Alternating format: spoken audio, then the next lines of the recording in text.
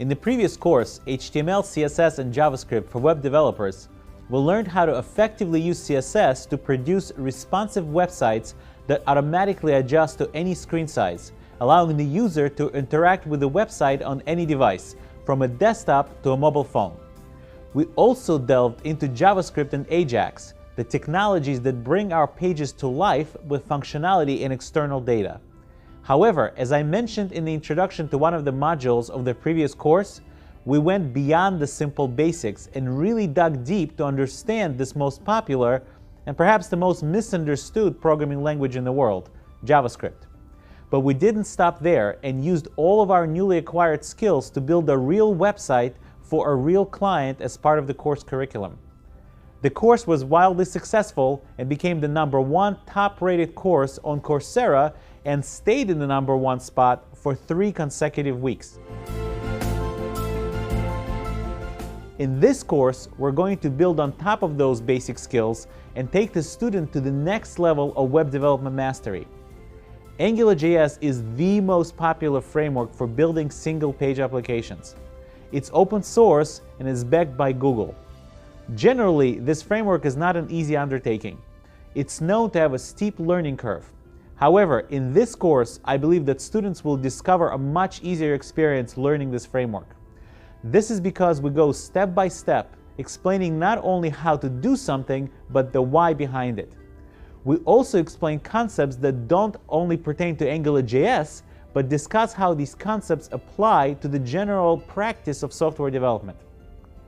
This approach will not only give the students the skills to quickly develop outstanding web apps, but will also enrich them with the knowledge of standard development practices and approaches. I have mentioned this before, but it's worth repeating, that what makes these courses special is that they're being taught by people who aren't simply skilled in teaching, but that actually work with these technologies in their day-to-day jobs. So what the students are getting is a real-world perspective of how to approach commonplace software development problems, especially in the area of web development. As I mentioned, one of the most fun parts of the previous course was our visit to a real client and then developing a real website for that client. In this course, we will not disappoint. We're going to take the website we built in the previous course and rebuild it from scratch using AngularJS, plus expand it with some more features. By building a real website in AngularJS that real users will actually use, the students will be able to see a real-world practical application of what we learned in this course. Anyone with the basic knowledge of HTML, CSS, and the JavaScript programming language can take this course and take their skills to a whole new level. Plus, as usual, we'll have some fun along the way. So all that's left is to enroll.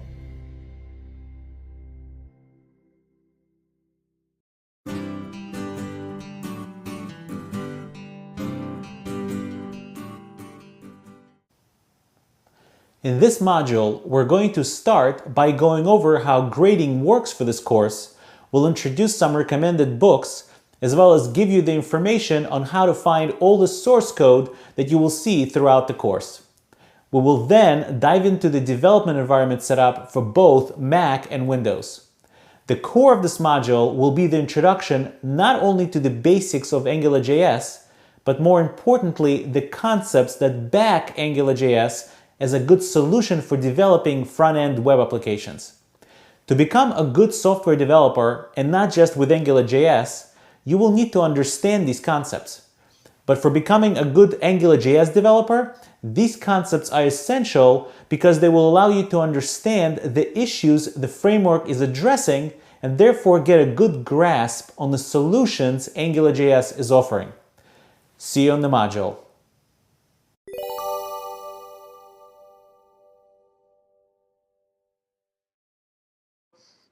So in this set of lectures, we're going to speak about how to set up your development environment for the rest of the course.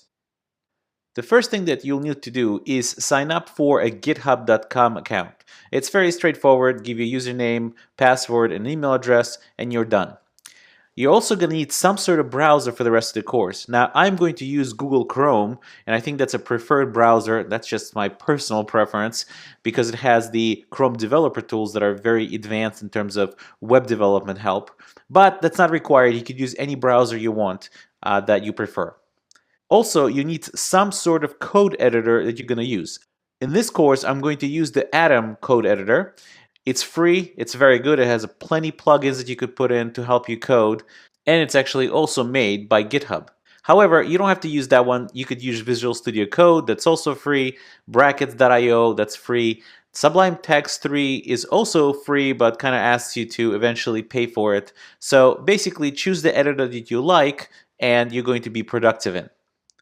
The other tool that we're going to need is Git. We're going to need Git for a couple of reasons. Number one is if you're trying to become a little bit more of a professional web developer, you can't get away without knowing at least a little bit of Git. And in this course, we're going to do the bare minimum of Git commands. So we're not definitely going to get into the Git commands very deeply.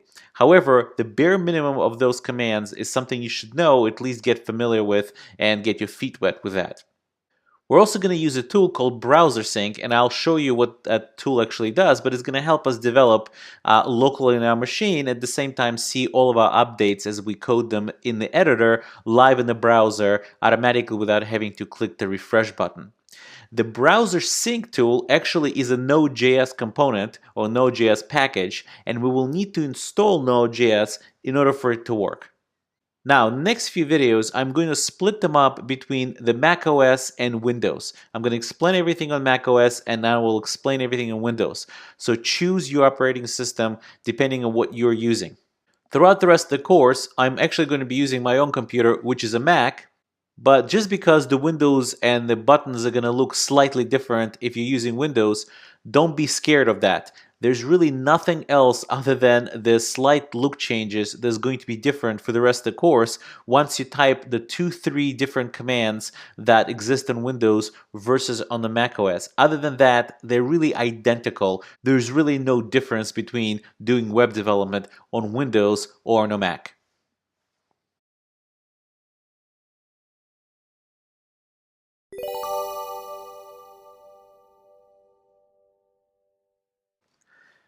Okay, so here I'm in my Mac, and nothing really is installed on this Mac yet except maybe a Google Chrome, which is, I'm assuming you're going to be able to install all by yourself, so I'm not going to go over that.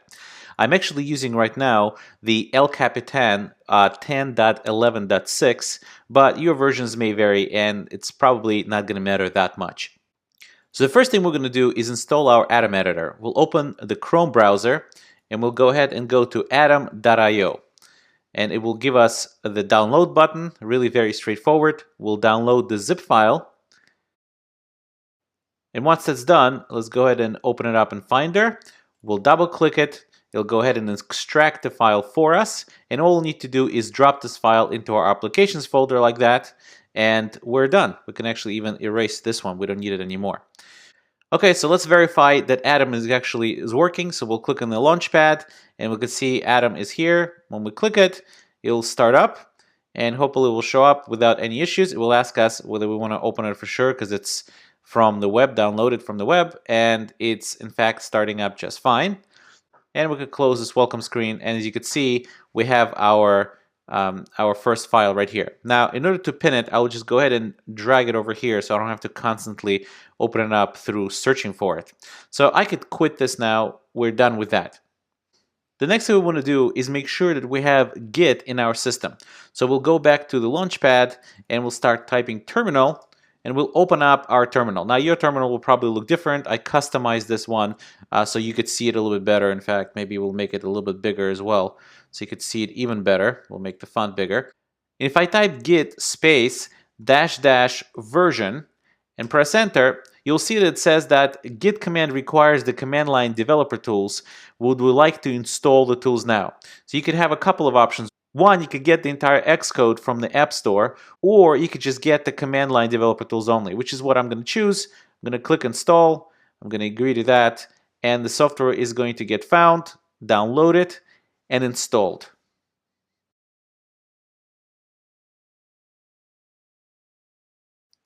And once it's done, we could click the Done button. And now we say git space dash dash version.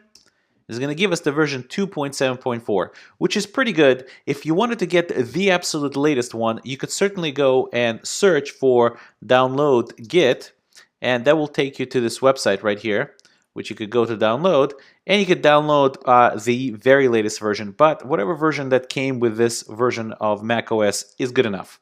The next thing we need to do is download and install Node.js. Let's go and say download Node.js, and we'll go straight to the download page of Node.js. We could close this Atom tab, and we could scroll down and see that we have a couple of options here. We have the Mac package and the binaries. I'll choose the 64-bit package one and click to download. Once that's done, I'll tell Chrome here that it's okay, I could keep this file, I trust it. And I'll go ahead and open it in my Finder and double click it to install it. It's going to give me this wizard. Well, I'll just keep clicking continue step by step. We'll agree to the terms and condition. We'll finally click install. It needs our administrative username and password. I'm a regular user, not an administrator, so I'll type in my password, and it's installing the software. So it's done, and it's just telling us to make sure that user local bin is in our $ path. And it's almost always is, but we're going to check it in a second. We'll just go to our terminal, and we'll do echo of $path. And you can see that user local bin is in fact there, so we're good to go. Let's switch back to that window, click close, and we're done. So the only thing now we need to do is make sure that Node installed. The way we do that is from the command line. Let's make that full screen so you can see it better. And from the command line, let's clear it and say node -- version. And sure enough, we have Node 4.5.0. And the other command that we'll need to actually use more than Node is npm, stands for Node Package Manager, and we'll say -- version there too. And we'll see that we have that as well, 2.15.9. That's pretty good. Now, the reason we installed Node.js in this npm is because we want to be able to install these packages that are in the Node package repository. So one of them that we need is called browser sync. Let's go to the browser again, and we'll type in browser sync, and it will Google it for us, and that's the first thing that comes up. We'll click on that, and it's actually telling you how to install browser sync right here. You use the npm install -g browser -sync, and -g here is just to install it for all users of the computer, not just you. Let's copy that, and let's go back to our terminal. We'll paste that, and we'll install it.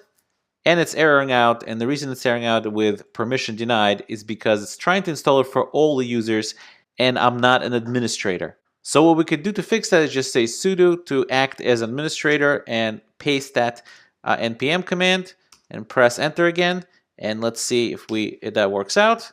And since we've typed in the password of our own account, that will go ahead and give us the sudo privileges that are pre-set up with the macOS for your user.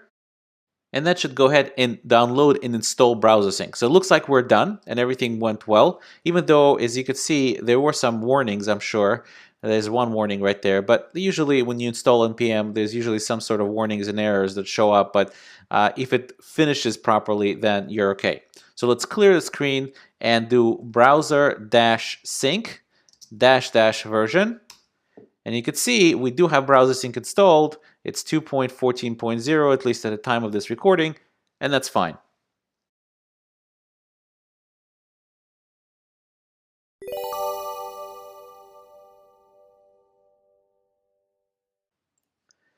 Okay, so I'm back in my macOS where we left off. And the next thing you need to do is set up our GitHub account. So let's go to the browser. We'll actually make it full screen here, and we'll say github.com. And github.com will ask you to sign up for an account. It's very simple. Just give it the username, pick the username you want, give it the email address, and a password. And then you sign up. I'm already signed up, so I'll go ahead and click sign in. I'll use my username and password and click sign in. And I'm in. I don't want it to remember my password. Your view will probably look very different than mine. You probably have different repositories. If you've never done this, you probably have no repositories here. So the first thing you want to do is create your own repository, and I suggest you use one repository for the entire course. So you go to this top right here, you see this plus sign next to your icon here, and you click this down arrow and click New Repository. And I'm just going to name it Coursera-test, but you could name it whatever you want, Coursera or your course, whatever you want. And we'll give a description, test Coursera repo. And we're going to keep it as public because private costs money, so we're going to go ahead and keep it for free. And we'll click here, initialize this repository with a README file, always a good idea. And all I have to do is click Create Repository, and the repository is created. Now, since you're going to be using this repository for your assignments in this course, the next thing you want to do is make your repository deployable, or make your repository such that it can be viewed as a regular website on the web.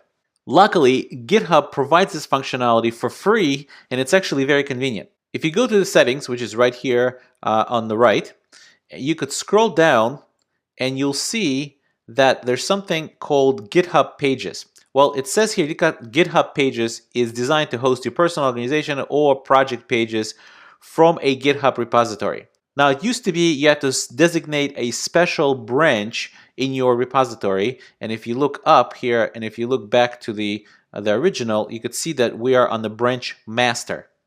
So let's go back to the settings. So it used to be you had to create a special branch for that, but GitHub simplified that. So all you have to do is, right now it says it's currently disabled. We'll click this down arrow and we'll say that what we want to be displayed on our GitHub pages is exactly what is sitting inside of the master branch. That is what I recommend you do for this course. We'll click that, we'll click save. When we click save, it will tell us that GitHub pages source saved. So if we scroll down again, you'll see that your site is ready to be published and it's giving us a URL. You can see it's a URL very close to what we have. It's my username.github.io / the name of our repository, which is Coursera-test. I'm going to go ahead and open it in a new tab. And you can see there's nothing here yet because there's nothing in my repository. We're going to change that in a minute. We'll close that. We'll go back up to our repository, and you'll see here it says clone or download button, the green button. If we click that, you can go ahead and copy the link, which is the link to your repository that you can actually use on a command line to clone it, or to copy it, or to download it from GitHub to your local machine. So we'll click this copy to clipboard, and we'll go back to our terminal. And now we could use GitHub commands to pull this repository down to our, or pull, otherwise known as download really, our repository to our local machine.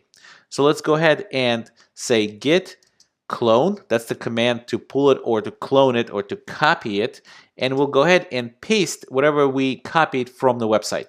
If we press enter, the whole thing gets downloaded. And now if we do NLS, you could see that Coursera test is one of the things that showed up.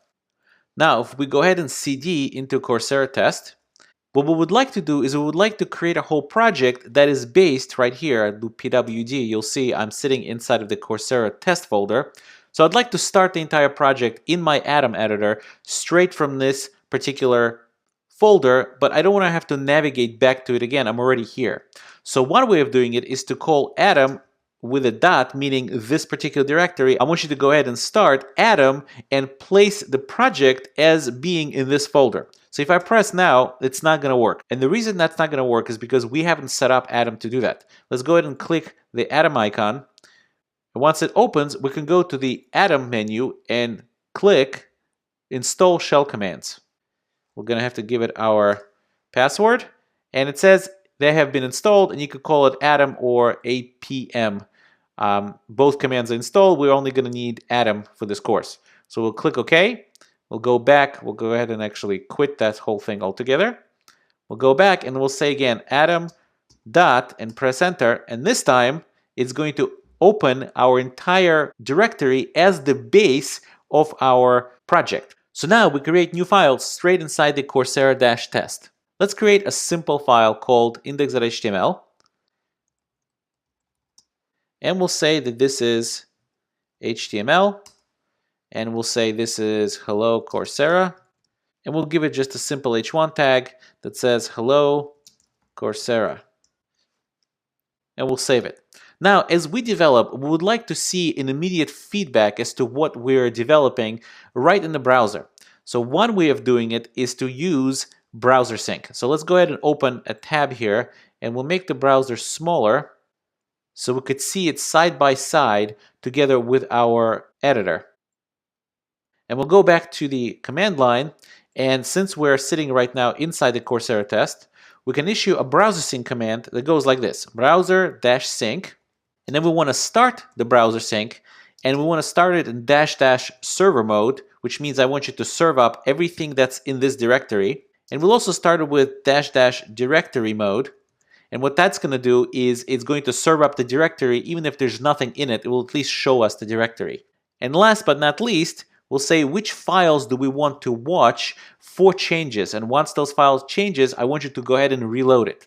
And what we want to watch is we want to watch any directory, that's */*, meaning any directory and anything in that directory. We'll close that quote, we'll press enter, and voila, it started up our browser sync.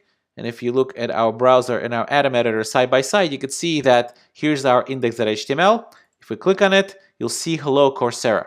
And what's really cool about it is because I can actually now say hello Coursera students, and the second I save it, you can see that browser sync will automatically update whatever it is that is in your files and will reload the page for you automatically. So as you type, you can quickly see what's going on right in your browser, and it is very convenient. Okay, so the only thing that's left now that I've edited my file is to go back to the command line and go ahead and we'll quit the browser sync. We'll do an ls just to see what's in it, so we see our index.html. And then we'll do a command called git status to see what our git status is. And it's telling you that we have one untracked file here, which is index.html. And Git is usually very good in telling you what you might want to do next. And what it says here, you could say git add and the file name to include in what will be committed. In other words, git add is a command to mark whatever it is that you're going to specify, in this case index.html, to mark it for committing it to the repository. So we'll say that to say anything in this directory, and when we press enter and do git status again, you'll see that now we have changes to be committed, and you can see the file is green and it says it's a new file. So if I'm committing this, this file is the one that's going to get committed to the repository.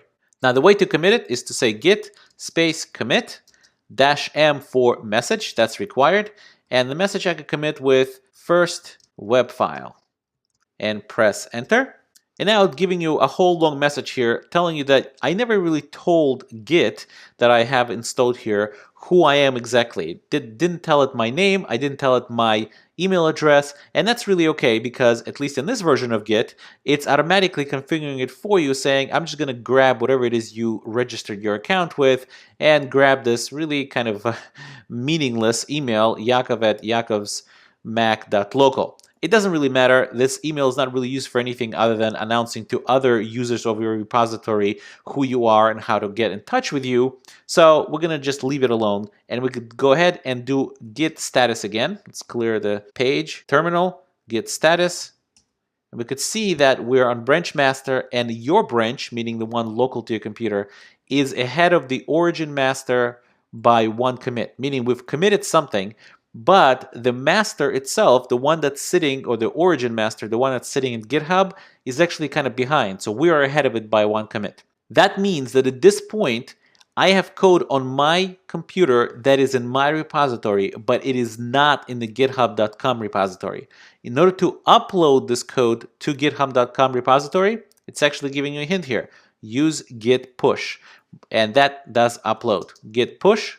And this is the first time I'm using Git on this particular instance of this machine, and I never told it which type of pushing, which type of upload I want to apply using Git. Well, the one that's recommended is right here, the one's called simple. We'll go ahead and copy that, and we'll quit that for now so it doesn't bug us again about it. We'll issue that command and have the git dot or push.default be simple.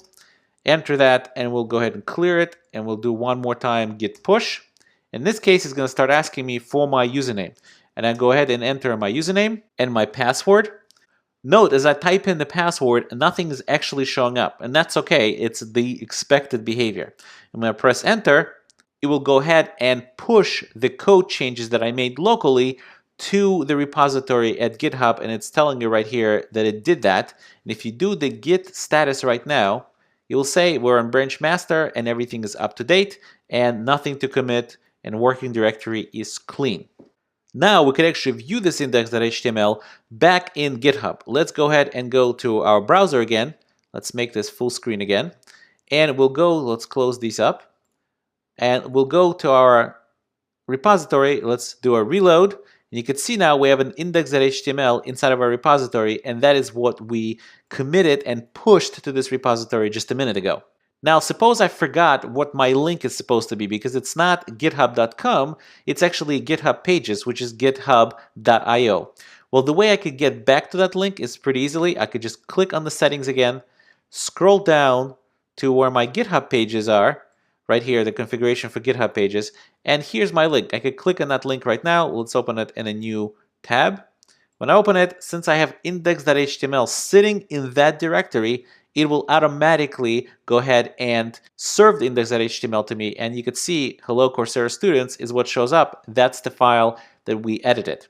Now for your assignments, what you're going to want to do is create subfolders in your repository like module 1 assignment or something like that. You go ahead and follow the particular instructions and put your applications in the subfolders that are specified in the assignment description. And then we could repeat this process as we keep developing. So if we go back to our Atom editor, we can update this file by saying, I am thrilled about this course, and save that. And now if we go to our terminal, and we are already here, we're in PWD, we're inside the Coursera test folder, we could say git status again. You will see that it's showing us index.html as modified.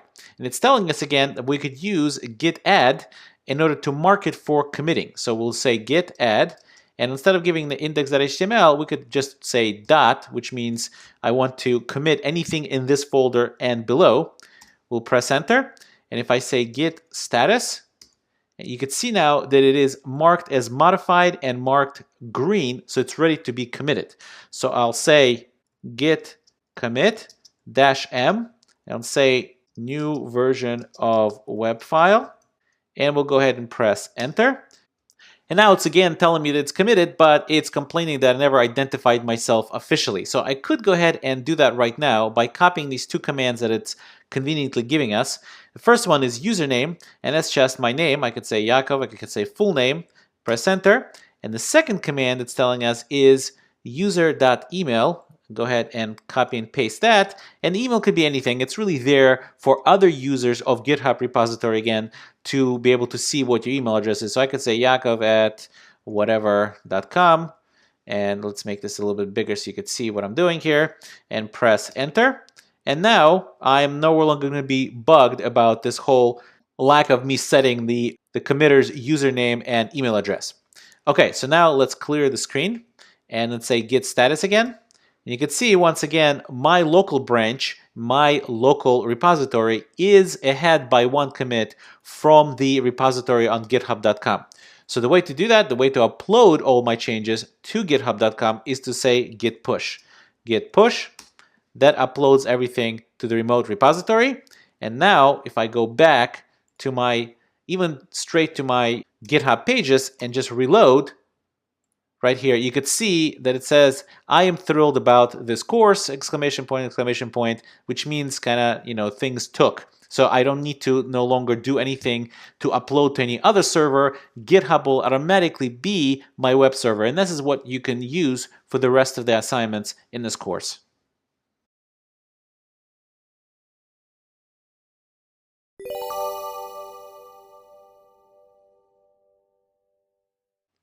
Okay, so now I'm in Windows and we're going to go ahead and install the required tools for this course.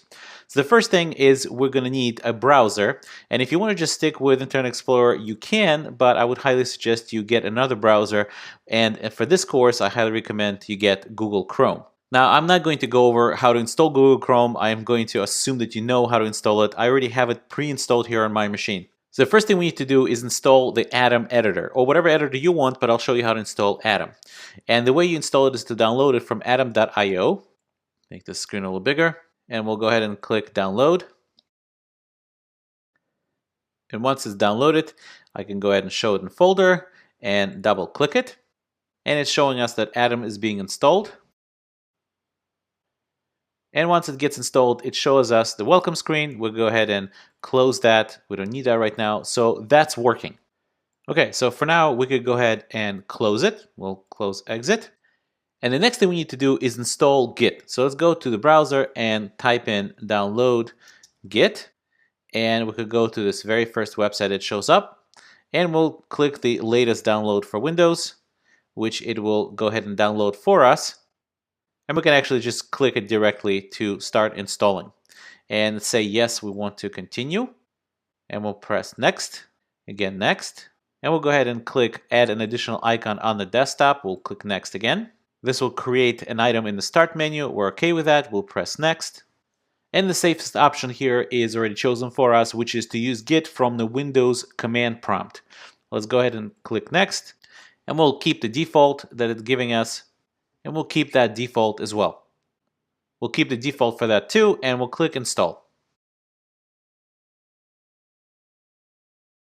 Once it's done, we don't want to see the view release notes. We don't want that. We could just click finish.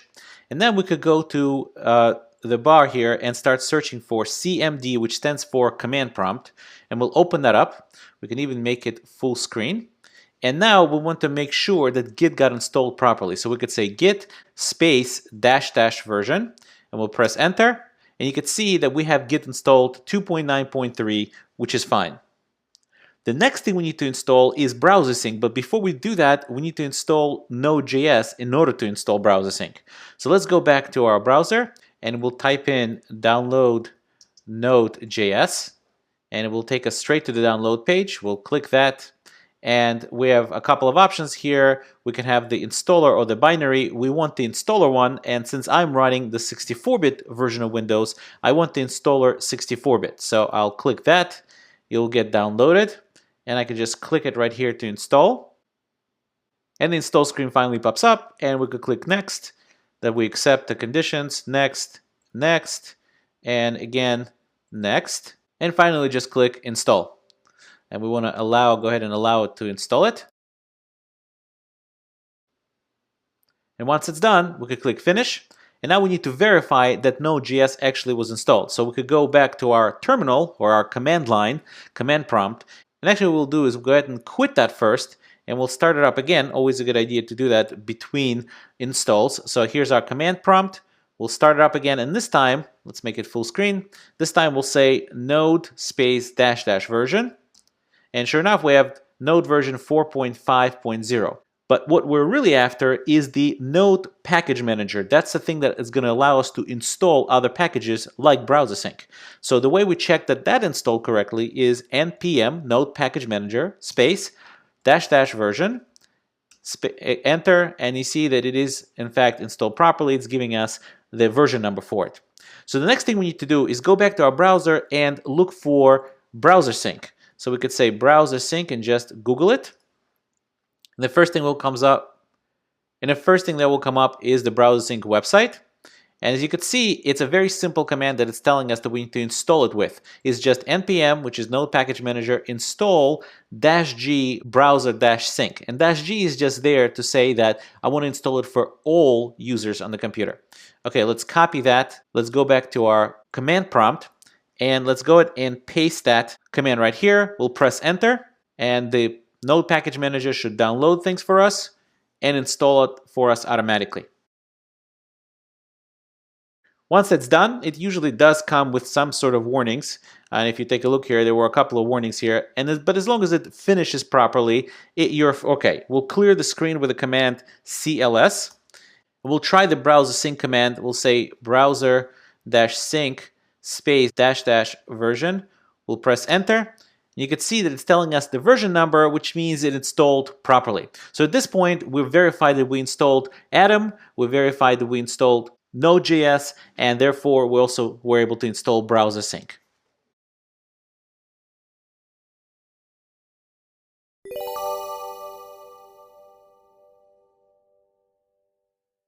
Okay, so I'm back in my command prompt where we left off previously, and the next thing we need to do is we need to create an account on github.com. We'll go back to our browser and we'll type in github.com. And here, all you have to do is pick a username that's available, give your email address and a password, and you're done. Since I already have an account, I'll just click sign in and provide my username and password. We'll click sign in. We don't want it to remember my password. Once you sign in, you'll see this front page of github.com, and your view will probably look different than mine, especially if you just signed up, it will probably look pretty empty. But I have a bunch of repositories, so that's what you see. The next thing we want to do is we want to create our own repository that we'll use for the rest of the course for all the assignments that you will do. So what we'll do is we'll go up here to the top right, and we'll click this down arrow next to the plus and click New Repository. And we'll call this repository Coursera-test. Obviously, you could call your repository whatever you want. And here we'll say test repo for Coursera. And we'll leave it as public because private will cost us money. And we'll check initialize this repository with a README file, which is always a good idea. And at this point, you can just click create repository, and repository gets created. Now, before we move away from this and go to our command line again, what we want to do is we want to make this repository accessible to the web like a regular website. And fortunately, GitHub allows us to do that with something called GitHub Pages. However, we need to first enable it.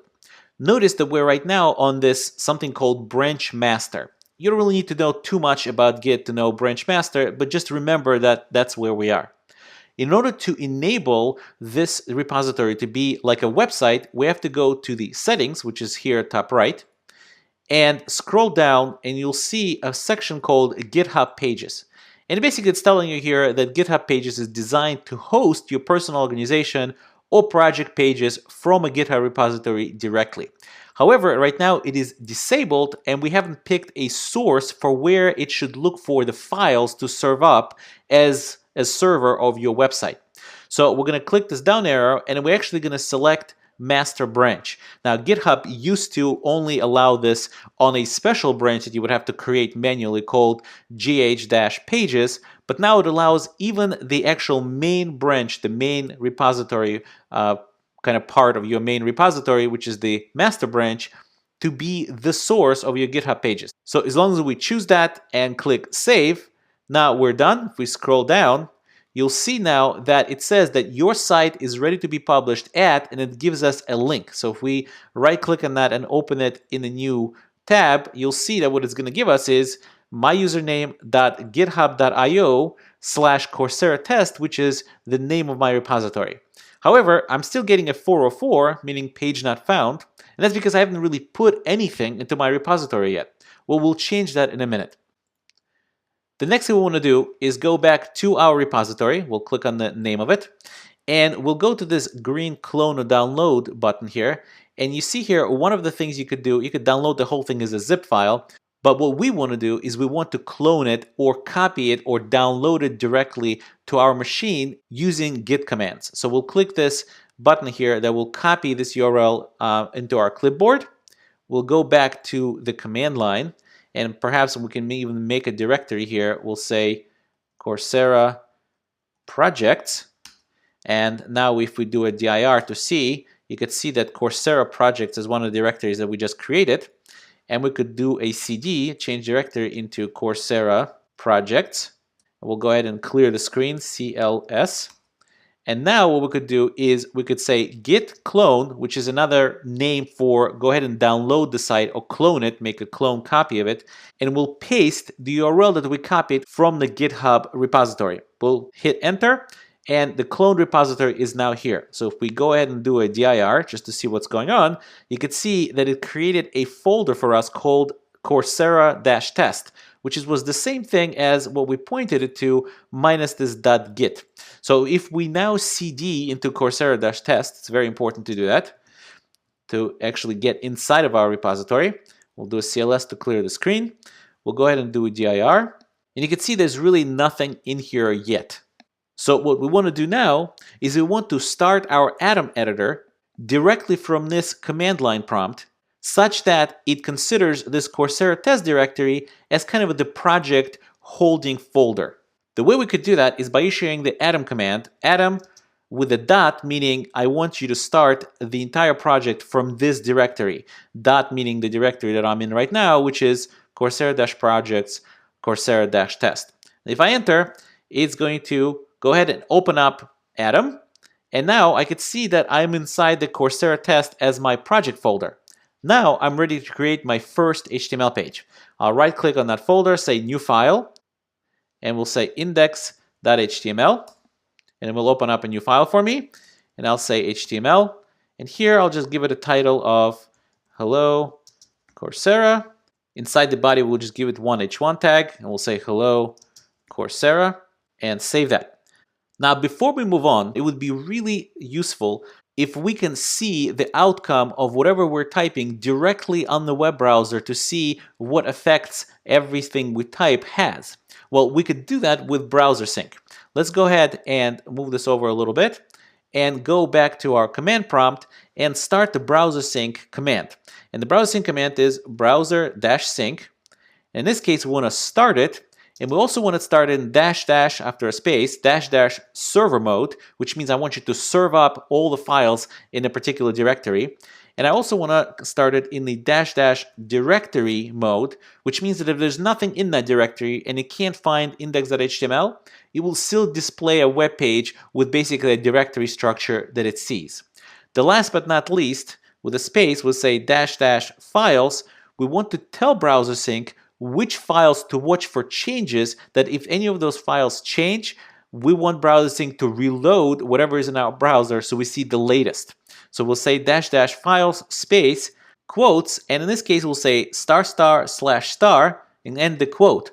And what we're saying is we want any directory, that's the ***, and whatever directory you find, we want any file inside of the directory, that is the single star. So once we're done with that, we'll press enter. Browser sync will start. It will tell us a whole bunch of warnings, but we'll allow it to access. And now we could see that our index.html right here is showing up together with README. Let's click on that. You could see that Coursera, hello Coursera, is showing up. Let's make this browser a little bit smaller, not full screen, so we could see it side by side with our code editor, which is really convenient. Let's switch to our code editor and make this side by side. And now if I start typing hello Coursera students, ! and save that file, you could see that browser sync immediately refreshes the page and hello Coursera students shows up. That is really convenient for being able to develop things and immediately see the feedback from your browser sitting in a window next to your editor. Okay, so we're done with that for now. Let's go back to our command prompt and exit browser sync with Control-C. We'll say yes, we want to finish it. And the next thing we want to do is we want to do git status. Actually, let's clear the screen, CLS, and do git space status just to see what our repository status is. And you can see that we're in branch master, and my branch is up to date, and we have untracked files. And it's actually even telling you a hint as to what you might want to do next.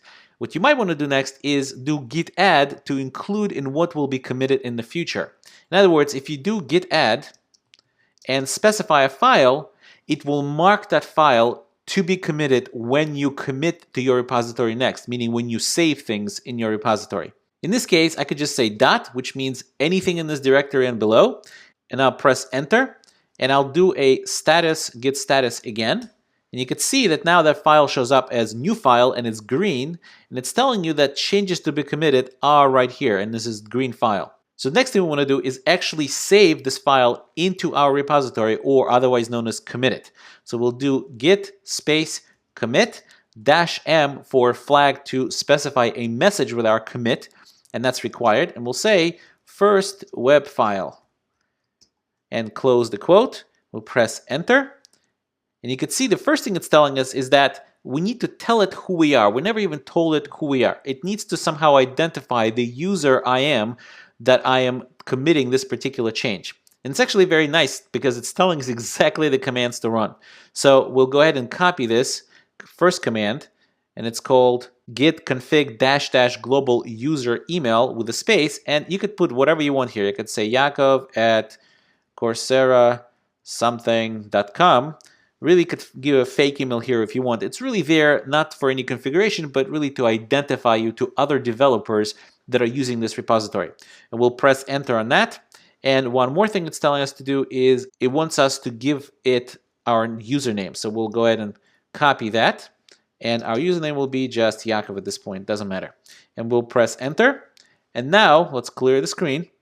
Now let's say git commit -m with the message first web file. Close the quote and press enter. And now it's committed.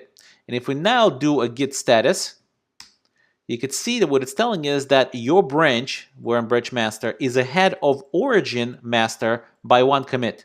Origin master is referring to the GitHub repository. We have two repositories at this point. One is sitting in github.com, and the other one is sitting on our local machine. So what it's telling us is that our local one is ahead of the one in github.com by one commit, which makes sense because we committed one commit just now. However, all that did was record our commit or record our saving of a particular slice in time in our local repository. GitHub again is nice enough to tell us to use git push to publish our commits to the remote repository. We'll go ahead and do that. We'll say git push, and that will upload our commits and everything from our repository that is ready to go, and that's everything that's marked committed to the remote repository, which is on GitHub. We'll press enter. It will pop up the screen to ask us for our username and password. So we'll go ahead and give it the username and my password. You'll obviously have your own. We'll click login. And you can see it's counting the objects, compressing the objects, and finally it says we're done. We committed to this remote repository right here. The next thing we want to do is go back to our browser and see if we could see these commits in our repository. Let's go ahead and close this tab and let's go to our repository. When we refresh, you can see that index.html showed up. Now what we want to do is see if it actually shows up on GitHub pages, the github.io link, and looking like our real website. If I don't remember what my website's address is, it's easy to figure out what it is again. You just go to the settings, scroll down to the GitHub Pages section, and it will tell you the link right here. We'll go ahead and open it in a new tab. You can see here that what it's giving us is hello Coursera students. That's that index.html file that we committed and uploaded. You can see here it's again using my username .github.io Coursera-test is the name of the repository. Now, when you submit assignments, what you're going to want to do is you want to create a separate folder for each of the module assignments as it will be described in each assignment document. And you could repeat this process. We could go back to our Atom editor. We could say, hello, Coursera students. I am thrilled about this course, exclamation point.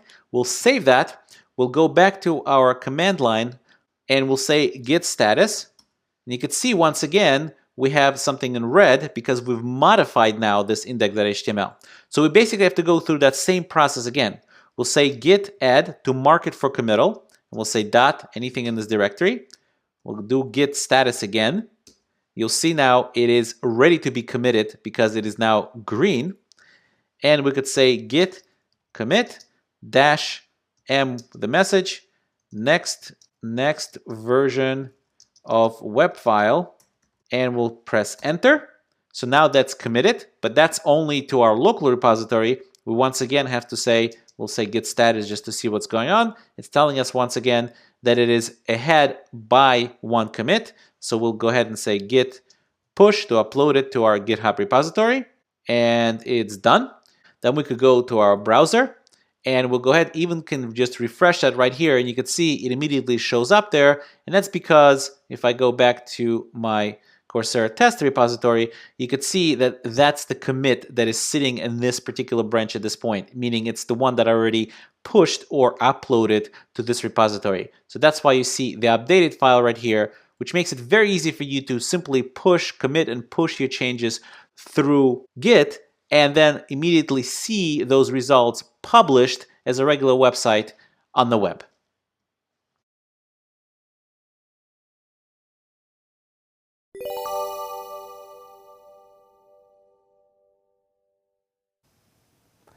Before we jump into all kinds of Angular specific topics, like explaining scope, services, directives, as well as general programming concepts that Angular uses, like model view, view model architecture, I think it would be really helpful to take a step back and understand the why behind the whole approach.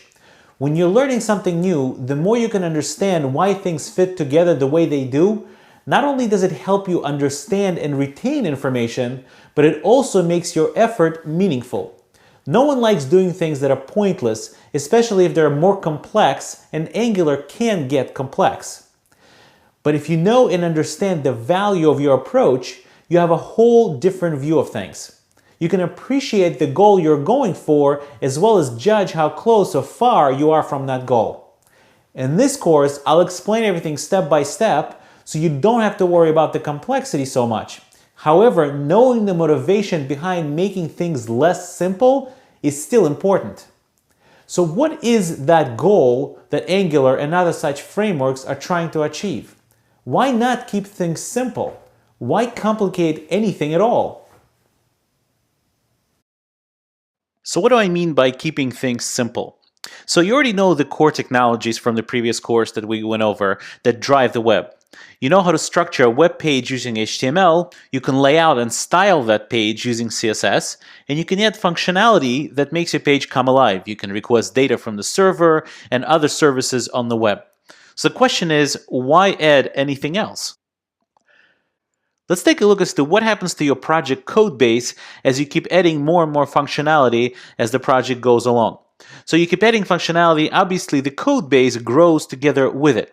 And the most important part is that the JavaScript, that's where the functionality lives, grows in size and complexity. If not in size, certainly it grows in complexity. So right off the bat, the answer to the original question is that we as developers are not introducing all these complicated frameworks and approaches to coding and therefore making things complex. No. Without such approaches, our code gets complex inherently by itself. These frameworks and approaches are here to help us deal with that complexity and keep it under control. The question is, how can we control the size to some extent, but certainly to a large extent, how can we control the complexity of our code base? And what does it mean, control complexity? What are we trying to achieve? What do we want out of our code? In other words, what code characteristics do we need our code to have in order to consider it not so complex and fairly easy to deal with? Let's go over some of the basic ones. So the first one is that we need some way to organize different parts of our code such that we find the code that's responsible for a particular part of functionality quickly. And don't forget that it's not just for you. You need to organize it in such a way that it is clear as possible for your teammates as well. A good rule of thumb to employ here is to think about what it would take to bring a completely new developer on board. Would it be fairly straightforward to explain to the new developer where the functionality lives in your code base? Requirements of apps change all the time.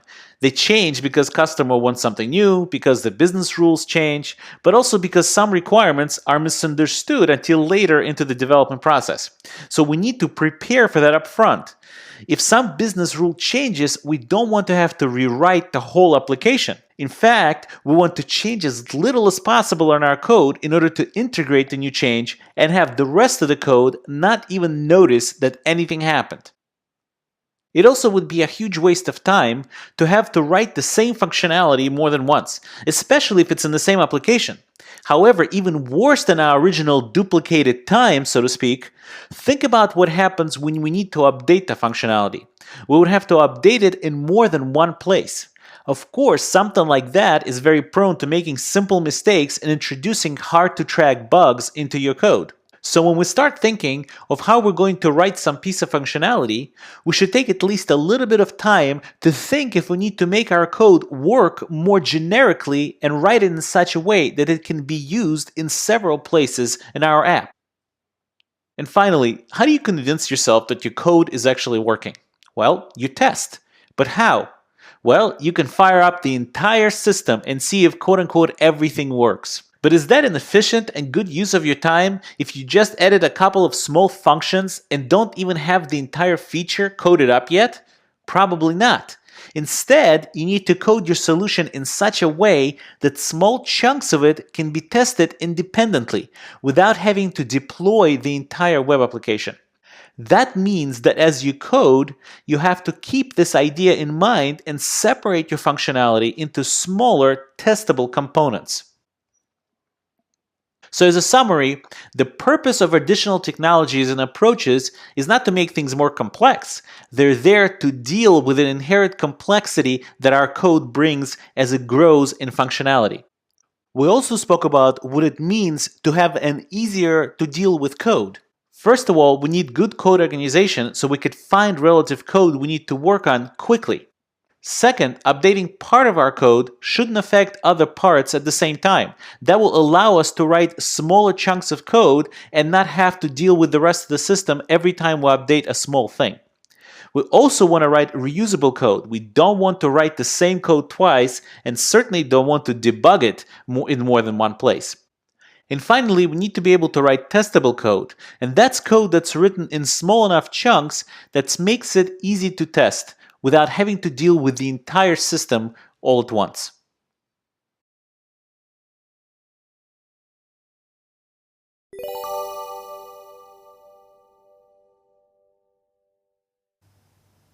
So why does code get complex? In other words, what makes it lose those good code characteristics we spoke about? Well, one of them is if people write hard-to-read code. And that can include bad or inconsistent coding style, so it's one way in one part of the file, a different way in another part of the file, and the spacing is all messed up and it's just simply hard to read. Another way it could be hard to read the code if people make up all kinds of very hard to read function or variable names. Another one if there's no comments or even API documentation. The hard-to-read code issue is fairly easy to fix. You just rewrite the code or format the code the way it's supposed to be according to some style guide. However, there's a much harder problem to address. And that was a problem that software engineering has kind of battled with for years. And that is the lack of high cohesion and low coupling. So what does high cohesion and low coupling mean? So let's take a look. High cohesion is when small pieces of functionality are strongly related to each other within some code boundary. Now, I say code boundary for a couple of reasons. One, because in some languages, the boundary that this principle usually refers to is a class. In some other languages, it's a module. In some others, it's a function. But another, perhaps more important reason is because it's really a question of what you're designing for high cohesion.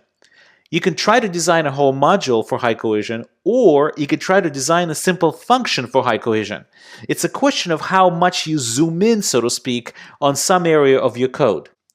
So to say it very succinctly, high cohesion is how well does that one thing stick to doing just one thing. Now, one piece of high cohesive functionality can use other functions to achieve that. So for example, if you have one function that contains several other functions, the key component here is that all three functions are very closely related to each other. In the scope of that one function, they're trying to accomplish the same thing, just taking different tasks towards the same goal. So let's take a look at a fun example. For example, if you take a look at my daily schedule and basically map it out as a coding module, it has a whole bunch of things in it: wake up, brush teeth, caffeine, code, and so on. Now, if you take that same thing and then make the daily schedule of my Mac, of my computer, the schedule is much simpler. And if you take a look closely, you'll see that in my schedule, there's very low cohesion, and in the Mac schedule, it's very high cohesion. All it does is on, flash pretty lights, run the OS, sleep, and then it turns off. In my schedule, there are things that are conflicting with each other. You know, work and working in code at work, eating dinner, creating Coursera course, late snack with cookies, and losing weight are all very conflicting things. They don't really 100% belong to each other. So therefore, the schedule makes it a little bit more complex to deal with. Of course, it also makes it more fun to deal with as opposed to the boring computer, but computers are good at being boring, not so much human beings. So the low cohesion is what's making, our daily schedules as human being complex. On the other hand, we have this loose coupling. And loose coupling means that least possible dependency of one component on another component. Having loose coupling in software is a good thing, and it makes development much less complex because it allows you not to have to worry about the rest of the system when you're dealing with one small, loosely coupled piece of it. So to say it more succinctly, when we speak about software components, you have loose coupling in such a case in which if you change one component, you do not have to change the other. For example, if you have a shopping cart and it's working very well, and then you add another component that helps you charge credit cards. So the shopping cart calls the credit card processing component. If these two components are loosely coupled, it means that if we change how credit card processing is done, shopping cart code will not change. It will not care whatsoever how credit card processing component is working. It just needs to be able to call out to it, and the rest of the details it doesn't care about. If we take a look at an example of that in real life, for example, changing an iPhone battery is a fairly complex process as opposed to changing, let's say, an LG G5 battery. You just pop it out and pop it back in. And here's, by the iPhone battery, you have tight coupling, and therefore you have very complex things to do in order to pop it out and put a new one in. And in the case of LG G5 battery, it's loose coupling because all you have to do is press some button, it pops out the battery, and you pop the new one in. Okay, so how does this express itself in software? And for our purposes, how does this express itself in a web application software? In the second part of this lecture, we're going to take a look at a simple example that shows us these concepts.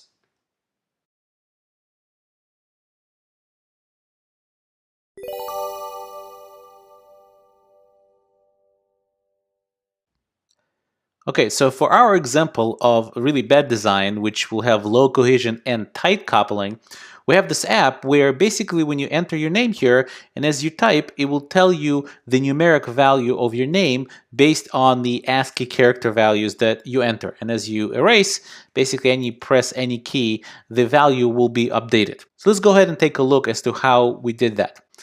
This is our browser sync, and our app consists of two things: the index.html and app.js.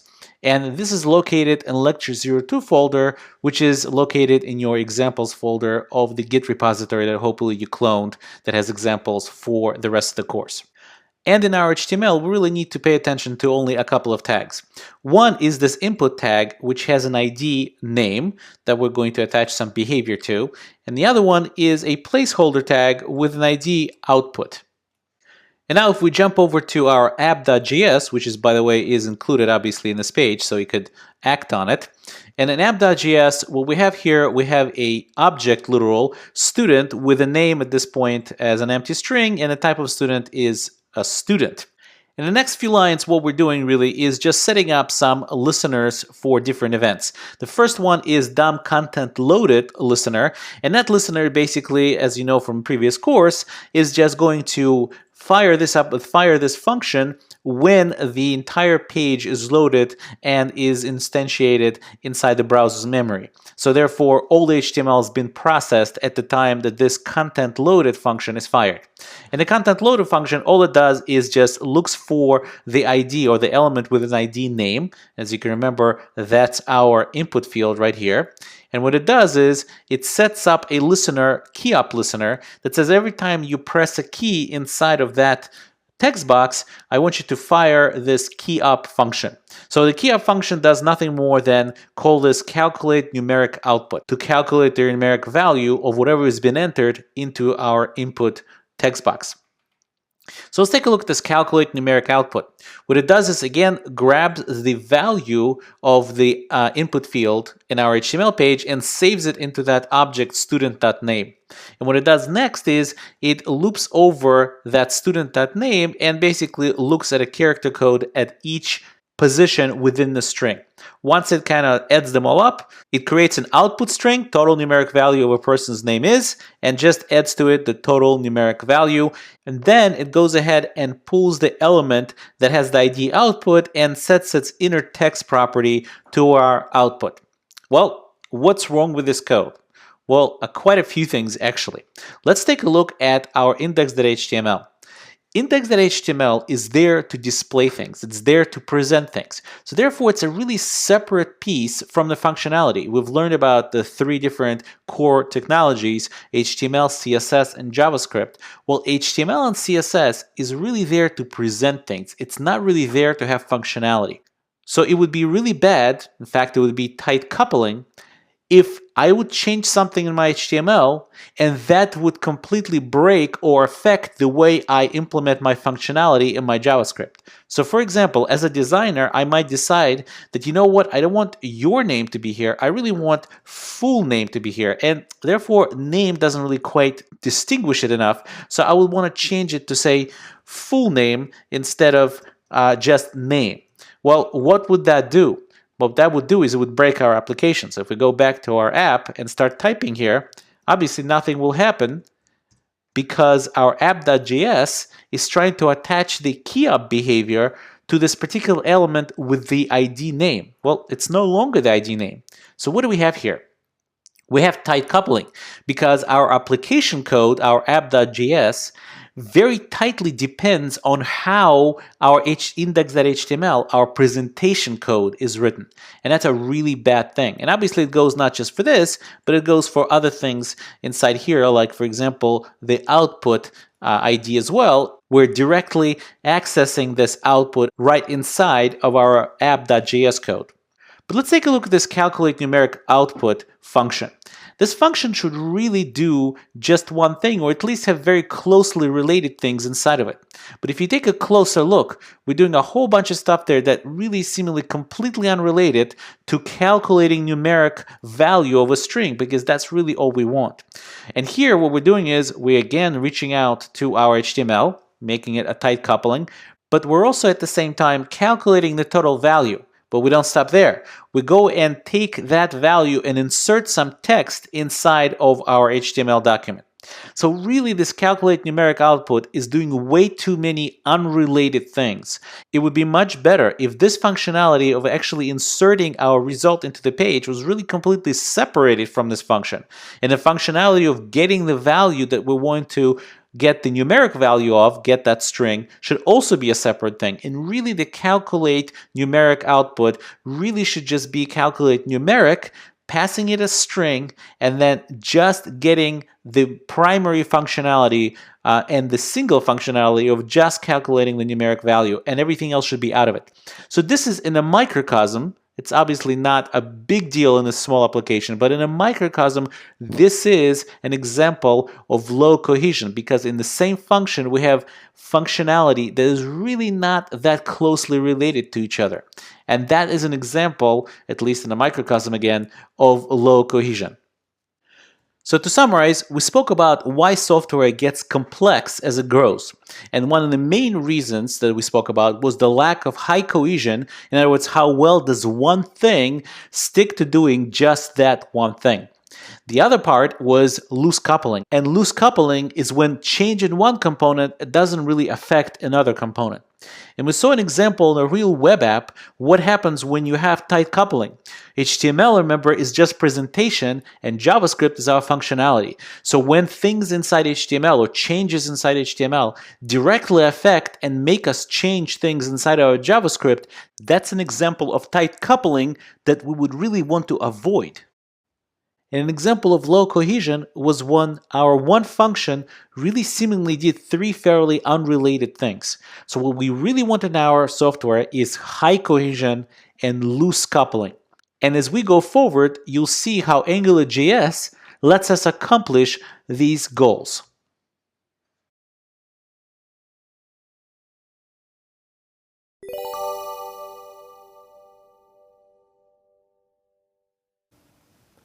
So how do we magically achieve this high cohesion and loose coupling?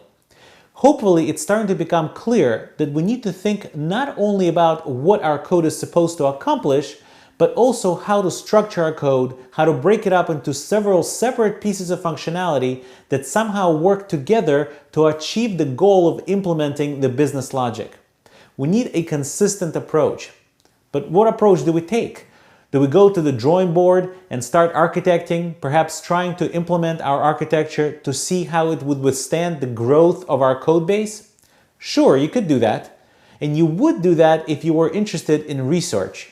However, if what you're interested in is getting the functionality implemented as fast as possible, you would turn to someone more experienced and ask them for advice for your particular situation.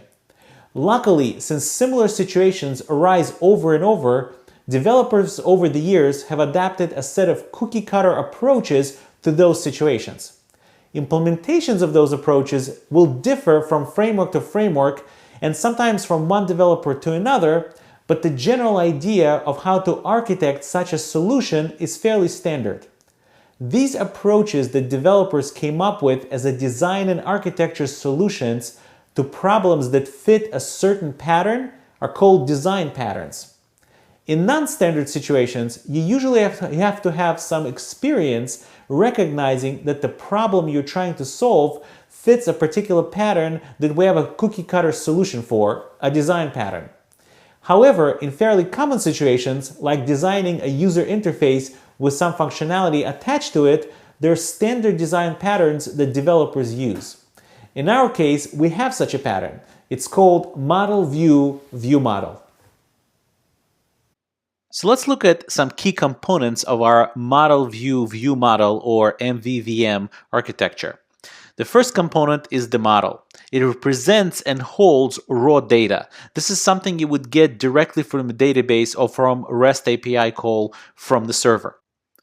Now, some of this data in some form may be displayed in the view. It doesn't mean that all of it is going to get displayed or even any of it is going to get displayed. It's very possible that given some values that are coming back from the server, you will take those values and add them or somehow manipulate them and actually display the result of that to the user. Now, this component can also contain logic to retrieve the data from some source. For example, it could basically make an HTTP call, an Ajax call, to the server to retrieve the raw data. One of the most important things to remember about this component, though, is that it contains no logic associated with displaying the actual model. It doesn't know how it's going to get displayed. It doesn't know who is responsible to get it displayed. It just contains the data. The other component is the view. Well, the view is fairly simple. It's the user interface. In a web application, the view is just HTML and CSS. It only displays the data that it is given, never changes that data. It just displays it. And on top of that, it declaratively broadcasts events, but never handles them itself. Now again, declaratively means that you don't actually write any JavaScript code in order to trigger or to raise an event from the view. It just declaratively states that if such an event happens, where should we go to handle that event? And it points to the view model, which we're about to discuss. The next component is our view model. The view model is the representation of the state of the view. It's the model, that is the data, that represents the view. It's kind of a the backside of the model. It holds the data that's displayed in the view, and it responds to events. In other words, it does the presentation logic. If there's any business logic, like processing of some data, it usually calls other functionality to get that done. The most important thing to remember about this component is that it never asks the view to display anything. What that means is that it never directly manipulates the DOM. So it never calls getElementById. It doesn't even know what IDs are present in the HTML to begin with. It doesn't care. This allows us that loose coupling that we spoke about between the view, that is the HTML and CSS, and the view model, our JavaScript, that supports that view with presentation logic. There's one more crucial component to this design pattern, and that is the declarative binder. The declarative binder declaratively binds the model of the view model to the view. It's that glue between the view model we just discussed and the view that contains HTML and CSS. Declarative here means you don't have to write any code for this to happen. That's where the framework comes in. The framework does this magic for you. This component, the declarative binder, is the key enabler of the whole mvvm pattern. Without it, you would have to write all these bindings by hand, and the whole pattern goes out the window. Let's take a look at a diagram. So we know we have these three components that we spoke about. That is the view model, and the model. The view is our UI, our presentation. The view model is our presentation logic. Notice that the view is implemented using HTML and CSS in the web application, and the view model is implemented in JavaScript, as well as the model is also implemented in JavaScript.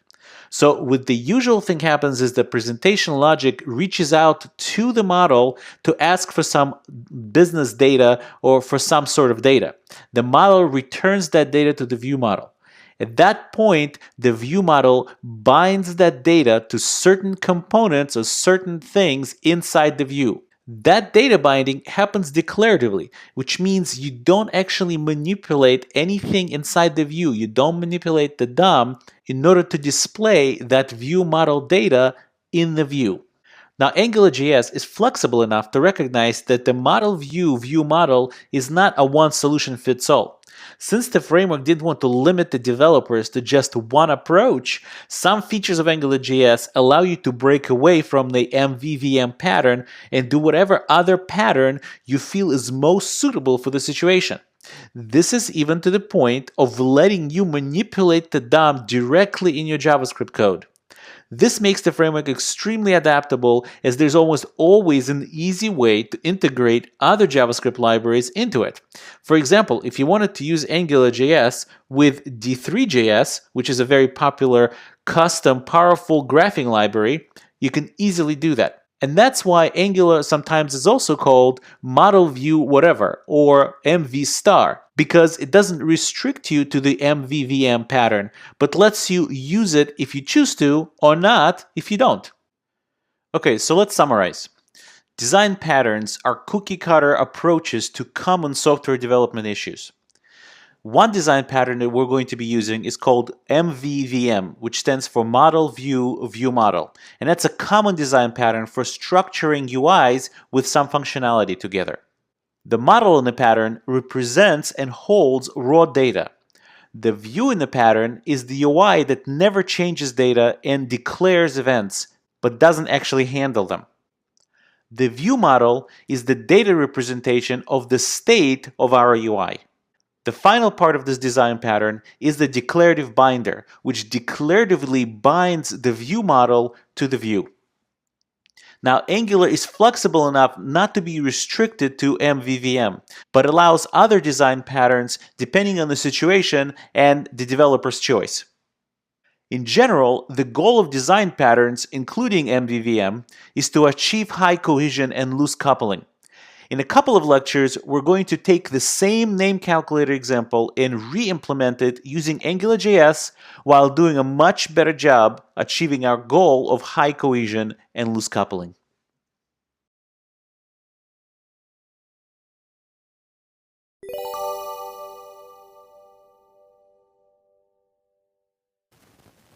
In this lecture, we're going to see how to install AngularJS into your HTML page and how to write our very first AngularJS application.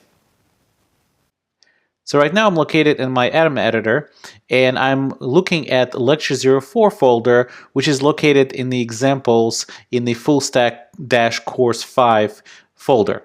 I also pre-started my browser sync, so on the right you see the browser sync basically showing us so far just an empty page from our index.html that we started.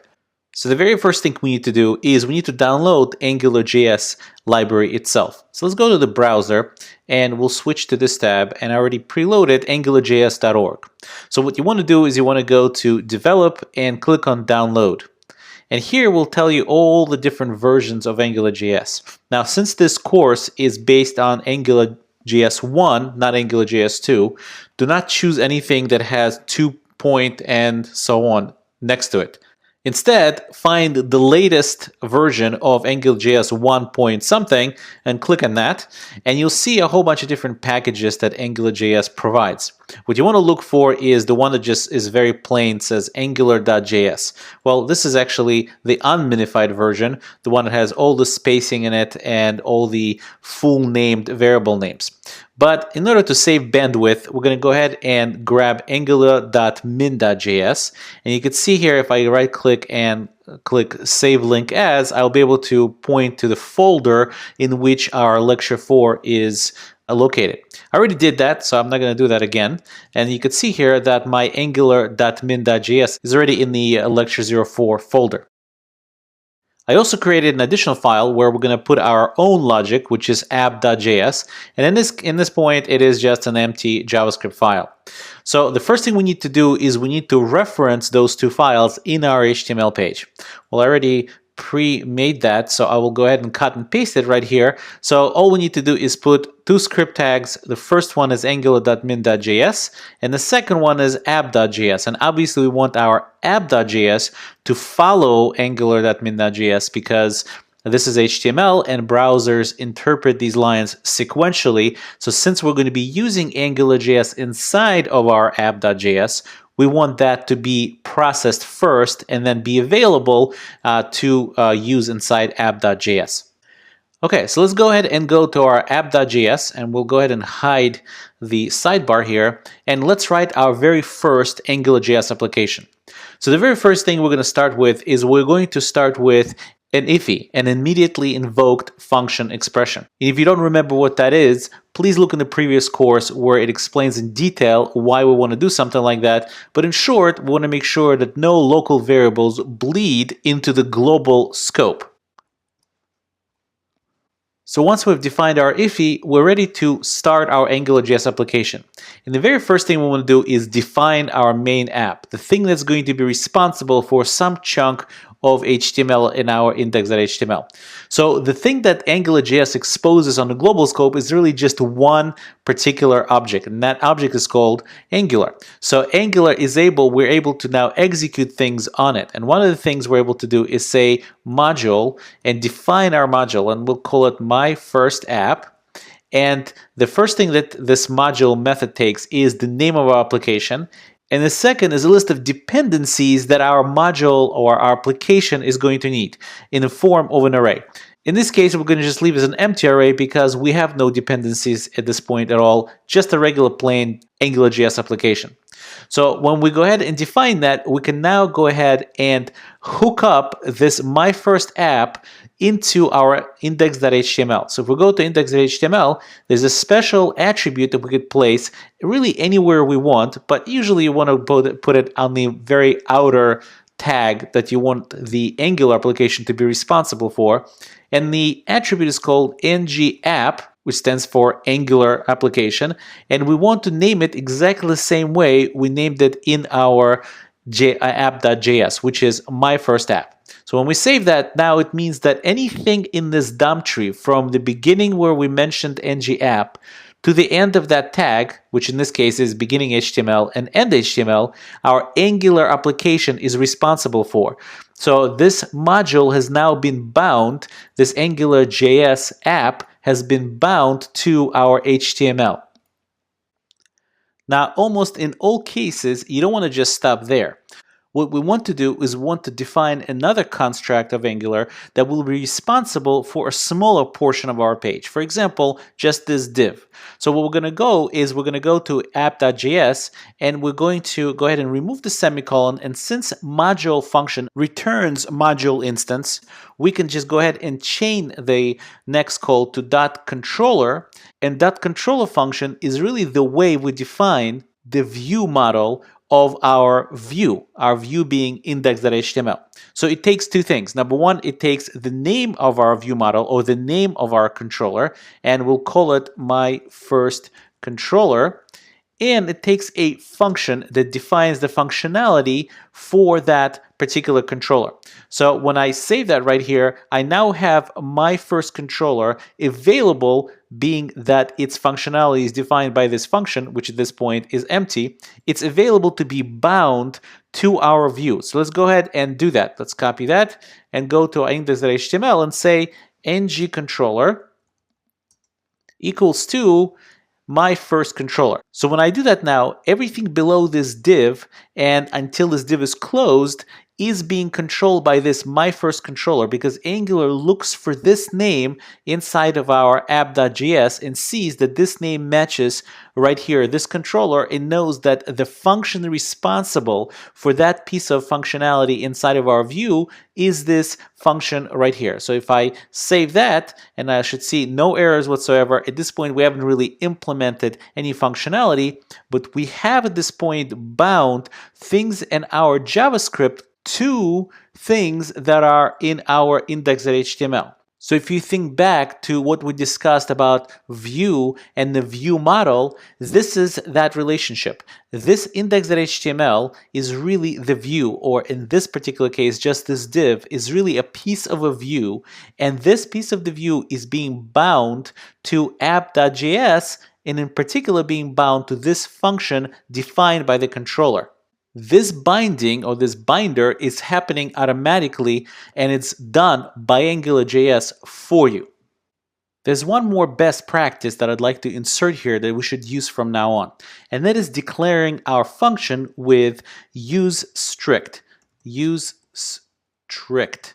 And when we do that, we're enabling certain things to just protect us from making mistakes. For example, we know that the entire ify construct that we've put in here is there to protect us from bleeding things into the global scope. But what happens if I say, and I'll go ahead and comment this useStrict for now, what happens if I say x equals hello?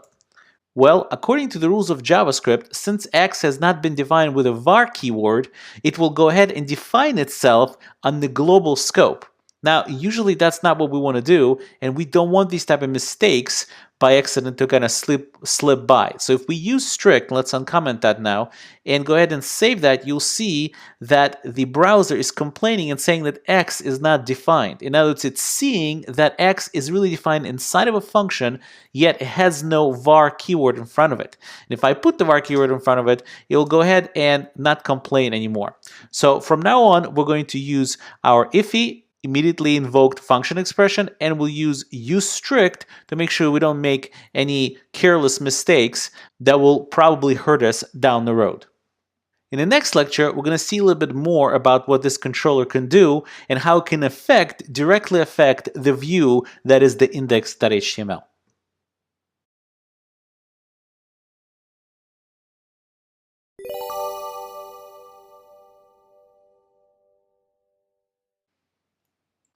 Obviously, it would be pretty boring if all we could do with our Angular application is somehow magically connect our JavaScript to some piece of HTML page and really do nothing else with it.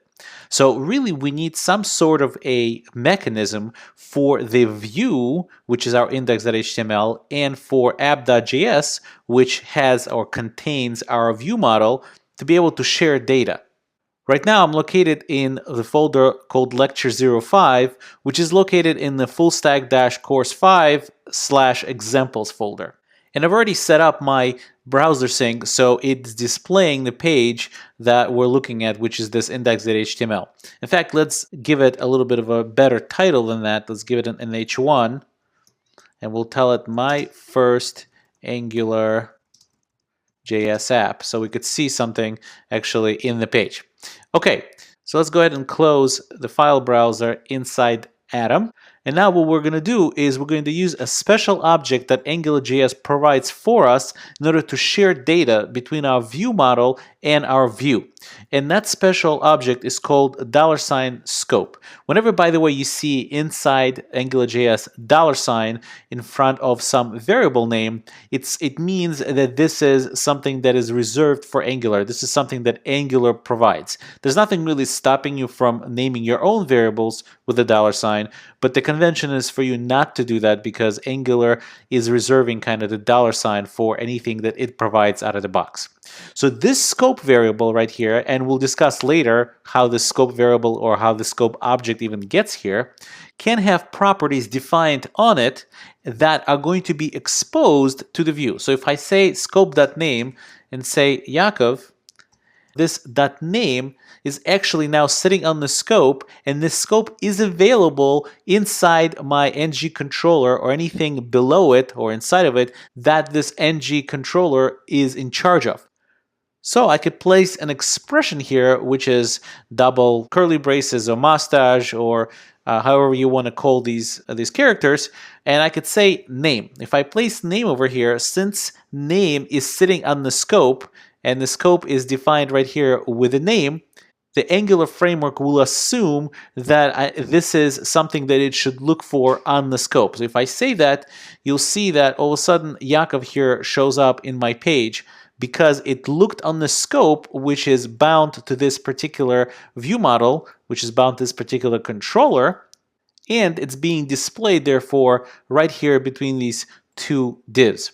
Now, the value of name is not the only thing that we can reference here. We can reference whatever we want on the scope and then expose that to our index.html. So for example, I could go ahead and create a function, let's say called say hello, and there's going to be a function that returns hello Coursera. So now I could go back to my index.html, and instead of name, I could call that function. Since again, scope is something that's assumed, I could just say hello, not to forget the parens, because this is a function, not just a value. And when I save that, and now we see it says hello Coursera. Now, a more interesting case is for me to show you that I could declaratively bind a piece of HTML to my scope. So let's go ahead and erase that and put an input field here. And in this case, it will be just a text box. And I'll use a special attribute, Angular attribute called ngModel, to tell it that I want the value of this input attribute to always be equal to something on my scope, something called name. So it will now assume that there's something on my scope called name, and if we go back and look, there's in fact something on my scope called name, and it's equal Yakov. And if we go back to our index.html, we'll see that now we're binding that value to whatever the input value here is. And you see here in our HTML or in our web page, the Yakov showed up as the value of this input box. Now, in fact, if we keep changing that, this is something that is changing actually the value that is attached to the name property on our scope. One quick way to determine that it's actually true is to not only bind this name value or this name property to this input element, but also output it right next to it. Let's say inside my input is, and then we could just go ahead and output name. So if we save it, you could say, since we refreshed it, it said inside my input is Yakov. But as we change this, take a look as to what's going on with this variable. As we're going to change that, since this variable is completely bound to our scope's name property, the second we change it, which is what this is doing, it's looking for any changes on the name property of our scope, it's going to automatically change this name as well. So I could say Coursera, and you could see as I type, the other value that is being output through this expression that we'll talk about a little bit later is also being updated. So in this lecture, we spoke about how we could bind the data and share the data between our controller, our view model, and our view, which is represented in index.html.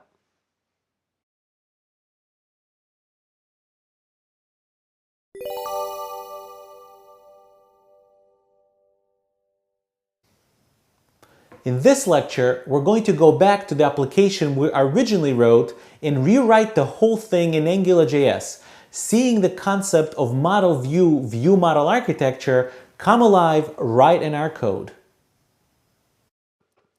Right now, I'm in my editor looking at folder lecture 06, which is located in fullstack-course 5/examples folder. And as you could see, I've already set up some things in my HTML file, as well as I started browsing so I could see my HTML already on the screen. Now, let me go to my editor and close the file browser. And as you can see, we already set up Angular.js here, and we've set up our app.js here as well. The rest of the HTML is fairly bare at this point. It just has name calculator as h1 and has one text box as an input field. So let's go to our app.js and start our application. Here I already preset up for myself the iffy, as well as saying that I'm going to use strict here so I don't make any mistakes.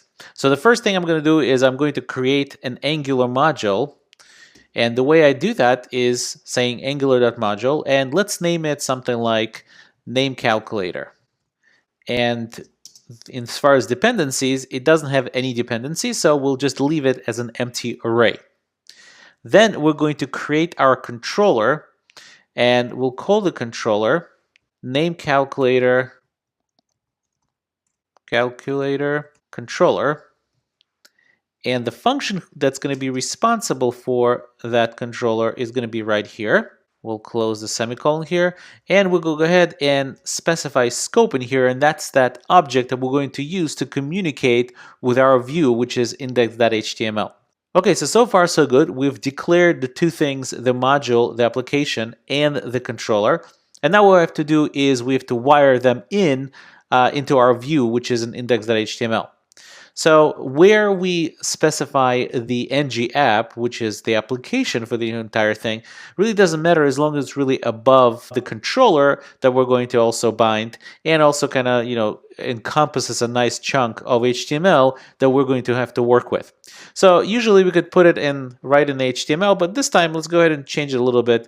Let's do ng app on the body itself, and we'll give it the name of whatever we specified in our app.js for module, which is name calculator. Let's copy that and paste it right here. So now name calculator app, the module, has been bound to the body, so it's controlling anything from beginning of the body tag until the end.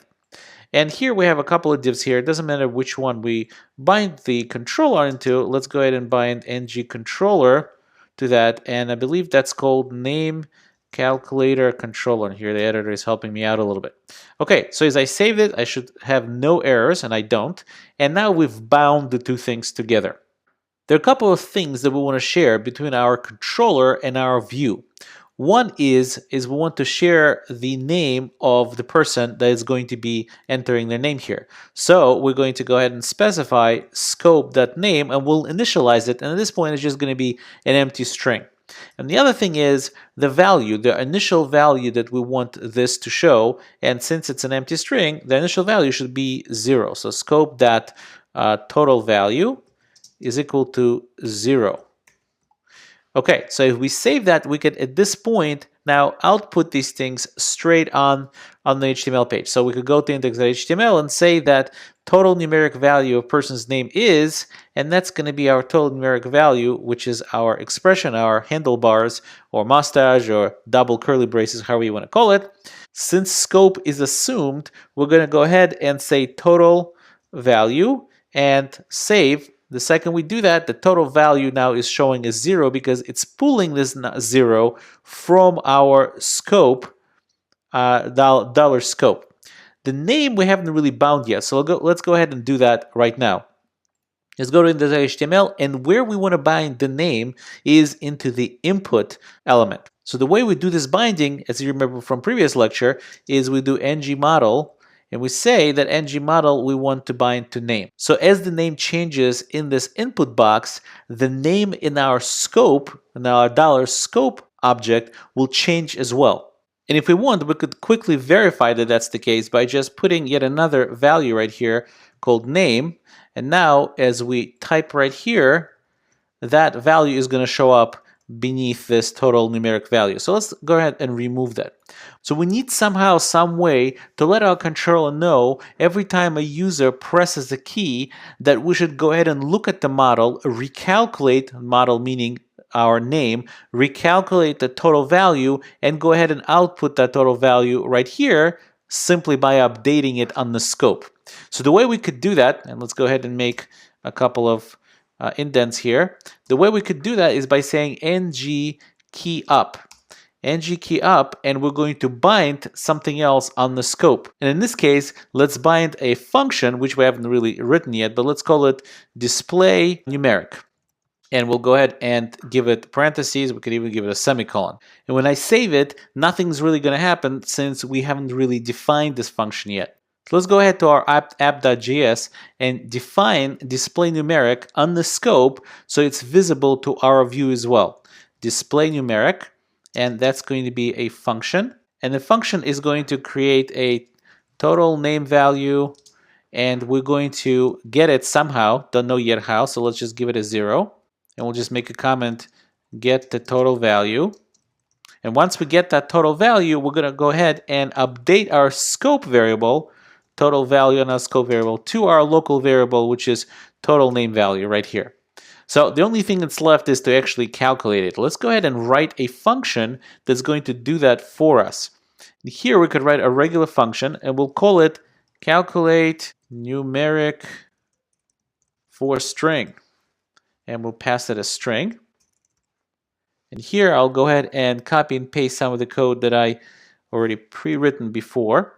And we'll go ahead and paste it right here. And all it's doing here is just saying I'm going to start with a 0. I'm going to iterate over the string, and every position in the string, I'll figure out what the character code is, add that to the total value, and return that total value. So at this point, we're good right here. And all we need to do now is substitute the call instead of the 0. So we're going to call that function, and what we're going to pass to that function is our scope.name, because that's what is going to get updated as I keep typing something in here. So once I get that, let's go ahead and take that comment out of here. Once we calculate that name, or calculate that numeric value, it's going to get saved in the total name value variable, and then we're going to copy that right into the scope, which is going to then update the scope and automatically update the total value in the view. So let's go ahead and save that. And right now, if we start typing in here, and let's put my name in here, you see as I type or as I erase things, the value is changing automatically.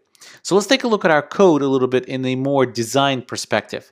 So we have our app.js, and as you can see, we never really reached out into the view and try to figure out how the view is implemented. There's no even any IDs in the view at all. All we did was declaratively said that this input field should be bound to the name on the scope, to our view model, and whenever there's an event, meaning somebody presses a key or lets the key up, it should call this function that is also bound to our view model, which is our controller, and particularly the $scope.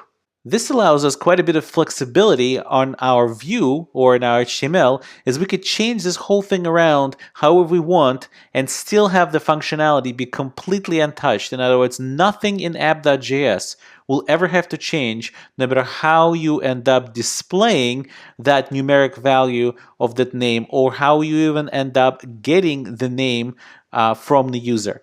The code in app.js will stay the same.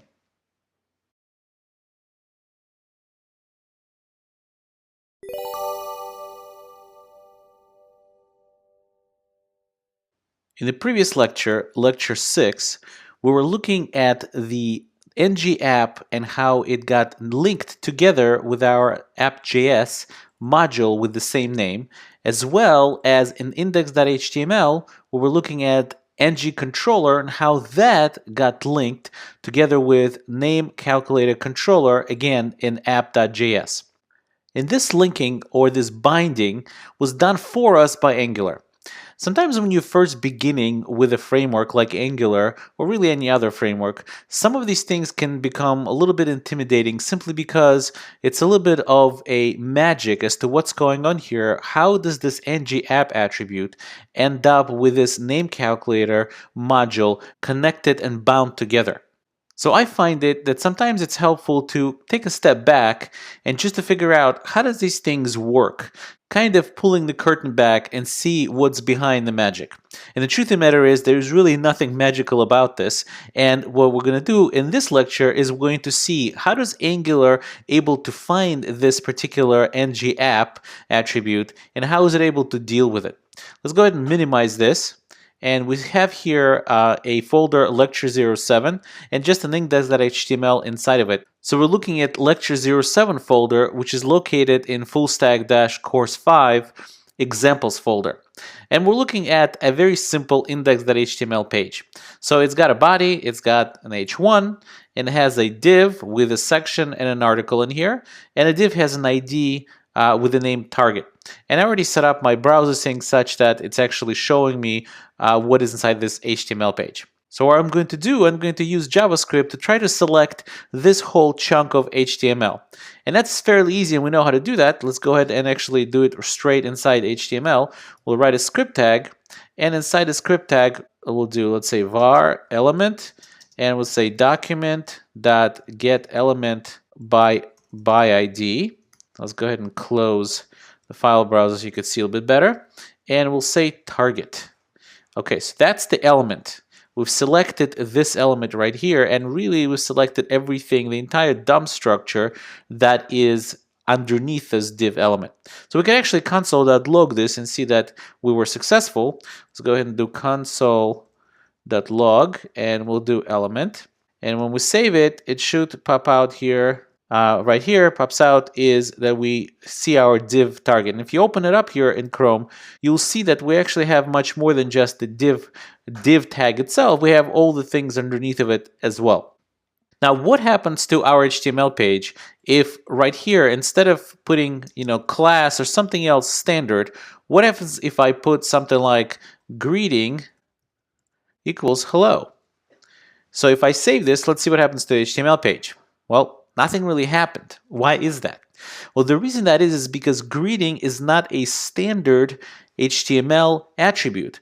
And the browser, the software that runs the browser, tries to interpret every one of these tags and every one of these attributes, and it doesn't really know what to do with this greeting attribute. And therefore, it just ignores it. However, there are methods and functions in JavaScript to let us get at the actual attribute and at the value. So for example, we could go ahead and say element.getAttribute and give it the name of the attribute, which is greeting. So if we actually surround this with a console.log, so we could see what it actually is getting, and we'll save it. Once it refreshes the browser right here, you'll see that what we got was hello. And hello is the value of the greeting attribute. So you can see now that any attribute you place inside of an element, you're able to get at that attribute and also to get at the value that that attribute contains. So let's go ahead and actually replace it and replace this greeting one with ngapp equals, let's say, my test app. Now, ngapp attribute doesn't mean anything in this context because we didn't even load Angular.js into this HTML page. However, just like the greeting, we're able to take this ngapp attribute and get the value of it just like before. So if we save that, you'll see that the value is my test app. But there's more to it than that. We can, if we want to, suppose we are the Angular.js authors of the Angular.js framework, and we want to find where is in our HTML an attribute, or an element, I should say, with an attribute ngapp, such that we need to bind our module to that particular element and everything below it. And the same goes for the ng controller. So let's go ahead and try that. And we could do that very simply by doing this. Let's go ahead and erase all that. Actually, we'll just comment it out. And what we'll do is we'll call var element2 equals document.querySelector. And what we want to do is create a query selector that finds an element with an attribute ngapp. And that's exactly what we're doing here with these square brackets. We're saying, find me an element, find me the first element with the attribute ngapp. Let's go ahead and save that, and we'll do console.log on the element2. And when we save it, and we see that we found the same element that we found before and everything underneath of it, and we found it by using our ngapp attribute. And obviously, once we have that element, we could say console.log, so we could see it, element2 dot get attribute, and we know which attribute that is. It is ngapp. And if we save it, we'll see that we now can get at my test app. And once we have my test app, it certainly is very feasible for you to understand at this point that if you have some code, which is Angular.js code, that is declaring a module with my test app, I could marry these two very easily since I have a handle on the element that is responsible for that ngapp. And at that point, I would have a handle on the actual function that is responsible for the piece of content that is attached to this element 2. I'll mention one more quick thing in this lecture. There's a new set of custom attributes that HTML5 introduced, and those are called data-star attributes. And really these, unfortunately, really have nothing to do with this Angie app. You could go ahead and say data-, and that will be 100% compliant with the HTML5 specification. However, Angular does not require you to have that compliance. And you can look up in Google yourself what data-attribute-star actually means. It's just basically a much more convenient way at getting at custom attributes that hold custom data. But for AngularJS, just ng-app or ng something dash something really is good enough, and you don't need to use the new HTML5 data-star custom attribute setup.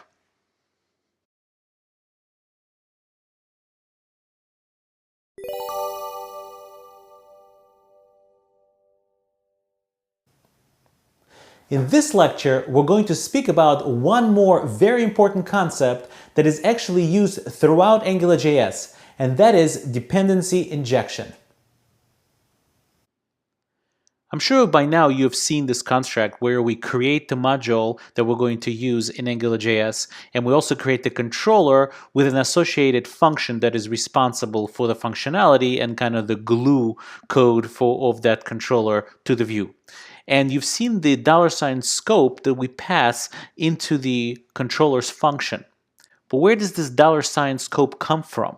Who instantiated? We've seen that when we do console.log on this $scope, it's a pretty complex object. So who instantiates that object? And the answer is that AngularJS instantiates this object for us. And the way we get that object as part of our controller is through something called dependency injection. So dependency injection is yet another design pattern. We've seen one, model view, view model, and now there's another called dependency injection. So it's a design pattern that implements something called inversion of control for resolving dependencies. So inversion of control is a construct or an approach for resolving dependencies. To understand what inversion of control means, let's take a look at how we usually go about architecting a couple of components in, let's say, a shopping cart. So the regular control would be if we have a shopping cart, we can have a separate module called card proc bank 1, basically a card processing, credit card processing for bank 1 module, and it has one method charge given the number, the credit card number, and the amount. And the reason we have a credit card for a particular bank is because for that particular bank we might have a particular URL that we have to contact the bank through, and that particular bank can have its API. So we don't want to take all that code and stick it directly into the shopping cart, because our shopping cart would be very much and very closely tied, have tight coupling with a particular bank API. We don't want to do that. So the way we would instantiate the card processing is we would create that card processing module inside shopping cart, and then we would just call charge, and call charge giving it the number and the amount. And clearly in this diagram, we see that the shopping cart module depends on the card processing module for bank 1. But what happens if tomorrow we decide that we don't like this bank, or we want to use a different bank because it has better prices for credit card processing fees or something like that? Well, the way we would do that is we would have to write a separate card processing bank 2 that also would have the same type of charge with a number and an amount. And in that case, it means that our shopping cart code would have to slightly change, and now when we create the instance of the credit card processing module, we would have to create it with obviously credit card processing for bank 2. And then as before, we would call that charge method, passing it the number and amount, and here again you clearly see that the shopping cart again depends on this card processing for bank 2 module. But we have a huge problem here. We have to change the code inside the shopping cart, which means we have tight coupling again. Just because we switched which bank we process our cards through, we need to change the code inside the shopping cart. And how do you test the shopping cart? Let's say you only have a couple of simple methods, add to cart and remove from cart. In this scenario, you would have to instantiate a whole credit card processing system just to see if your cart, your shopping cart, can place something into the right array and remove something from that array, keeping counts of total value of the shopping cart, total taxes, and etc. That would be insane. We can, of course, create a fake credit card processing module and instantiate that instead inside the shopping cart. But that would once again require us to change the code in the shopping cart. And having to temporarily change the code in the very function that we're trying to test seems like a really backwards and a bad idea. Who says we won't mess up something while changing the code for the test and then putting it back the way it was? So what's the solution? The solution is inversion of control. And in this particular approach, our shopping cart function or module accepts a credit card processing module as an argument. And we still have that line where we call the charge method on that card processing module, but it now is using the instance that we were passed from somewhere else. We could still have those separate modules, but in this case, some overall system is going to be the one who is going to instantiate that credit card processing. So in this case, we want to instantiate the credit card processing for bank 1. And then we're going to call, the system is going to call the shopping cart, passing it the new instance of credit card processing for bank 1. So in this scenario, if we need a different bank for card processing, the shopping cart code is left completely untouched. It will not change. This is, by the way, why IOC, or inversion of control, is sometimes jokingly called "don't call us, we'll call you." Because as you could see, the shopping cart no longer calls out to instantiate the card processing module, but instead we, the system, calls the shopping cart module, providing the card processing instance to use inside of the shopping cart. So just to summarize, we learned yet another pattern called dependency injection. For short, it's called DI, dependency injection, which implements an approach called inversion of control. And if you read things online or in other literature, you'll see that inversion of control is oftentimes referred to as I lowercase o uppercase c, so IOC, inversion of control. And in that approach, client gets called with the dependencies by some other system. And in our case, obviously, that other system, that surrounding ecosystem, is Angularjs. And the whole point of it here is the client is not responsible for instantiating the dependency, that other code that it depends on.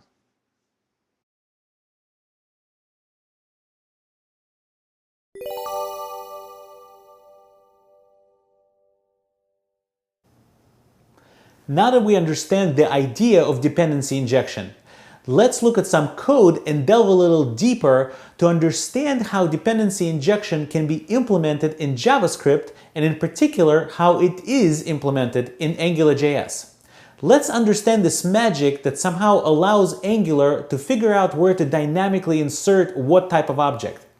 In order to do that, we're going to build a small AngularJS application and explore a couple of special AngularJS services. Right now I'm located in Lecture 09 folder, which is in the fullstack-course 5 examples folder. And it's a very simple app, and so far we just instantiated and bound the app to this DI app name. And we also have just one controller here called DI controller. And in it, we bound the name property of the scope. Remember that scope, the glue between the view model and the view, which is our HTML. That scope, $scope, is going to have a property called name. So it's going to be completely bound. So let's go and take a look at our app.js.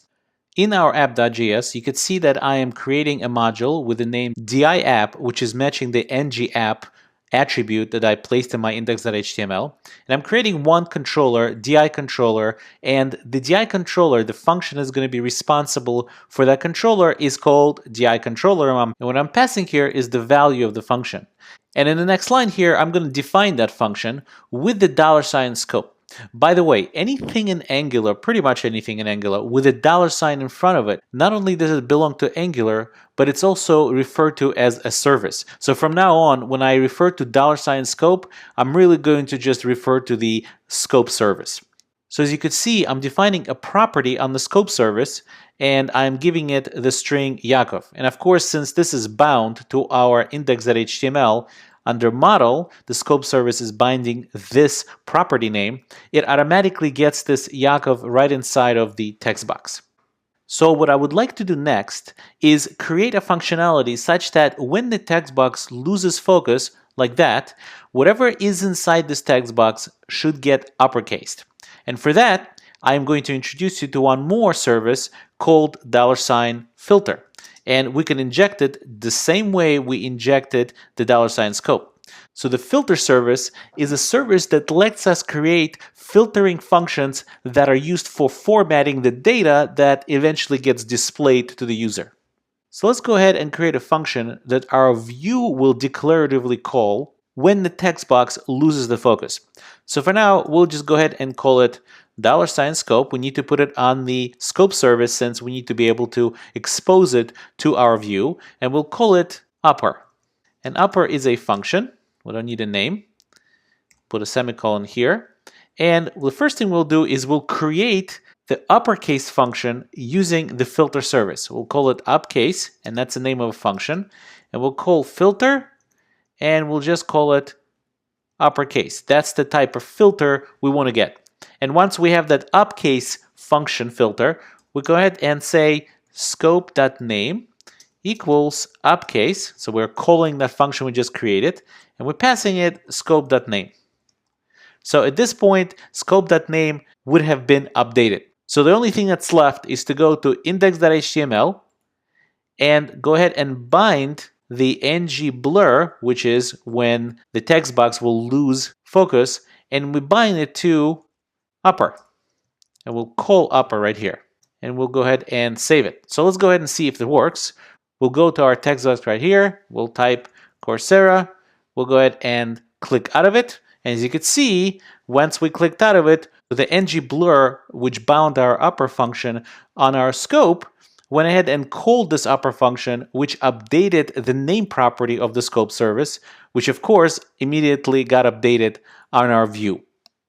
So the question still remains, how did Angular know that this is where the filter service should have been injected and this is where the scope service should have been injected? Well, let me go ahead and show you how that's done. First, what we're going to do is we're going to create just a completely irrelevant function to anything. We'll just call it function, and we'll call it annotate me, and we'll give it whatever name, job, and blah parameters. And the function is going to be fairly simple. It's going to just return some string. Let's call it blah. Okay, so now we're returning string blah. And if we were to go ahead and console.log whatever blah returns, so we'll invoke the annotate me function, and it doesn't matter what we pass since we're not using any of those variables anyway, and we're going to save that. Let's go ahead and see what it's going to come out here, and it comes out blah. Okay, so that got invoked. But what happens if we don't invoke it? What happens if you just console.log just the actual function value? Let's go ahead and save that. Look at that console output. It looks like it's just a string, which is the function definition itself. And if we actually do one better, we'll call toString on it. If we save that, we'll see that this is going to be just the string that represents the entire code of the function. Well, what does that mean?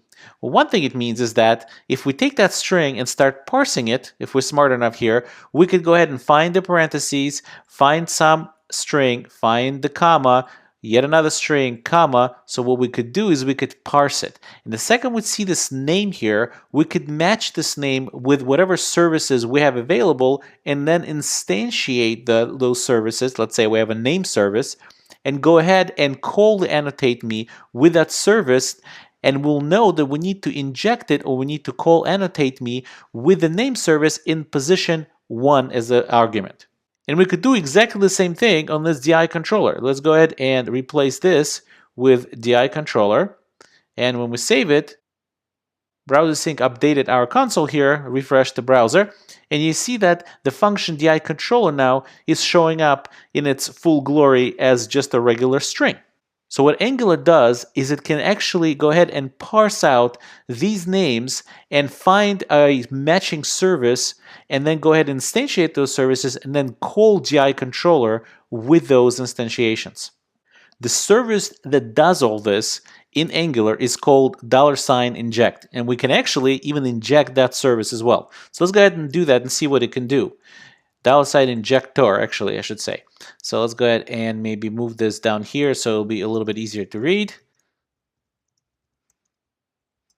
So what can this injector do? Well, we have this function called di controller. Let's go ahead and console.log and have di controller.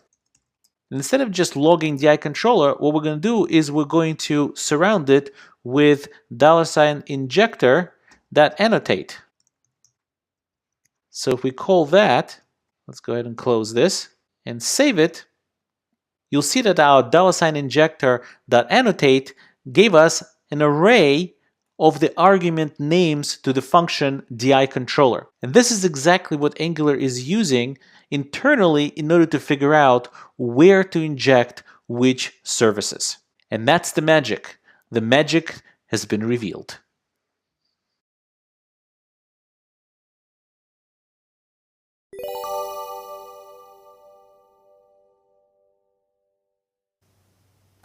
Now that we understand how dependency injection works in JavaScript, and in particular how it works in Angular.js, we need to talk about protecting our dependency injection from minification. You'll see why that's necessary in just a minute. First of all, what is minification? Well, minification is the process of removing all unnecessary characters from source code, and what's here I italicize here is without changing the functionality of the source code. So it should be clear that minification is going to be the process that's going to make our code completely unreadable, yet at the same time 100% functional as before. In fact, many minification programs actually call themselves uglify, so they uglify the code. So the minification process takes out a whole bunch of things. It takes out white space characters, new line characters, comments. It even removes some curly braces that we use for code readability. So what's the purpose of all that? Well, it's actually pretty simple. It reduces the amount of data transferred from the server. Once all these characters are removed from the JavaScript file, the file itself becomes much, much smaller. By the way, if you want a fun read, if you go to my LinkedIn page, which is linkedin.com/n/Yakov Chaikin, and I will give you a link to that as well, you're more than welcome, first of all, to connect with me. I accept pretty much all the invitations from any of the students, but you can also look in my published by me articles, and one of them, if you want to have a fun read, is called Why is jQuery Min Code Such a Mess? Now notice that I did write this on April 1st, 2016. You can also read a little bit about me and what I do, as well as my boasting that the first course, HTML, CSS, and JavaScript for web developers, became #1 top-rated course on Coursera, and it stayed actually there for 3 weeks, and hopefully at the time you're watching it, it still remains a top-rated course. For now, however, let's go ahead and jump into our editor and see how minification can actually ruin our dependency injection and break our application, and what to do about it. Okay, I'm back in my editor, and I'm located in the Lecture 10 folder, which is located in the fullstack-course 5/examples folder. And this is the same application we've seen before, which basically just uppercases the contents of a text box once it loses focus. So if we click on it and click out of it again, you could see that it uppercased everything inside the text box. Let's go back to our code and actually select the whole thing. We'll copy it. And we'll go to a website called JavaScript Minifier. And you could Google for different minifiers out there, but I chose this one. It's javascript-minifier.com. And what you could do is you could paste your JavaScript code here and click Minify. And this is the Minify JavaScript. And you go ahead and copy that.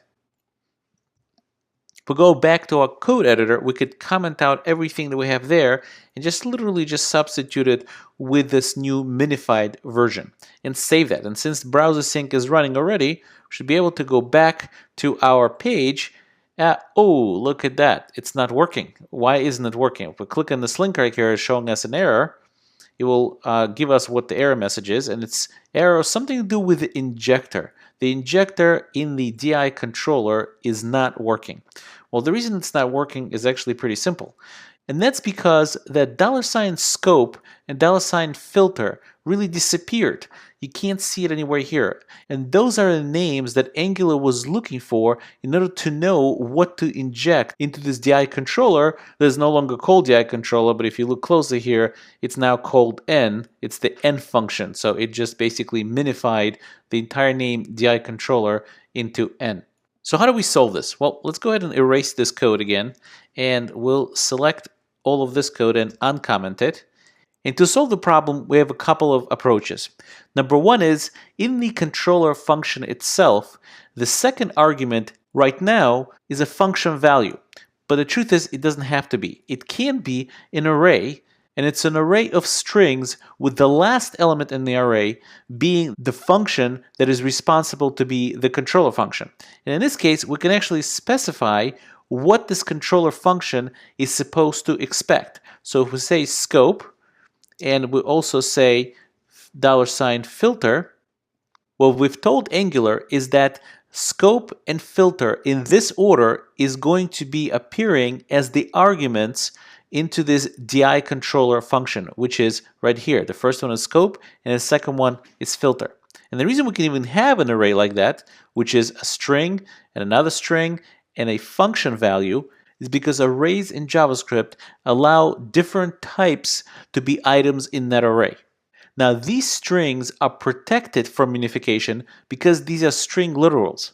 Similarly, this name Yakov right here is a string literal, and it will never get minified because it's real data. So the minifier doesn't really know that this is kind of our code data and not the real data, and therefore it will leave this alone. So let's go ahead and try that. Let's select all this, copy it. We'll go back to our minifier. We'll close this. We'll go back to our minifier.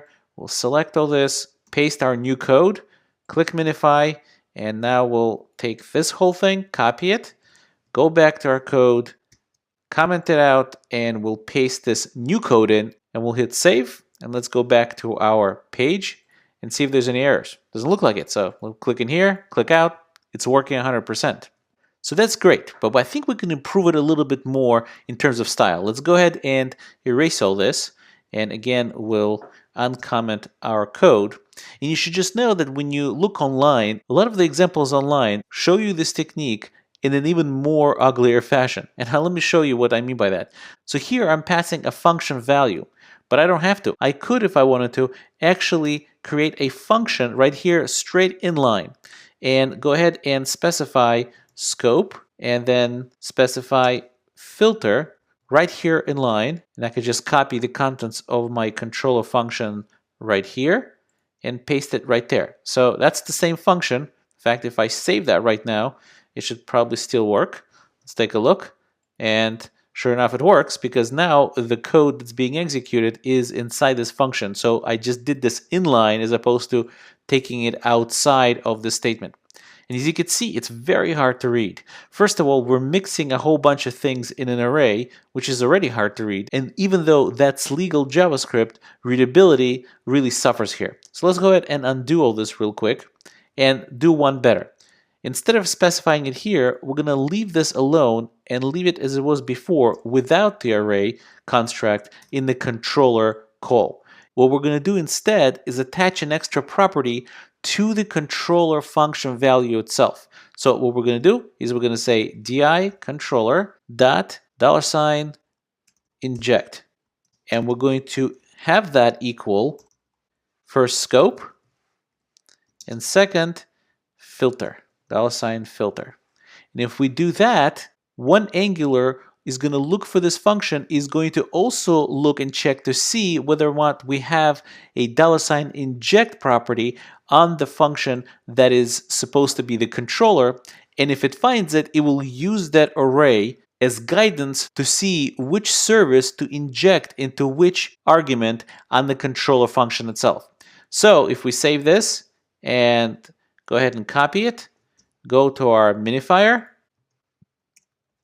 let's minify that, and we'll copy it again, go back, select this and comment it out, and we'll paste the minified code, and when we save it, let's go back to our web page to see if this works. and as you could see, it worked.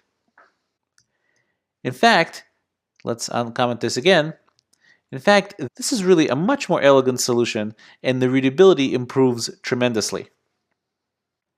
So to summarize, we spoke about minification, which is the process of reducing the size of our JavaScript. And the way minification works is it removes extra characters, which are actually very important for us when we read the code, but completely irrelevant for the JavaScript engine when it runs it.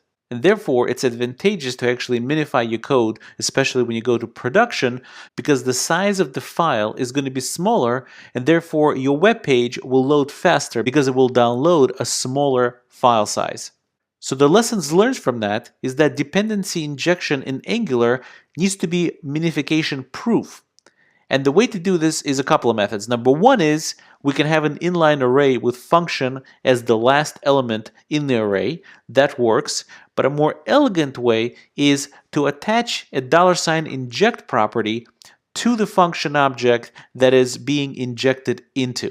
And Angular will look for that $inject property and will use that $inject property, or I should say the value of it, which should be that same array we spoke about minus the last element as the function, just the array of the names of the arguments. It will use that as a guide to know where to inject which service.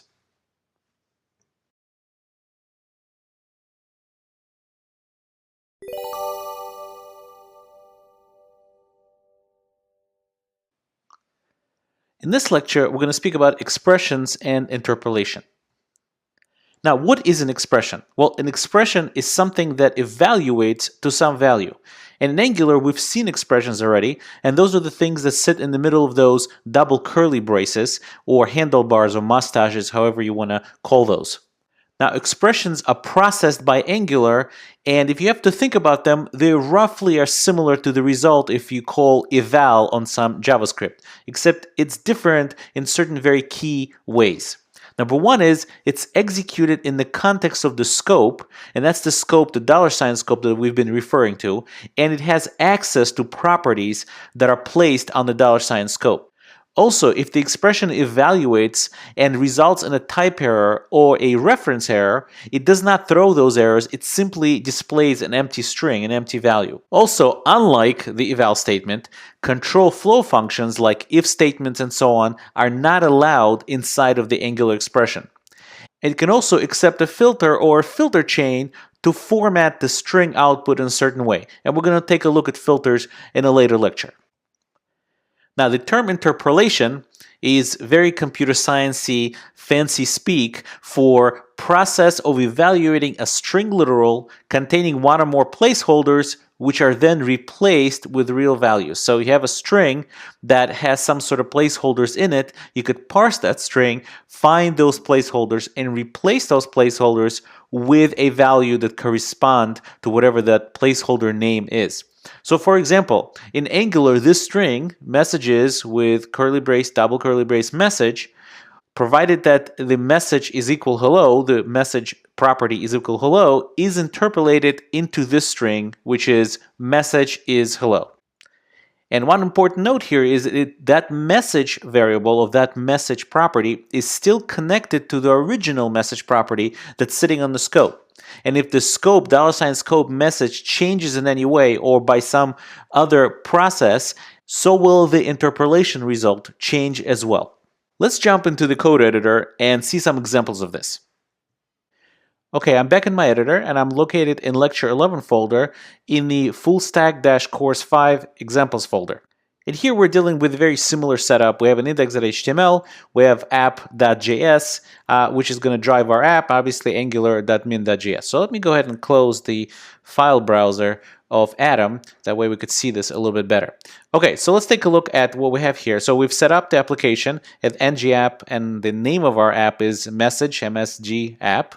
And we also have one controller, ng controller, that's called MSG controller, and it's controlling this piece of HTML right here, which for now just says message is with a break tag.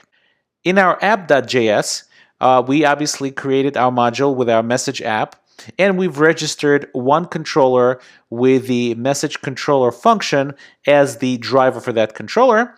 And in order to protect ourselves against the minification of this code, we're going to attach a $inject property to the function object that is our controller. And for now, all we're doing is we're placing a name property on our $scope service, and we're just gonna have that as a string Yakov. So we've seen this interpolation before, and at least the evaluation of this expression before. If we go to our HTML, we could just say double curly braces name, save that. Since I have my browser sync working already, it will just go ahead and update it. Message is Yakov. But we can do more than that. We can also define a method or a function that is going to be attached to our $scope service that is going to be exposed again for us to be able to use inside of an expression. So let's go ahead and define a scope.saveMessage, and that's going to be a function. We don't need the name. Let's put the semicolon right here. And it's just going to return Yakov likes to eat healthy snacks at night, exclamation point. We'll put a semicolon here. Okay, so once that's done, we could go to index.html, and here we could say message, and we have to put the parens behind it because this is a function we want to execute that. And if I save that, you'll see here now it says Yakov likes to eat healthy snacks at night.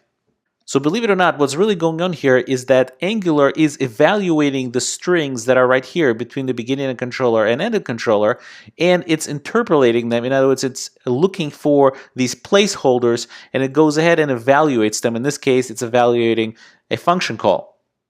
So if you take a look at the page source, not the actual dump, but the page source, you could ignore this document.write because that's just an injection that browser sync does for you, so ignore that. But if you look at the page source, you see our ng controller, and you see it's in original state here, same message with those curly braces.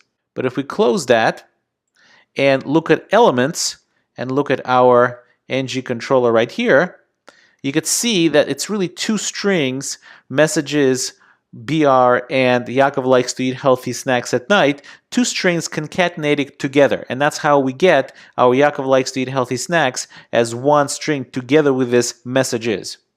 And we can obviously concatenate more than one placeholder. So for example, instead of messages, we could say something like name has a message for you, colon, and we'll save that. And now we'll say Yakov has a message for you, and Yakov likes to eat healthy snacks at night. And you could see here that we concatenated all these strings together to form the contents of the body of this div. Now, I also told you that if you place something that throws a reference error or a type error, it will just print nothing. So let's go ahead, instead of save message, we'll go ahead and put some nonsense in here that doesn't really exist, and we'll save that. As you can see, there's no errors thrown, and it's completely blank. And in fact, if we look at the elements, you'll see that there's just nothing there. It evaluated to an error. Obviously, this is an error because there's no such property sitting on the scope. And since this is a type error, or maybe it's a reference error, I can't remember, but I think it's just a type error. Either way, it's not going to output anything. It's just going to leave it as a blank. And if we change it back and finally have something that does evaluate to a method, to a function on the scope, you could see that it's back and browser sync updated for us. Yakov likes to eat healthy snacks at night. So to summarize, we spoke about expressions in Angular, and an expression is something that turns into some value. And in Angular, it's denoted by double curly braces, or some people call them mustaches, and some people call them handlebars. Angular expressions are also tied to the scope they're in. So whatever the scope that you are currently located in within your HTML, or the piece of the HTML page you're in, the expressions in Angular will feed off of that scope. And also the important point is the expressions in Angular don't display type error or reference error to the user, which is very helpful because if there's such an error, you certainly don't want that showing up right in the HTML page. We also spoke about interpolation, which is basically a process that takes these placeholders in a string literal and replaces them with some values. In Angular, these placeholders are usually expressions, and the result is automatically updated when the placeholder value changes. So if anything changes that property on the scope, the result of that expression in the HTML page will automatically be updated by Angular.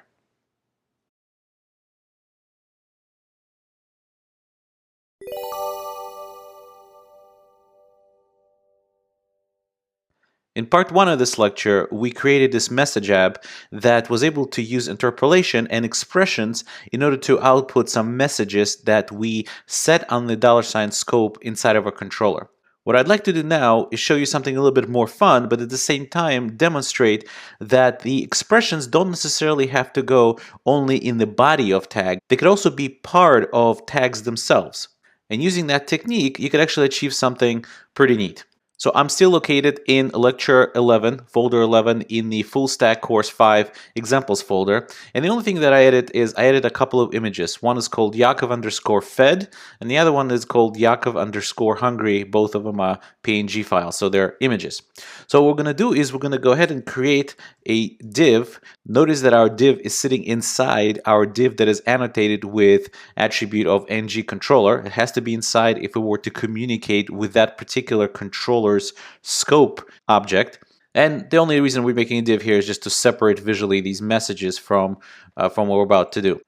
So what we want to accomplish is have an image displayed in the web page that is going to be something like Yakov that's hungry, and then we're going to have a button that says feed Yakov, and when you click that button, the image should flip to the other image that's Yakov fed. In other words, Yakov has been fed.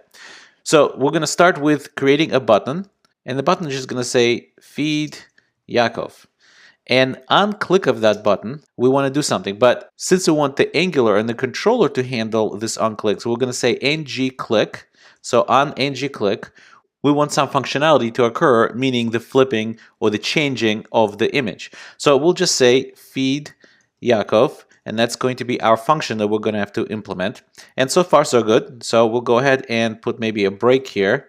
And usually I would style this very well, but since we're concentrating on functionality, right now, ugly web page is good enough. And now we need to have a placeholder for this image. So we'll say img, and the source, we'll leave the alt for now out of this. And the source is going to be images, since the images are located in images, and slash Yakov underscore, and here's where we don't know which image to display yet. We want to display the image that is kind of Yakov's state, right? And Yakov probably originally is hungry and then he's fed, but we don't know that. So we need to put our expression here, and that's what we're going to do. Here we're going to say state of being. What is Yakov's state of being? And of course, after that, since it's going to get concatenated, or otherwise known as interpolated here, we need to put the period and PNG. So it'll be Yakov underscore, if the state of being is fed, then it'll say fed.png, or hungry, it'll say hungry.png. So let's go ahead and take a look at our web page, and you can see the feed Yakov button is here, and we're getting an error here, and kind of makes sense since we don't really have an image yet, because it's just an expression, and we haven't really set those variables on the $sign scope yet. So let's go back to our code editor, and we need to define the state of being property, and also define the function called feed Yakov. Let's go ahead and go to app.js, and we'll go ahead and add another property on scope called state of being, and we'll call that hungry. So that's the first state of being. We'll put another space in here. And if we save that and go quickly to our web page, you'll see that the image now is showing up. So we have the image, that's the Yakov underscore hungry image that's showing up. You'll see that we're still getting this 404 error, and because it can't find the image, and that's kind of strange, but we'll take a look at that in a minute. Let's go back to our editor and still need to define the message, because if we do this right now, let's go back. If we do this right now and click feed Yakov, nothing is really going to happen because we don't really have that defined yet. So let's go back to our editor and define the function feed Yakov. We need to obviously put it on the scope. So we'll say feed Yakov, there it is popping up here, and it's a function. We don't need the name. We'll put a semicolon here. And all we really need to do is switch our state of being variable to be fed after it gets clicked. So let's go ahead and say scope.stateofbeing is equals fed.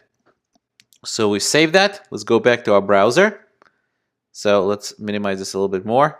And so when we click feed Yakov, now the different image shows up. Obviously Yakov looks all happy and the cookie is almost gone. But what's strange here is if you take a look at our console, we're still getting this error that it's not found. So this image is not found. Now, why is this image not being found? Well, actually, that makes 100% sense. Because HTML gets processed sequentially. And when this HTML page is being processed line by line, by the time it gets to this image, the line, and processing the image, our state of being is not yet defined yet. In fact, AngularJS has not yet processed this chunk of HTML and hasn't yet looked for these placeholders and substitute these expressions with values. So what ends up happening is that the browser gets this line and tries to fetch this image at this URL. And of course, this is a bogus URL if it still has those mustache and curly braces in it, and therefore it gives you a 404. But once, of course, Angular takes care of this, it substitutes this URL for the proper one, and then we still see the image, but yet the 404 error message remains in our console. So how can we take care of this? Well, we cannot take care of this using regular HTML tricks, but we can take care of it using Angular. We need somehow to tell the browser not to try to fetch this URL, but at the same time fetch it only when Angular is ready for interpretation of these placeholders. Well, one way of doing it is to put an Angular attribute on here instead of the standard HTML one. And the Angular attribute is just ng-source. So if we save that now, go back, you'll see that there's no errors anymore because the image only got fetched once Angular got a hold of this HTML and translated all the expressions into their values. And now if we refresh the page again just to make sure, even though browser sync is working here, now you see Yaakov with a cookie, and if you click feed Yaakov, our state of being variable that is saved on the scope, on the $sign scope, will change its value to _fed. And now Yaakov is happy because he ate almost a whole cookie. So what we've seen in this part of the lecture is really nothing super new, but you've seen another expression or another idea of how to use expressions, and since you could use expressions even inside the attribute values, you can achieve pretty interesting behavior that otherwise would be pretty difficult to implement.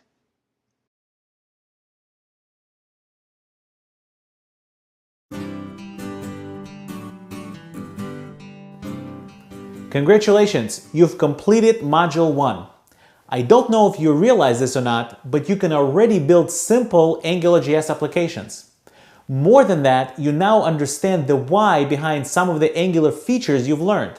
That will not only enhance you as a software developer, but will also help you appreciate and retain the information we're learning. As a side note, go and like this course's Facebook page at facebook.com/Coursera WebDev. That's a good way to connect with me, and I'll be posting some optional content on that page as well. I'll provide the link to that below the video. By the way, if you already really like this course and want to give it a 5-star rating, go ahead. I promise I won't complain. Fun, however, is far from over. So see you in the next module.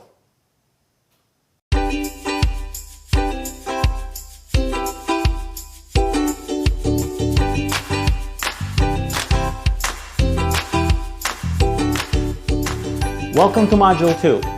We will start this module by learning how to use Angular filters to manipulate the data into the format we want and learn how to create our own custom filters. We will then dive deep into the digest cycle, which is the process AngularJS uses to magically update our web page with the bound data from our view model or the controller. Understanding this process is crucial to getting comfortable with AngularJS.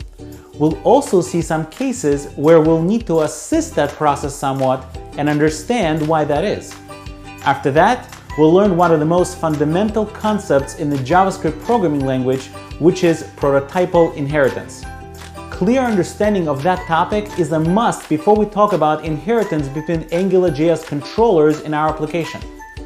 We'll finish off the module by learning how to create our own custom Angular services as well as how to configure them. With custom Angular services, we'll be able to share data across different controllers or other components in our application.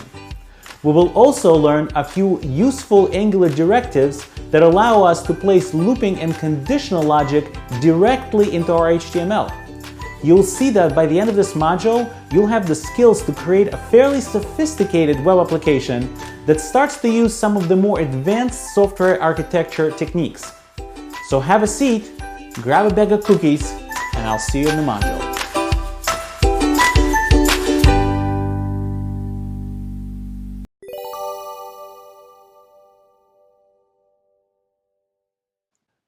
In Angular, you could use a special construct called a filter to change the output of an expression. And you could do that either in HTML or in JavaScript. So here we have an example of a filter being applied to some value, and it's an uppercase filter, which means whatever the value is, it will go ahead and take that string and uppercase it. Angular supplies us with some predefined filters, like the one you see uppercase. There's also lowercase, currency, number, etc. Obviously, we would need to inject the filter service, in other words, $filter, in our controller first so we could use that in our code. So the filter service is a filter function creating service. So in other words, this part of the statement creates a filtering function and then it gets executed using the parens right after it. So we just put the whole thing in one line, but really could have created the filtering function first and then called it with the parens value. Filtering functions sometimes have custom arguments that change the way the filtering function is filtering or changing the expression output. To change the way the filtering function changes the output, you pass it custom arguments, and the arguments are specific custom arguments to each particular filter. So in this case, we see the currency filter, and you could pass it a couple of arguments, which we'll actually see in examples when we jump to the code editor. A really neat feature in Angular is that you could also use these filters straight in your HTML file, just by placing a pipe between the output of some expression and the name of the filter. Now, obviously, the expression doesn't have to be a string literal as I placed here in this example, but it could be anything that is a $scope.value, whatever the value would be, which in this case will evaluate to hello in the controller. So you can attach a value to the scope service and then just output value right here instead of a string literal hello. And as I said, when you place an expression followed by a pipe and the name of the filter to apply, the output of this entire expression will be hello in all uppercase. We could likewise apply custom arguments inside the HTML as well. All we have to do is separate those custom arguments by a colon. So in this case, you see the currency filter is being applied with some custom arguments separated by a colon. Let's jump into the code editor and see some examples of this. So we're back in our code editor, and I'm located in lecture 12 folder, which is located in full stack course 5/examples folder. And since my browser sync is already started, I can take a look that my same app, basically a copy with feed Yakov1, has this message that we keep outputting from a method called Yakov likes to eat healthy snacks at night. Well, let's go ahead and in our app.js change this phrase, Yakov likes to eat healthy snacks at night, to all uppercase. And the way we're going to do that is we're going to use the filtering service. So the first thing we need to do is we need to augment our $inject property that we placed on our message controller. And we'll go ahead and do that and tell it that we're also going to inject a filter service. And obviously we actually need to go ahead and place the filter service so it gets injected properly. So now we're done. What we could do is we could create a var called message. I'll just call it for short MSG. And we'll just copy this whole thing and make that the message.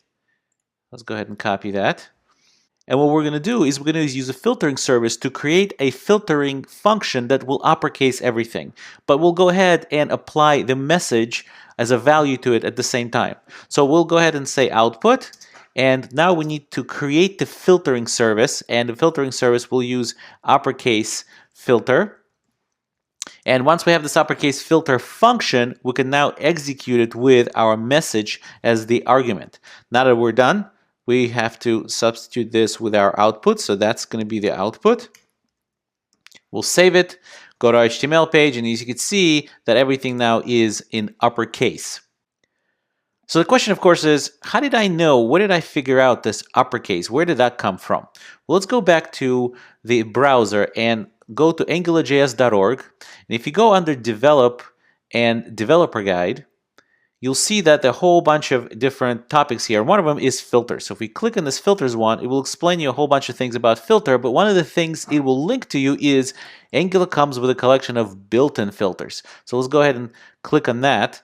And you can see the names of all these built-in filters right here. And one of them is uppercase, as we've been using. And if you click on it, you'll get some documentation as to how to use it in JavaScript, which is what we did just now, and how to use it inside of an HTML template or inside of HTML. So let's go ahead and back out of this for a minute and go to the currency filter and take a look what we have available here. So the currency filter can be applied just like we applied the uppercase filter, with the first argument being the amount, then the symbol like a dollar sign, and then the fraction size like 0.00, 0.000, and so on. Let's go ahead and use this documentation, but let's use the HTML version of it and create a little line that will show us the cost of the cookie Yakov is eating.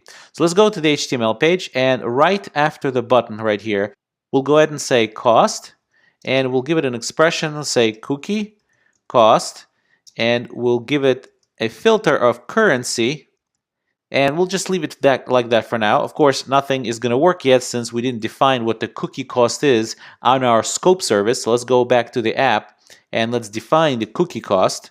Let's go scope.cookie cost, and let's give it 45 cents, 0.45. Notice we're not giving it $45 or $0.45 as a string. We're giving it as a real number, so we can actually do then, let's say, some cookie calculation or something. If I, I'm eating 100 cookies instead of just one, it's possible if I try hard enough.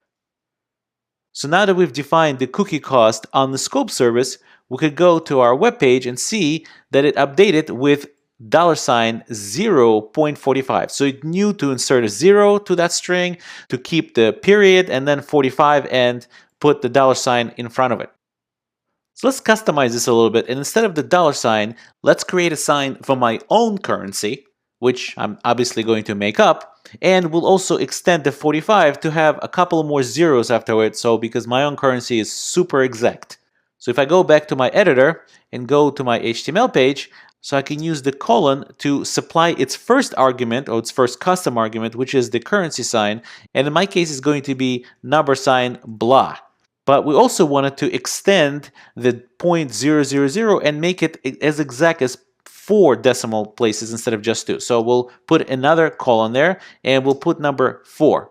We'll save that, we'll go back, and you can see now the cost of this cookie is number sign or hash sign blah 0.45, and we're going now to 4 decimal points instead of just 2. And all our previous functionality obviously still works, so let's go ahead and feed Yakov just for fun of it. Cool.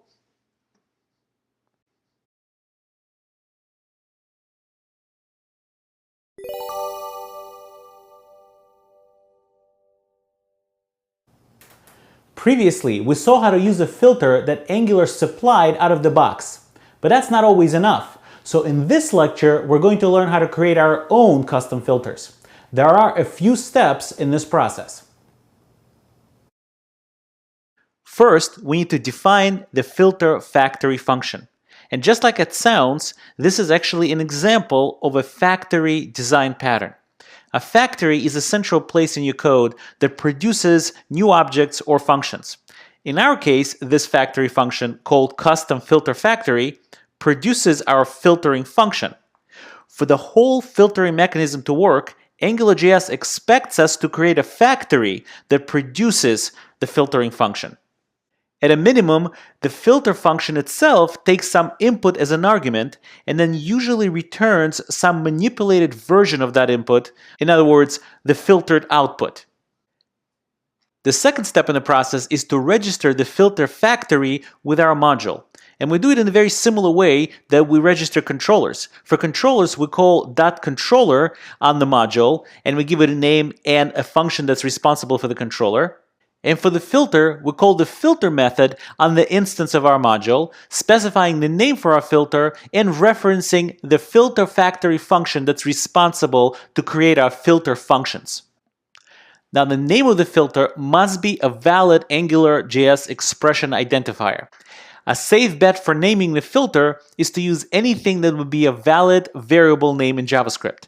The name of the function itself, which in this case is custom filter factory, can be anything you want. There's no correlation between the name of the function and the name we register the factory with in AngularJS. However, it's nice to name it similarly so you don't get confused down the road. We now need to inject our filter into whatever construct we're planning to use it in. In this example, we're planning to use it inside of a controller, in other words, directly in the JavaScript itself instead of the HTML, so we need to inject it into the controller function. And we do it in the usual way we've done before, which is add one more value into the array on the $inject property of the controller function, and then specify that as an argument in the same position when we define the controller function.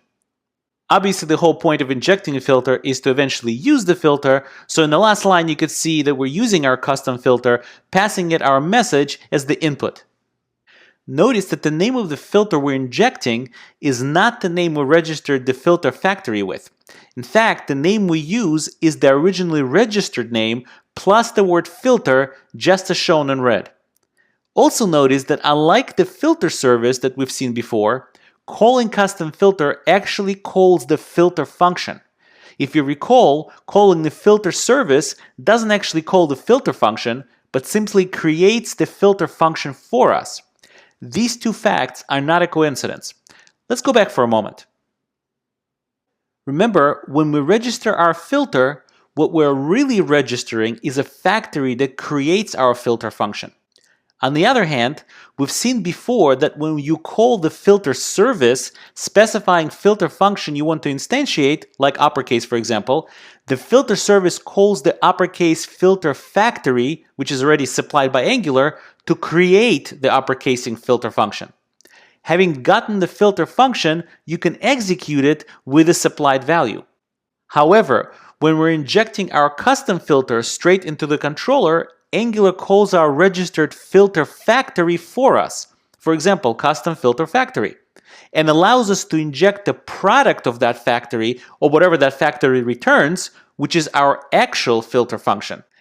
In the process, Angular names the actual filter function we inject using the name we registered our factory function plus the word filter appended at the end. So if we registered a factory function called custom, AngularJS will execute our factory to create the actual filter function and name it custom filter, appending the name filter to the end of the registered factory name. As a side note, it's probably therefore a bad idea to register your custom filter factory with the name filter at the end of the name. So for example, if you registered the custom filter factory function with the name custom filter, Angular would append the word filter to that, and you would be forced to inject it with the name custom filter filter. Kind of awkward, so avoid that. Whew, that was a lot of background detail, but it does help you understand what's going on so you're not memorizing strange rules. But that was a lot, so if you didn't get it all on the first try, I suggest you go back and rewatch this part again. For now, let's review the essential steps again. The first step is to define our filter factory function. This is the function that creates and returns an instance of our filter function. The second step is for us to register our filter factory with the module, and we do that with calling the filter method, giving it the name of our filter, and specifying the filter factory function that is responsible for creating our filter function. The third step, at least if you're trying to use your filter directly inside of JavaScript, like in a controller or something similar to that, then you need to inject the filter with the name of the filter that you registered it, plus the word filter attached to it, as in this case, custom filter. Now in part 2 of this lecture, we're going to jump into the code editor and see these concepts in action.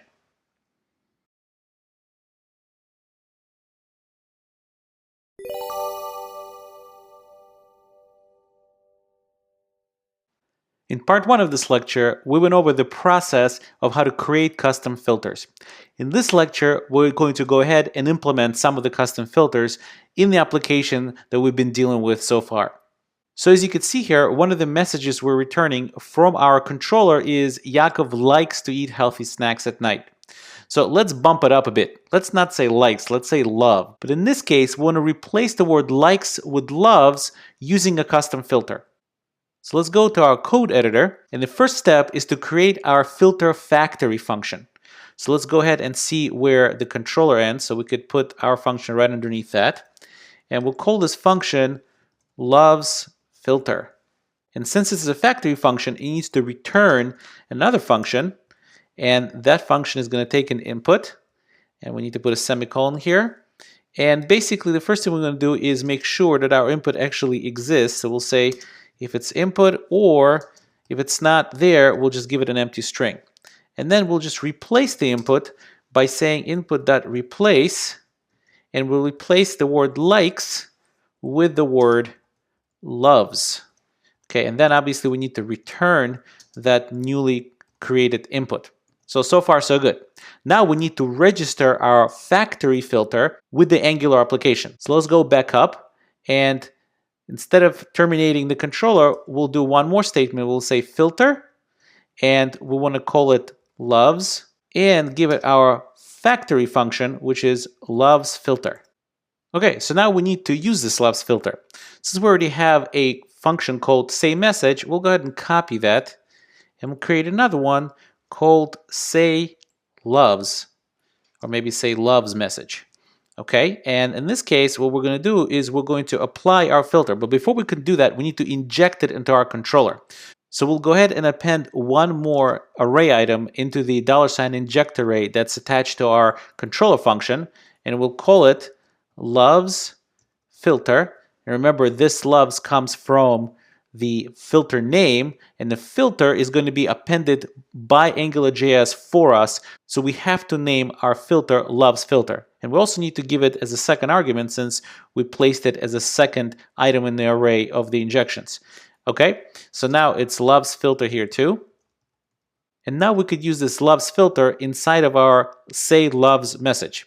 So what we're going to do is we're going to take this message, and we're going to call loves filter, pass it this message, and actually we'll just override the message using that, and that will return the message.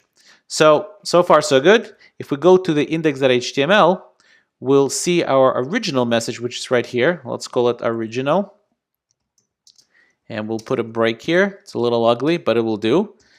Loves message will be similar, but this one will say loves message, and we'll give it a parent, so we'll execute that function. So when we save it, and since my browser sync is already working, I'll go to my browser. As you could see, love says Yaakov loves to eat healthy snacks at night. So far so good. And in this say loves message, what we ended up doing is using a custom filter inside of our JavaScript. And in part 3 of this lecture, we're going to take a look as to how to create custom filters with extra custom arguments, as well as how to use our custom filters straight inside the HTML template.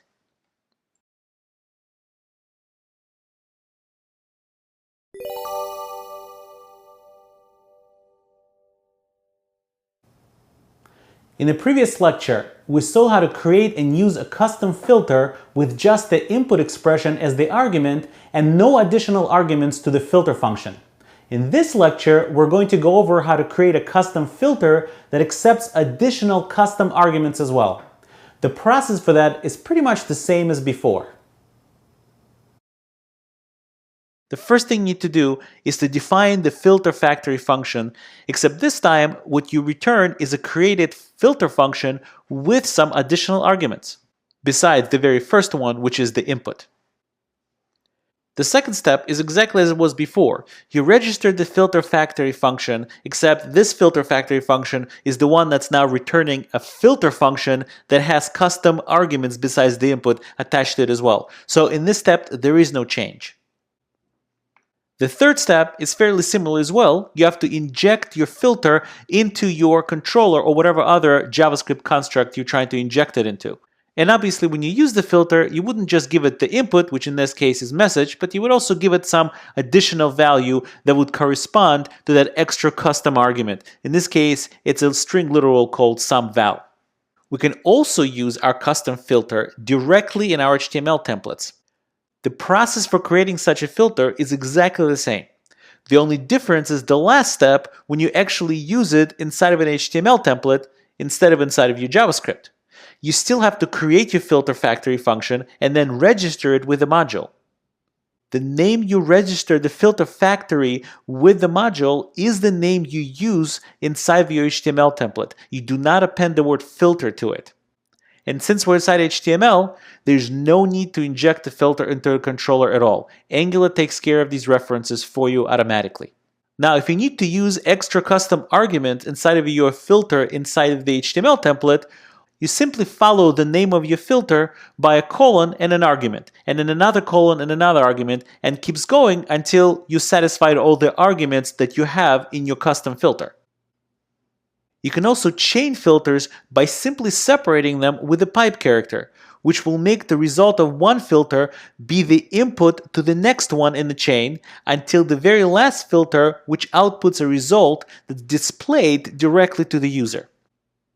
Now let's jump back into our code editor and see these concepts in action. Okay, so we're back in our code editor and we're exactly where we left off from the previous part. Well, let's create another filter and then use it inside of HTML. And since Yakov loves to eat healthy snacks at night, it's not exactly 100% accurate. Let's go ahead and create another filter. We'll start by creating the filter factory function, and we'll call this one function truth filter. And since it's a factory function, we'll need to return again a function, oops, not the fun, but the function.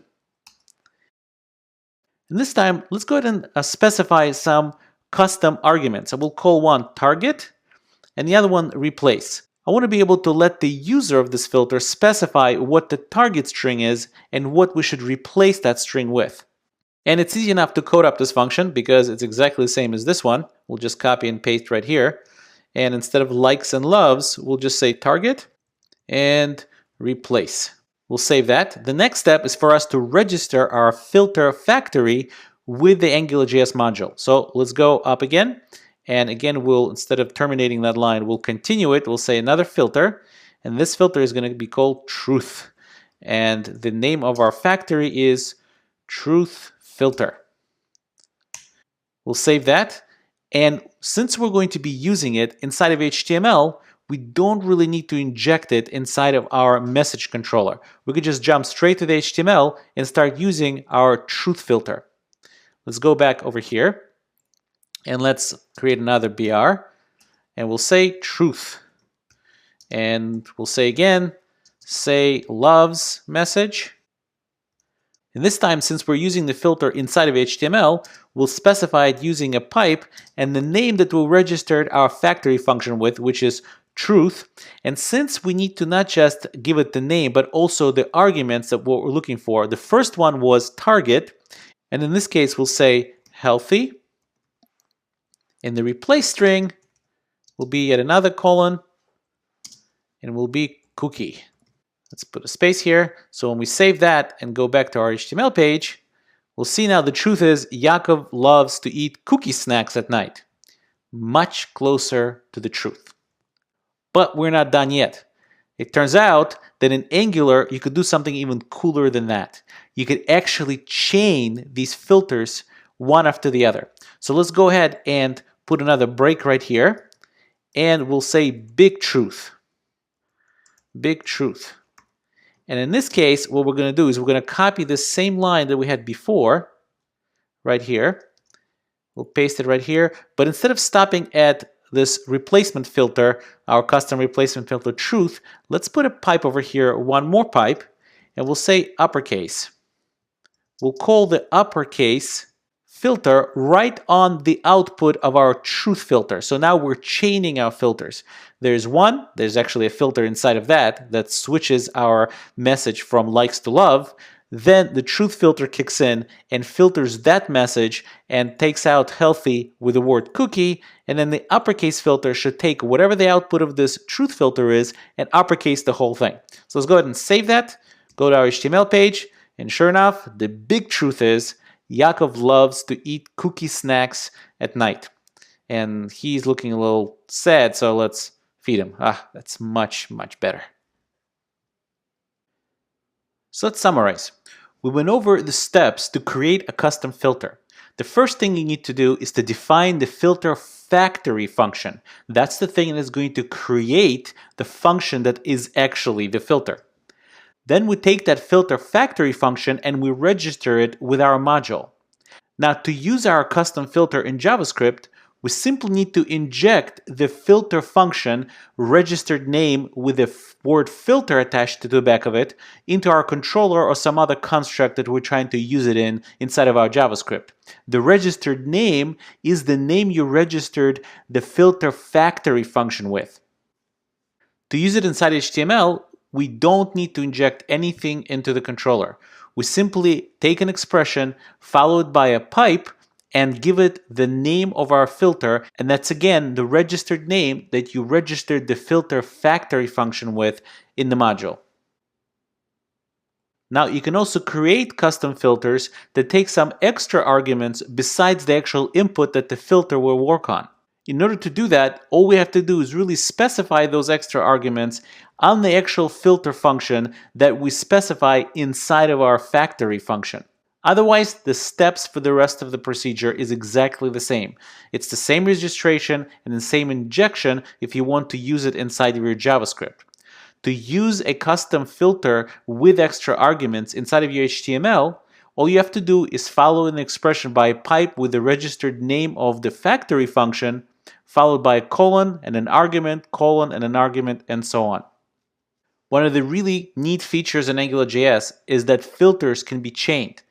In order to chain the filters, you take an expression followed by a pipe, followed by the filter name, followed by another pipe, and the next filter name. And the result from one filter becomes the input into the second filter, and the result from the second filter becomes the input into the third, and so on.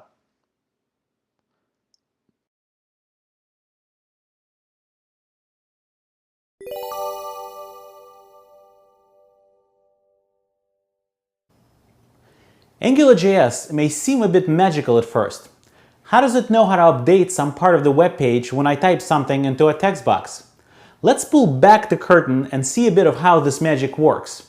It's always easier to understand how to use something when you understand how things work behind the scenes. We've seen this code set up before. You declare some property using ngModel attribute on an input element.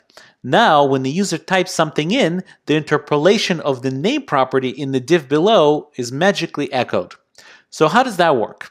Let's take a look at a diagram to understand the process, and then we'll jump into the code and try it out. We're familiar with the event queue.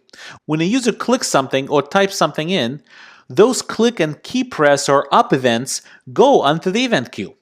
If inside the Angular application you use the regular method of catching those events and handling them in a regular JavaScript fashion, the Angular app will not know that anything happened in our page. However, the process is a bit different if we use the special directives, as they're called, like ngKeyUp or ngClick, which are events that are synonymous with the regular click and keyUp events. When we use ngKeyUp or ngClick, those keyUp and click events will be handled by some handler that we bound to those events in the Angular context. In other words, those handlers that are declared on the $scope or the scope service. But things don't stop there. The Angular context or the $scope has a special array of watchers that goes through every property on which a watch has been set up to check if any of the properties have changed as a result of the event that just happened. Angular kicks off that process with a special function called $digest. There are a number of ways to trigger Angular to automatically set up these watchers for the properties we've defined on the $scope. One that we've seen already is when you surround a scope property with double curly braces in your HTML. Another is when you specify ng-model equal to some scope property. In both circumstances, Angular will set up a function to watch for these changes to those properties. That function is called a watcher. The digest goes through all the watchers and checks that everything is unchanged. If truly unchanged, the loop ends. If something has changed, Angular goes through the whole list of watchers once again. This keeps repeating until all the watchers report that no changes occurred. So most of the time, this loop runs twice.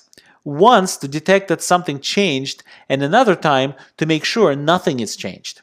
The iteration over the watchers is called the digest loop, and the whole procedure is called the digest cycle. So why does the loop have to run yet another time to verify everything is unchanged? Well, that's because one change can trigger something else to change, and the digest cycle won't be able to detect it on the first try. So for example, the change to property number 3 may trigger something that changes the value of property number 2. If at that point Angular already checked property 2 and didn't see any changes, it won't know that it actually changed until another time through the loop. This process is actually very common in game development and is called dirty checking. Once the final digest loop runs and verifies that nothing has changed in any of the watchers, Angular updates the DOM with whatever values have changed, repaints parts of the page, and you see the updated page in front of you. Well, that's enough theory. In part 2 of this lecture, we'll jump into the code editor and see these concepts in action.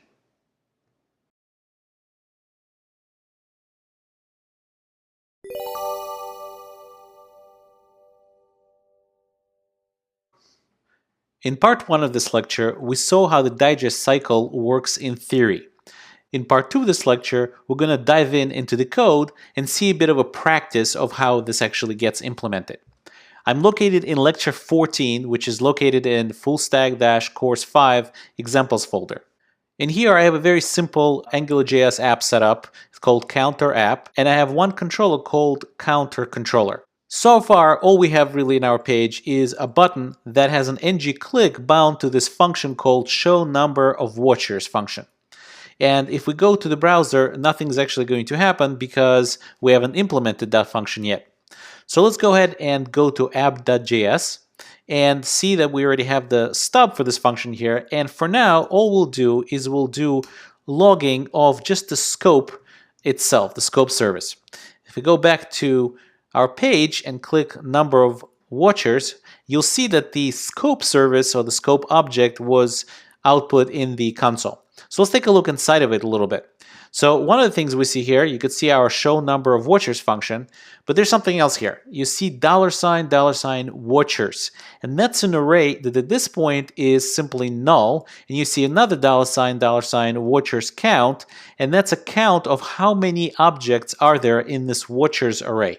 And you can see right now it's still 0. Now the $, the double $, is always indicative of something that is internal to AngularJS, which means you should never interact with this directly. However, in this lecture, we will interact with it directly just to see what is going on behind the scenes. Since we don't really need this entire object, we just need the number of watchers count, we'll go ahead and modify our code to say scope, $scope dot $, watchers count. And maybe we'll even put a little label here, number of watchers. Okay, so if we save that and go back and click this button now we see number of watchers is 0. For now, let's go back to app.js and declare a property on scope called onceCounter, and we'll equal it to 0 to start. In our index.html, we'll create a button, which I cut and pasted from before, that is going to have an ng-click bound to it with a function called countOnce that is obviously has to sit on the $ scope. So let's save that. We'll copy this and we'll go back to our app.js and we'll actually create this function on the $ scope. We'll create countOnce, and that's going to be a function. We don't need the name. And all that function is going to do is assign 1 to our once counter. When we save that and go back to our browser, you see that before we click the number of watchers it's 0, after we click once counter, so now our once counter is equal to 1, we click the number of watchers again and it is still 0. So that didn't really affect the number of watchers we have. To set up the watchers, there's a couple of ways to do that. One way of doing it is doing it manually. For that, there's a special function on the scope service called $watch, and it takes 2 arguments. The first one is the name of the property we want to watch. In this case, is onceCounter. And the second argument is the function that is going to watch these arguments, which has 2 values, new value and old value passed to it by the Angular context. So if we go ahead and log that now, we'll say old value, and it's old value, and we'll do it again and saying this time we'll say new value, new value. If we save that now, so now we've set up a watch for our once counter. If we go back to our app, you'll see that the second we refresh the page, we already see the old value being 0 and the new value being 0, meaning something already has executed one of our watches. If we click the number of watches right now, you'll see that the number of watches is now no longer 0, it is 1. And if we click the up once counter, you'll see that our watch gets triggered and the old value is 0, but the new value is 1. If we click the number of watchers, still 1. And if we keep clicking this up once counter, you see that nothing else is showing up. Well, the reason it's not showing up, the reason the old value and the new value is not being printed out anymore is because we only update this once. And once we update it once, our watch no longer sees the once counter as changing, and therefore this function is no longer firing. However, we could declare another property and we'll call it scope.counter, and we'll also start it with a 0. And this time we'll create a handler that when a button gets clicked, this property gets incremented by 1 every time. So let's go ahead and place this right here. We'll say scope.appCounter equal to a function. And again, we don't need the name. We'll go ahead and say scope.counter, and we'll say just plus plus. Let's save that. And then let's provide another button right here. We'll just copy this one. And this time we'll say appCounter. And we'll say increment counter. We'll save it. Let's go back to our page. As you can see, the once counter, when it got initialized, got its value of 0 and a new value of 0. Before there was no value. And if I say increment counter now, you'll see that nothing's really going on the page. And if I say number of watchers, it's still 1. Well, that's because we haven't really set up a watch for counter number 2. Let's go back to our app.js and actually set up a watch for our counter property. We'll go ahead and just copy that watch. We'll paste it. In this case, it's just going to be just counter, and we'll see its new and old value. Let's save that. And now you see the old and new value being printed out twice. We probably should differentiate and say this is counter old value and counter new value so you could see better. And this is once counter old value and once counter new value. Let's save that. And now you could see that once counter old value, once counter new value, counter, and then counter new value. So if we click the number of watchers now, you'll see that now there's number of watchers is 2. And if we increment the counter, you'll see the first time it says counter old value 0, 1. Click it again. Now it's for old value 1, 2. And if we keep clicking, it's going to keep changing every single time. So in part 2 of this lecture, we've learned how to set up watchers manually using the $watch function. In part 3 of this lecture, we'll see a couple more mechanisms that let us tell Angularjs to set up these watchers for us.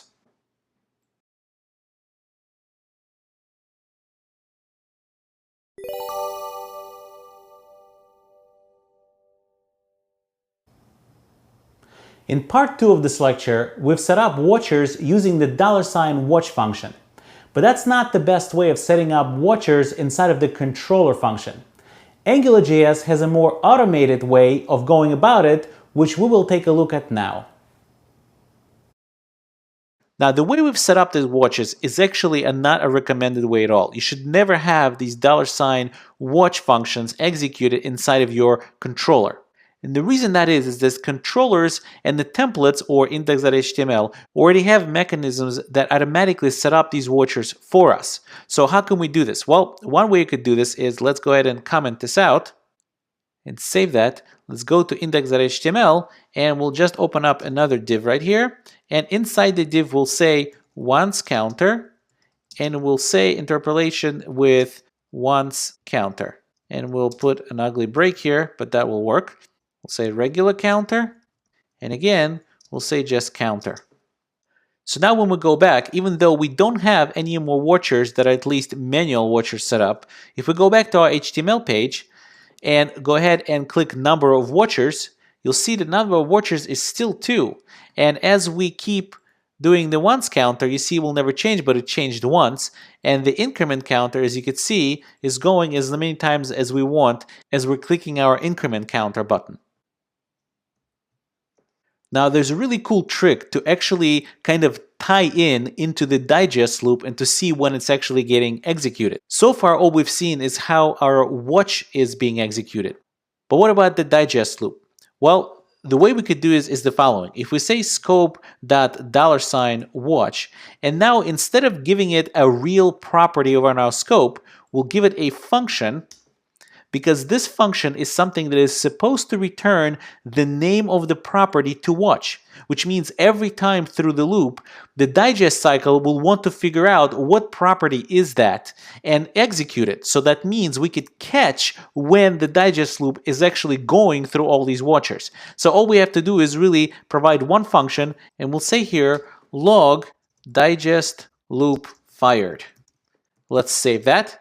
I'm going to go back. You'll see the digest loop already fired twice before we even started anything. And the reason that is that when we go back and look as to what's going on here, since our watchers are being set up by the interpolation double curly braces, when we have the scope.once counter equals 0, that means this property gets changed, and so does this. So which means there's already a one time that the properties get changed. And since we know that one time things are changing, it will go once through the loop, and then we'll go through the loop one more time just to see that everything is clean, there's no dirty values, meaning nothing has changed anymore. That's why you see here the digest loop fired twice.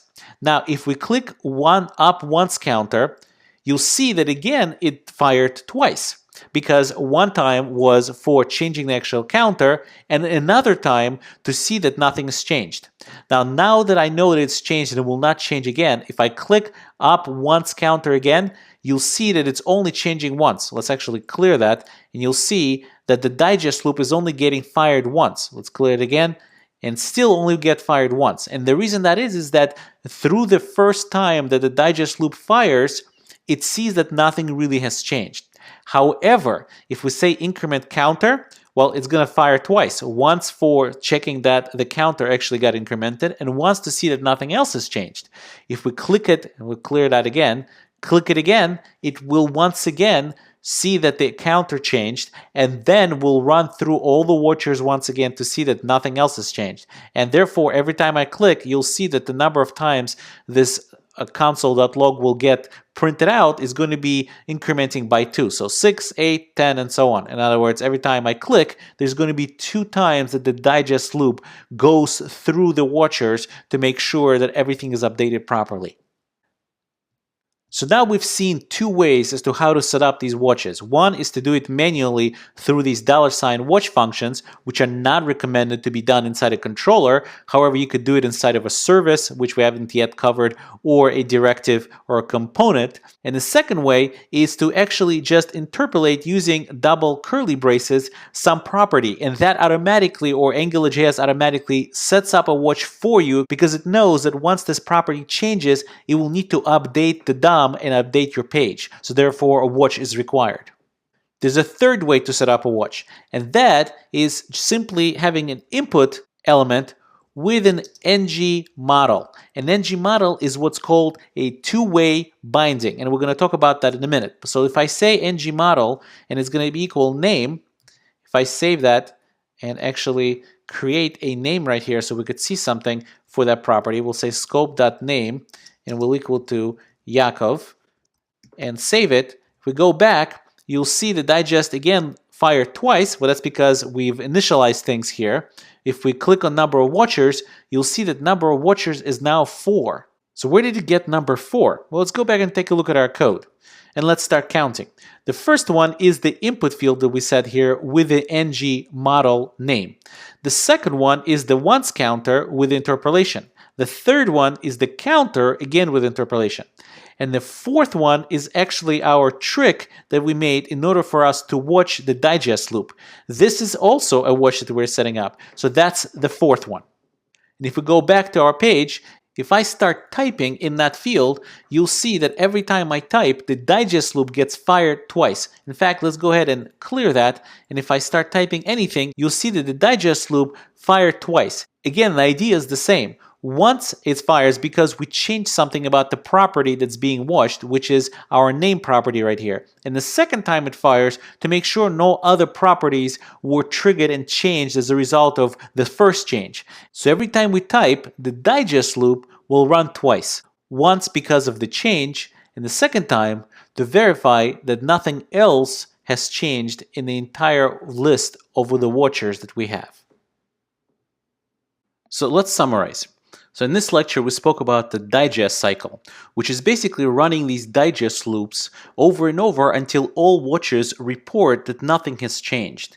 And this whole process is really not specific to Angular.js. It's really in general called dirty checking, to make sure that every one of the watchers is no longer dirty, meaning the values have not changed. We also saw several ways to set up these watchers that watch a particular property that is set on the $ scope. One way to do that is to directly call the $watch function on the $scope object. And you never want to do this in a controller. And the only reason we did this is because that's all we learned about up until this point. But it's not a good practice to do that. And the reason it's not a good practice to do that, again, is because controllers and templates have their own ways to deal with watchers and set them up. For example, another way we learned about it is simply to interpolate some property inside the HTML template. That alone sets up a watch. Also, if you have an input element that has an ng-model declared on it, that property that is declared in ng-model will have a watch associated with it because Angular will set one up for you. Now remember, everything we've discussed only applies to things done inside of the Angular context. If the event that triggered the whole process, even updating some property inside of the $scope, that is not an Angular type of event, it's not triggered inside the Angular infrastructure, the Angular digest cycle will not know to run, and therefore nothing will show to be updated until the next time the digest cycle runs because of some other events, and then it will repaint the browser with the proper values that are already sitting there. But it will not show up to the browser immediately because the digest cycle needs to be kicked off, and it only knows to get kicked off if it's inside the Angular context.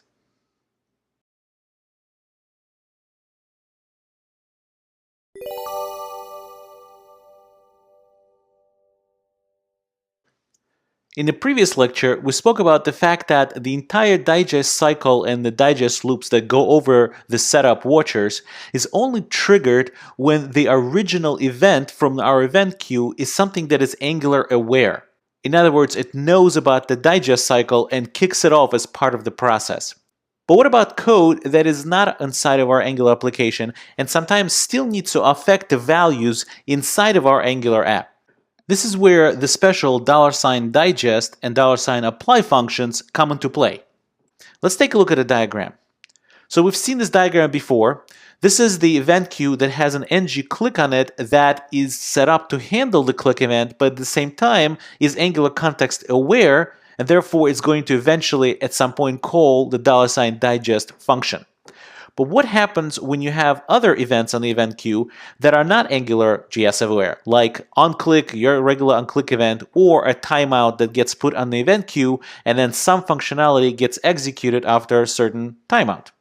In these cases, we actually need to do something special in order to let Angular know that it needs to run its digest cycle. In practice, it's not the custom timeout events or on-click events that we deal with, but probably something like a custom library like jQuery that has to handle some jQuery specific functionality, and we want to kind of plug into that and affect some of the values and therefore our UI state inside of our Angular app. However, in our example, we're going to use a timeout simply because it's much easier to deal with than setting up a whole infrastructure with jQuery. So let's jump into the code editor and see how we can handle this inside of our Angular application. Okay, so here I am inside of my editor, and I'm located in lecture 15, which is located in fullstack-course 5 examples folder. And this is a very simple counter app that we had before, except we cleaned up a couple of things to make it even simpler.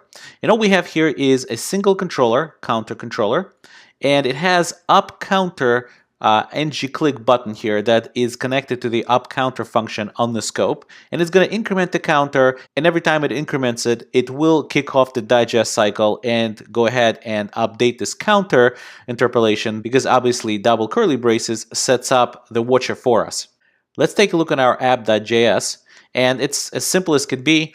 It has the controller declared, and we have our regular injection going here with the scope, $scope. We initialize the counter to 0, and then in our up counter, we just say scope.counter++, and as we're just incrementing it. So let's go take a look at this inside the browser, and you can see here we have our increment counter button and counter 0. So if we keep clicking it, our counter keeps going up by 1. Let's go back to the code, and instead of implementing this right away, in other words, the second a person clicks up counter and invokes the up counter function, that the counter should go up, let's go ahead and set a timeout to do this in a couple of seconds. So let's do set timeout, and the timeout takes a function. We don't need the name. And right after the function, it takes how long should the function wait, or how long should timeout wait before it executes that function. In this case, we'll say 2000 milliseconds, which equals to 2 seconds. And we'll just go ahead and move that counter right inside of there.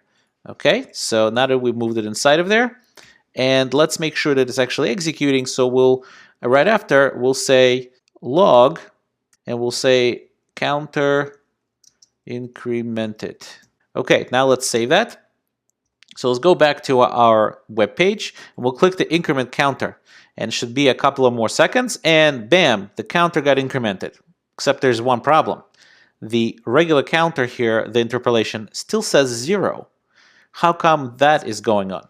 Well, the reason that's going on is this timeout gets put in the event queue completely separately from this call of up counter. It really gets it taken out of the Angular context altogether. It's not being called inside the Angular context. And because it's not being called inside the Angular context, the digest cycle doesn't know to have to kick off at all. So in order for us to do that, what we could do is we could just kick it off manually ourselves. We could say $scope $digest. And if we do that, at the end of this, the digest cycle is going to know to get kicked off, and the watcher for this counter will therefore be checked, and our DOM will get updated and repainted. The browser will get repainted. Let's go back to our browser, and in this case, we'll click increment counter. We'll count a couple of seconds, and bam, the counter is incremented, and now you see the counter is 1. So it did get incremented. That's all well and good, but there is a better way of doing this than calling digest. The problem of calling digest directly is that if there's any kind of errors or any exceptions that happen in the code we're actually executing, the exceptions thrown as part of this code will not be visible to AngularJS. So how can we make it visible to AngularJS? Well, there comes the special function called $apply. So let's go ahead and actually, maybe we'll just keep it for your reference. So we'll copy it, comment it out. Let's write it again, except this time, instead of the digest, inside the timeout, we'll say $scope $apply, and it takes a function inside of which we could place our code. So let's cut the code out here, and we'll place it right inside of the $apply. So now when the timeout gets executed after 2 seconds, this function will get executed. And this function will call $apply and have another function as part of it and execute that function, which will have the code that we actually want to execute. But since it's all going to get wrapped inside the apply function, not only will we catch any exceptions, and AngularJS context will catch those exceptions, but also at the end of that process, the digest, the $digest, will get called automatically by Angular, and therefore the DOM will get updated. So let's go back to our browser, and let's click increment counter. Count to 2, and you can see counter got incremented and 1 is displayed. So we could do it again, and counter will get incremented again. Second time that log message is here, and now it's 2. However, in practice, you should always try to see if there is an AngularJS alternative that's available that is native to AngularJS. In our case, there's a service called $timeout that does exactly the same thing as setTimeout does, except it does it inside the Angular context already, so we don't need to do any of these tricks. So let's go ahead and rewrite this one last time, but this time we're going to use the Angular timeout service instead of the native setTimeout from JavaScript. So the first thing we're going to have to do is add one more value to our $inject property on our controller. So we'll say $timeout. And since it's $timeout, we know it's a native AngularJS service that AngularJS provides out of the box. And we'll add it as one of the arguments, $timeout. And we'll go ahead and comment this out. We'll copy and comment this out for future reference. And meanwhile, we'll just write a new one. And instead of saying set timeout, we'll go ahead and actually just erase that. And we'll say $timeout. And the first thing is the function that we need to execute. And the second argument is the number of milliseconds it should wait, which in this case, again, is 2000. And all we need to do is really just move our 2 lines that we executed before right here. We need to comment this out again. And now that we save it, let's go back to our web page and we'll click increment counter. We'll wait 2 seconds. And sure enough, the counter incremented gets displayed and 1 is displayed on our web page. So let's summarize. In this lecture, we spoke about the fact that the digest cycle does not get triggered automatically if the events are unaware of Angular and certainly unaware of Angular context and the digest cycle itself. There are a few different solutions that you could use to take care of this problem. The first one is you could call the digest, $digest function yourself directly after your custom code. That will tell AngularJS to go ahead and kick off the whole digest cycle, and your changes that you've made to the scope properties will get detected. Number 2 is, and a better way, is to wrap your custom code inside of a $apply function. What that will allow you to do is if your code, your custom code, throws any exceptions, those exceptions will actually be seen by the Angular context, as opposed to if you just call digest at the very end, the exceptions that might have gotten thrown beforehand will not get registered in the Angular context. The third way is probably the best of them all, is to find Angular-specific service that handles the same functionality. In our case, we use the setTimeout, which is a JavaScript native functionality, but there is a equivalent $timeout or the timeout service that does exactly the same thing and is already Angular aware. So you need not do anything else but just use that timeout service.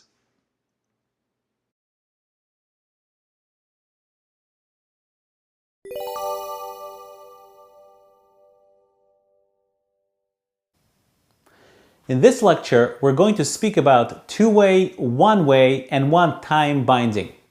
The concept of two-way and one-way binding is something we've already seen, and the concept of one-time binding is something we're going to explore in a bit more detail in this lecture.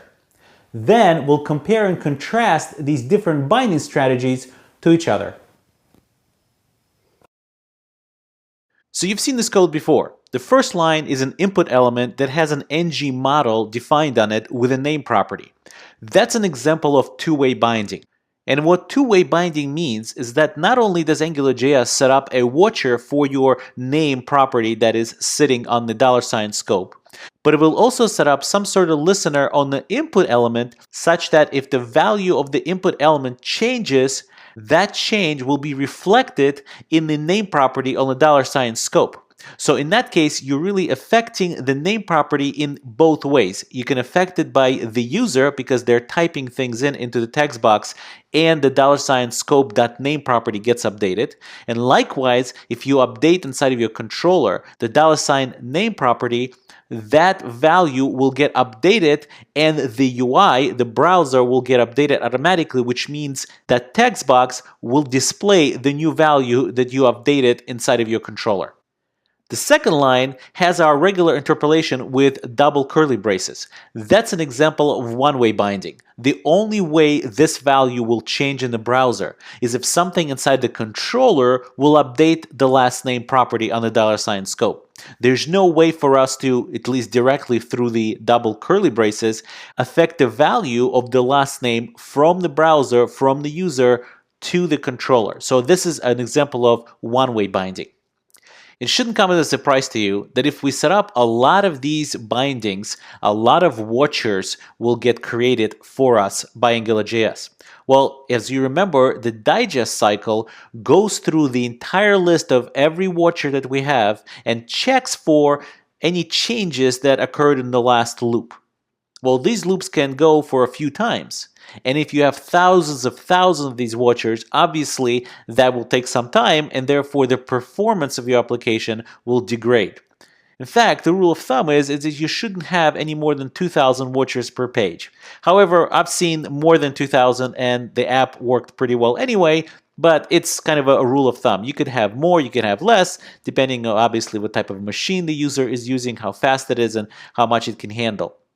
However, one thing is clear, minimizing the number of live active watchers in your watchers list during the digest loop is something that's desirable. So one way to do that is set up a special, what's called a one-time binding. The one-time binding looks very similar to the one-way binding, except in front of the property name, you put double colons. What that tells AngularJS is that it should set up a watcher for this property, but the second this property gets initialized, the AngularJS digest cycle will kick in. It will update that property in our UI, will repaint the browser, and the property will be seen to the user, and at that point, AngularJS will automatically remove the watcher for that particular property, so you'll have one less. Of course, the downside of that is this only happens one time. So if that property were to get updated in the course of your app, that update will not be reflected in your UI. However, for things like, let's say, full name of a user that is not expected to change throughout the lifecycle of your application, something that we still need to be able to somehow insert into our HTML template, but we don't need to watch that property and check that property every single time for the rest of the life of our application. Let's jump into the code editor and take a look at this concept in action. Okay, so I'm back in my editor and I'm located in lecture 16 folder, which is located in full stack-course 5 examples folder. And I'm looking at app.js. And it's basically the same binding app that we had before with that binding controller, except we cleaned it up a little bit and changed a couple of things. So we have a couple of properties. The first one is first name, and I initialized that up front to Yakov. The second one is full name, initialized to an empty string up front. We also have the function we've seen before, which basically shows us the number of watchers we have in our digest cycle. And we're going to go ahead and look into the Angular innards, so to speak, and look at the $$ watchers count. And that will tell us how many watchers Angular has in its digest cycle. And we'll bind this function to a button so we could click it at any time and see how many watchers we have. Another one we have is set full name. What that will do is it will take a property full name on the scope and it will combine it first name plus space and my last name Heiken. So that will update the full name property. And we also have a couple of functions just for us to see what's going on behind the scenes, which basically log the first name and also log the full name. So the $scope first name, $scope full name. If we look in our index.html, we have basically a couple of buttons here that say show number of watchers and set full name. The set full name is the thing that will set the full name to be the first name plus whatever that string that I added to it to be the last name. So basically my full name. We also have a one-time binding here for the full name and a couple of buttons to log the first name and then log the full name. In addition, we'll also have an input element that has a two-way binding set up using ngModel on our first name property, which means if we type something in here, the first name property will keep getting updated as we type. Let's go ahead and take a look at that in our browser. So here's our log number of watchers. So if we click that right now, we'll see the number of watchers is 1. That should already give us a bit of a pause. Why is that? Well, we want this property full name here to appear, and there's only one watcher. Well, if we go back to our index.html, we'll see that for sure this creates a watcher, which means that this did not create a watcher or something else happened because should have been two watchers. Well, let's take a look here. Let's go ahead and log the first name. That makes sense, Yakov. That takes it right from here, and this actually took it before from our initialized property on $scope. And let's log the full name. The full name right now is an empty space. Well, that's easy. We could set the full name. Let's set the full name right there. And if we log the full name now, you see it is Yakov Heiken. It's the full name. The problem is this is still not showing up here at all. It's just an empty string. Why is that? Why is this happening? Well, part of the reason we kind of discussed, we didn't have an extra watcher that watched that full name property to output this once it changed. Let's go back to our code and see if we could find the culprit for this problem. And if you look at the very front here, you'll see that we initialized our full name already to an empty string. And that's where the culprit is. As I told you before, the second the property that is one-time bound gets initialized, that's when the Angular digest cycle goes ahead and loops over all the watchers and outputs this value to the browser and then removes the watcher for it. That means that the HTML template that has this property one-time bound to it will never get updated again because the watcher is no longer there. So the way we could fix that is simply by commenting this line out. And that means that the very first time that this property will get initialized will be inside of our setFullName function, which gets triggered by us pressing the button. So let's go ahead and save that. Let's go back to our browser. Let's click number of watchers, and now things look much better. Now there's two watchers. If we log the first name, it's Yakov. Log the full name, it's undefined, which is exactly how we wanted at this point, because if it was defined already, it would have been too late. The watcher would have been removed. So now if we click set full name, you'll see it will appear right here. But if we click log number of watchers again, it's no longer 2, it's 1. Because once we one-time bounded to our HTML template, we no longer need that watcher. We could save that performance and remove the watcher from our watchers list. So therefore, that is why we only have 1 here. Meanwhile, the two-way binding will continue to work. So for example, if I log the full name right now, it's Yakov Heiken, but if I update the name, let's say put AAA in here, that means that the first name property on the scope would have gotten updated with an extra 3 letter A's at the end, which means that if I execute set full name right now, it will make the full name property be Yakov with triple A's and then my last name Heiken. That will not change what is displayed in our HTML template because that was a one-time binding. However, the full name, if we reset the full name, as you can see here, the full name property will actually contain the updated first name because that is something that we manually updated inside of our set full name function, making the scope $scope.fullname the new value of the first name, which was updated, plus the string the last name. So let's summarize. The two-way binding that is set up with the ngModel attribute on an input element means a couple of things. It means that Angular sets up a listener for change to the value on the input element, and any change to that automatically gets updated to the property on the $scope. The second thing it means is that any direct update to the property, like inside of a controller, any direct update to the property value is automatically updated in UI as well. And obviously that's done using a watcher. One-way binding, on the other hand, automatically set up by double curly braces around the property, means only one thing. The direct update to the property value inside a controller or something similar is automatically updated in the UI, and the watcher still stays. That's to contrast a one-time binding, which looks very similar to the one-way binding that is set up with the double curly braces and double colons in front of the property name. And what that means is the initialized value, not any value, but only the initialized value of a property is automatically updated in the UI. And the watcher for that property is then automatically removed by Angular, so the user interface never gets updated with any updates to that property again.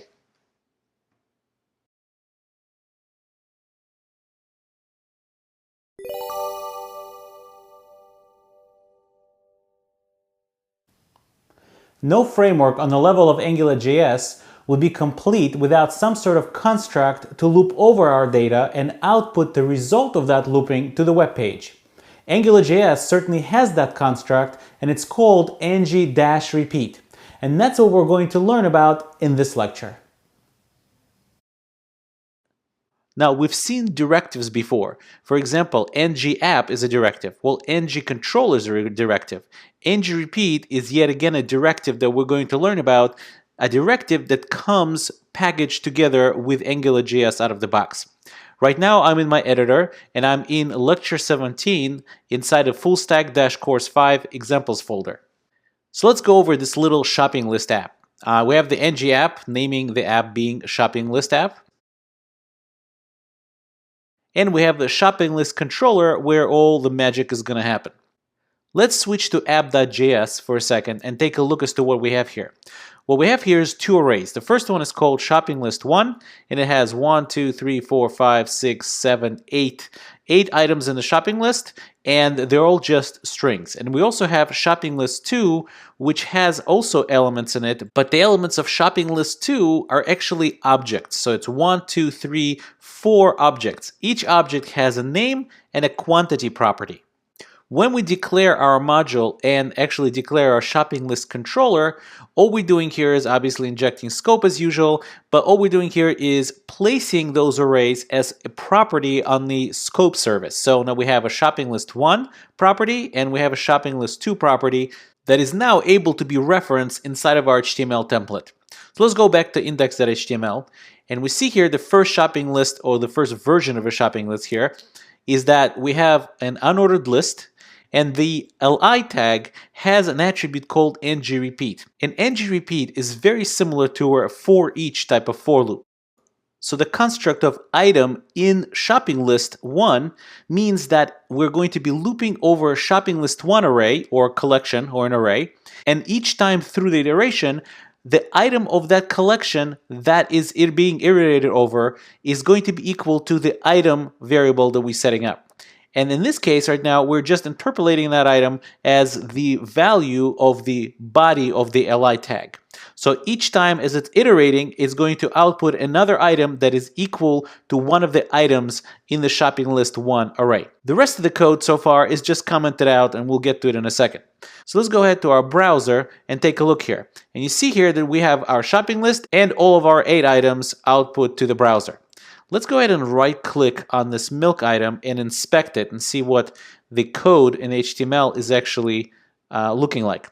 As you can see here, what we have here is that this ng-repeat actually repeated the li tag 8 times over and over here, each time interpolating the item in the array as the contents of that particular li item. So in this case, it's milk, in this case, it's donuts, cookies, and so on and so forth. So let's close that up and go back to our code editor and uncomment a different shopping list. We'll just go ahead and comment this out for now and open the comments up for this one. In this case, we're also looping through the array, except in this case, we're looping through shopping list 2 array.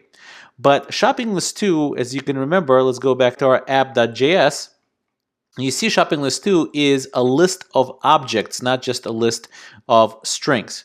So in this case, each item in the loop of shopping list 2 is going to represent the object, not just a particular string.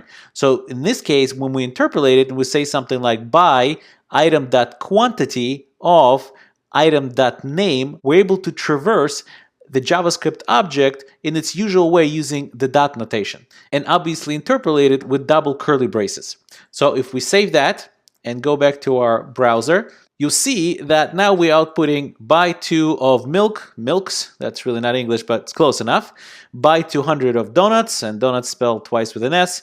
Again, kind of a little bit messed up here, but it doesn't really matter, you get the idea. And by 300 of cookies, and obviously we're going to have a cookie party right there. Let's go back to the code editor and now comment this out and uncomment another way of traversing the shopping list.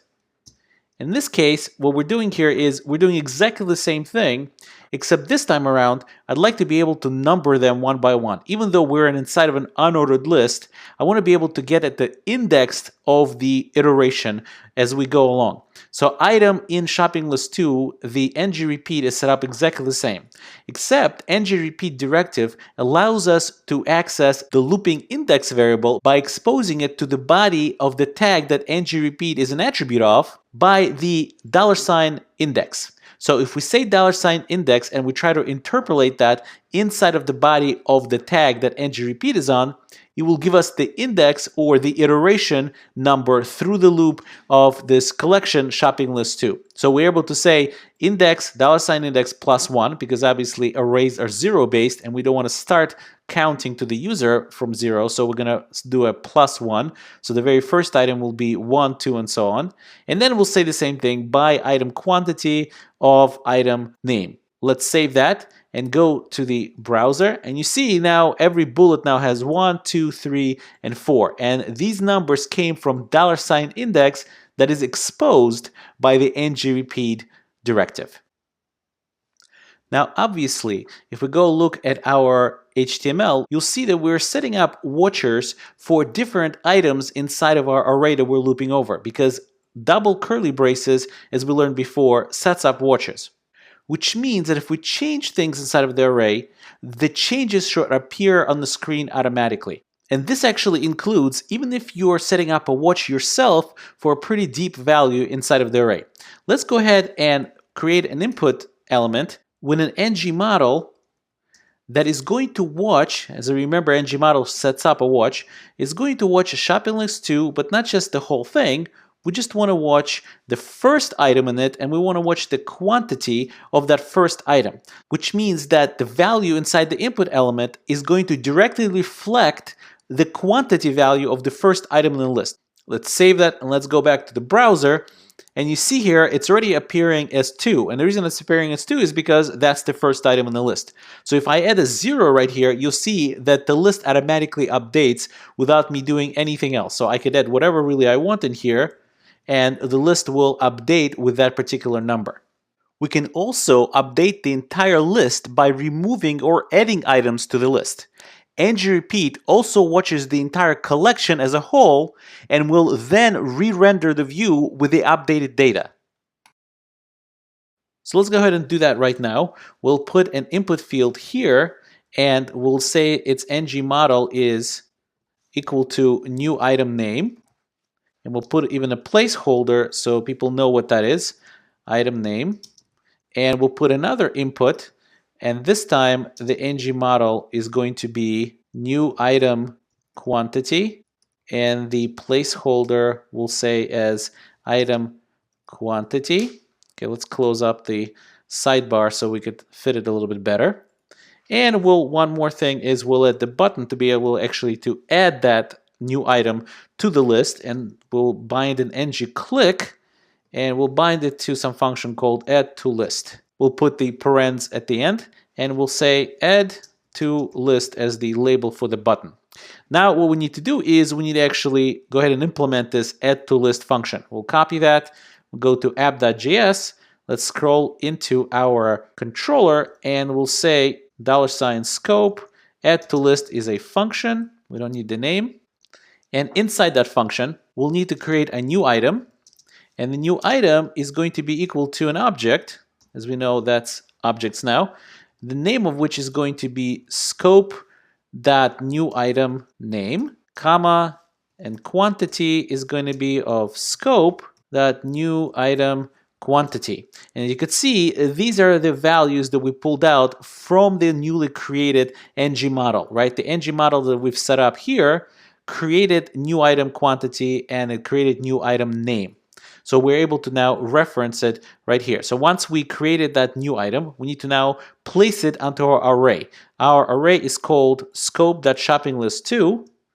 So we'll do that, scope.shoppinglist2.push, and we'll just say new item. Okay, let's save that. Let's go back to our browser. As you can see here, we have a couple of text boxes and add to list. So let's say rich cookie, and we'll get like 500 of them. And let's get at the list. And you can see number 5 now is buy 500 of rich cookies. Now actually spelled properly too. So now that we have lots of food, let's do Coursera course, and let's order like, 3 of those. And now we have buy 3 Coursera courses, even though you don't have to buy them, they're free. And even though we've changed this whole list, we could still affect the first deep value, which is the quantity of this first item, which is milk. So we could still say 200 more and more and so on. So we could still watch that item, and it will get automatically updated by the watchers that were set up by Angularjs through the ngRepeat directive. So to summarize, we learned about the ngRepeat, and ngRepeat is a directive that extends the functionality of HTML elements it's applied to. And if you think carefully about it, that's an incredible idea that you're able to take regular HTML and actually extend the way it behaves, and AngularJS achieves just that. ngRepeat behaves very similarly to for each construct in other languages. The way it works is ngRepeat is an attribute on some element, and then you specify some item, which is a variable, in some collection, and collection should be some kind of a property on usually the scope service. And each item can now be used in interpolation as an item in the collection at a particular index of iteration. Now, ngRepeat also exposes a special $index property to the body of its host tag. And what it does is that $index holds the numeric index of the current item in the loop, and you're able to then use it in your interpolation or in some calculations inside of the HTML template.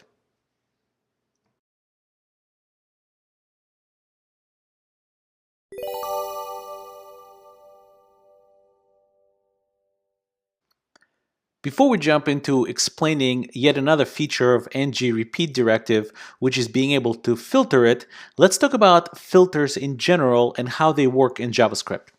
I am right now located in Lecture 18 folder, which is located in fullstack-course 5 examples folder. And we have an extra couple of files here, filter.html and filter.js. So filter.html is a simple HTML page, and all we really need it for to include our filter.js script. So let's go ahead and go to filter.js. And at this point, all it has is a simple array with numbers 1 through 10. And all we're doing here is saying number array and just basically console logging it. Let's go to our browser and see that, in fact, it is logging 1 through 10. So the idea of filtering arrays is applying some sort of a function to this array such that only some of these elements make it to the new array and not all of them. So let's go ahead and go to the Mozilla Developer Network, and we'll look up the filter function in the array.prototype. You can see the filter says filter method creates a new array with all elements that pass the test implemented by the provided function. So the construct is basically the original array, you call the filter function, give it some callback and possibly some extra arguments. So the return value is the new array with the elements that passed the test. And every argument into our callback is one of the items inside of the array. And you can even look at a couple of examples here that are going on. So let's go ahead back to our page and let's go back to the code editor and let's go ahead and write our first filter.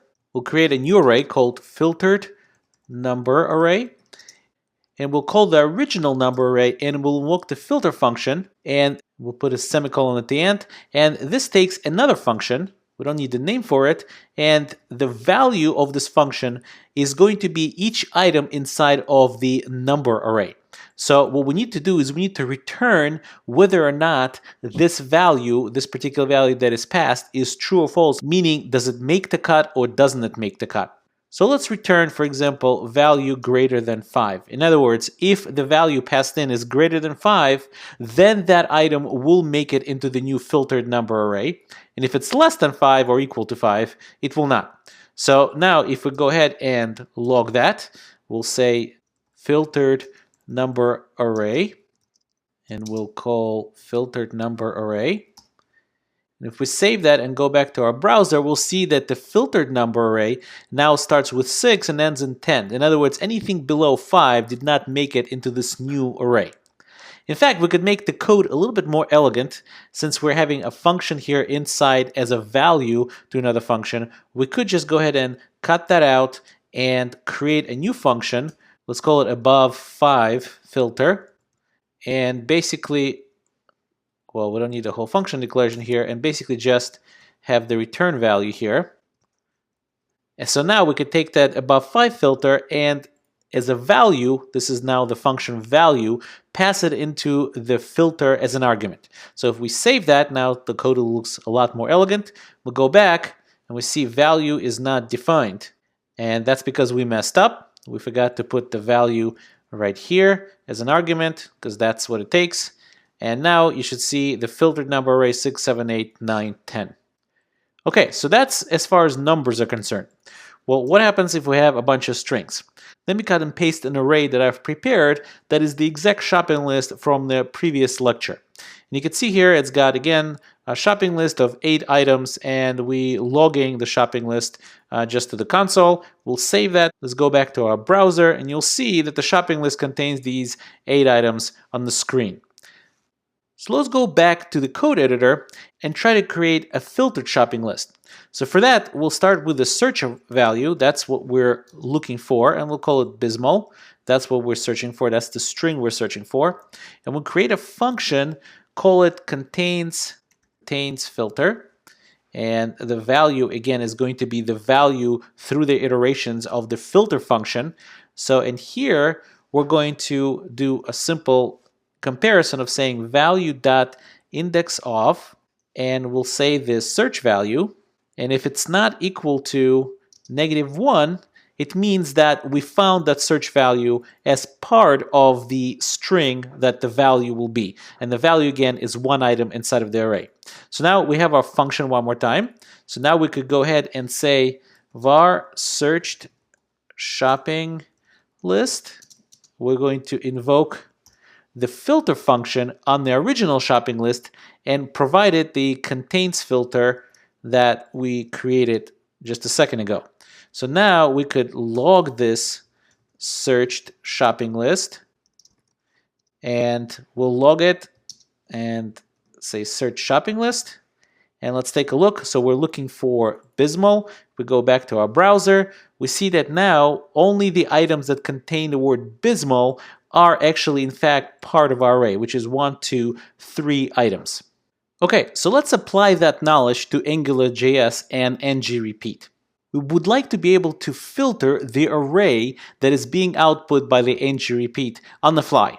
So the first thing, if we go to Angularjs, which is our angularjs.org, and go to develop and developer guide, and you'll see here filters. We've been to this website before. And one more time, we've been to this link, which is the built-in filters. In other words, filters that we don't need to build ourselves. If we click on that, you'll see there is a filter. Kind of a repetitive, but it selects a subset of items from an array and returns it as a new array. Sounds just like our filter function, and in fact it is. And if we click on that, you'll see there's a couple of ways of declaring it inside HTML binding or inside JavaScript. We're interested in the HTML template binding one. And we see here that it's a filter expression followed by a pipe, just like any other filter, then the word filter, then some expression. Well, what can that expression be? Well, if that expression happens to be a string, it says here that the string is used for matching against the contents of the array. All strings or objects with string properties in array that match the string will be returned, and so on. And there's a whole slew of different options here besides just the very basic one. Well, all we're concerned about at this point is just the basic one. So again, it's going to be a filter followed by a colon, as you remember, followed by this expression, which if it's a string, it's going to start filtering on that string, filtering the array expression on that string. So let's go back to our code editor and let's introduce the application that we're actually going to be working with, which is, let's close those two, which is index.html and app.js. Inside of index.html, we have a simple ngRepeat that basically loops over this shopping list. And if you look at app.js, the shopping list is nothing more than that same shopping list we've been working with before, is just an array. So if we save that and go back to our browser, and let's go back to the actual index.html instead of filter.html, you'll see that we have our shopping list here. Let's close the console. So here's our shopping list. That's that same shopping list we had before.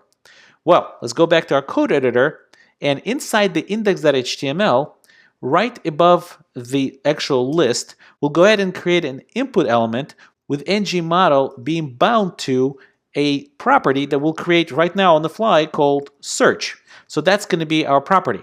So now, since this is an array, we can now filter this array using this search string right here. This is a two-way binding, which means as we type, the search property will get updated automatically. So we could say pipe filter, that's the name of our filter, colon, and then search. So now what's going to happen is that as I type in this field, the filter will kick in automatically since all these things are registered with watchers inside a digest loop, and our shopping list will automatically be filtered based on whatever the search string that we're providing through this input element. Let's go to our browser and see that in action. So here's our shopping list, and as we start typing, for example, Bismol, you could see that Bismol is the only thing that's showing up, the three items. And if we go back, as we erase, it's again getting bigger and bigger because we're filtering this on the fly. So if we just say milk, so milk is the only thing that's going to show up. So to go back to our code editor, you see that using the filter is doing basically the same thing that we've done in our filter.js file, where it is using the search string to figure out whether or not an item in the shopping list array matches that search string. But since we're updating that search string using our two-way binding, the shopping list ngRepeat gets filtered on the fly, and this is the way we can have a user searchable list where the user just types in a search and the list automatically gets filtered based on that search. So let's summarize. We spoke about a special function called filter that exists on the array object. And what it does is it creates a new array where each item of the new array satisfies some condition of a comparison function that is passed into the filter function itself.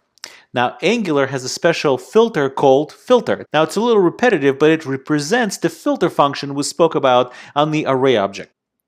Now, provided a string as the first argument to that filter, that AngularJS filter function, it will filter the original collection or an array it's applied to, matching all string items against the provided one that you're searching for.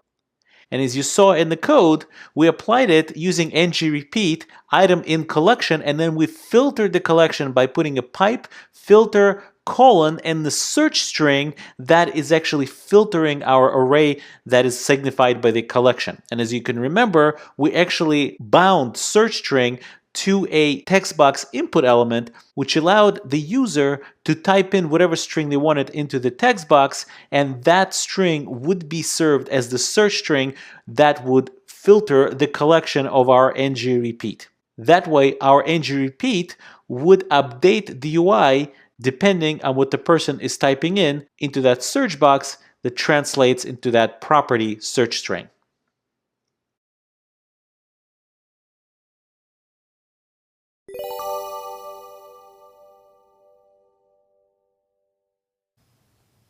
Up until now, we've been using a simple controller declaration inside of our HTML. We use something like ng-controller equals some name of the controller that we declared in our Angular module. But there's a better syntax to follow, and that is controller S syntax, and we will be building up to that in this lecture. However, to truly appreciate what controller S syntax is accomplishing for us, we need to first understand a pretty fundamental concept in JavaScript in general, and that is prototypal inheritance. Without understanding this basic concept in JavaScript, we would simply be memorizing strange rules instead of understanding why things work the way they do. We don't want to do that, so in part 1 of this lecture, we will delve into prototypal inheritance and see how it works. The first question is, what is inheritance in general? Well, inheritance is when an object or a class is based on another object or a class, the parent object, using the same implementation and or the same values. So for example, if you have an animal object or class, it might have some properties like number of legs. It might have a method called walk. You can then have another class or object called dog that inherits from the animal class or object. One way or another, the dog object or the dog class has access to the number of legs property and also to the walk method. Different languages have different types of inheritance that they implement, but in general, this technique is used for code reuse as well as logical entity structure. Now note here that I'm not trying to be super accurate with my terminology and differentiate between subtyping and inheritance, is a relationship, etc. For our purposes, these definitions will suffice without throwing more theoretical complexity into the mix. So that's inheritance.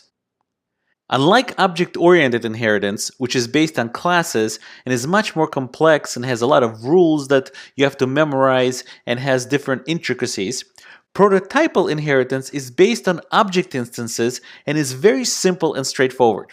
The original object instance becomes the prototype for all subsequently created objects. In this example, we have an object called parent, and it has a type property that is equal to the string parent and a method with the name method. Then, if we create a child object that is going to be based on our parent object, that child object will start off with being simply an empty object. However, if we try to evaluate an expression child.type, the JavaScript engine will look into the child object and look to see if it has the type property. In this case, it doesn't. So what it will do, the JavaScript engine will then look to the prototype chain to see which object is actually the parent of this child object. And in this case, it's the parent object itself. And we'll ask that parent object whether or not there's a type property that belongs to it. In this case, there is one, and it evaluates to the parent string, so therefore it will get resolved. The type property will get resolved to the parent object, which means child.type expression will then get resolved to the string parent. Now, the reason it's called the prototype chain is because it doesn't have to be limited to just one object and its subsequent child. It can have grandchildren, great-grandchildren, and so on and so forth. In other words, you could create yet another object that is based on the child object, and therefore the current parent will then become the grandparent of that newly created object. However, what will happen if instead of evaluating child.type expression, we set a type property on the child object? What will happen is that the child object will no longer be empty. It will actually have a property called type that will evaluate to the string child. What will then happen if you try to evaluate child.type in this case? What will happen is that since the child.type property actually masks the type that is inherited from the prototype of this object, which is the type property of the parent object, this will get evaluated and resolved immediately, which means it will not go looking up the prototype chain to the parent object. And therefore, in this case, child.type expression will get evaluated to the string child. In part 2 of this lecture, we're going to jump into the code editor and see how these concepts work in action.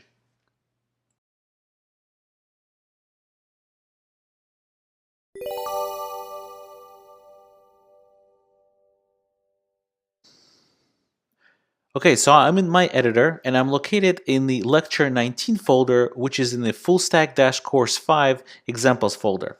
And what we're going to do here is I've pre-written some code and we're going to start going through this code chunk by chunk, and I'll explain to you what's going on as we go. The first piece is right here, as we're declaring a parent object. So it's a simple object literal declaration.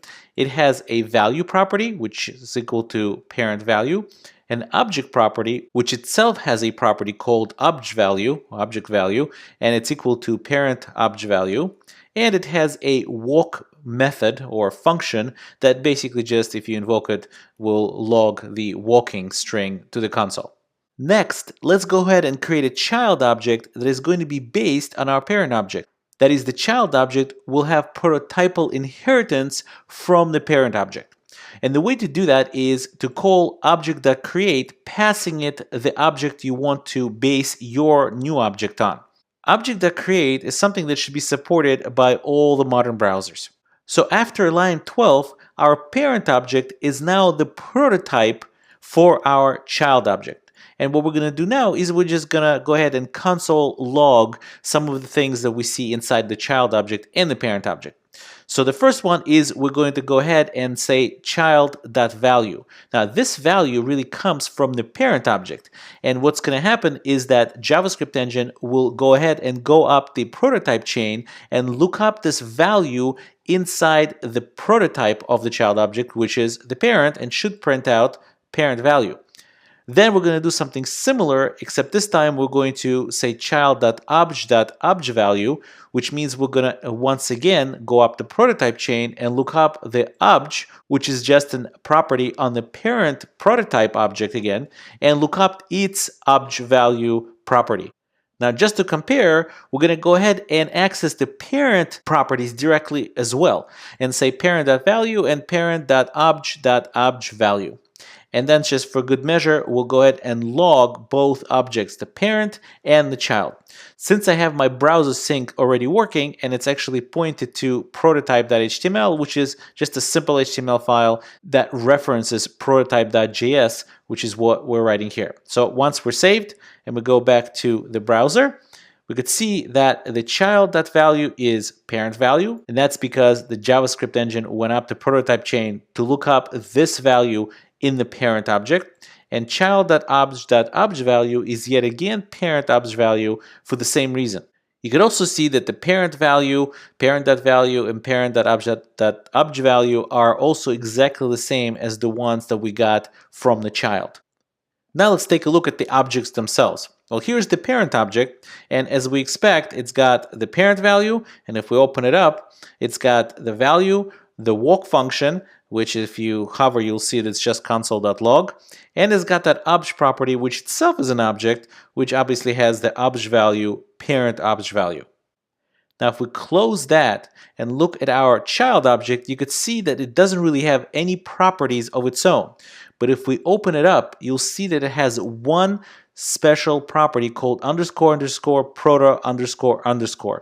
And that's a special property you shouldn't be accessing directly for performance reasons, but that is where the JavaScript engine, in its kind of behind the scenes, holds a reference to the parent prototype of the child object. So if you open that up, you'll see that it looks very familiar. It's got the obj property, the value property, and the walk property, which is a function. So you could see that we're still referencing our parent object using this __proto___ property. Let's go back to the code editor and we'll uncomment the next chunk of code, which is the one right here. And what we're going to do now is we're actually going to declare our own value property on the child object, and we'll call it child value. And we'll also say child.obj.obj_value and change the value to child obj value.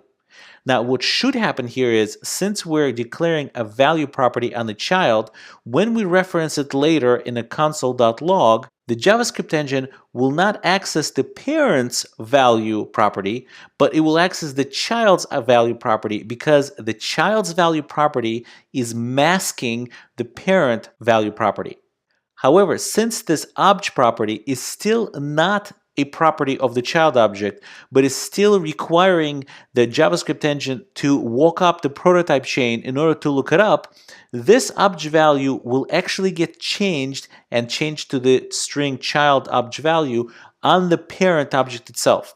So what we're going to do is we're going to declare that we change stuff, and we're going to actually just copy and paste these lines of code right in the console.log so we could see what we're changing in our console in the browser. And then we'll again go ahead and log the child.value, child.obj.value, and we'll log parent.value, and we'll log parent obj.obj_value. And if everything works right, the parent.obj.obj_value should be equal at this point to whatever comes out from child.obj.value. They should really point to the same object. And then for good measure, we'll go ahead and output the parent object and the child object. Let's go ahead and save that. Go to our browser, and we could see after we changed things, we changed the child value to child value, and now this value is masking our prototype's parent value property.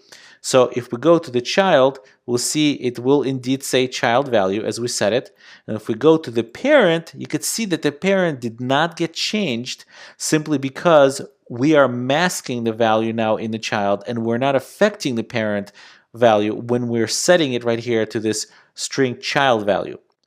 However, since when we access or set the obj value, which is itself a property of the obj property, that obj property requires the JavaScript engine to walk up the prototype chain and look it up on the parent object. And therefore, when we change it, this string will now get recorded in the parent.obj.obj value directly.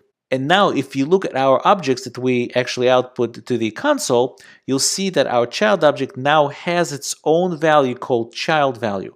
And if we open it up, you'll see it has a child value, and its prototype is still pointing to the parent. And the parent has a value, but its value is still saying parent value. Again, that's because the value got masked by the child property that is of the same name. Let's go back to the code editor and actually verify that the child, let's uncomment this line right here, and verify that the child obj is actually equal to the parent obj, meaning that when we resolve the .obj on the child, the JavaScript engine actually walks up the prototype chain, and it is the exact same instance of the object that is attached to the parent one. So we're going to go ahead and say if one equals the other, it should output true. We'll save this. We'll go back to the browser, and indeed, child.obj is actually equal to the parent.obj. Okay, so let's go back to the code editor once again. And let's see here that we don't have to get stuck on just one child. We could create a grandchild of the parent. And the way we could do that is yet again call object.create, except this time our prototype will be the child, which means the grandchild is created based on the prototype of the child object, and the child object is still an object that was based on the parent object, so therefore the grandchild. And you could tell that this is still working just fine because we could first of all output it to the console and see what that object holds, and certainly we could call grandchild.walk, which is something that is not even coming from the child object, but coming all the way from the parent. Let's go ahead and save that. Let's go back to our browser console, and you see here the grandchild object is an empty one, but if we open it up, you see we have a prototype. Open that up. That prototype, which was our child object, has its own child value, or the value property with child value as the string, but it also has a prototype as well. If we open that up, you'll see our familiar parent object with its walk method. And sure enough, when we call grandchild.walk, it will print out walking because this function is console logging the walking exclamation point string. So that's prototypal inheritance, and it's really very simple. It's either the JavaScript engine will look for a property by walking up its prototype chain and looking on its parent objects for that particular property, or if the object already has that property is really masking the prototype's property, and therefore it gets resolved immediately. So as you've seen, there's a bit of a contrast here between a primitive value like a string that gets inherited through the prototypal inheritance and a property that is itself an object and gets inherited through the prototypal inheritance. The obvious difference here is that changing the values of the properties of the inherited object does not mask those properties from the parent prototype. Let's go back to the code editor and see one more very important concept before we jump into the controller as syntax explanation. In fact, let's go ahead and comment this whole thing out so you could have it for reference. And what we'll comment out is this particular piece right here. Function constructors. Now, if you don't know anything about function constructors at all, I highly suggest that you look into my other course called HTML, CSS, and JavaScript for Web Developers, in particular Lecture 48, that explains all this in much more detail. However, here we'll just quickly review. Since functions at the end of the day are just objects themselves, you could create new objects and treat them sort of like classes using functions, and you could use the functions as a constructor for that object. In this case, we have a function called dog, and it takes an argument called name, and we're able to say this.name equals the name that whatever the name is being passed in. And inside of this function, we're going to go ahead and log the this keyword to see what it actually points to and what's inside of it. Now, in order to create the object using a function constructor, you need to actually give it the new keyword before you invoke the function. So the invocation of the function is not the regular invocation where you just give it the name, put parens behind it, passing some arguments, but you actually need to put the keyword new in front of it. When you do that, when you log my dog, you will see that this will be the dog object, which will have a max as the name property on that object. Now, if you make a mistake and try to invoke the function constructor simply without the new keyword, this keyword inside of the function constructor will no longer point to the function constructor object, or the dog object in this case, but will point to the outer scope. And in this case, the outer scope is the global scope. And the global scope in a browser is nothing more than the window. So let's go ahead and save that and go back to our browser. And you'll see that this is pointing to the dog, and the dog is actually a name of our object. And again, my dog is exactly the same thing. And in the second case, where if we go back to the code, where we actually invoked the function constructor directly without the new keyword, you'll see that inside of that function constructor, that this keyword resolved to the window object and not to the dog object that we expected. One quick tip is that when the functions start with a capital letter, it's just a little reminder that this is not a regular function to be used as any other function, but is actually a function constructor. In part 3 of this lecture, we'll look at some AngularJS specific concepts that are built on top of the concepts that we just learned.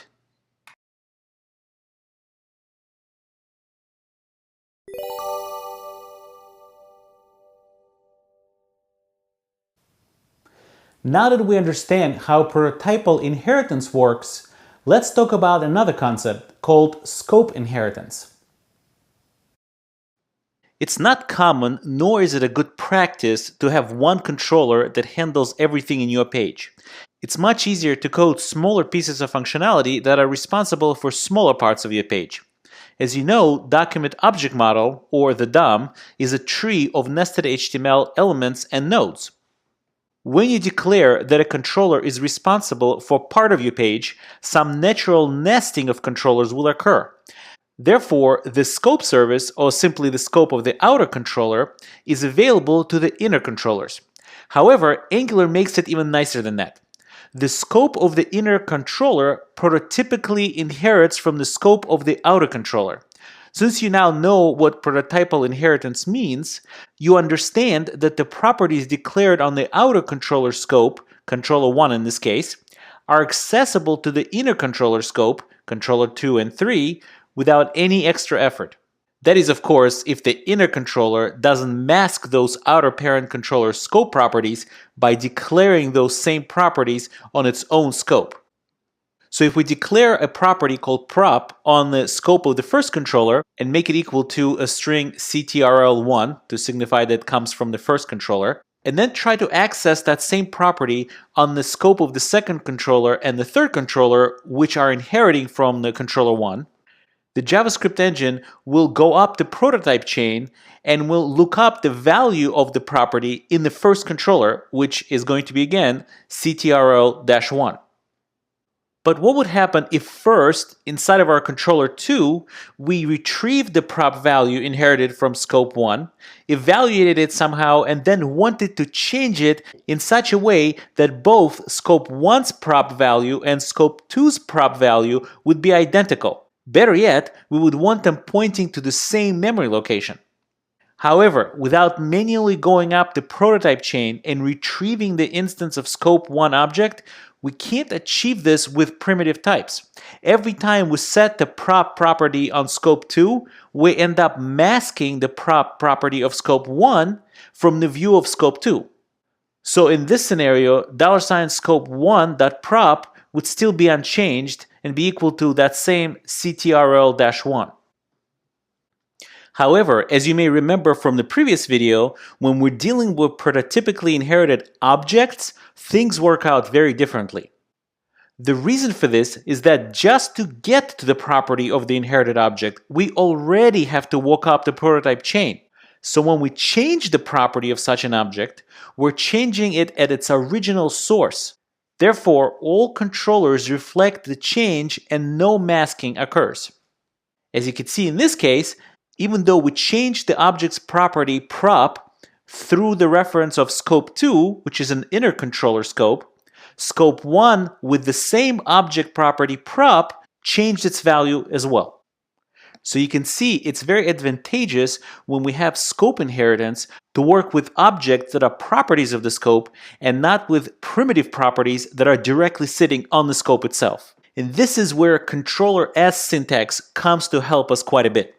The controller as syntax provides us with a very convenient object we can use to attach all of our properties to, so property masking does not get in the way. It lets us specify a label in our HTML template. The name of this label is attached to the corresponding scope service as a property. So in this case, for the first controller, it's scope.ctrl1, and for the second, $scope.ctrl2. Those properties, in this case ctrl1 and ctrl2, point to objects that are instances of the controllers themselves. In other words, the controller instance gets attached as a property on the $scope. That means that when it comes to implementing the controller function, or the function that is responsible to implement the functionality of our controller, we can attach our properties directly to the this keyword inside of our controller function and not even have to inject the $scope into the controller. So the this keyword becomes synonymous with the name of the label given in the controller as syntax in our HTML template. The reason we're able to accomplish all that without much code is because Angular does a lot for us behind the scenes. Here's about what it does. Obviously, what Angular actually does is much more involved. So this is just a rough idea of what happens behind the scenes. So in our case, we have two nested controllers, the outer controller, controller1, declared as CTRL1, and the inner controller, controller2, declared as CTRL2.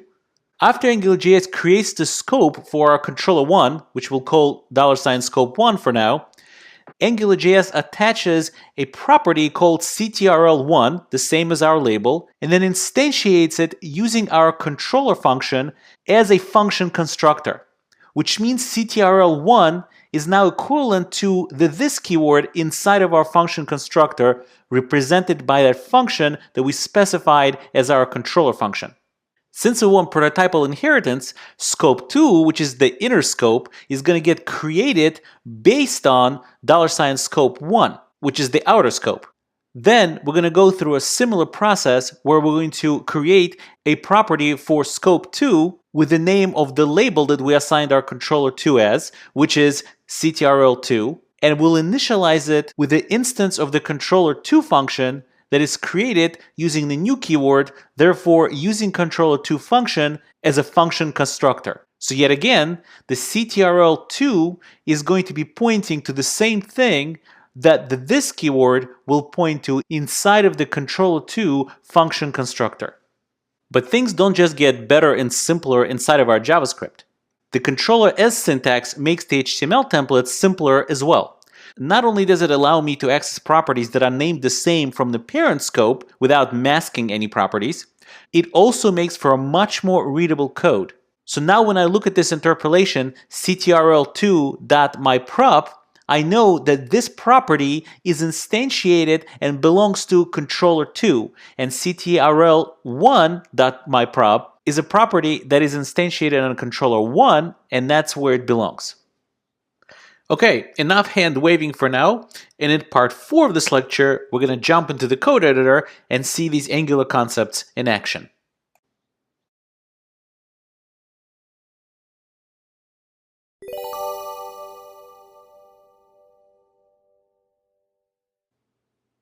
So I'm back in my Atom code editor, and I'm located in lecture 19, which is located in full stack-course 5 examples folder.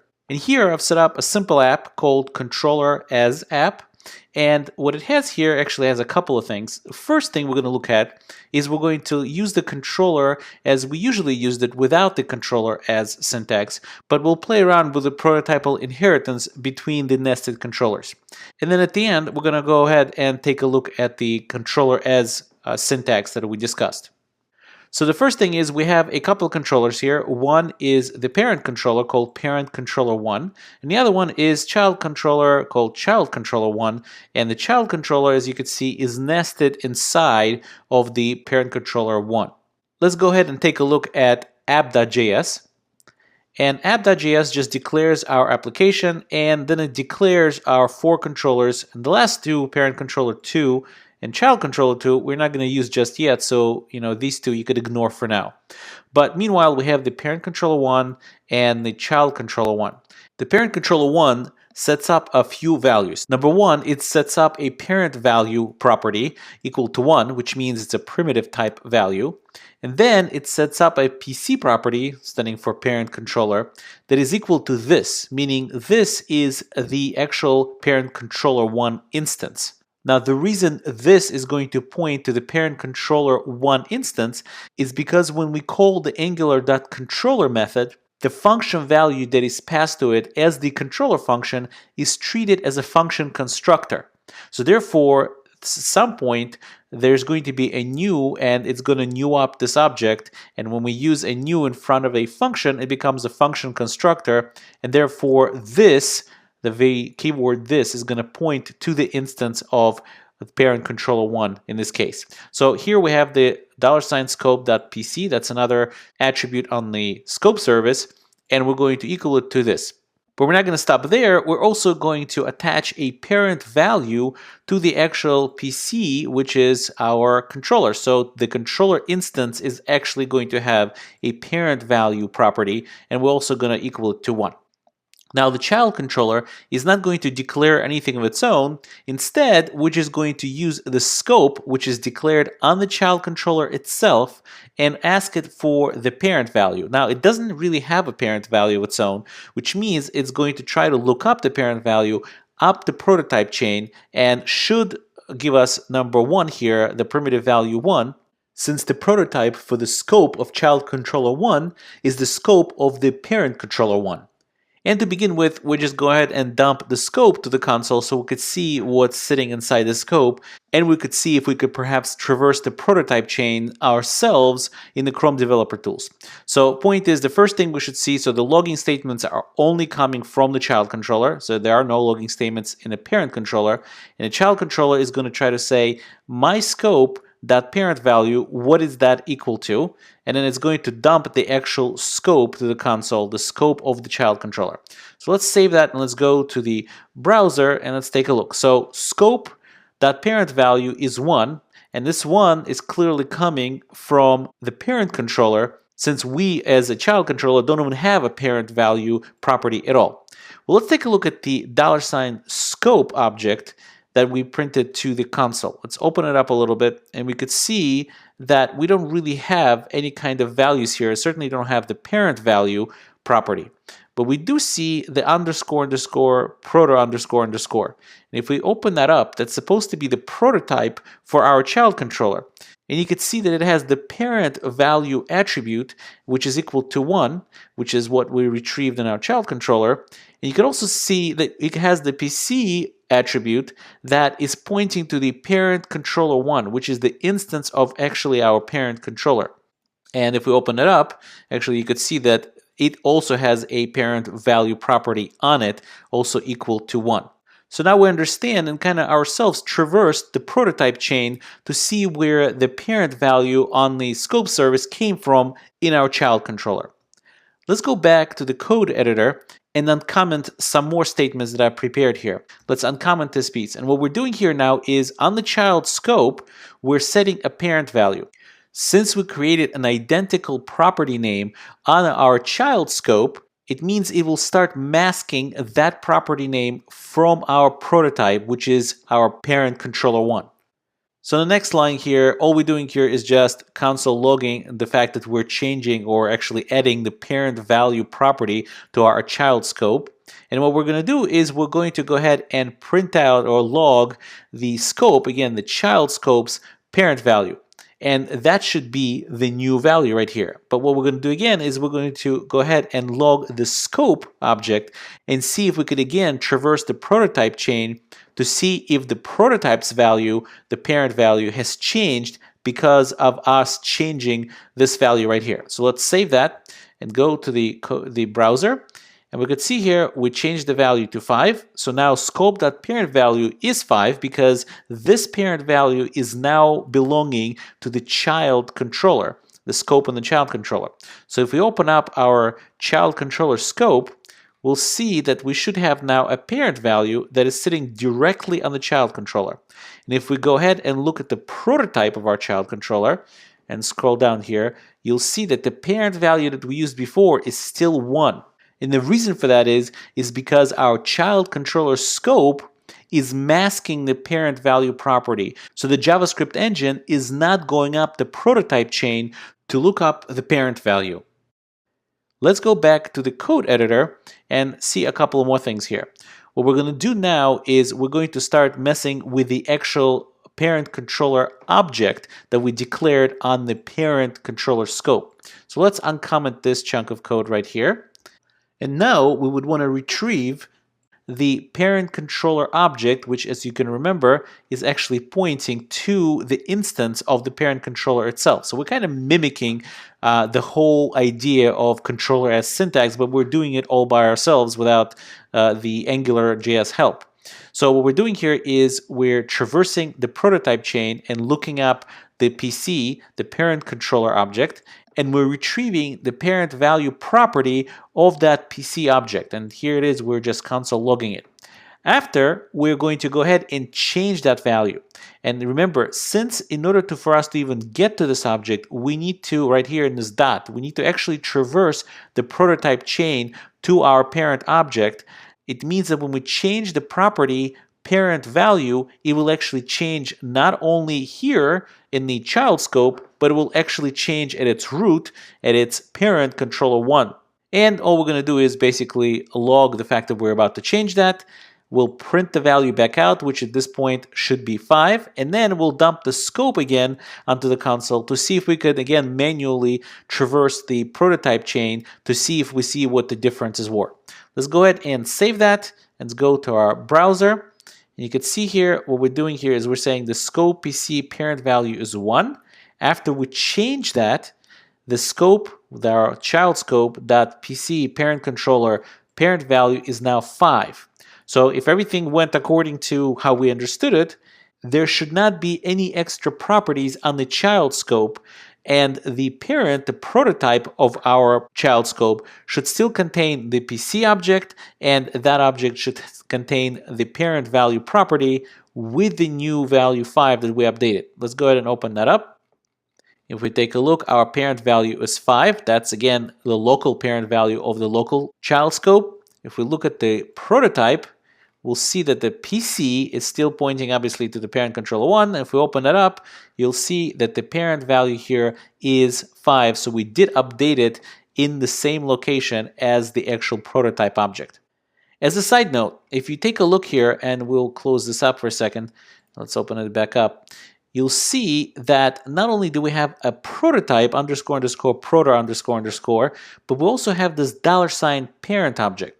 Well, I told you before that it's bad practice to access the underscore underscore proto underscore underscore because it's kind of an internal JavaScript object. However, AngularJS exposed, at least if not all of it, but certainly part of it, of that object, to us as a $ parent, and that is not an object that you should avoid. You could actually use that if you wanted to. So for example, I could go back to my code editor, I can actually traverse that object, and let's say I could log and say I want to log scope dot $parent dot parent value,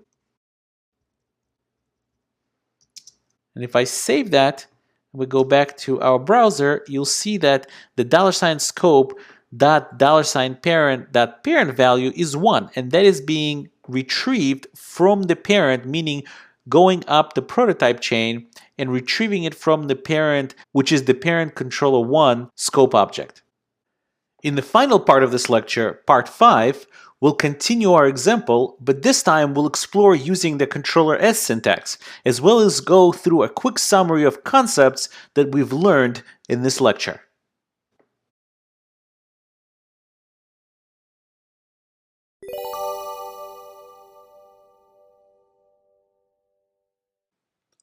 In part 4 of this lecture, we explored a coding example that showed how the $scope inheritance works in Angular. In this lecture, we'll continue with that coding example, but now use the controller S syntax. Okay, so let's go back to the code editor, and what we'll do, not to convolute our logging statements, let's go ahead and comment this whole thing out. And what we'll do this time is go to our index.html and we'll uncomment the couple of controllers that we have here. So what we do here is we have a couple of controllers. One is a controller called parent controller 2, and in this time we're using the controller as syntax and giving that controller a label, and we'll call it parent. We can call it whatever we want. And then if you look down here, we have another ng controller, which is child controller 2, and we're giving it a label of child. So since any properties that are going to be added now to the scope are not going to be added directly to the $scope, but going to be added to the $scope dot parent property or that parent object, and since we know that we don't need to actually mention $scope, that property that is sitting on the $scope, which is the parent property, can now be referenced directly in our HTML template. So we could say parent.value, assuming there is a value property on that parent object. And we could also say here child.value. Let's go to app.js and take a look as to what our controllers look like. So first of all, here we have our parent controller 2. And it's kind of a best practice to try to name this variable that we're going to kind of attach all kinds of properties to the same as the label inside of your HTML template. You don't have to do it. Some people actually name it VM for viewmodel, but I like to keep it at the same name as the label I gave in the HTML template. But what you name it here makes absolutely no difference because this is just a local variable and you're just using it instead of having to say this everywhere. Some people say this everywhere, but this is a little bit more clear to read. So what I'm doing here is I'm saying parent.value equals 1, which means I'm assigning a property called value to the instance of this parent controller 2. Now note that even though I have the scope here injected, I really don't need it here, and it's probably actually left over here because I was doing console log statements. But since I have no console log statements that in the parent controller 2 that I want to log the $scope to the console, I'm just going to go ahead and take it out altogether. We don't really need it because the scope is provided, we're just not using it anywhere because we're attaching the properties directly to the instance of the controller itself. And it's Angularjs that is taking the instance of this controller and assigning it to the $scope for us behind the scene. Now let's take a look at the child controller 2, and the only reason again I'm injecting scope here is because this time I'm actually going to log the scope so we could just look at it. But really I don't really need it here at all unless I'm specifically using it for something. And here the construct is exactly the same. We're declaring a local variable that is the same name as the label that we declared our controller with in the HTML template, and we're creating a property on that object called value, which is exactly the same name as the property of the parent. However, since we're assigning it to the instance of the controller in both cases, this value in no way is going to mask this value, which means as long as we reference the proper controller, these values can work independently. And all we're doing here is we're going to go ahead and dump the scope object to the console so we can take a look. Let's save that for a second and let's go back to the index.html and see what we're doing here. As you can see, it's much easier to read as to what's going here as well. Since parent is being assigned as a property on our $scope by Angularjs, I can now reference parent.value and reference child.value here as well. Let's go ahead and save that and go to the browser. And you can see that the parent value here is 1, as we expected it to be, and the child value of the child inner controller is 5. Now let's go ahead and take a look at the child's scope object. If we open it up a little bit here, we could see that we have a child property that is equal to the child controller2 instance. And we could see here, if we open it up, that is value equal to 5. Now, if we go ahead and traverse its prototype chain right here, we'll see that its prototype has a parent property, and that parent property is equal to parent controller2 instance. And we could see here that its value is 1. So if we go back to the code editor, you'll see how much easier it is now to even reference properties of our parent controller in our inner child controller. So for example, I could say here parent value, and I can reference now the parent controller, since parent is something that got inherited as part of the prototype chain. So parent.value. And if we do this and go back to our browser, you'll see that the parent value is 1, and it's the same parent value that we retrieved right here, even though this parent value is being mentioned inside of our child controller. So this way, it's much easier to read. You see here that we're actually referencing some property that belongs to this particular controller. So it's easier to read, easier to debug, and you could see where these properties are coming from. So let's summarize. First of all, please don't think that all these numerous concepts that we learned as part of this lecture are only applicable to understanding the controller as syntax. What we learned is applicable throughout Angular.js framework and really throughout JavaScript in general. So let's review.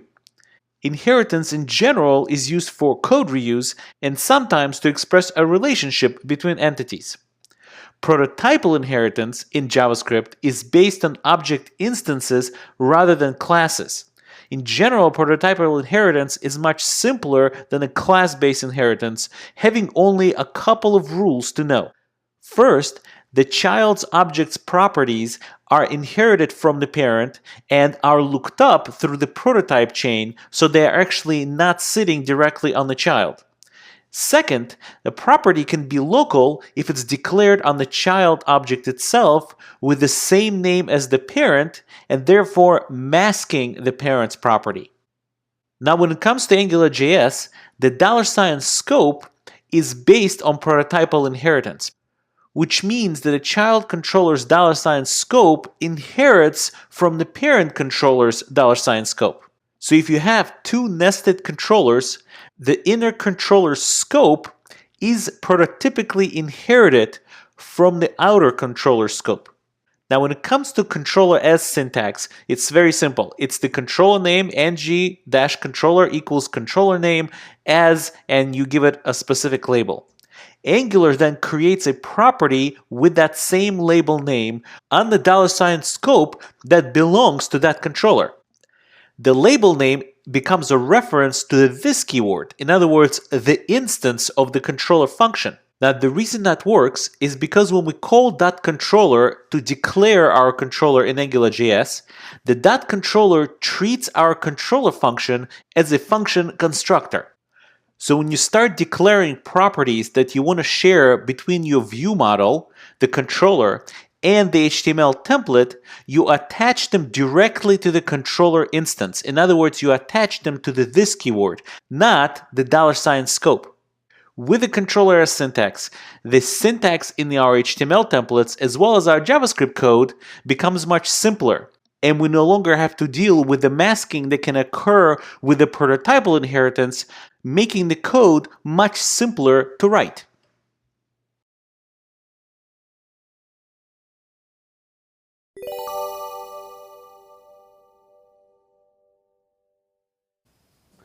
In this lecture, we're going to learn why and how to build custom services in Angular.js.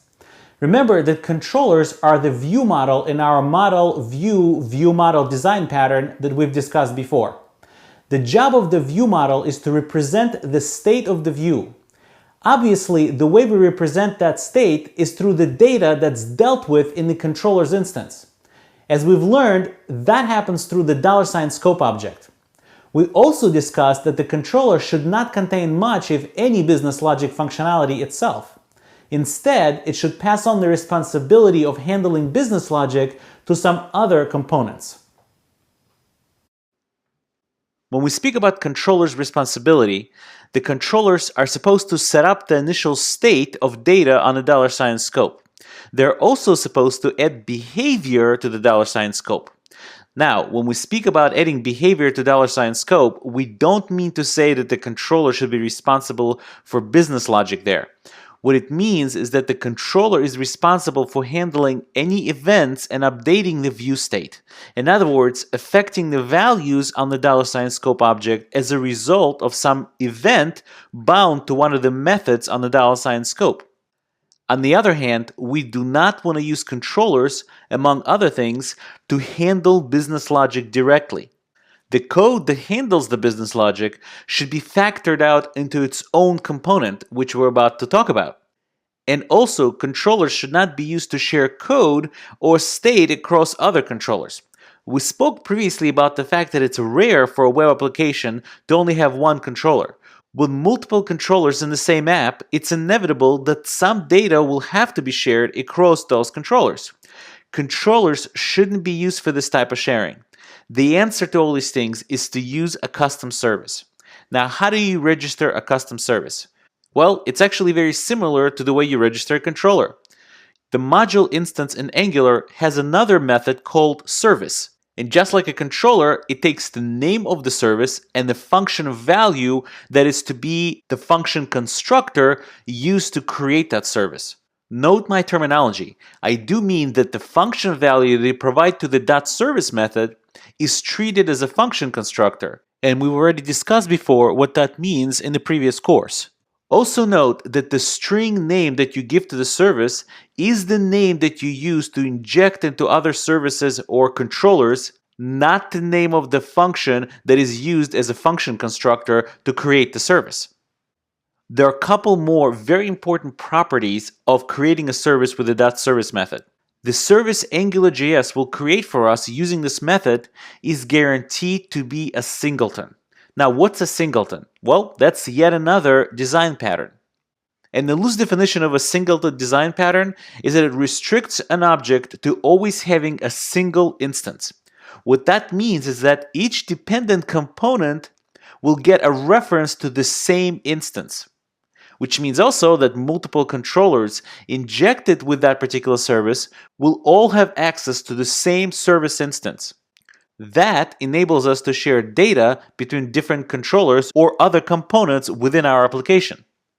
So if you place some data into the service in one controller, you can immediately retrieve it in another controller injected with the same service. That's why services are very convenient for sharing data across your application. There's another property of a service that we need to know about, and that is lazily instantiated. What lazy instantiation means is that the service is only created if an application component declares it as a dependency. If no components in our application are dependent on the service, it will never even get created. Okay, so that's enough of theory.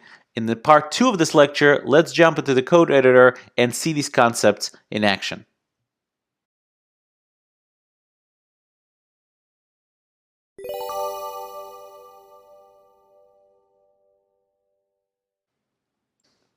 Okay, so I'm back in my editor and I'm located in lecture 20 in the Full Stack Course 5 examples folder.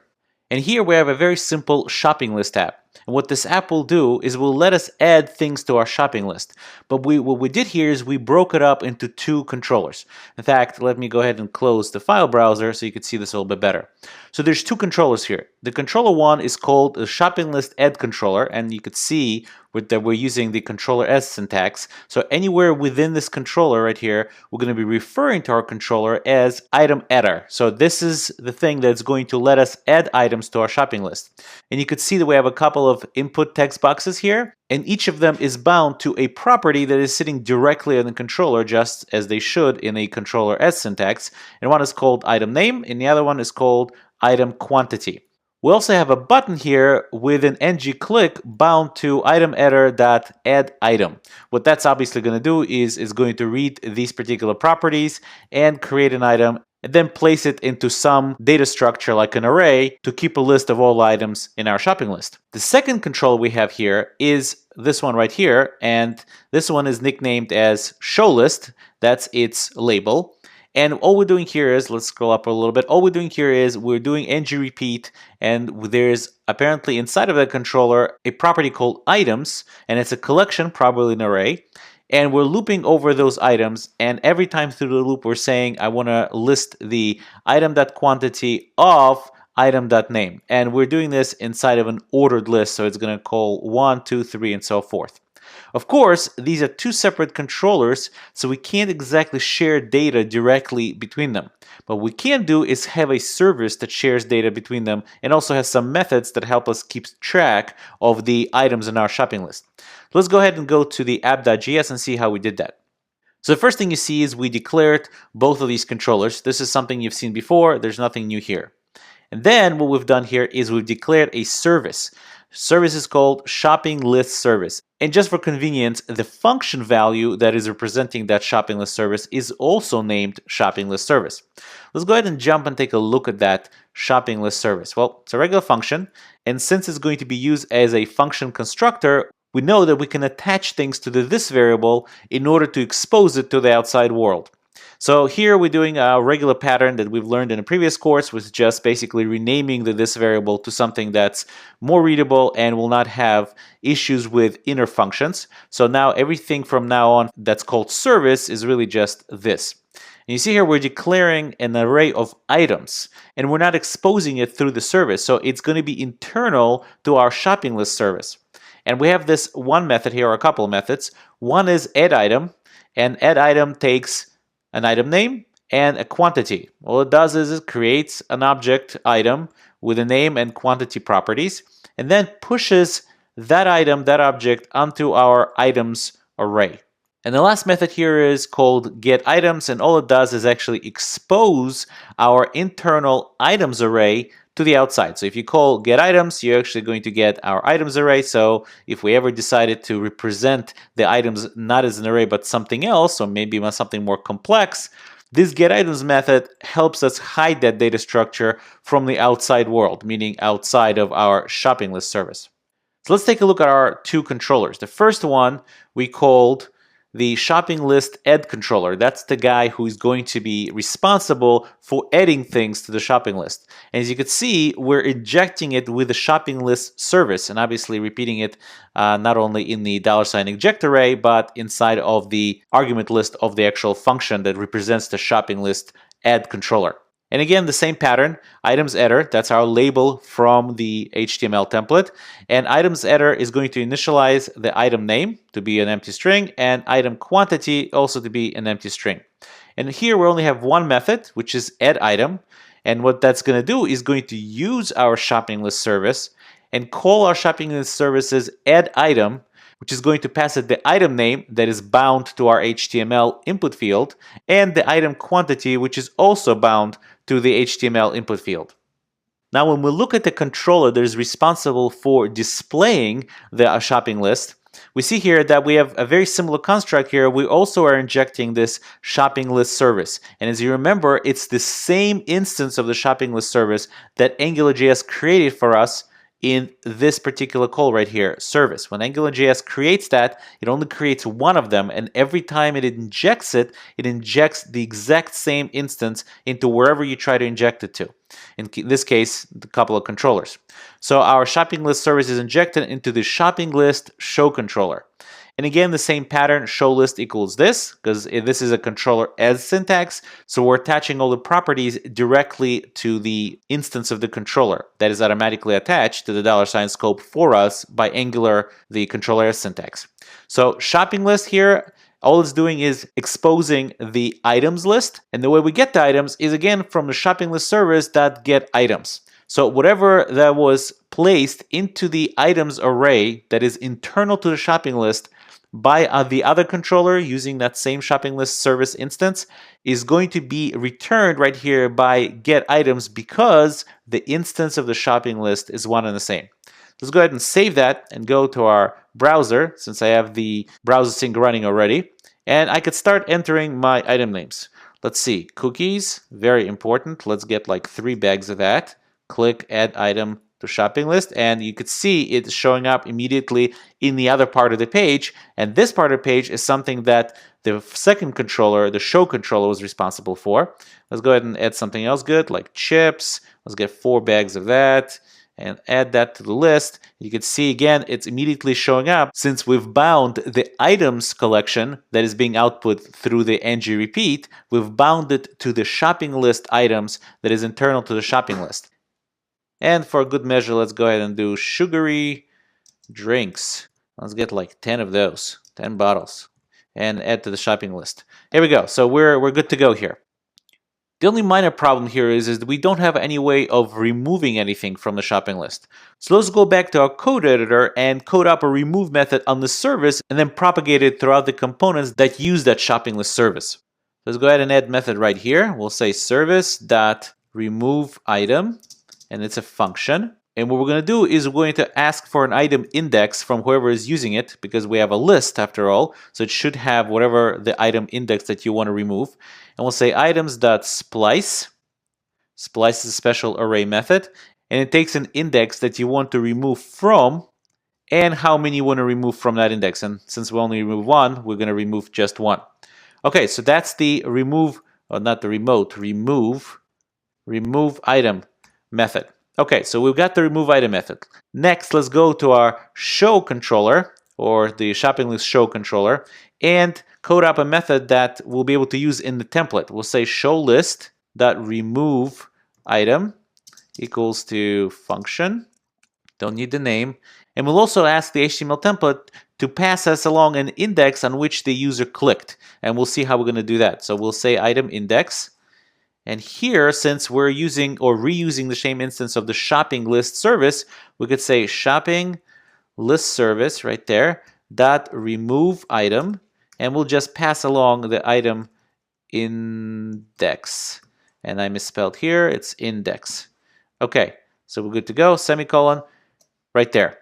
Okay, let's go to the index.html, our template, and actually make sure that it invokes our remove item method.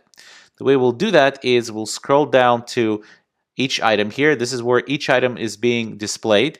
And right next to the item, we'll create a button that will have ngClick bound to, and our show list is the label. So we have to use the show list.remove item. And as you remember from our discussion of ngRepeat, it exposes the index through the loop using the $index property that is available to the body of the element on which the ngRepeat is declared. So that's exactly what we're going to do. We're going to say remote again. Let's do remove, not remote. Remove item, and index is going to be $index is what we're passing it along. So it should point to exactly the item, the index of the item in our array. So let's go ahead and save that. And one more thing is forgot to put the label in here. We'll say remove item. So that's going to be the label of our button. So let's go back to our browser. And you can see now when we add stuff like cookies and 3 bags of it, we'll click add. You see the remove button now shows up. Let's go ahead and add something else like chips again. That's 4 bags again.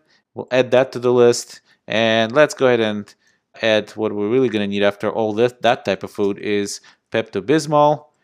And we'll get 2 bottles of that, and we'll add that to the list. Okay, so now we have 3 items in the list, and we have the remove buttons, and if we click the remove button, the 4 bags of chips will go away. Let's take a look, and sure enough, it goes away, and we could actually remove every single one of them one by one, so the item list is now empty. So let's review. Controllers are not supposed to handle business logic. They're also not supposed to be used to share code. So if you have common code between different controllers, it's not a good idea to try to reuse the controllers. Rather, you should refactor that code into a service and then share the service between the controllers. Controllers are also not supposed to be used to share data across different components. Now, custom services instantiated with the .service method are singletons, which means there's only one instance of the object that ever exists, which means you could share data between different controllers or other components using that service because, again, only one exists, so therefore it's going to hold the same data across all of your components of your application. Also, services that instantiated with the .service method are lazily instantiated, which means they're only created if something actually depends on them. If nothing depends on them, they're simply not instantiated at all. And last but not least, the .service method that you supply the function to as your custom service treats that function as a function constructor. And we've spoken before that what it means is that the AngularJS internally will actually new up your function using the new keyword, which has ramifications for what the this keyword means inside of your service function.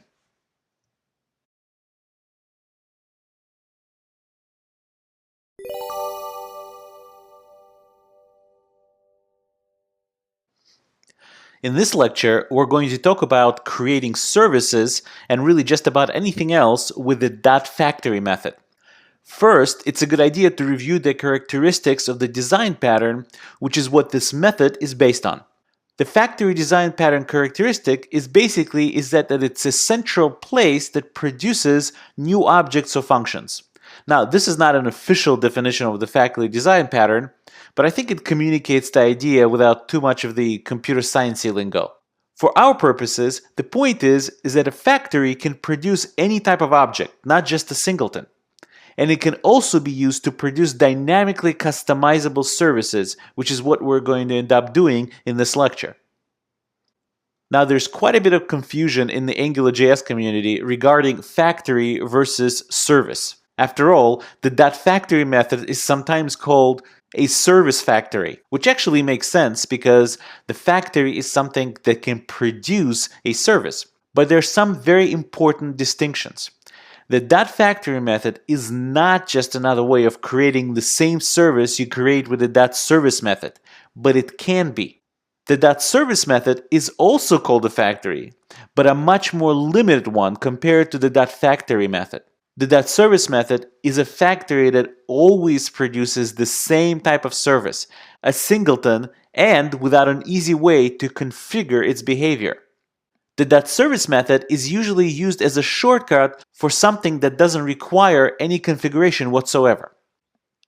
Now, the way you register the service factory function is very similar to the way we registered the service and the controller. You call the .factory method on the module, you specify the name of your factory, in this case custom service, and then you specify the factory function. Now, the factory function is the thing that's expected to produce a service when you execute it. Note the very big difference. If we made the same exact call with the .service method, the custom service would be expected to be the service, not produce a service as a result of either direct invocation or invocation of one of its methods. Also note that in this example, we named the factory function custom service, and its name that we registered with the .factory method as the same custom service. But the truth is, what we name our function doesn't make any difference. However, what we register that function with, which is what is in quotation marks, is the name that we use to inject into other services, controllers, etc. So it's not the name of the function, it's the name that you register that function with the .factory method.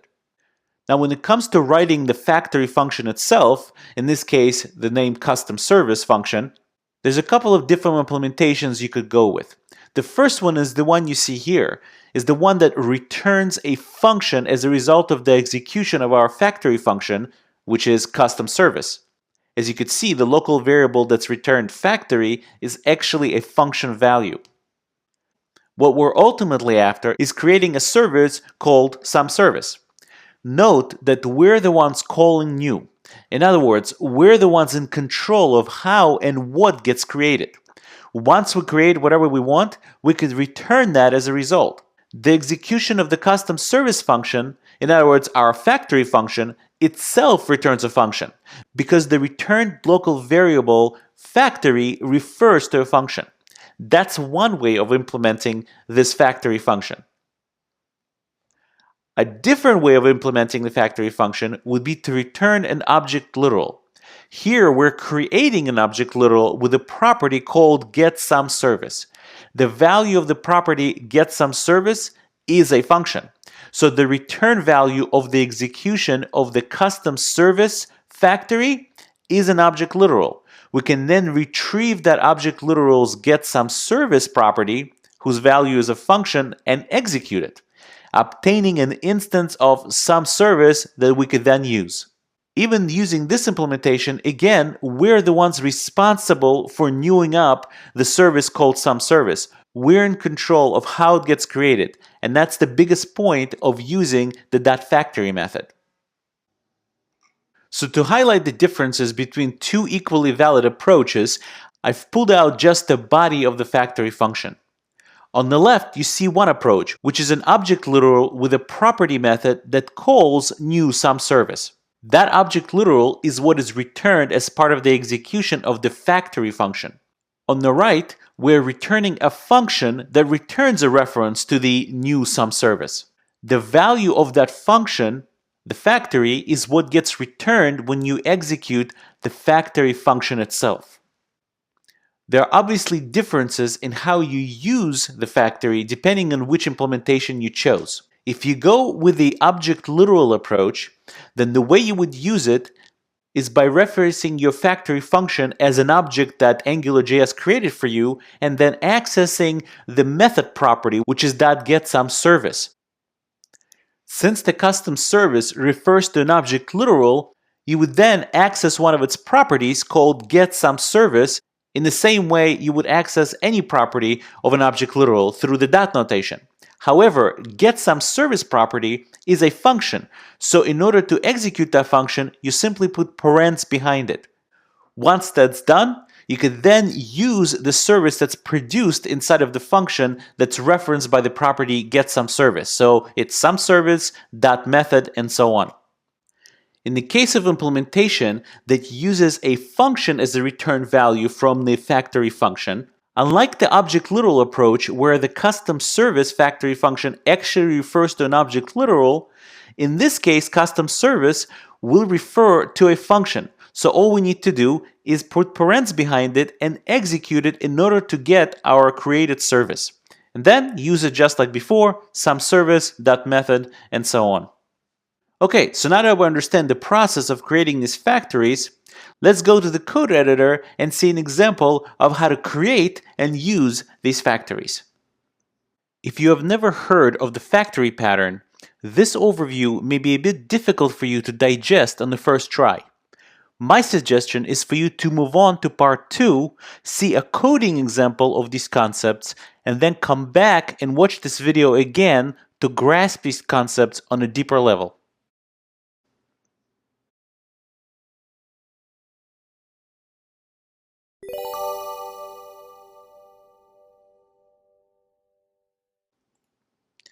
Okay, I'm back in my code editor, and I'm located in Lecture 21 folder, which is located in Full Stack Course 5 Examples folder.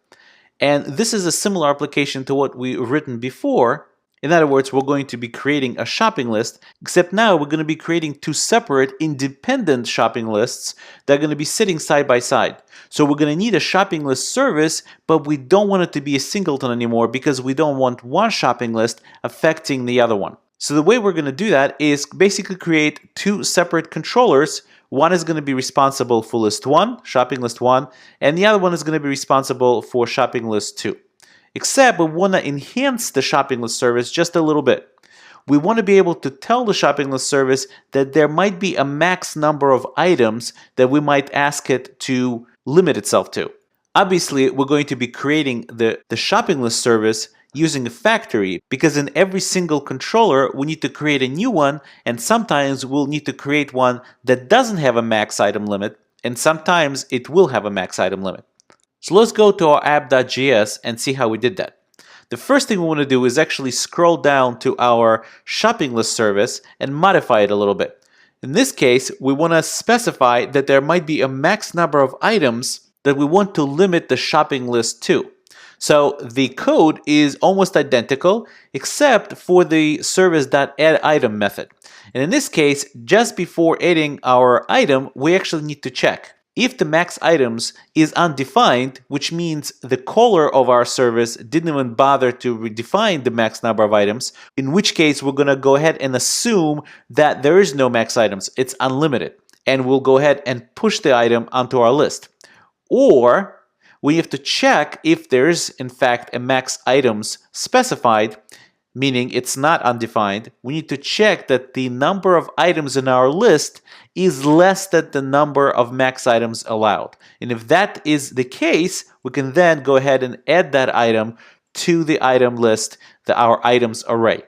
If this condition is false, then we're going to have to throw an error. And here you see an example of throwing an error. An error is a built-in JavaScript class, and we'll give it a message, max items of max items is reached. So the user knows, or the user of this service knows, that we've reached our limit. Everything else about the service is exactly the same as we've done before. Now we need to create the factory. Well, the first thing we need to do is scroll all the way up and look at our factory declaration. So the factory declaration is .factory. We're going to give it the factory name, which is our shopping list factory, and the function that is going to be our factory function, which is in this case, again, shopping list factory. Note that we don't need to register the shopping list service here with the .service method. And that's because we don't want Angular to create the shopping list service for us. We want to create that service ourselves. Let's go ahead and scroll to the shopping list factory, and you can see it's very simple, and you can see also that we're using the kind of the function approach here instead of the object literal approach. And our factory is a function that takes the max number of items, and it will return a new shopping list service passing it the max number of items. And so what will get returned as part of the execution of the shopping list factory is a function that takes these max number of items and returns the shopping list service. Now all that's left is to take a look at the code of the controllers. Let's go ahead and scroll up to the first controller, which is called list1. That's how we nicknamed it in our template, because we're using a controller as syntax. You can see that we're injecting the shopping list factory into our shopping list controller 1. And in order for us to get a new shopping list, you could see that we're using our shopping list factory and simply executing it. Note, well, we're not passing anything into it, which means the max number of items is going to be undefined. But since the shopping list factory refers to a function that is being returned out of it, putting parens behind it will execute that function and will execute the new shopping list service. And that's why we have shopping list as our local variable here as an instance of the shopping list service. Once we have that, we obviously can now start calling methods on it like get items. And you can see here when we add the item, we could just say shopping list.add item, list1.item name, list1.item quantity. So very similar to the way we used it before. In the shopping list controller 2, you could see that we're likewise injecting the shopping list factory into the shopping list controller 2. But this time, when we execute the shopping list factory, we pass it the max number of items as 3, which means our shopping list, the local variable, the shopping list that's referring to the shopping list service, is now going to be limited to 3 items only. So therefore, we need to change our add item method slightly. We need to make sure that if an error is being thrown from our shopping list, that we catch it and do something about it. Well, that's the try-catch block that you see here that exists in JavaScript. So we're going to try to add the item, and if the number of items in the shopping list is going to exceed 3, it will throw an error, in which case we're going to catch that error, and we're actually going to set a property on our scope, or really on the instance of our controller, since we're using the controller as syntax, that is going to get exposed to our HTML template, and we're going to set the value of our error message to error.message that is going to come from that error that we threw from the shopping list service. Okay, let's save all that, and since I have my browser sync running, let's go to the browser and take a look. So we basically have both shopping lists side by side, and we could start filling it out. So we'll fill it out with cookies again, 3 bags of cookies, and we'll say we want chips. We'll get 4 bags of that, 4 bags of that, and we'll say sugary drinks. We'll get 10 bottles of that, and we'll say Pepto-Bismol. We'll get 3 bottles of that. As you can see, I was able to add the fourth item without any problems. Let's see if we can do the same thing for shopping list 2 that is supposed to be limited to 3 items. Let's go ahead and again say cookies, 3 bags, and we'll say chips, 4 bags. Let's make it 5 bags for good measure. And we'll say sugary drinks, 10 bottles, and we'll say Pepto-Bismol, 2 bottles. Ooh, and look at that. When we add the next item, you could see that the error message displayed max item 3 reached. And you could see there's only 3 items in our shopping list. So a point is you could see that they're acting independently. The number of items here does not affect the number of items here, and also the items are differently, which means there's a different instance of the shopping list service being used in our controller 1 versus our controller 2. Now we do have a little bit of an ugliness here, which is this error message that is sitting here no matter what. If we refresh here, you'll see that the error message is already here. Ideally, we would really like it not to show up here at all until an actual error occurs. We're going to take care of that in a future lecture. Let's summarize. The .factory function allows us to produce any type of object or function. That includes a service in even a singleton, but it's not limited to that. The .service, on the other hand, is just a more limited factory. It limits us to creating a service that is a singleton and also one that's very hard to custom configure. The way you invoke the .factory method is very similarly to the way you invoke the .service or really .controller method. You give it a name and a factory function. The name you give to your factory is what gets injected into other components. The injected factory function refers to whatever is returned in the factory function. It can be an object literal with a property that's a function that creates something for us. It can also directly be a function that itself creates something for us.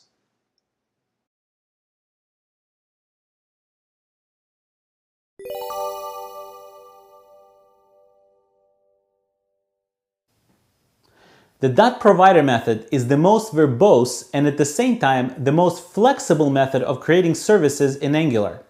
Not only can you create a factory that's dynamically configurable at the time of using the factory, with the provider method you could custom configure the factory just once at the bootstrapping of your entire application, and then use that factory throughout your application with your custom settings. In other words, you could configure this factory before your application starts. In fact, as the Angular documentation tells us, the provider method is what actually gets executed behind the scenes when we configure our services with either .service or .factory methods. Let's go over the steps of using the .provider method. The first step is to define the provider function. You'll notice that this is a special function that has a particular property on the actual instance of the function. Here you see that the var provider is equal to this, so therefore provider.$get, the $get property is a function that is directly attached to the provider instance. That function is a factory function. In other words, it's just like the one that we used to provide to the .factory method. In that function, you create your service. In our case, we're creating a new service called service. This $get property that's a function is what makes the provider a provider. AngularJS expects the provider to have a $get property whose value is a function that Angular will treat as a factory function. But what makes this whole setup very special is the fact that you could provide some config object inside the service provider, and that usually comes with defaults, that you can later override in the step where you configure the entire application, which we'll see in a minute. So in this case, we're saying provider.config, which means the config property again is sitting on the instance of service provider, and it's equals some object literal that, for example, can have a prop property in it. Step 2 is to register the provider function with the module. And the way you register the provider is very similar to the controller, the factory, and the service. You just say .provider, it's a method on the module instance, and you supply the name of the service that the provider will produce and the service provider function that has a $get as part of its properties. Now notice that the name that you're supplying in the provider function is the name of the service as it will be injected into other services, controllers, and so on. The name of the function or the service provider function does not matter at all. The third step is to inject our service just as usual. And you'll notice here that what we're injecting is we're injecting whatever the .provider defined name was, not the service provider function.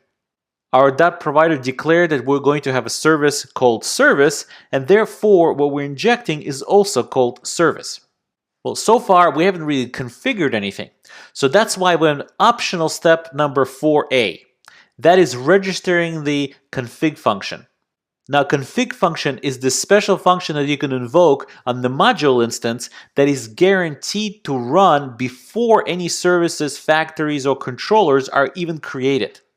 Which means that's a step for us to be able to tap into configuring these services before they're ever created. Now, the reason it's optional is because you don't have to configure it. You could just have the defaults take effect. However, for some services, there doesn't make any sense to have any type of defaults, so sometimes this is simply required by the business logic or particular service that needs to be configured. The optional step 4b is to actually define the config function. As you can see here, in defining the config function, we're injecting service provider into the config function. Now, we cannot inject any regular services into the config function simply because it gets executed before any services, factories, or controllers are even created. Therefore, what we need to do is get at the provider function of a particular service. And if the provider has been declared with a particular string, the thing that we inject into the config function is that string plus the string provider. So in this case, our provider has been declared with service. Therefore, what we inject into the config function and then use inside of it is service provider. Once again, the name of the actual provider function is completely irrelevant.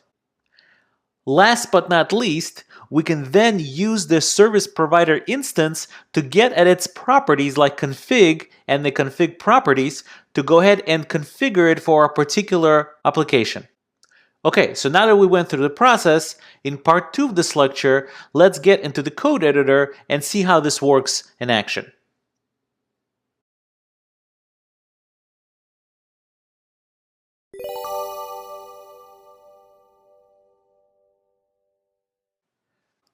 Okay, I'm back in my code editor and I'm located in lecture 22 folder, which is inside fullstack-course 5 examples folder. And here we have again our shopping list app, and it actually looks just about the same as our shopping list app that we used in the factory lecture. So we have a couple of input fields, text fields that we're going to be typing in the item name and item quantity, and we'll be able to click the add item button, and that will immediately get displayed in our ordered list that is powered here by the ng-repeat directive. However, this time our shopping list service is going to be created using a provider. Let's go ahead and take a look. Let's go to app.js.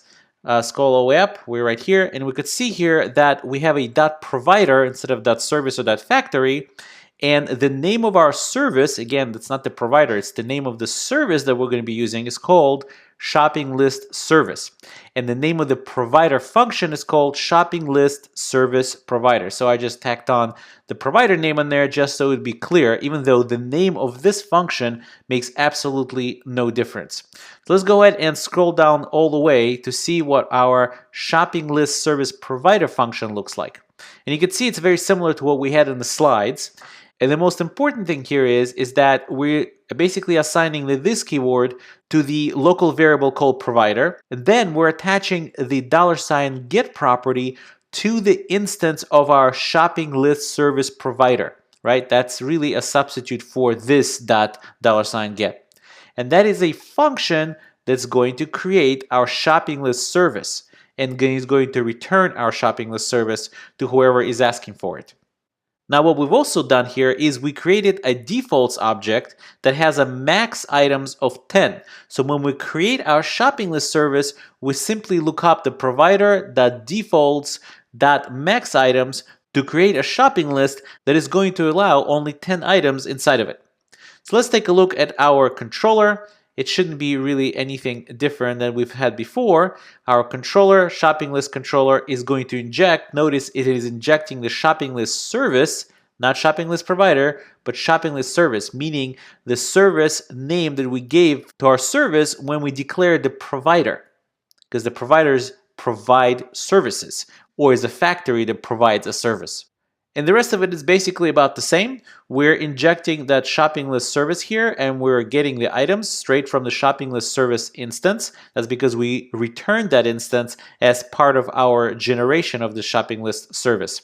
And the rest of the code is exactly the same. We add the item, making sure that we are not exceeding the number of items, the max number of items, because if we do, we're going to throw an error from inside of the shopping list service itself. And we're going to catch that error right here, displaying that error message on our list, this error message property that is going to get attached to the instance of the controller, because once again, we're using controller as syntax. Okay, and the remove is exactly the same as before. The shopping list service itself is once again identical to what we had in the previous lecture. It just has some special logic to make sure that the max items are defined, and if they are defined, the number of items in our items array is less than the max items. Otherwise, we are not going to push a new item onto the items array. Instead, we're just going to throw an error saying the max number of items has been reached. So since I have my browser sync already working, I'm going to go ahead and save that and go to our browser. And here I have my shopping list, and I can start saying cookies, 5 bags of cookies, and we'll add that item. And we'll say chips again, and we'll take 10 bags of that. Okay, great. In fact, let's add a couple more 10 bags of chips. As you can see, we could add quite a bit here. You know, we could do more cookies again. And let's get 10 bags of cookies. And we could keep adding this until we hit 10. And if we add one more, since 10 was something that we defined in our code, let's go back and take a look at our provider. Since the max number of items was 10, that's our shopping list service was created with the max number of items being 10. So therefore, when we see in our browser we're up to 10, if we try to add any more, it's going to throw an exception. The exception is going to get caught inside of the controller, and the controller is going to set this error message to be displayed in the browser. Okay, so the one thing we haven't done is we haven't really configured it ourselves. We're relying on the default values. Plus, if you leave the shopping list up to me, it's going to be a bunch of 10 bags of chips and cookies, and we need to save me from this type of shopping list. So let's go ahead and limit our shopping list to much less than 10 items in the list. Let's limit it like to 2. So let's go back to our definition when we're defining our module, and we'll go ahead and define one more function called config, and we'll call our configuration function config for lack of creativity, which probably doesn't need to be here. So let's go ahead and define our config function. The first thing we need to do is define our inject array, and that inject array is going to have our shopping list service followed by the word provider. Okay, now that we did that, we could actually define a function that is going to be called config, and what we're passing in here is shopping list service, the same thing that we declared the provider with, plus the word provider, the string provider. Okay, so once we define that, we can now go ahead and get at the provider properties. In this case, it's shopping list service provider dot defaults dot max items, and let's limit it to 2. So now, for the duration of the entire application, the shopping list is going to be limited to the max number of items being 2. And here we could say save Yakov from himself. Okay, let's go back to the browser and let's go ahead and try to get cookies. Let's get 10 bags of that. And here we could add 10 bags of cookies. Let's get another 10 bags of cookies. And if we try to get yet another 10 bags of cookies, it doesn't work because we only limited our shopping list service to have only 2 items in our shopping list. to save Yakov from himself. However, that doesn't really work since I could just remove that and say, let's get 100 bags of that. So there we go, 110 bags of cookies. So that whole saving thing didn't really work at all. So let's summarize. Among the service and factory type of functions, the provider one is the most verbose, but it's also the most flexible of them all. And that's because you could configure a factory not just at the time of use, but also at app bootstrapping before the entire application even starts. The way the provider works is that you give it the name of the service that you will be using and the provider function, the function that is the provider. That function has to have a $get property as part of its instance. Whatever the name is, that's what gets injected into other components, not the provider, but the actual name in the string name that is given in the .provider function. The .config function, which is optional, but very often used, is the one that gets called before any service factory control is instantiated, which means that we can't inject any regular components into the .config function like other services or factories. But we can inject the provider of the service by simply putting the name of the service and appending the string provider at the end of it. And that is the service that we inject into the config function that we're able to configure our provider such that the factory that produces some service is configured only once at the beginning of our application.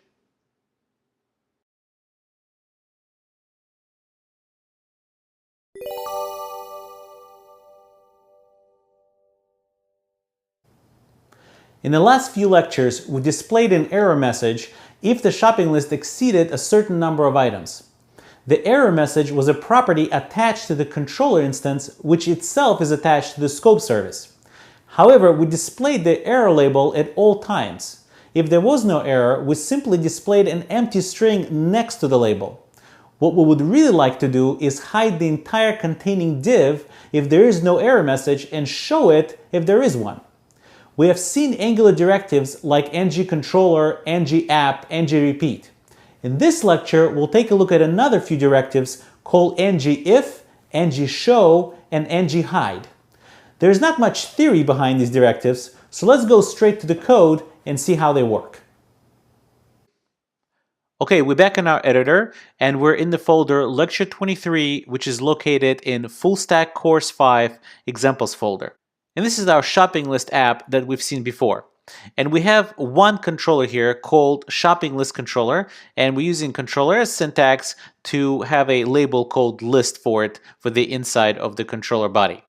As you remember, when the user clicks on the Add Item button, if the items array inside the shopping list service exceeds a certain number of maximum items, it will throw an exception. Let's take a look at that code in app.js. So if we scroll down here to the list.addItem, you'll see that if this particular statement throws an exception, we're going to catch that error and we're going to assign list.errorMessage, and we'll assign the error message from that thrown error object to the error message on the list. So if we go back to index.html, you'll see that we're displaying the word error, the label error, and then displaying the message that is supposed to come back from the controller. As I said, what we'd really like to do is not show this whole div at all if there's no error message. Well, one way of doing it is to use the ngIf directive.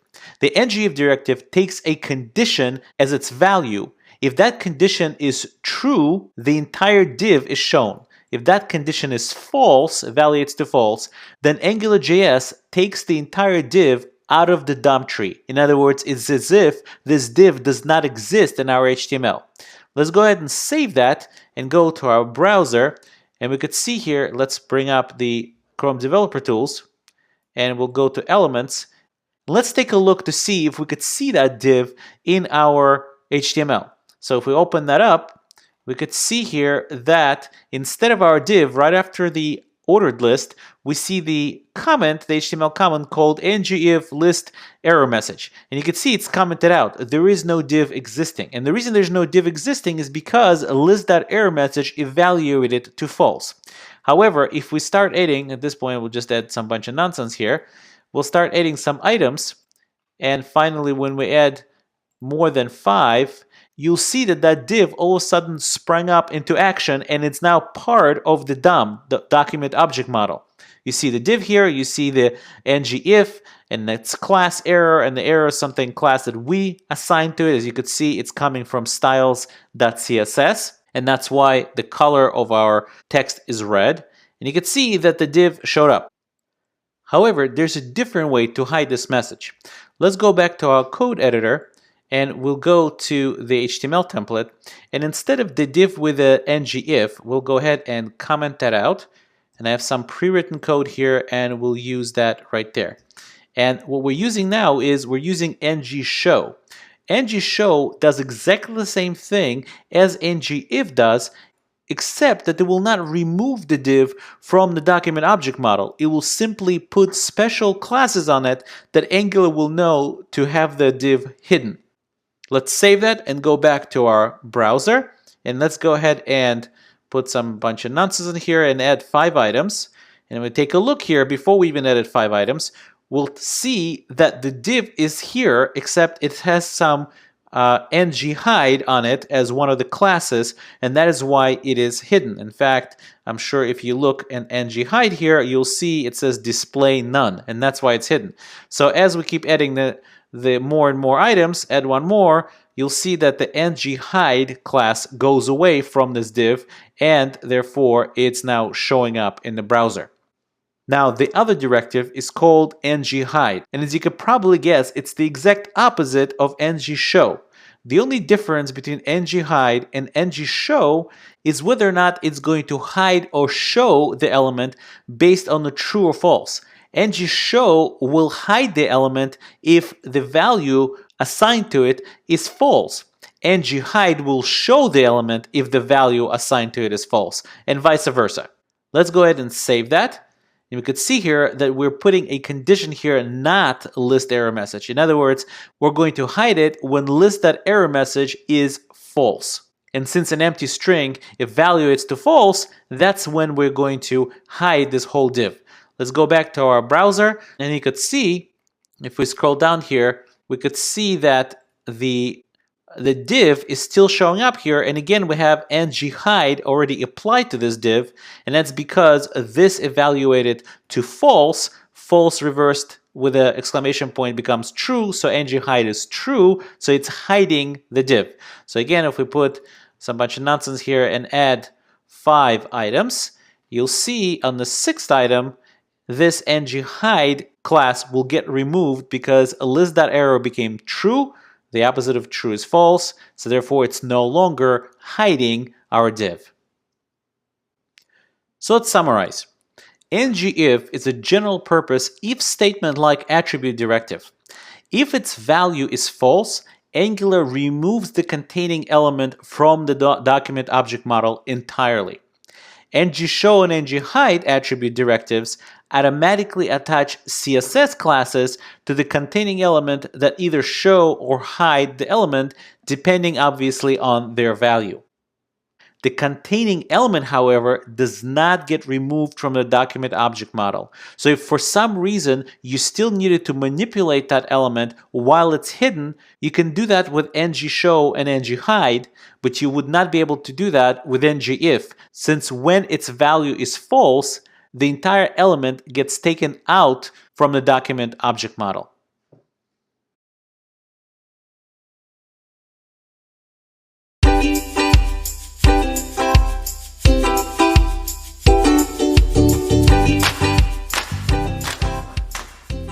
Congratulations on finishing Module 2. Time for a short reflection. If you have followed me in understanding the concepts behind features taught in this module, you're already ahead of a lot of AngularJS developers that simply mess around with Angular features without understanding why they work the way they do. That's not a small accomplishment, and you should be proud of yourself for that. Take a quick look back. It's only Module 2 and you already know quite a bit. So don't stop here, keep going to Module 3. There's much more fun ahead, I promise. Oh, and if you haven't visited our Facebook page at facebook.com/Coursera WebDev, please click on the link below the video and like our page. Oh, and if you have followed my cookie advice and ate the whole bag of cookies, Congratulations, you have gained much more than Angularjs knowledge in this module. Alright, that's over. And if you have followed my advice, by taking a bag of cookies at the beginning of this module, you've gained much more than just Angularjs knowledge. You've gained some weight.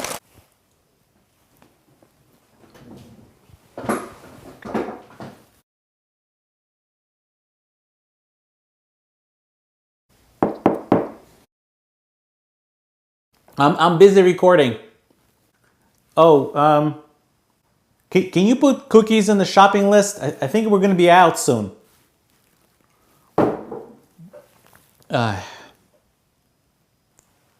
Is that thing still recording?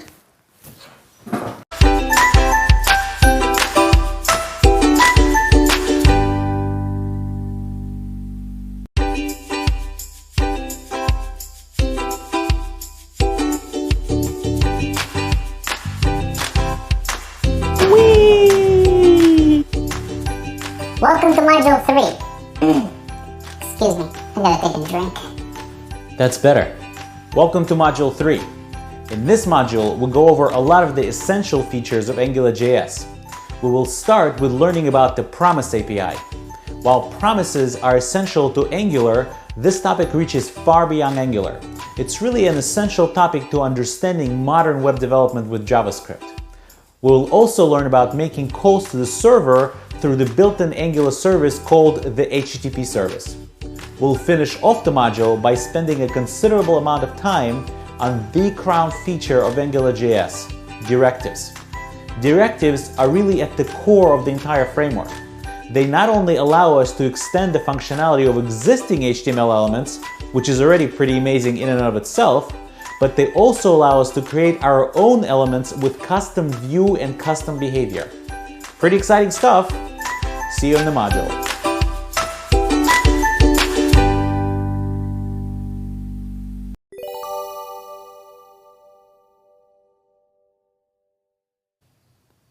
In this lecture, we're going to talk about coding and dealing with asynchronous behavior with promises and the $Q service. Before promises, we had callbacks, and we actually still do. And the way you would execute asynchronous behavior is you would have some asynchronous function, and you would pass as an argument a function value that would get executed once the asynchronous behavior was complete. The problem with this model is that there's not really an easy and straightforward way to pass the results of the asynchronous function back to the caller. Now, this is especially if the real recipient of the result is a few layers away. In other words, one service can call some other service, and that service may call your asynchronous function. The result should really propagate all the way to the top function if that's what you choose, but it's very hard to achieve this with the callback approach. In addition, what would happen if you needed to chain a few asynchronous pieces of behavior together? For example, when asynchronous function 1 would complete, instead of returning the value, you would still have to call asynchronous function 2. When that would complete, you would finally call asynchronous function 3 and only then deal with all the results combined together. Right off the bat, you could see that it's very hard to read this code. And that's not even showing the error handling. With error handling, this would look like a complete mess. Also, what if we wanted all these asynchronous functions to execute in parallel? And then, if every call succeeded, execute our logic, but even if one failed, fail all of them and execute some error handling. That's not a very trivial thing to accomplish with the callback approach. But with the Promise API, we can actually get all these things accomplished fairly easily. The Promise API is actually part of the new ES6 API. However, not all browsers implement ES6 API just yet, so Promise Object might not be available. But Angularjs implements its own Promise API that is very similar to the one that's coming in ES6. So what is a promise? A promise is an object which can be passed around or returned that holds references to the outcome of asynchronous behavior. In Angular, promises are created through this special service called the $Q service. Let's take a look at some templates as to how you would go about doing that. So here we have an asynchronous function, and the very first thing we would do is call the $q.defer method. That service creates an object that represents the asynchronous environment with all the hooks into it, including the promise object. Then, after we implement some behavior, that object has a special method called resolve that marks a successful completion of our execution and then wraps the data for the promise to retrieve later on. In this case, we're wrapping the result object or some result as part of our resolve method call. If something goes wrong, we could call deferred.reject, which will mark unsuccessful completion and will also wrap some data for the promise. In this case, it will be probably some error object or some error message. Last, but certainly not least, we have to return our promise to the caller of this function. So therefore, we would say return deferred.promise. That sends back the promise object to the caller, which is really a hook back to the lifecycle of this entire process. Now remember that even though this sample code looks synchronous, and it probably is looking at it right now, the parts that ultimately call deferred.resolve and deferred.reject can be part of something that truly runs asynchronously. For example, if we wanted to simulate that in this example, we could wrap the highlighted lines of code in a setTimeout function. The next step is for the caller to call our asynchronous function and to capture a reference to the promise object. You can clearly see here that a promise is something I could pass around into other APIs in my application. Then, wherever in my application it's appropriate, I could call the then function on my promise and extract the results or handle the error. Note that the then function takes two arguments, both of which are functions themselves. The argument that the promise API will send into these functions is what we resolved or rejected the deferred object with accordingly. Obviously here I'm referring to the result object and the error object, which could be just a simple string. The then function is also chainable because it itself returns a promise. We'll demonstrate the power of this chainability in an example of part 2 of this lecture. The Q service also has the capabilities to resolve multiple promises asynchronously, so no promise has to wait for another to complete in order to even start running.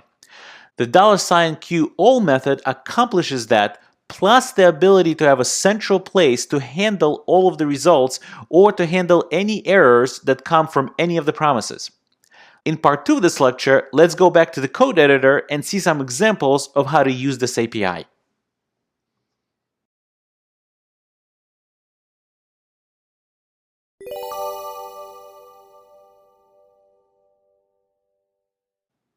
By now, you should be fairly familiar with our shopping list application that we've been building. You can enter the name of the item, the quantity of the item, click Add Item, and it will appear in a list right below this form. In this version of the shopping list, number one is we're going to assume that the quantity is actually just a number, and that's why I put the word boxes right here to signify so many boxes.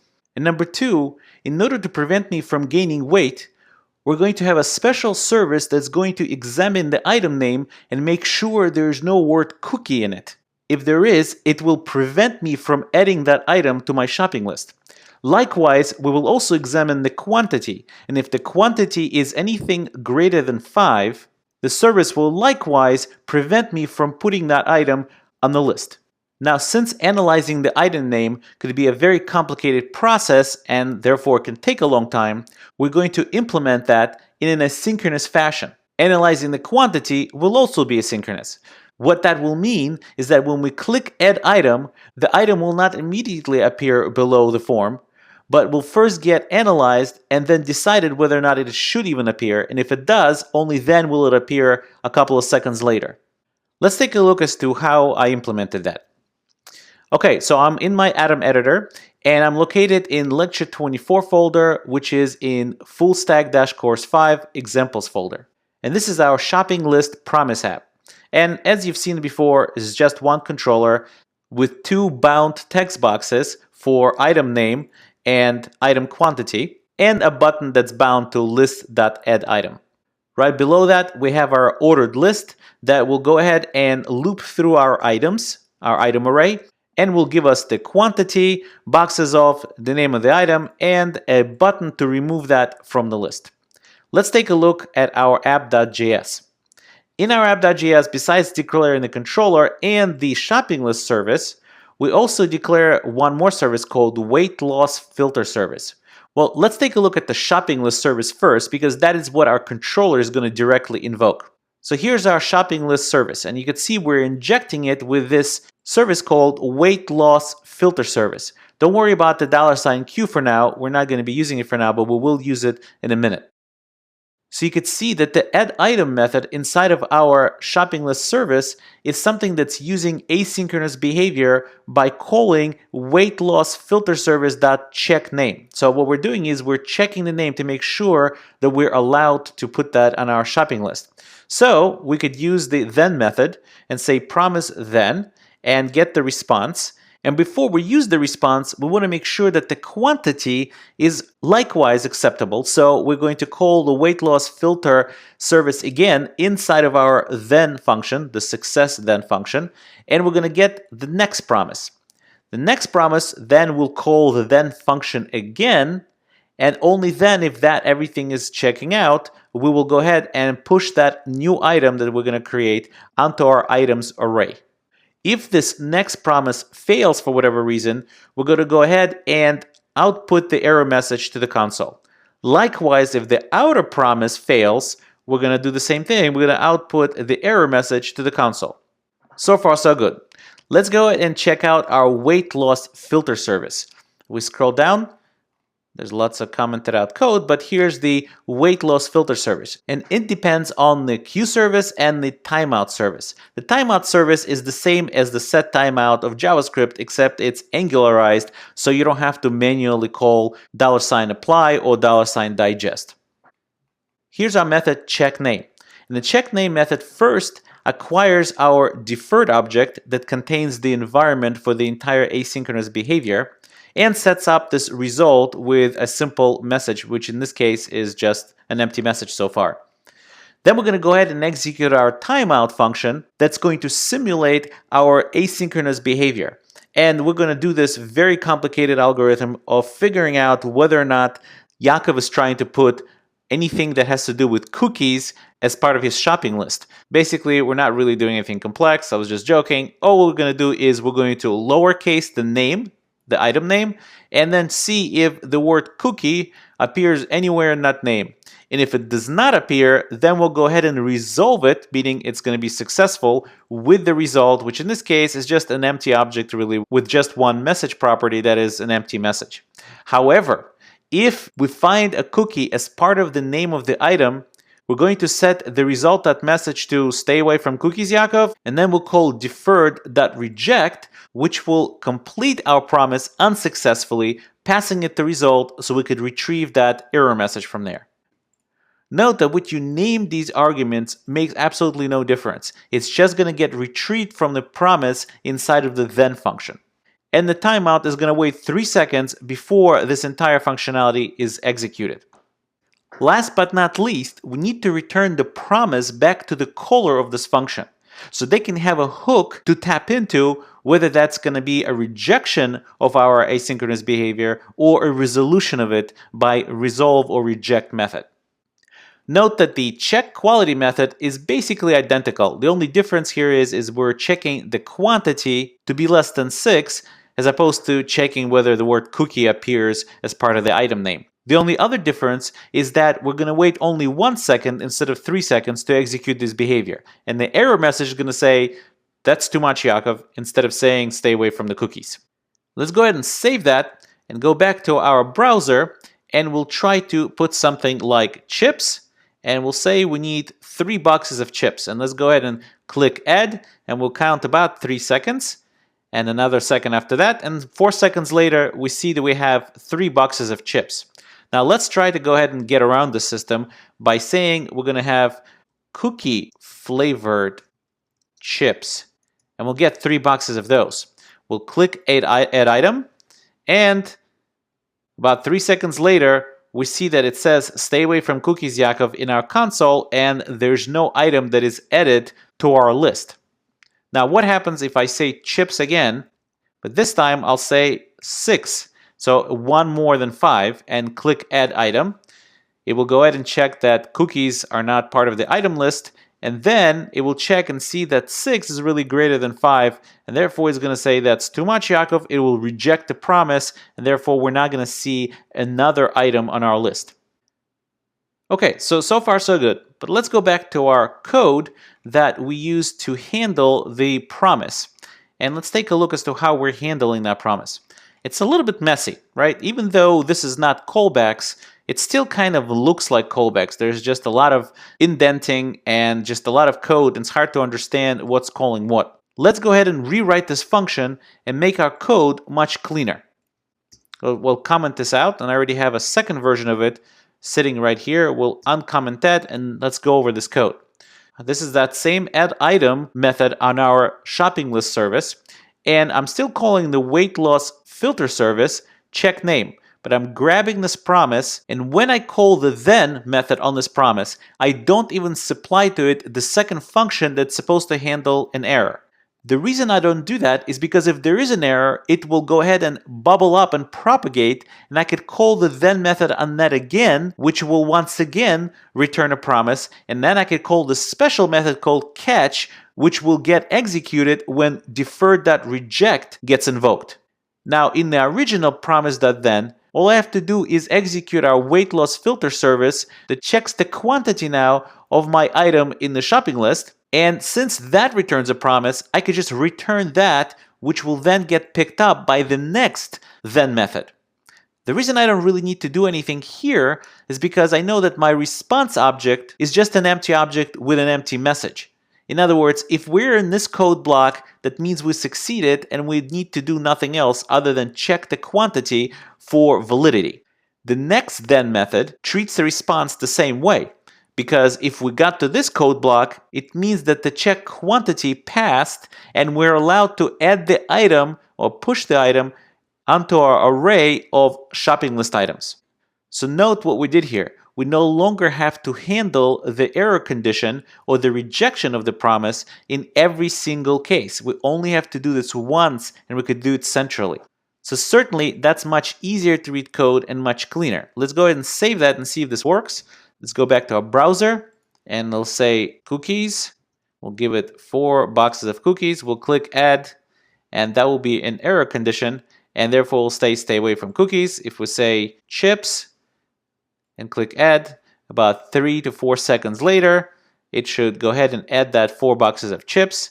And if we leave it as chips, but put, let's say, 7 boxes, click add, that will also resolve, but resolve with a rejection. And then therefore it will say that's too much, Yaakov, because our catch method right here is catching any errors from any of the promises that were chained above it.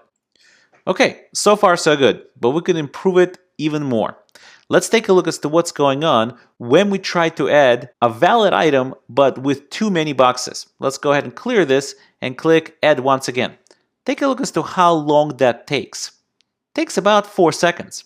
Now why should it take 4 seconds? Checking this item takes 1 second. Checking this item takes 3 seconds.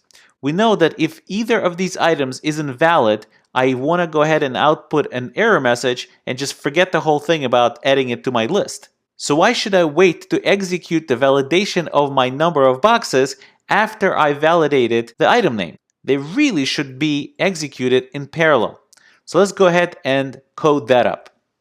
Let's go back, and we'll go ahead and once again comment out this version of the add item method and uncomment yet another version of the add item method. And this one does both things in parallel. And the way we do that is by capturing the name promise, which is the return result of the weight loss filter service check name method that returns a promise. And then we're going to capture the quantity promise, which is the result of executing weight loss filter service check quantity method. And here we're going to use our qservice.all. And what that takes is an array of promises. We can then call the then method on that, which will only get executed once every single promise in this array is resolved.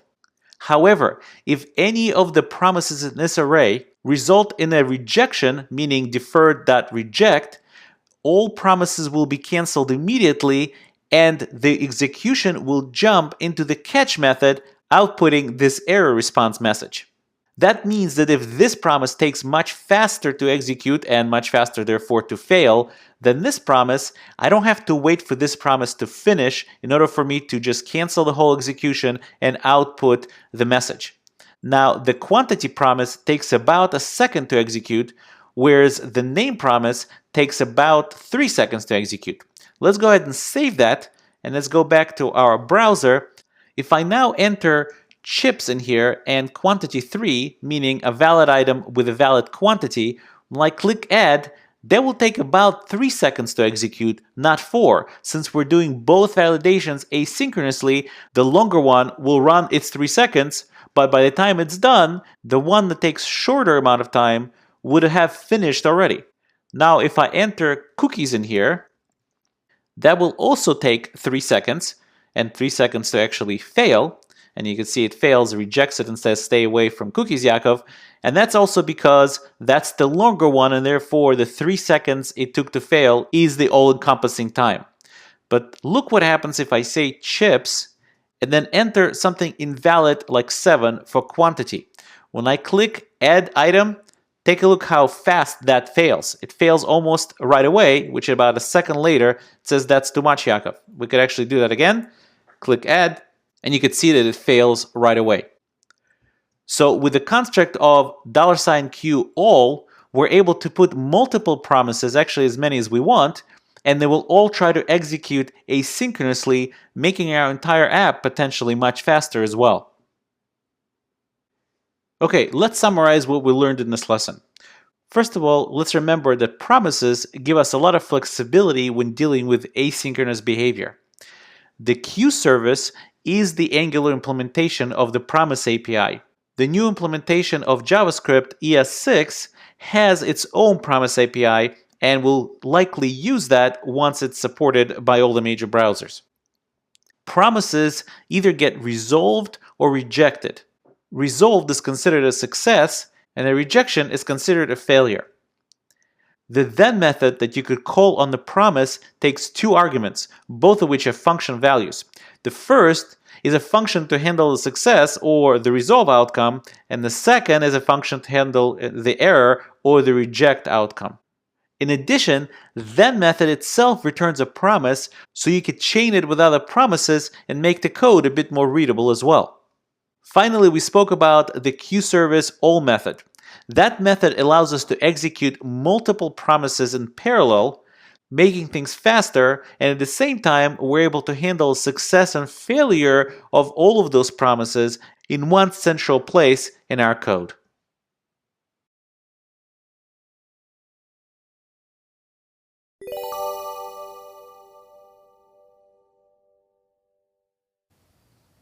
Now that we understand how asynchronous behavior is handled in Angular.js, it's time to turn to a core utility service that comes with Angular out of the box, and that's the HTTP service.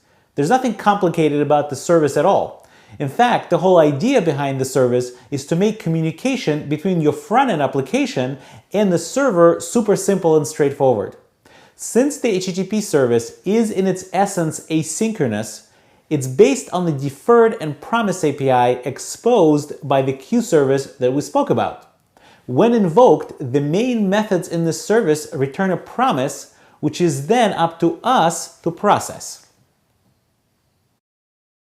Calling HTTP service is very simple. The HTTP service is itself a function, so you can actually call it directly. It takes just one argument, a configuration object, which Angular expects to have some predefined properties such as method, URL, and so on. As I mentioned, it returns a promise, so that's why you can invoke the familiar then method. The only required property of the configuration object is the URL.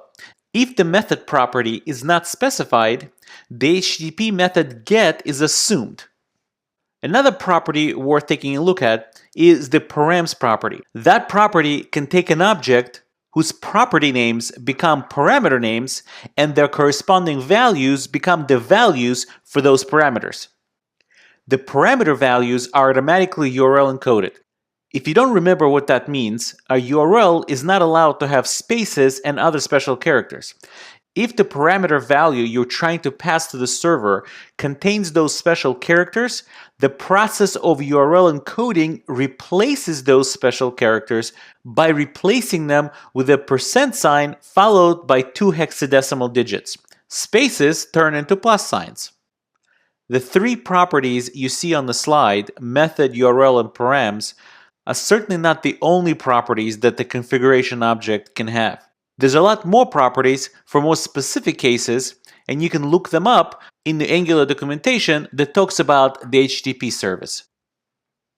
The arguments that you would pass into the then function are the usual arguments that you would pass into the then function when you deal with a promise. The first argument is a function value of a successful response, meaning a resolution of a promise, and the second value is an error response, meaning a rejection of a promise. Here in the slide, I actually named these functions success and error, but in practice, you could keep them anonymous when you use them in line like this. Probably the most used property of the response object will be the response.data property. That's the property that holds the response body. Now, if Angular detects that the response body contains JSON, it will automatically transform the response body into a JavaScript object using the JSON parser. As I said, the same response object gets returned if an error occurs. However, its data property will probably contain some server-generated HTML page explaining the error message, so it's usually not as useful for our programmatic needs. Before we move on and look at some coding examples, let me warn you to avoid a fairly common mistake.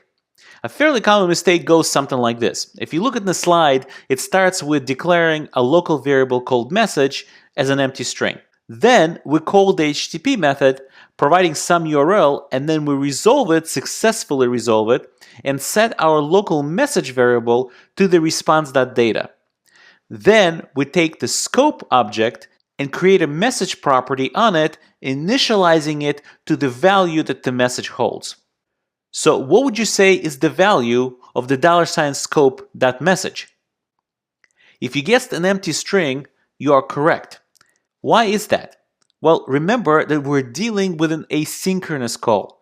The local variable message will not get set with the response.data until after the last line on the slide executes.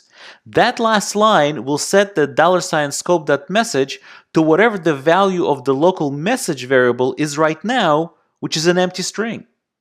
So what's the fix? Well, it's actually quite simple.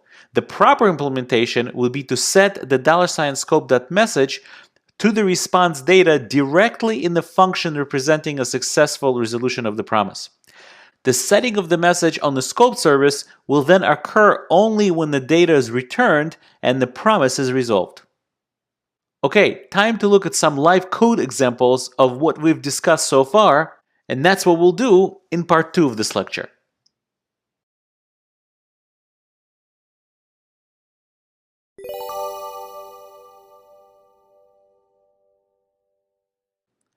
Before we embark on making any kind of remote calls, we actually need to have some kind of remote server set up. And since the previous course built a restaurant app, which we're actually going to re-implement using Angularjs, that server is still set up and actually exposed to the entire internet, so we're going to go ahead and use that as our resource. The instructions and the URLs of where that server is actually deployed and what APIs it supports can be found on github.com/dhu-ep-coursera/restaurant-menu-server. And if you scroll down, you'll see some documentation regarding this particular server, and you'll see that the URL patterns it supports is to show me all the categories of the menu of our Chinese restaurant, show all the menu items, and show me all the menu items for a specific category together with information about the category. Okay, and here are the URLs that are deployed on Heroku for us to be able to retrieve this data. And for our purposes, all we're going to use is this one /categories.json and this one /menuitems.json with a category for whatever category we specify. So I actually opened up both these URLs in my browser. You can see this one is /categories.json. And if we actually reload it again, we'll see what the categories.json response was. And we could look at the response itself. It's just an array of a bunch of object literals. And if we look at the preview, it will show us that array in a little bit more of a nicer fashion here. And we can open up the object and you could see that it contains a couple of properties. Well, it contains a few properties. One is name and the other one is short name. And these are going to be important because these are the ones we're going to display and use. Also, if we look at the other REST API that we have here is /menu_items.json for a particular category, and that is that short name that we were looking at before. That's the same type of short name that is being specified to identify our category. And let's go ahead and reload that as well. And let's click on that URL and let's go to the preview. We can see that it gives us categories and also gives us a list of menu items for that particular category. And what is inside of it doesn't really matter for our purposes. So what we'd like to do, going back to our code editor, is code up an application that simply lists all the categories that our menu contains. And obviously, we're going to use the HTTP service to accomplish it. So right now, I'm located in my editor in the Lecture 25 folder, which is located in the fullstack-course 5 examples folder. And here's our Angular app called Menu Categories app. And it's a fairly simple app. Let's go take a look at the HTML template. That consists of just one controller called Menu Categories Controller with a controller as syntax with a label menu. And then what it's going to do is going to create an unordered list and use ngRepeat to loop over menu.categories. So we're going to have a categories property on our menu label that's going to be attached to the $ scope for us automatically using our controller as syntax. In each list item, we're going to list the category short name in parentheses and the category name. And that's really all we're going to do. Let's go ahead and take a look at our app.js. Let's actually close the file browser so it'll be easier to see. Okay, in our app.js, we obviously declare our controller, but we also declare the service called menu categories service. Let's first take a look at the service that we coded up. So the menu categories service is injecting the HTTP service, as you could see. And it's really structured just like a regular service would. It creates this service local variable that is equal to this. And it has this method called getMenuCategories, which is our main method that we're going to use in order to accomplish our use case. Inside of that function, we're going to use our $HTTP, the HTTP service, and we're going to configure it using this config object, which is an object literal, with a method of get, which will tell the HTTP service to issue an HTTP GET request, and a URL to our API, the categories.json API. Once we capture that response, which is of course a promise, we're going to go ahead and return that response to the caller. Now let's take a look at our caller, which is our menu categories controller. Well, it's going to use that promise to initialize some things on the $ scope. Obviously, the first thing it's going to do is actually call menu categories service dot get menu categories. That's, as you remember, going to return a promise. Then we're going to resolve the promise using the then function, expecting a response, well, actually response.data to be that JSON that is converted into an array of object literals, and will assign that array to the categories property of our menu, which is obviously the this reference. And instead of dealing with an error if it occurs right here by putting a comma in yet another function, we're just going to go ahead and use a catch all kind of function called catch, and we'll go ahead and do that here, since that looks a little bit more cleaner in the code. And here we're not going to do much, we're just going to log something went terribly wrong. So let's go ahead and save that, and let's go back to our browser. Let's go to our HTTP service. It's already running using browser sync, and you can see that it listed all of our categories with a short name in parentheses and the category name right after that. Okay, so far so good. Let's enhance this just a little bit by having these short name letters be a link that I could click and have my app reach out yet again to the server, which should return the data about that particular category. In other words, all the menu items that category contains. Let's go back to the code editor. And the first thing we want to do is create a link around this category.shortName. And the first thing we're going to do is surround our category short name with an A tag. So we're going to go ahead and say A, href, just so it appears to be a link. And we're going to close that. And we need to surround it, so we'll put the closing A tag right here. So the only other thing is left to do is to do ng-click, not double click, just click, and set that to our menu.log menu items, and pass to it what we're going to need to log. We're going to need to log something with a category.short_name. Once we do that, this category.shortName is going to get passed to our log menu items function or method that is sitting on the controller instance. So let's go ahead and save that, and let's go to the app.js, and let's actually create that method. Well, actually, it's already created. All I have to do really is uncomment it and talk a little bit about it here. So as you could see, it's taking a short name as an argument, and we're doing the same thing we did before. We're calling menu category service that get menu for category, passing it the short name, meaning that identifying label for a particular category. And then all we're doing here is really logging it on success and logging the error on failure. The important thing is to look at this get menu category method. So let's go ahead and scroll down to the menu category service. And here I have this method already coded up. I just need to, yet again, uncomment it. And let's go over it a little bit. So the get menu for category is a function that takes a short name. So the HTTP call, the $HTTP, the $HTTP, it's very similar, except now we have a params property as part of our configuration object. And the params property is an object literal that has category and short name. This short name, the value of our category in that params, comes from the short name that is passed into this function. And the category is the name of the parameter that should really go right here after a question mark. So question mark category equals whatever it is that the category, the short name that they passed in. So since we want that done for us automatically by Angular, we need to just provide this params object or params property with an object where the object property names become the request name parameters and their values become the values of those request parameters.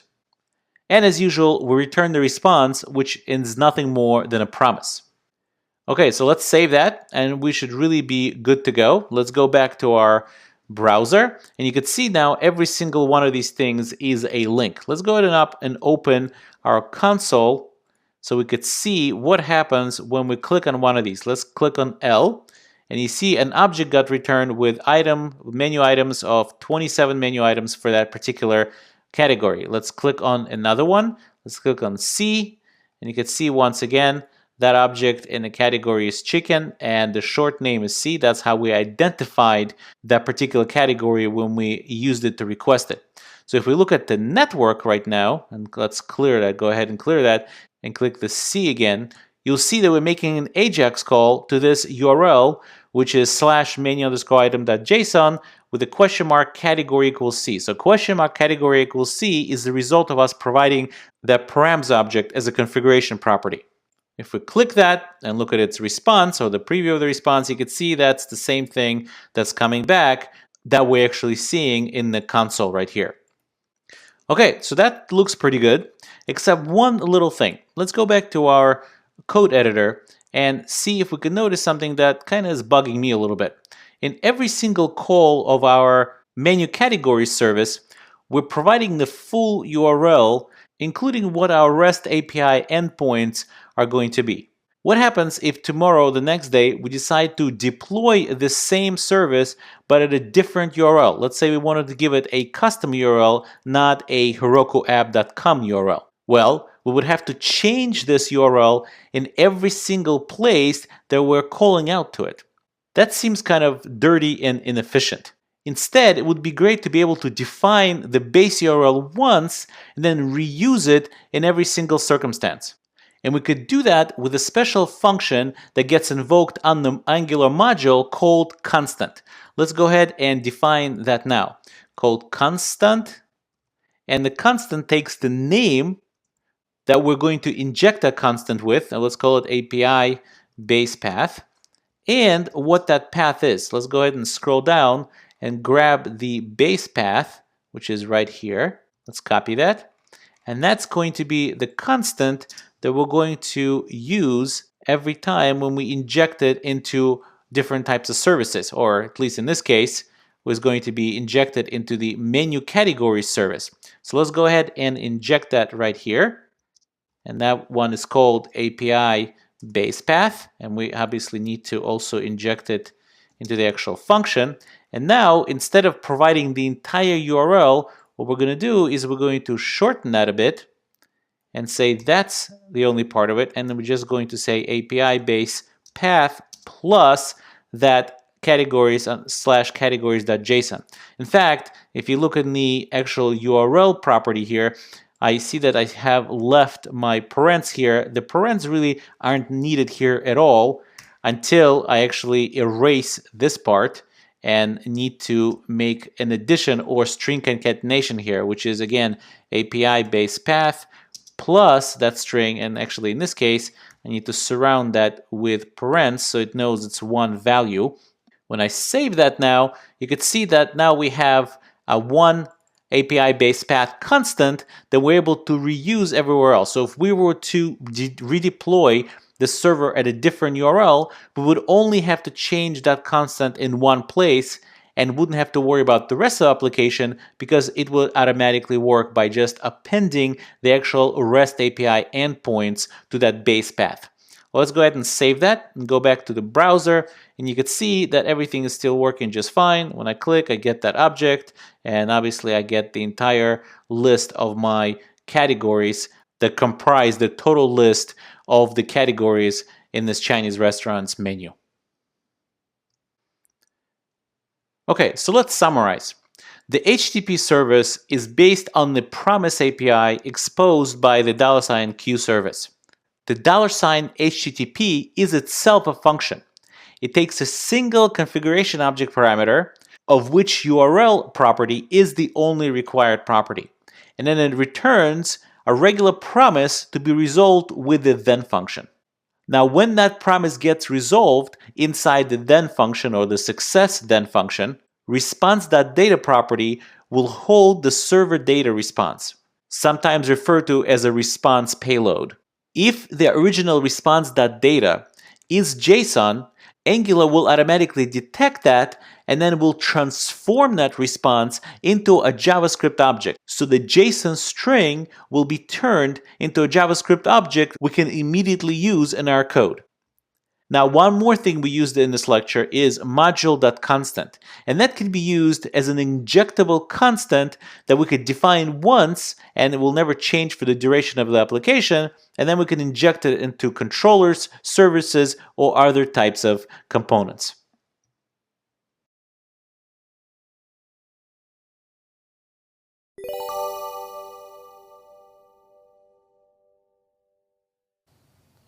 Perhaps the most defining feature of AngularJS is the idea of directives. This is so much so that the front page of angularjs.org hints to directives when it answers the question, why Angular? It's worthwhile reading their answer. It states as follows: HTML is great for declaring static documents, but it falters when we try to use it for declaring dynamic views in web applications. AngularJS lets you extend HTML vocabulary for your application. The resulting environment is extraordinarily expressive, readable, and quick to develop. The keyword in this description is extend. Angular allows you to extend the standard HTML into whatever suits your particular application. That is incredibly powerful, as you'll soon see. So when it comes to HTML and HTML templates in Angular, it's nothing strange to see something like this. As you can see here, we have a tag called list item appearing right in the middle of regular HTML code. That's an Angular directive. It's certainly not a standard HTML tag. But how does this code become quote-unquote regular HTML code?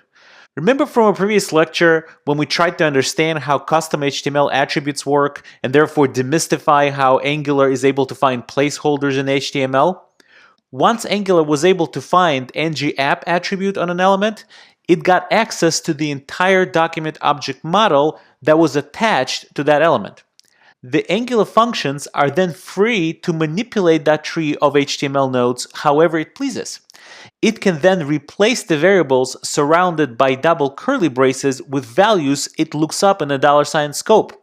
It can also examine any node, be it content, tag, or attribute, and decide if it should replace it with something else, attach some function or behavior to it, etc. In Angular, this process is called compilation.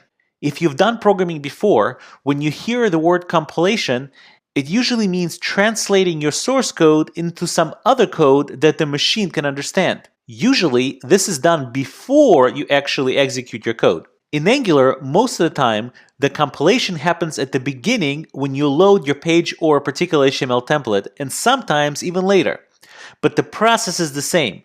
Angular compiles and links your custom HTML code.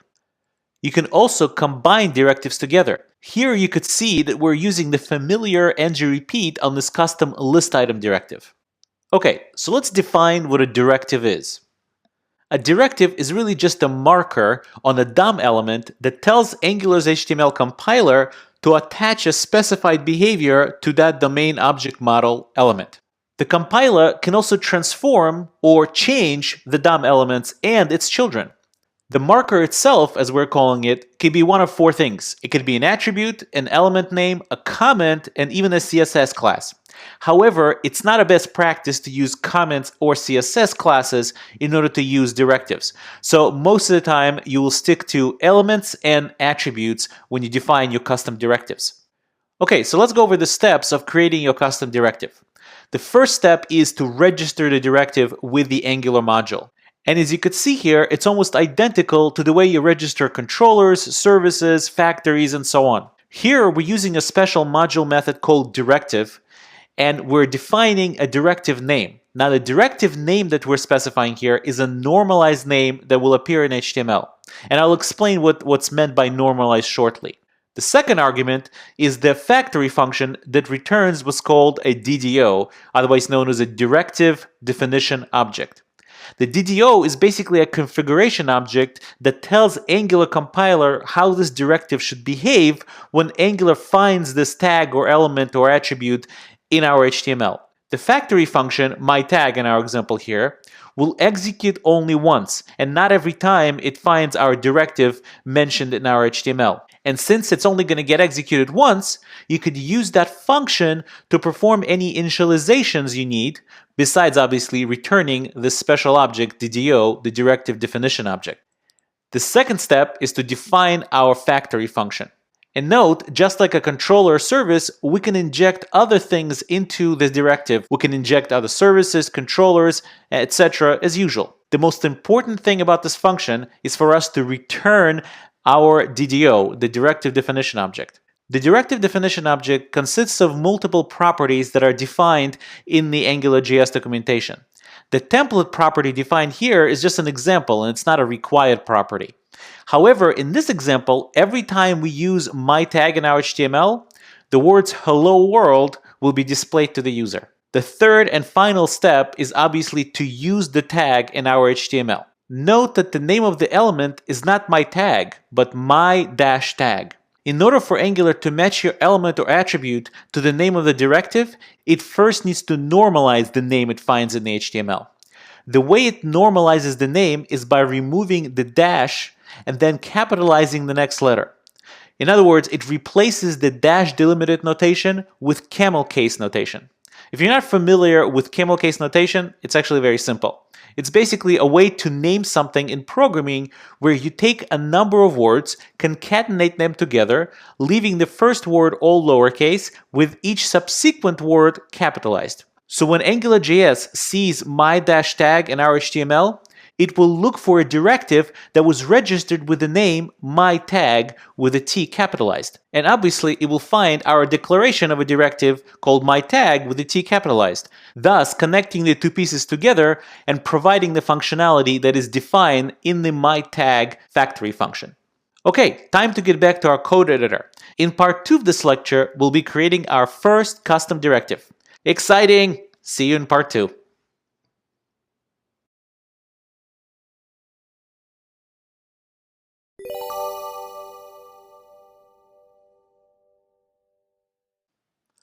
Okay, in this lecture, we're going to write our very own first custom directive.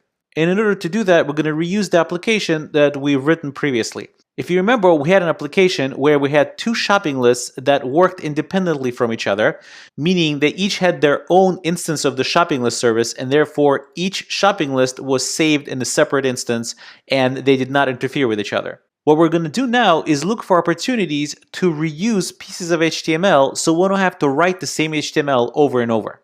Let's go back to the code editor, and I'm located in lecture 26, which is located in full stack course 5 examples folder. And here we have the shopping list directive app, and it's really just a renamed app. It's exactly the same as we had it before, with just the minor differences. Obviously the title is a little bit different, but also I changed the label. Instead of list 1 and list 2, I just kept it as list. These two list labels do not interfere with each other simply because this list label is only exposed to the body of this controller, and that list label is only exposed to the body of the first controller. So as you remember, as a user clicks to add a new item into the list, it gets output using this interpolation right here. So this is in the first list. If you take a look at the second list, well, it's exactly the same thing again.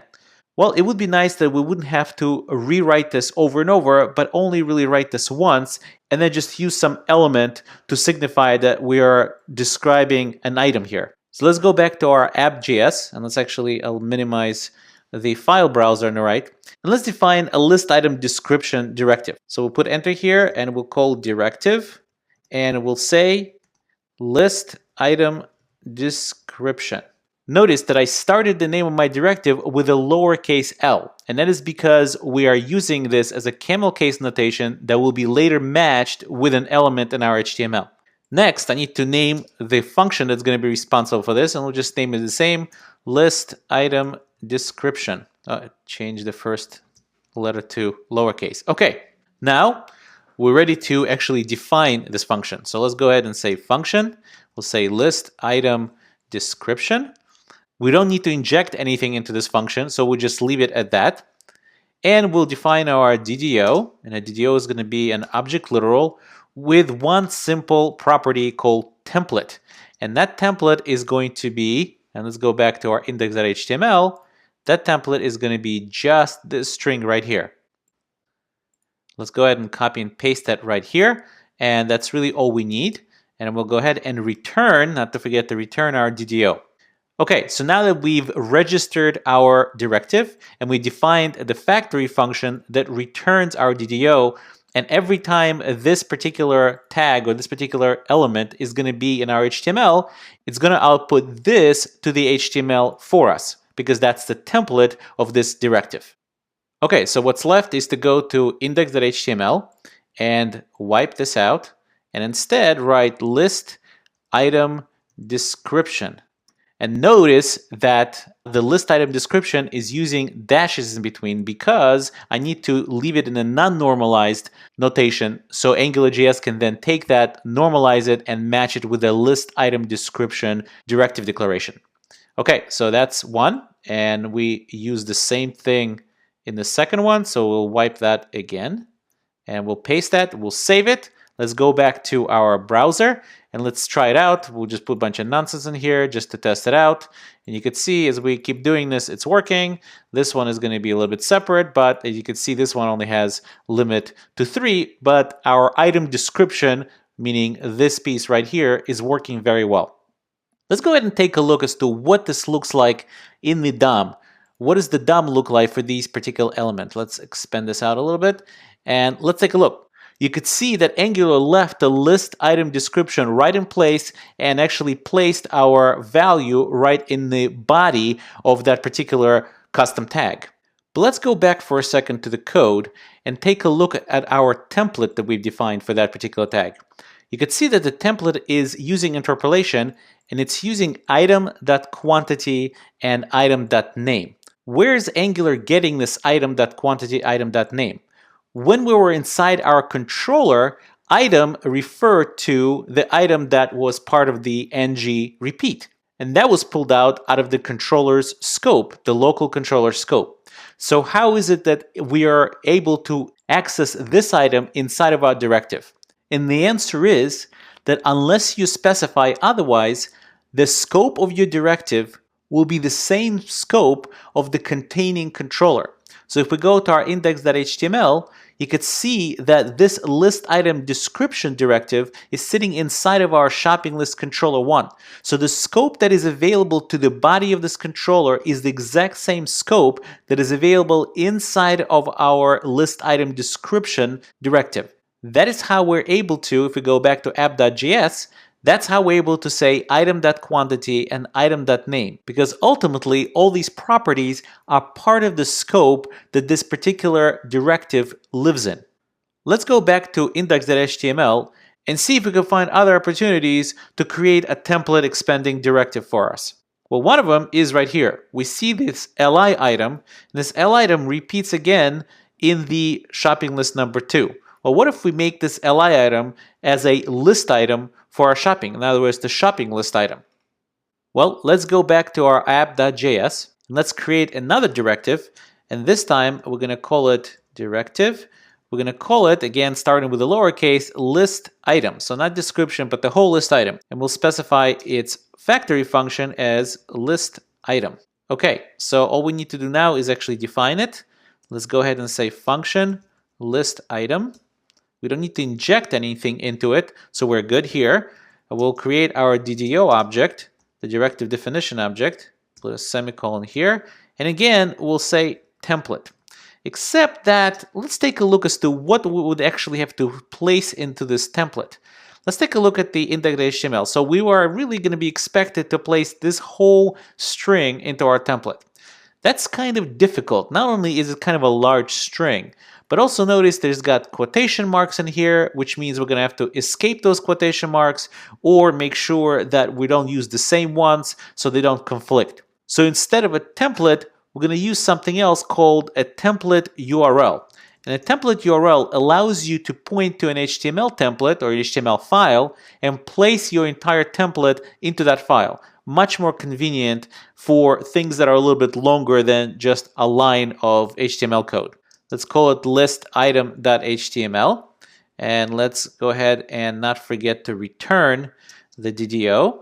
Let's save that, and let's go ahead and create this file called list item.html. Let's open up the file browser. We'll go ahead and create a new file, and we'll call it list item.html. There it is, and let's go to index.html. Let's actually close the file browser for a second. We'll go to index.html, we'll grab this whole string here, we'll actually cut it at this point, and we'll go back to list item, paste that there, and here we are. Let's save that, and let's go back to index.html, and now what we need to place here is we need to place our list item. So we'll say list-item, the denormalized name, and there's our list item right here. And every time this appears in our HTML, it's going to get substituted, or at least it's going to get implemented as this li item. Let's go back to index.html and actually replace that over here as well. We'll say list item, and we'll save that. And one more thing. While it would be okay to leave this ng repeat right on the inside of the directive template, it's much easier, I think, to actually pull it out so we could see a little bit better as to what's going on. Let's go ahead and cut that out of here, save this, and go to our index.html and actually place this ng repeat straight on this list-item. And I'll do the same thing for the first one, and we'll go ahead and save that. And I believe now we're all ready to go. So if we go back to our browser, let's make this smaller again. And if we start, we'll just enter some garbage for now. And you can see nothing's working. Why isn't it working? Let's take a look as to what we messed up. List item is not defined. So if we go back to our code, let's take a look at app.js. Oh, we forgot to put quotes around our HTML template because this is just a string. The HTML template URL is just a string. Let's save that. This should fix it, and it does fix it. Let's go ahead and close that. We don't need that, and we'll say, let's put some cookies in here. It's always a good idea to put some cookies in here, and let's get a few of them. So that's working, and we'll put some other cookies, another cookie in here, and we'll put a lot of cookies here. And as you can see here, it's limiting us to only 3 of them. Let's go ahead and inspect the element here actually as to what got placed inside of our list item here. So let's take a look. So you can see here, we start with a list item, and these list items keep repeating because we put ng repeat on them. Inside of the list item, you see an li followed by our list item description, yet another custom directive that we created. So what we're able to accomplish here is create a directive that we are reusing in multiple places in our application, and if we change something in that directive, it changes in every single place because the functionality obviously travels together with that directive. And that's really an amazing concept. We're now doing code reuse right inside of our HTML templates. Note one more thing. If we take a look at our code, and specifically index.html, you could see that the HTML code itself became very semantic. If you remember from the previous course, course 4, HTML, CSS, and JavaScript for web developers, we discussed the reason for having semantic tags in HTML5. But even the semantic tags that exist as part of standard HTML5, section, article, and so on, are such generic terms. In Angularjs application, we could create our own semantic tags that actually make sense in the application that we're coding. So list item is clearly one list item in our shopping list. How cool is that? So let's summarize. A directive is really just a marker in our HTML that Angular compiles into some behavior. It can also change the HTML elements themselves because it gets a hold of the entire document object model tree that is under the control of the directive.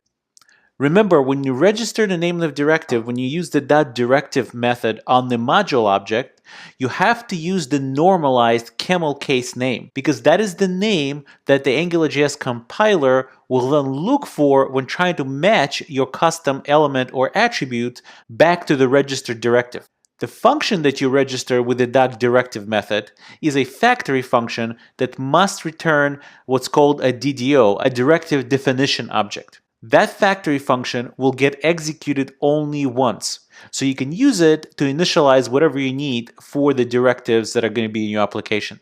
The coolest part about custom directives is that our HTML coding becomes reusable. We can actually employ code reuse directly in our HTML coding. And last but not least, the HTML code itself becomes semantically relevant to the actual web app that we're building.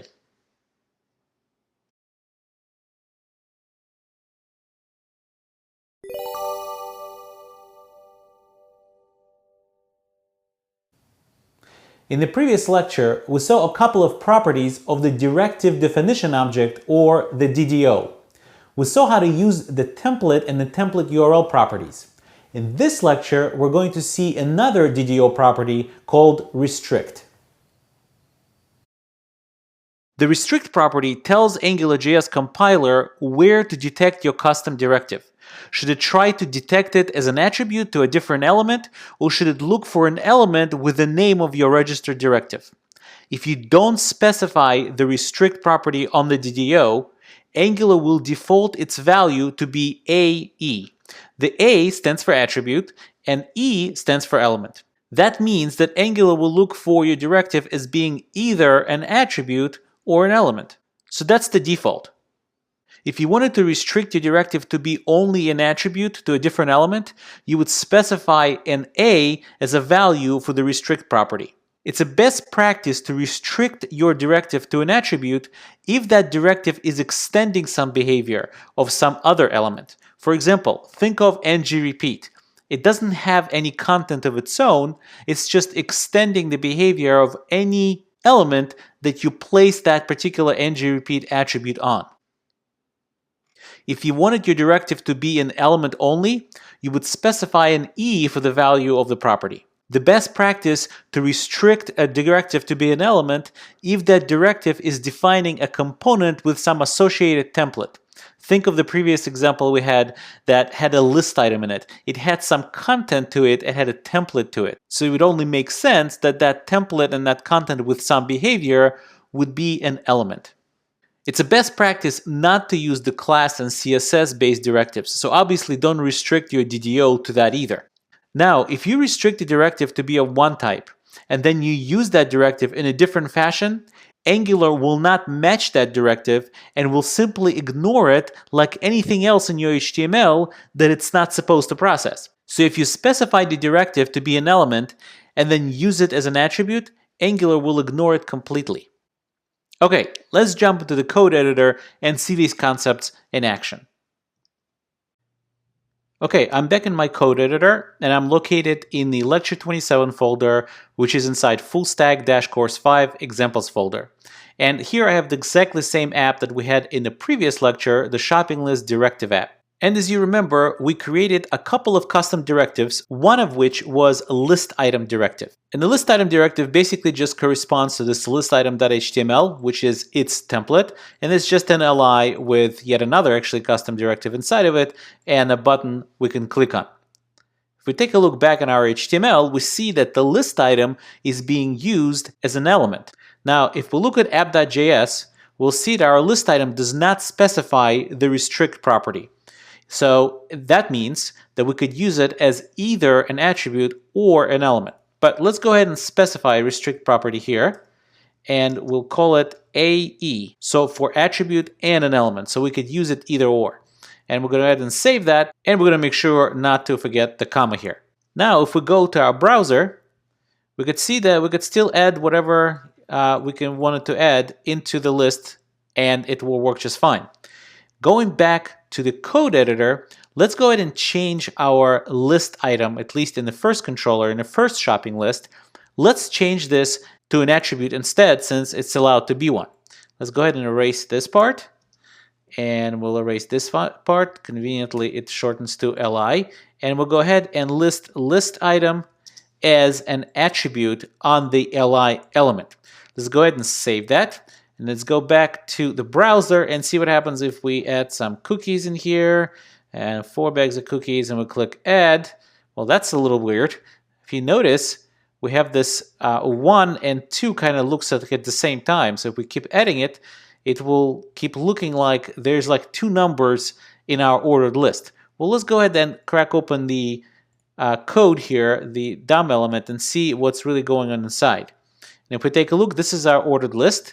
And this is our li, and if we open our li right here, you see there's another li inside of that. Well, how did that get here? And that li has the list item. It looks like we have really 2 nested li's in here. Well, the reason this is happening is because when we listed the list item on this li, the list item, as you remember, let's take a look at the DDO, the list item lists the list item.html as its template. And the list item.html already has an li in it. So that's not really going to work. In other words, for this to actually work, we would actually have to remove this li out of this template. Let's go ahead and do that now just to test this out. Save it. And now if we go back to our browser, let's close the Chrome Developer Tools. The browser sync should have refreshed it. And let's do this again. Cookies, 4 bags of cookies. We'll click add. And throw 3 bags of cookies, and then chips, 5 bags of chips, and we'll click add, and it's still working just fine. So if we again open up our elements here and take a look, we see that an ordered list has an li, and inside of that li is the list description and a button and so on here. All the code that we expected to be there, and we're using an attribute instead of an element in order to produce that. Now, if we close our Chrome Developer Tools and try the same thing on the shopping list 2. Now remember, shopping list 2, let's actually go ahead and take a look at the code real quick.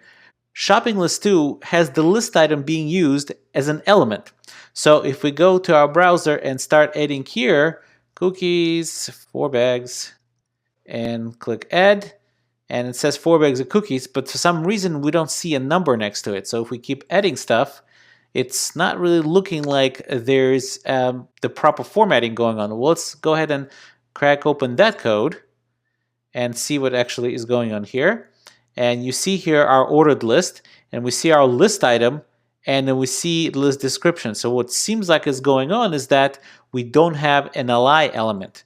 And obviously we don't have an li element because we removed it from our template right here. So point number one is, whether you restrict something to be an attribute or an element, the associated template that comes with that particular directive has to make sense within the context of your HTML. Okay, so far, if we look in the app.js, we restricted the list item to be either an attribute or an element. Well, let's try to restrict it to be only an attribute. Let's go ahead and save that. Let's go back to the browser. It will get refreshed by browser sync, and we'll again add some cookies in here. 5 bags of cookies. Notice the number of bags keeps going up. And here it is, that works. We could do it a few more times.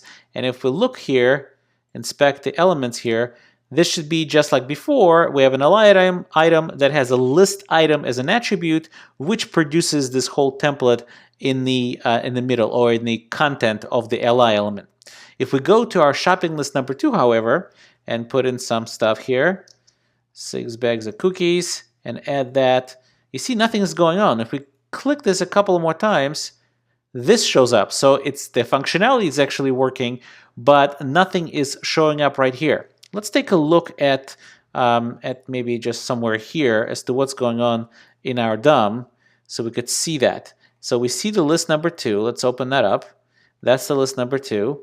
That's the H1, the shopping, and that's the input elements, and there's our ordered list. And if we take a look at here, our ordered list still has these items, and they're repeating, but they're not showing up at all. Why is that?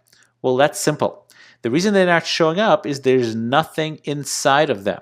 And the reason there's no content inside of them is because Angularjs compiler completely ignored list.item. It doesn't even know what that is.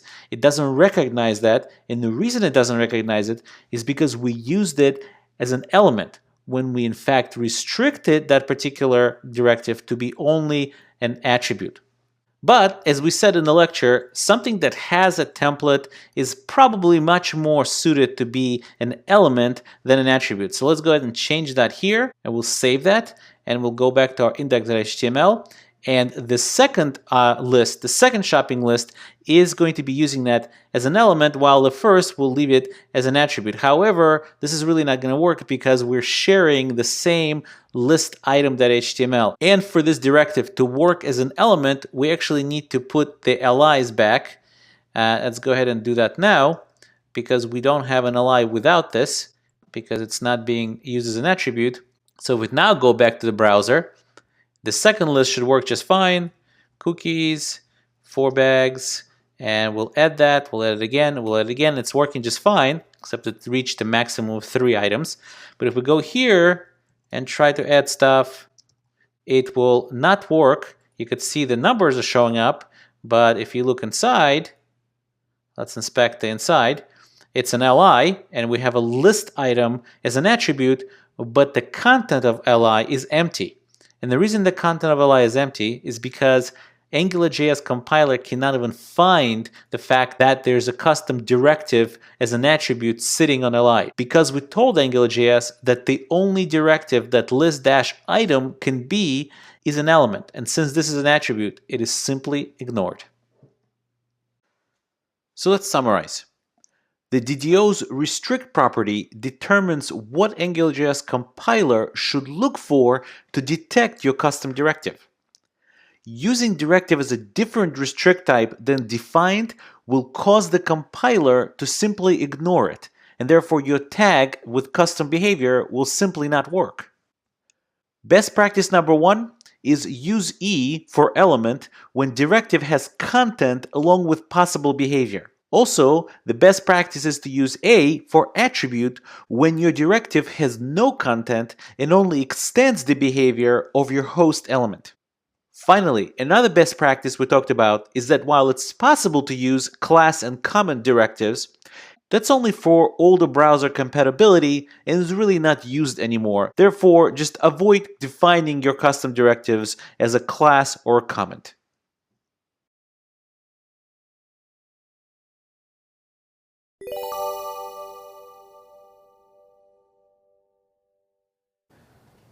Previously, we spoke about the fact that without any additional configuration, our directive is functioning with the scope of its parent.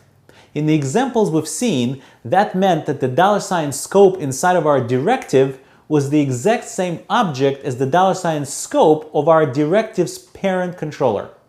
While this setup seemed fine, if we look closer, we have a bit of an architectural problem here.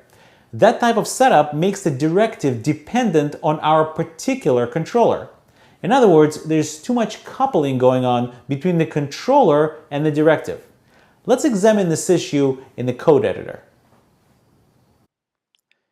Okay, I'm back in the code editor and I'm located in lecture 28, which is located in fullstack-course 5 examples folder. And this is just a copy of the previous application we had, the shopping list directive app. The only thing I changed here is the title. And as you remember, we have a couple of shopping lists here. Both of them are marked as list in the controller as syntax. And both of them have this line right here called list item, which is our custom directive that has an ng repeat in it that's looping over our list items in our shopping list. The trouble is that we have two lists here, and when you look at this code in the code editor, it's sometimes hard to understand which list you're looking for. I guess you could look for shopping list number 2 in labels like that, but it'd be much nicer if I actually labeled our controller as syntax as a list 1 or list 2. Let's go ahead and try to do that. Let's multi-select the lists, and we'll say list 1. And here there's also a list 1, and this is a list 1, and we'll save that. Let's see, we're not missing anything. And let's go to the second list and call it list 2. Let's again try to multi-select as much as we can. And we'll say list 2. And we'll say list 2 over here and list 2 over here. So let's save that and let's go back to the browser and see if everything is working so far. So let's add cookies as usual. 3 bags of cookies. And 3 bags of cookies are working. And then let's add some chips. We'll get 5 bags of chips, and we'll add that. Okay, you know what? Actually, let's remove the chips and add some drinks instead. Let's click the remove item. Oh, look at that. It's not working anymore. Let's take a look at our Chrome developer tools, and we see absolutely no errors either. So what is going on here exactly? Let's go back and take a look at our code real quick. And we know that the list item right here, the directive, actually uses this list item.html template. And the problem should be pretty clear. We're using this list.remove item. We're relying on the fact that list is available to us on the controller scope. The problem is our list is no longer list. It's actually list 1. So let's change this to list 1. Let's go back here and we'll just add a bunch of nonsense for now. And let's try to remove that. See, that works. Well, let's try to add to this list now and add that item. Let's try to remove that item. But this item doesn't work. Well, why not? List, is there any errors? Yet again, no errors. Why isn't this item working? Well, the reason this item is not working is because we're using list 1. List 1, again, is coming from the first controller, but the second controller doesn't know anything about list 1. So in order to get the second controller to work, we would have to change that to list 2. Well, then the first controller wouldn't work. Clearly, we have a problem here. What we actually want to do is re-architecture our custom directive such that it functions independently from its environment and have the environment around it pass certain values into it, just like it would pass arguments into a function. And we could do that with a concept called isolate scope. Let's go back to the slides and learn about this concept first, and then in part 2 of this lecture, we'll go back to the code editor and code up a different solution using the isolate scope concept. As I mentioned, without additional configuration, the scope of the parent is the scope of our directive. However, as I just showed you in the code, it would be better to break away from this inheritance and create an isolated scope for our directive, or as it's termed, isolate scope. The way this is accomplished is through specifying another property on the DDO called scope and assigning it some object. Without any properties, all we've done was isolate the directive scope from the parent. But if it's isolated, how do we get the data that we need into our directive? The answer is that we explicitly bind predefined attributes to the isolate scope properties. Here you see the first type of binding we're going to discuss in this lecture. We're specifying a property on the scope object called myProp. That's the name of the property that you're mapping something outside of your directive into. The value of myProp is going to be an equal sign followed by some attribute name. The attribute name is the HTML template attribute name. In the HTML template, the object value you specify here in your HTML template will be evaluated in the parent scope and passed into our directive. In this example, myProp property will be a reference to that object inside of our directive scope. There are a few ways to bind and pass the outer values into the directive. Bidirectional is probably the most communicative way. Bidirectional binding means that if you change the parent value, the value in the directive will change automatically, and vice versa. If you change the value in the directive, the parent value will change as well. If you leave the value as simply an equal sign and you don't specify the name of the attribute, AngularJS compiler will assume that the name of the attribute in the HTML template is the same as your directive's property name. In this case, myProp, or when it's denormalized for the HTML template, it will be my-prop. Also, if you follow the equal sign with a question mark, that will signify to the Angular compiler that the attribute is optional. Obviously, the code in your directive has to be aware that it's possible that the user of your directive will not supply a value for the scope property. So you cannot rely on that value to be there, as it might be undefined. In our HTML template, we specify my-prop attribute using the same normalization rules we use for the element name. In other words, we lowercase the name of the attribute and then separate its parts with a dash. AngularJS will normalize it to match it with our myProp property in the directive. Using the @ sign is yet another way to bind external values to the isolate scope of our directive. Using the @ sign tells the Angular compiler that we want to bind myProp property to the domain object model's attribute myAttribute that's located in the same element as our directive. Note that even in this case, our directive can itself be either an element or an attribute. The name of the actual attribute appearing in HTML will be denormalized version, which is my-attribute. The result value that's assigned to myProp in our directive scope in this setup is always a string. In the HTML template, we simply specify my-attribute attribute and give it the value of some interpolated string. This type of setup behaves as one-way binding, meaning that the outer value change affects the inner value. But if we explicitly change myProp that's bound to my-attribute inside of the directive, the value of my-attribute DOM node will be unaffected. Also note that there's nothing stopping us from doing the regular interpolation inside of the my-attribute. Here you could see we're concatenating the string hi and also concatenating an exclamation point sign using the plus operator directly inside the double curly braces. Okay, in part 2 of this lecture, we'll go back to the code editor and try out these features.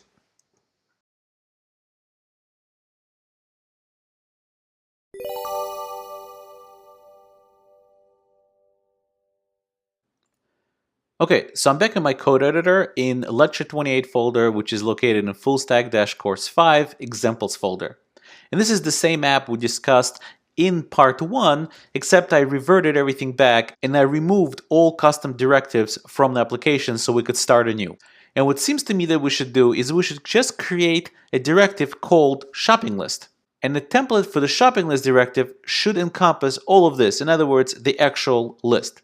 So let's go ahead and start coding that. Let's go to app.js and let's create a directive with a directive method called shopping list. And notice the shopping list, the S is lowercase, and the function we're going to create is called shopping list. Let's go ahead and create that function now. And that function is going to have a DDO, which is going to be an object. And let's just set up the framework here, and it's going to return the DDO, so we don't forget to do that.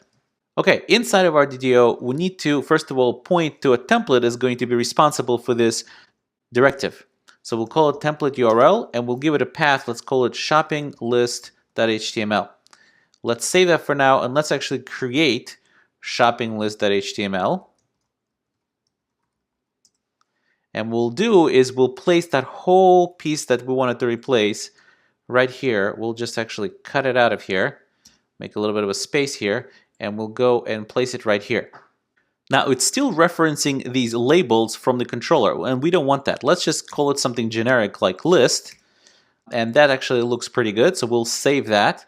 And now, in order for us to isolate our directive from the parent controller and at the same time pass this list of items into our directive, we need to create the isolate scope with a directive local property called list. Let's go ahead and do that. First, we'll go here, we'll put a comma, and we'll say scope. So that's going to be an isolate scope.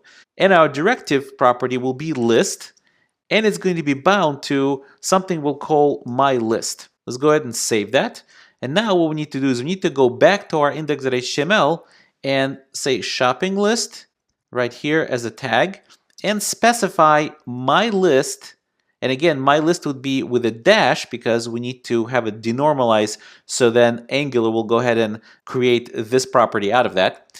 Okay, and my list is going to be equal to, and in this case, since we're in list 1, my list is going to be equal to list 1. Let's go ahead and save that. And now if we go back to the browser, the first list should work. Let's give it cookies, 4 bags. We'll add the list, and you can see the list is working. We could add multiple number of those. And if we click the remove item is working as well, because again, the list that is being mentioned in our template right here when we click the remove is actually the passed-in object, list 1 actually in this case, through the property myList. So we could do exactly the same thing by copying this over and going over here in the second controller and just copying that over right here.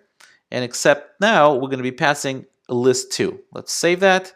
We'll go back to the browser and let's call cookies, 2 bags of cookies. And as we edit, it will all work until we obviously hit the limit, which is 3 for the second list.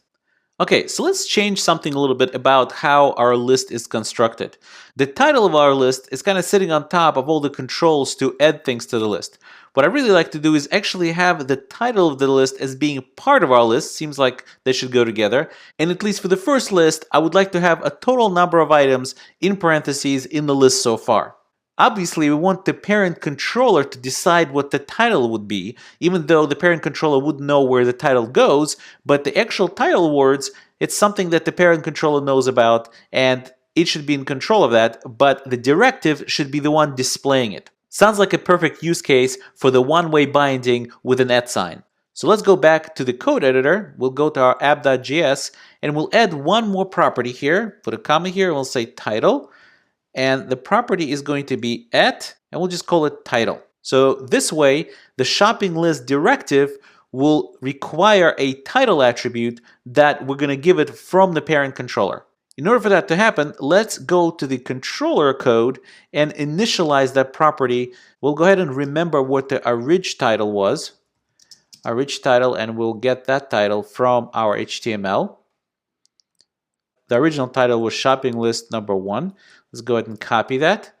Go back to app.js and say the original title is shopping list number 1. And we'll construct list.title, which is our scope property now. We'll call it original title plus, we'll give it a space, parentheses. We don't need this parenthesis here yet. Plus list.items.length. That's the number of items in our list. And we'll go ahead and close the parenthesis right here and say items. The other way around. Items, close parenthesis. And obviously we need to do this again in a couple more places when we change the number of items when we edit and also when we remove it. Let's go ahead and save that. And now let's go back to our shopping list, and right on top of here we'll say h3, which is the same type of title, and we'll interpolate our title right in here. The title, this title name, is coming from, let's save that, it's coming from our directive when we gave it the title property on our scope. All that's left is to go to index.html and specify the title, or at least the original title. So let's go ahead and remove this h3 out of here. We'll go to our shopping list directive and we'll say title equals to, and in this case, we're going to interpolate what we have from the controller, this list1 controller. So list1 controller will be list1 dot title. We'll save that. Let's verify that that's the name of the title in the list1 controller. And it sure is the title. So list.title is what we needed to place in here. And this list.title is marked with a label list1. So if we'll go back to our application in the browser, I see here that I forgot to put a space after the number. So let's go back to our app.js and actually put a space between the number and the word items. And I also need to change it in the other two places that I mentioned it right here. So we'll save that. Let's go back to the browser and we'll start adding cookies again. 3 bags of cookies, and we'll add that. And as you can see, if I keep adding, the number of items is changing and the entire title is changing because of that as well. So if I remove things, it will also get updated because the parent controller scope title property is being updated, and therefore our attribute value that is holding this actual string gets interpolated again and gets passed into our directive over and over again. So one more thing we need to do not to have any errors is to specify the title for the second controller that we have. And we could go back to the index.html and we'll go ahead and copy that second title right here. We'll cut it over here. We'll take out of here and we'll actually put it right on the shopping list. We'll say title equals to, and we'll just cut and paste that string right there. There's nothing wrong with that. And we'll go back to our browser, and you can see that the string is just straight up right there, and we don't have any logic in the second controller to update this because this thing is limited to 3 items anyway. So we could again put cookies in here, and it's misspelled cookies. That's very important to spell cookies correctly. So we're gonna respell that again, and as we keep adding, obviously we hit our limit of 3, and that's it. So we were now able to create a reusable directive, a reusable component, so to speak, that we're able to use in 2 separate controllers without the controller's properties affecting how we implement our directive. So we're able to pass a list of items from the controller number 2 that has list2 label and from the controller number 1 that has list1 label. Okay, so let's summarize.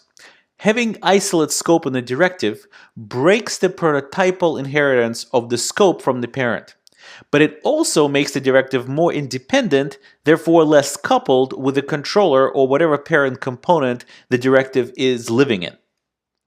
We pass values into the directive using the scope bindings. There's a couple that we learned. The first one is the bidirectional binding, which is signified by the equal sign. And in that type of scenario, the directive scope property change affects the bound property and vice versa. The other one we learned about was the DOM attribute value binding, and that's signified with an @ sign. And in this scenario, it always results in the directive property being a string. The add property also acts like a unidirectional binding, meaning changes to the DOM attribute value are propagated to the directive property, but not the other way around.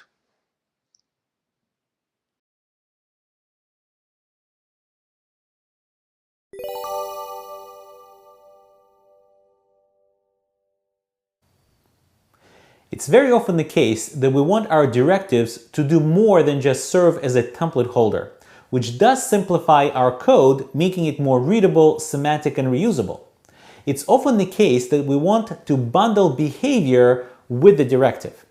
We have a couple of options as to how to get that accomplished, but one of those options is to declare a controller directly on the directive. Let's take a look at a few required steps to get that done.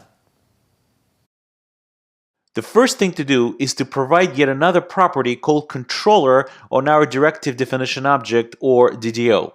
The value of that property should be a function that will implement that controller. The way this function works is exactly the same as any other controller we've been coding so far. Now, if we left it at just specifying the controller function, the properties that are declared on our isolate scope would now be available on the $ scope inside of our controller. Obviously, we would need to inject the $ scope on our controller, just like you would need to do that for any other controller to access the properties on the scope. However, remember when we first introduced controllers and we explained that it was a best practice not to place properties directly on the scope, but place them on the instance of the controller itself and have Angular attach that controller instance as a property on the scope?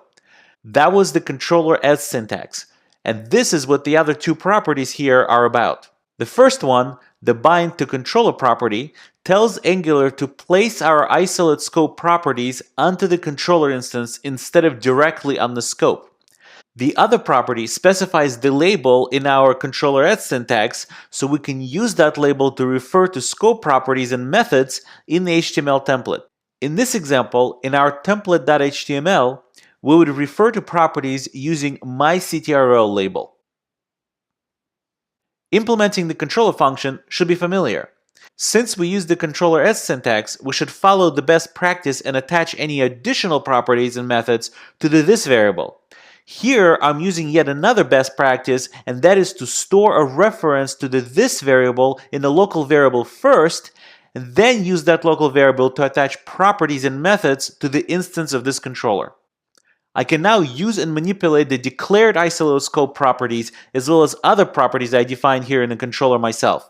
Note one obvious point.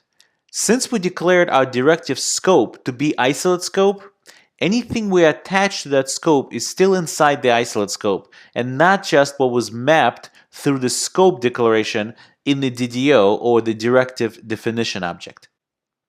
The last step is to use our properties and methods in the directives template.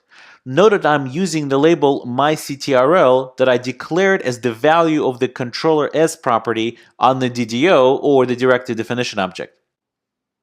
One more thing worth mentioning before we jump into the code editor. We have been declaring non-string values with an equal sign.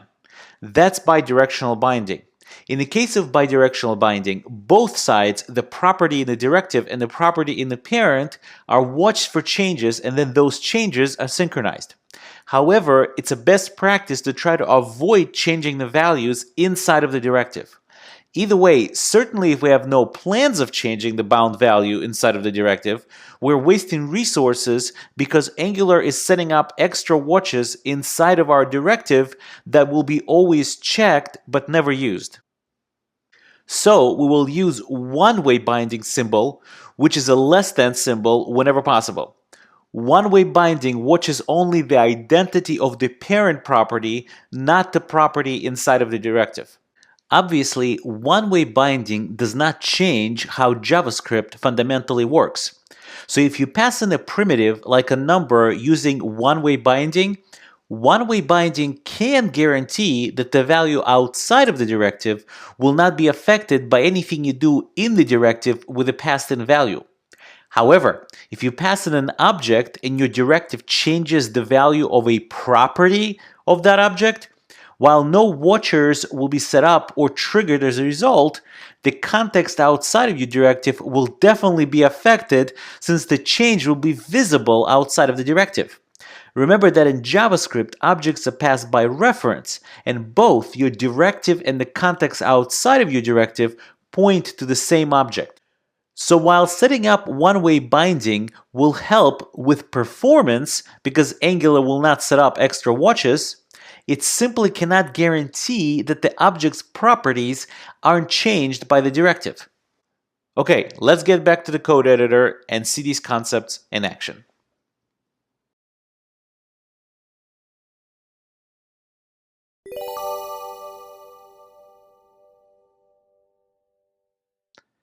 Okay, we're back to our code editor and we're located in lecture 29, which is located in fullstack-course 5 examples folder. And this is the same shopping list application we've been working with, except this time we're going to combine some behavior together with our shopping list directive. Now the shopping list directive basically lists all the things on our shopping list. And prior to this lecture, we used to have another div right here that used to be the error message. So if something was detected that's wrong, the error message would be outside of our shopping list. Well, if you think about this a little bit more in a component type of fashion, really the error message should be part of the shopping list directive. After all, the shopping list knows about the items in the list, and it can decide whether or not an error message should be displayed. So that's exactly what we're going to do. And to do that, we're going to declare our own controller on the shopping list. I already removed the error message from the main index.html. Let's save that and go to app.js. So here, the first thing you see is it's basically the same directive we had before, except we changed the items from an equal sign to the less than sign, which is a one-way direction. We're not really planning to change anything about the items, so a one-way binding is plenty. Okay, so the first thing we want to do is declare a controller. We do that through a controller property, and we'll call it shopping list directive controller to distinguish it from the other controllers. And we also want to follow the best practices, so we'll say controller as, and we'll give it a label called list. So that means in our shopping list.html, we'll be able to refer to the shopping list directive controller instance through this label called list, and that's where the items and title properties will show up on. They will show up on the instance of the actual controller, which we're going to call list inside the shopping list.html. One more thing we need to make sure is to tell Angular that we actually want to bind all of these scope variables or scope properties to our controller. And for that, we'll just say bind to controller, and we'll call it true. We'll say true, so now it's bound to controller. Obviously, we now need to implement our shopping list directive controller. We'll go right below the actual function that declares the directive, and we'll say function. We'll give it the name, and inside we'll do the best practice of storing this keyword inside the local variable. So now it is list. And again, this list obviously has absolutely nothing to do with this one other than the fact that this is a local variable named the same as this list that is going to be a label on the shopping list directive controller when we reference it inside the shopping list.html. But here inside of our controller, it's nothing more than a local variable. And the functionality we want to implement is that if there's a cookie as part of our shopping list, we want to display a warning. Yeah, I know I'm obsessed about cookies, but what can you do? And we want that functionality to be sitting inside of the controller, not outside of our directive. So this will be a place to define it. And the way we define it, just like we define anything else in the controller, we define it through the this keyword. In this case, it's going to be list. It's one and the same. So we'll say cookies in list, and we'll define a function. Don't need the name. And it's going to be a boolean. It's going to return a boolean. Either it has cookies in the list or not. And I actually prepared some code right here. And all we're going to do is, let me copy and paste it right here. All we're going to do is we're going to loop over our list items, the items that got bound to the scope right here. So, and we're referring to them by this keyword, which is now list. So list.items.length, we're basically looping over all the items in the list, and all we're doing is just checking whether or not cookie string is part of it. If it is, then we're going to return true, and if we go through the entire list and it's not there, we'll return false. Okay, so let's save that, and the last thing we need to do is actually use it in our template, which is shopping list.html. And you see here, this is leftover code from a previous time. We're still referring to our scoped properties directly without the label of the controller syntax. And we remember that the label was list, so we could just start saying list dot, and it's item in items, or actually it's list.items. And the rest we can just leave alone. This button right here that I commented out, we're going to deal with in a different lecture. So let's go ahead and save that. And we should be able to go back to the browser. And now if we go ahead and say something like chips, 4 bags, and we add something, so that's working. We could keep adding some stuff in here. But we didn't actually activate our special function here, which is cookies in list. So in order to do that, we're going to put another div right below that. And we're going to say class error, actually, because we defined an error class, which is in the styles. You could look at the styles, just makes the whole thing bold and red. And we're going to do one more thing. We're going to say here, warning. Let's close the file browser so you can see it better. Cookies detected. Very dire warning right here. So point is, we want this warning to show up only when there are cookies inside of our list. So how do we do that? Well, we could do it easily with ngIf. And we could say if list.cookies in list, and we need the parens so Angular knows it's a function.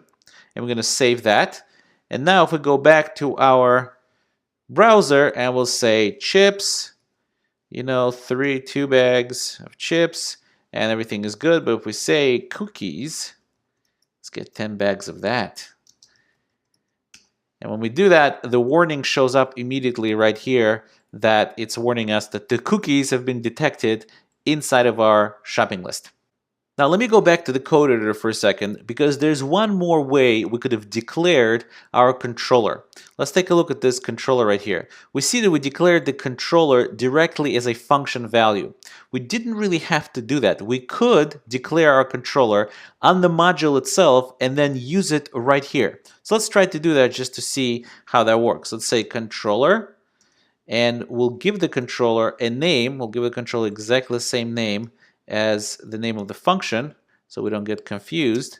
And now we have a controller that we can now reference through this string anywhere inside of this Angular module. So then when we say controller here, what we could do is we could put it in quotation marks right here, and we don't even need the controller as, we could just say as list right here, and then we could comment this out right there and save it. So we're binding everything to the controller, and the controller as list is now being done through a string, because Angular will look up the string to see if there's any such component exists in its module. And now it will, because we just declared one. And let's save that. And now we can actually use this controller in more than one place. We could use it in this directive, but we could use it somewhere else as well. So we could definitely have a reusable controller, and not just in this file, because here, obviously, in this file, we could reuse this function without any problems.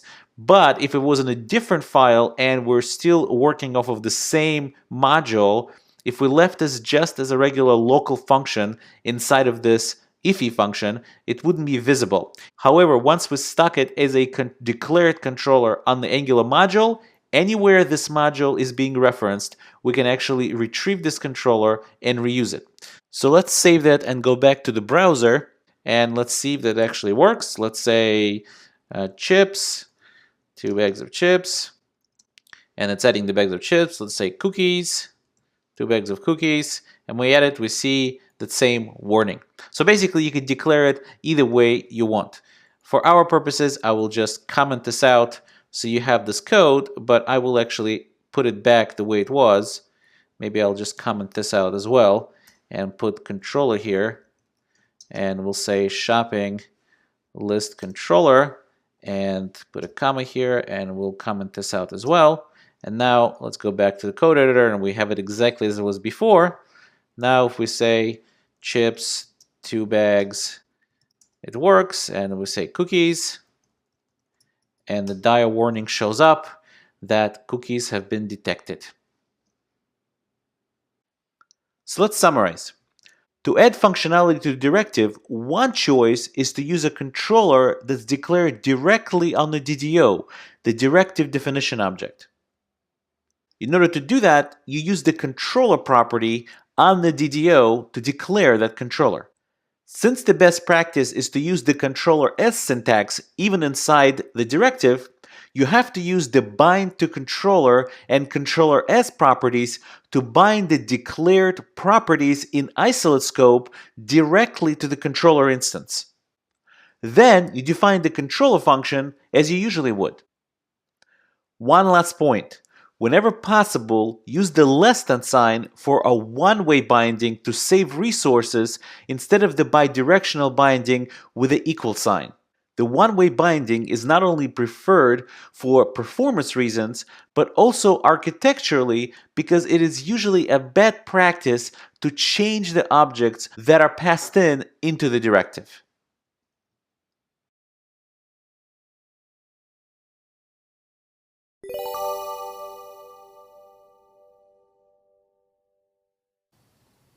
There are times when it makes sense that the directive should invoke a method on its parent, passing it some data only our directive would know about, like what item was clicked in the list based on the original data given to the directive. For example, say you have a directive like the one we've been working with, the shopping list directive, that's responsible for displaying the shopping list. It may also be responsible for providing a button to remove an item from the list. However, it's the parent that's in charge of that data. The shopping list directive only displays the list. It has no idea, and shouldn't have any idea, what should happen if someone wants to remove something from the list. Maybe some side effect needs to occur that has nothing to do with the responsibilities of our directive. The actual data manipulation, like removal of an item, needs to happen in the parent controller. In other words, we need to set up a link from the directive to some method on the parent and then provide some data from the directive to that parent's method for execution. However, we must be careful. The parent has to execute that method in the parent's context, not in the directive's context. That means that when we call the parent's method and that method tries to use the $ scope, it should refer to the parent's scope, not the directive's isolate scope. This is accomplished with the reference binding, signified by the ampersand sign and some additional syntax that we'll see in the following steps. Obviously, we need to start with the requirement to call some parent controller's method. In this example, we're calling the method, which is a function that takes one argument. Note that we're using the this keyword to define this method as a property of the controller's instance, and that it is obviously very important that the this keyword stays referring to the instance of this controller. The argument declared here as arg1 needs to come from the child directive. In the DDO, the directive definition object, we declare a myMethodIsolateScope property, which will serve as the property name we can reference the passed-in method that exists on the parent controller scope. The reference with the ampersand sign will be followed by the name method, which is what we'll need to use in the parent's HTML template to pass in the reference to the parent method. Again, not much new here. The property name is used by the directive, and the value of that property is used by the parent controller that references that value inside of its HTML.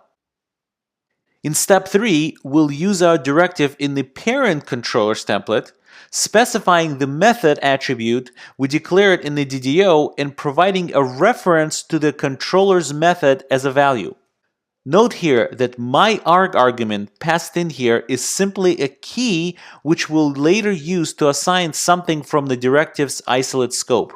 We are not actually passing in the myArg argument from the controller to the myDirective as it appears here. I know, it's a bit of a weird syntax because that's exactly how it appears. But remember, with the ampersand sign reference binding, the argument name in the call is simply a key we'll later use to map a value from the directive to that key with which Angular will then call our controller's method. This can get a little bit confusing, so don't get frustrated too quickly and wait for the coding example to put it all together in your mind. We still have one more step. Finally, in the directives template, we trigger the map controller's method call by using our directives controller as a label dirctl and invoking the method myMethod as declared on the isolate scope binding. But notice what we're passing into the method. Not your regular argument. Instead, we're using the name of the argument that parent made the call with and mapping some value to it from our directive.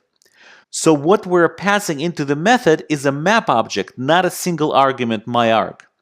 The keys in that map object have to correspond to the argument name or names the parent controller declared the call with. So just to be clear, the name of the argument we used in the controller's template HTML, shown at the top, is the key we use to map a directive internal value to by passing in an object with the argument name as that key. Okay, so let's try to visually put it all together to make things as clear as possible before we jump into the code editor. You have some functionality in your controller that you want executed when something happens inside of your directive housed in your controller's template. After all, the controller has the handle on the data, and you want your directive to only display that data, not manipulate it.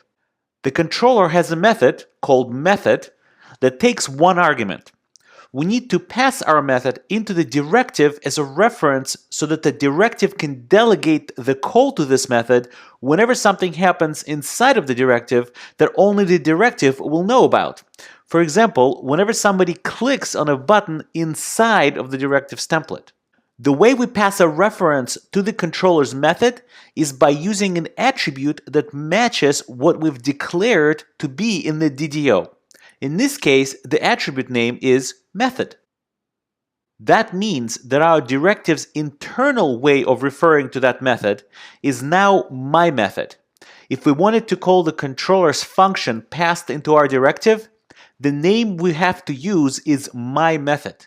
And since we're using controller as syntax inside of our directive, my method will be bound to the directive's controller instance, not directly to the directive's scope. So when we call my method inside of our directive template, it's going to be prefixed with the label that our directive's controller is declared with.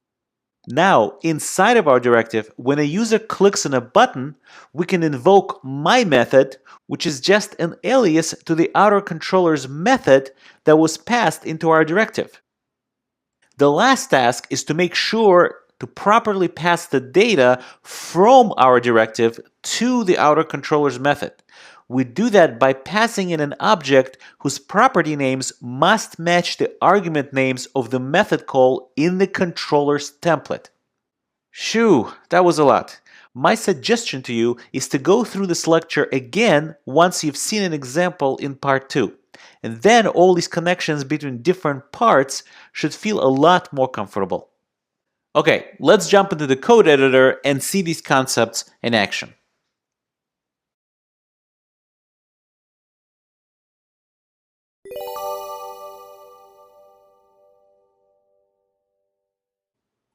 Okay, so we're back in our code editor, and I'm located in lecture 30 folder, which is located in fullstack-course 5/examples folder.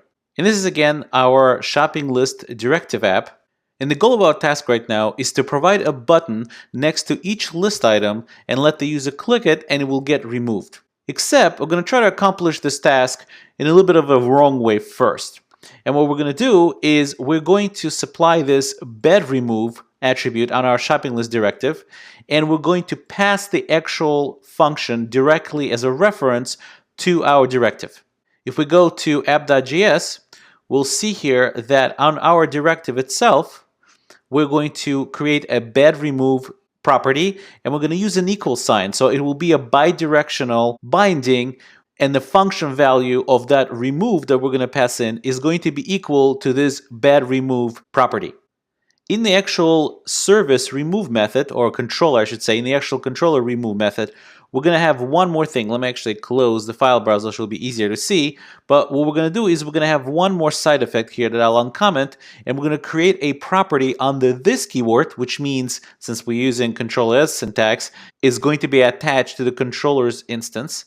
And it's going to be called last removed. Basically, whenever somebody passes us an item index, we're going to look that item index up in our this.items array and save the name of that item in the last removed property. In the index.html, we're going to place a real quick span here, and we'll say last, or list, I should say, dot last removed. So now we're going to output whatever it is that was last removed right inside of our controller. This list is the label for our shopping list controller. If we go to the shopping list.html, which is the template for our directive, we're going to see here a button, and the button says list.bedRemove.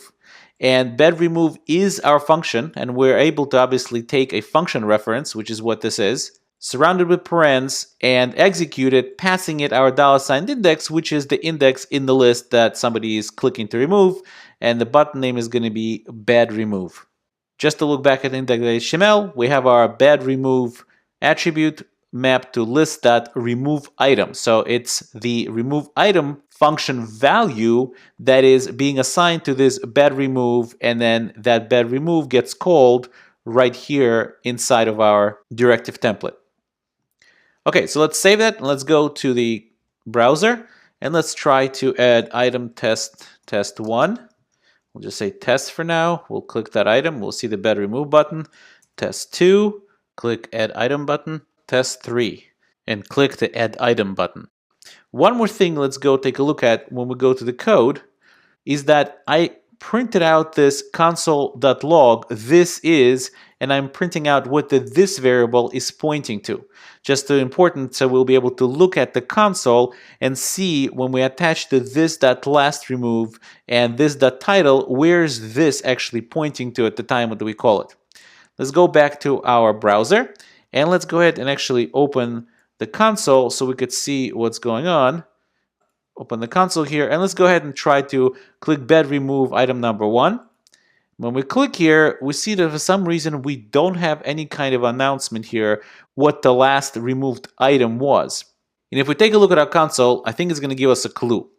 This is, and remember, this right now is being called from the remove item method that is sitting on our controller, that is the main controller. And if we take a look, this is shopping list directive controller. So it's not the shopping list controller, it's shopping list directive controller, which is not what we want, because shopping list directive controller is the controller for our isolate scope, and we wanted this to execute in the parent controller scope. As you can see, all these things that we thought were being assigned on the parent controller scope are actually being assigned directly to our directives isolate scope. And that's why you see that the title still says the list number 1 has 3 items in it. And so what happened to the title? Well, when we said this.title and updated the title with 2 items, it went ahead and created .title, the title property, on our shopping list directive controller. Meanwhile, the actual shopping list controller doesn't know anything about this. Let's go back to the code editor and actually take a look as to why something like that is happening. I actually created this.html, and it's just referencing this.js, so we'll be able to see what's going on. Here's a quick example on a microcosm as to what's going on here in our controllers. Suppose we have this function called person, and it says this.full name is Yakov, this.fav is cookies. And we have one method on this object, which is the function, and all it's doing is logging to the console and says this.full name likes this.fav. If we now go ahead and create this Yakov object with the call to new person, as we should, that this variable inside of this object will be pointing to the person object. And when we call Yakov.describe, in other words, this method, this will still be pointing to the person object, and therefore you'll be able to reference full name and fav. So let's go ahead and actually comment this out for a second. Let's go ahead and save that, and let's open this.html in the browser. And you'll see that the console says Yakov likes cookies. Very true. Now, if we go back and go to this.js, what we're going to do now is we're going to pull out the method from this Yakov object. After all, Yakov.describe without the parens is just a function value. So we could grab that value and stick it in a local variable. And then, since that local variable is pointing to a function value, we could actually execute it just by putting parens behind it.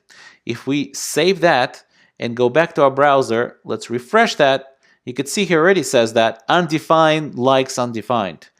How come this is going on? Well, the reason this is going on is if we actually put a console.log right inside of here. Let's put a log statement here and say what exactly is this variable. Let's go ahead and say this is, what is this variable? Let's go ahead and output this. You could see that the first time we go around, this variable is the person. But the second time going around, this variable is actually the window. And the window doesn't have a full name and a fav. The reason this is happening is because we took that method out of its context, and its context became the window, because we were sitting, after all, in the global scope. There is actually a JavaScript solution to that, and it's called the call method. If you take the method that is out of context, in other words, the this variable is pointing to whatever the surrounding context is, you could actually give it context, and basically it will get this variable assigned to whatever object that you're passing in the call method.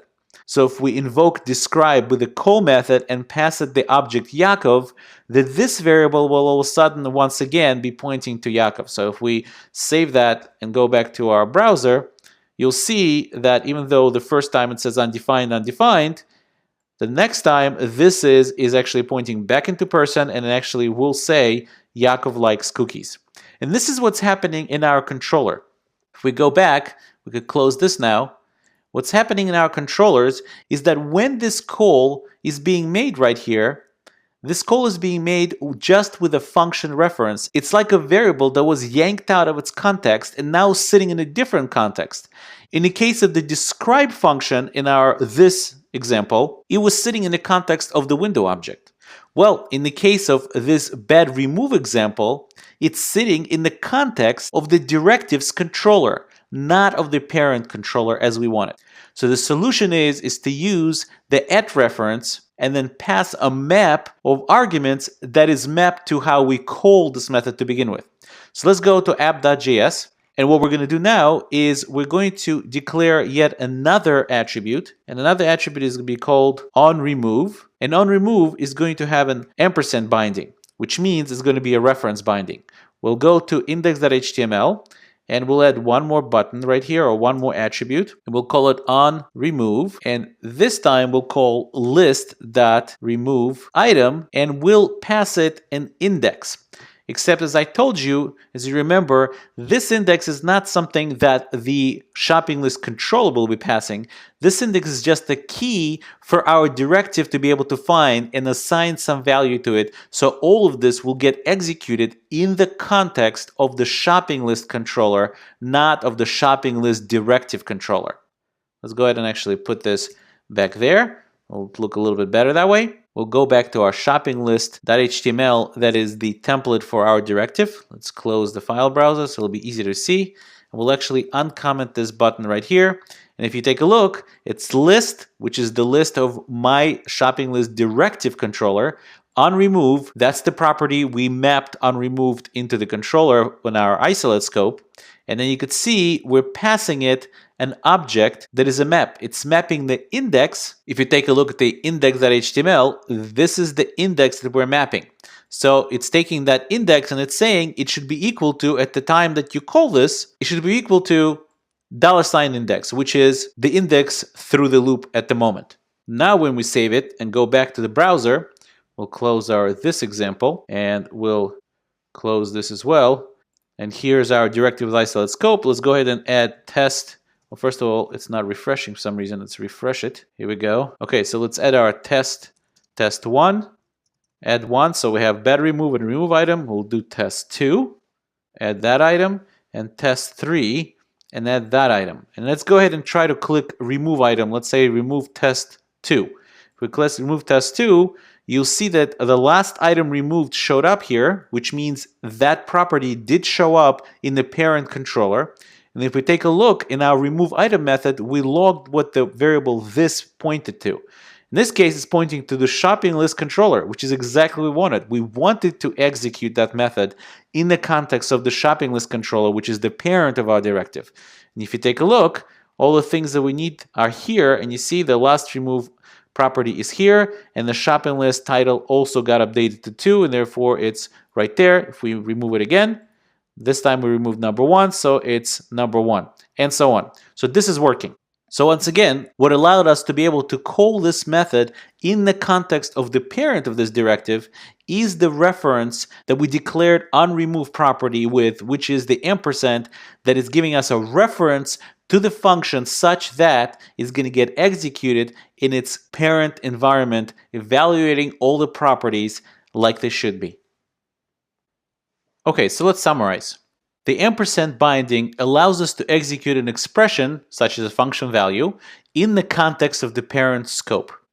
The way this is done is the following. The parent template must declare an attribute providing the method reference for the directive to call on the parent, and an argument keys for directive to bind values to when it needs to pass the data from the isolate scope back to the parent scope.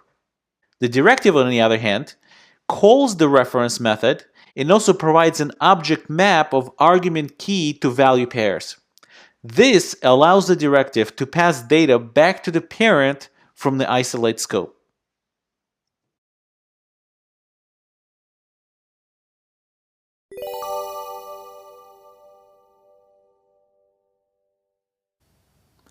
From the very beginning of discussing Angular, we introduced the model view model architecture, or the mvvm design pattern. Part of this architecture has been a clear indication that we do not want to directly manipulate the DOM ourselves. Instead, we wanted Angular to do it for us while we simply use declarations of property bindings and so on. I also told you that Angular is called the MV star framework because sometimes it simply doesn't work to stay the purest and never manipulate the DOM directly in our code. Angular allows for such occasions, and that is one of the reasons why it's so much easier to integrate Angular with other neat libraries like D3.js, for example, which is an advanced JavaScript visualization graphics library, and the like. But Angular doesn't just allow you to manipulate the DOM. It helps you to do that by exposing a watered-down version of jQuery right out of the box called JQLite, and also allowing you to use the full version of jQuery library by simply including it without having to configure anything else. Angular also provides a special window into the DOM manipulation through the Directives link property, which holds a function. This function is where you typically manipulate the DOM by directly updating it and registering native event listeners. When we were playing around with setting up custom watches, I warned you that setting them up inside of a controller was a bad practice and promised to show you a more appropriate place for setting up watches. Well, the link function is one of those places. Let's take a look at some sample code. In the DDO, Directive Definition Object, we declare our link function through the link property. The link function can work alongside the directives controller, or, since it has access to the same scope and properties that a controller does, it can take over all of the controller's responsibilities. Link function is always called with specific parameters, so we don't inject anything into the link function directly. However, if we wanted to use some service, we can inject it into the directive factory function, in our case, myDirective, and then use it inside of our link function. Once we've declared the link function in the DDO, we have to define the actual link function. Note the parameters here. First, the scope. Note that it's not $scope, but just scope. You could certainly name it $scope here too, but the reason we usually omit the $sign is to remind ourselves that the scope is not injected into the link function. Remember that the $scope or $anything is just a valid name of a variable in JavaScript. The link function is simply passed the scope of the directive as the first argument into the function. You can read and attach properties on the scope just like you would inside of a controller. The second parameter, the element parameter, represents the top-level element of the directive. In other words, either that custom element that this directive defined, or the element this custom directive is declared as an attribute on. On top of that, this element is a wrapper around the regular DOM element object with special functions that come from JQLite, which is a watered-down version of jQuery again.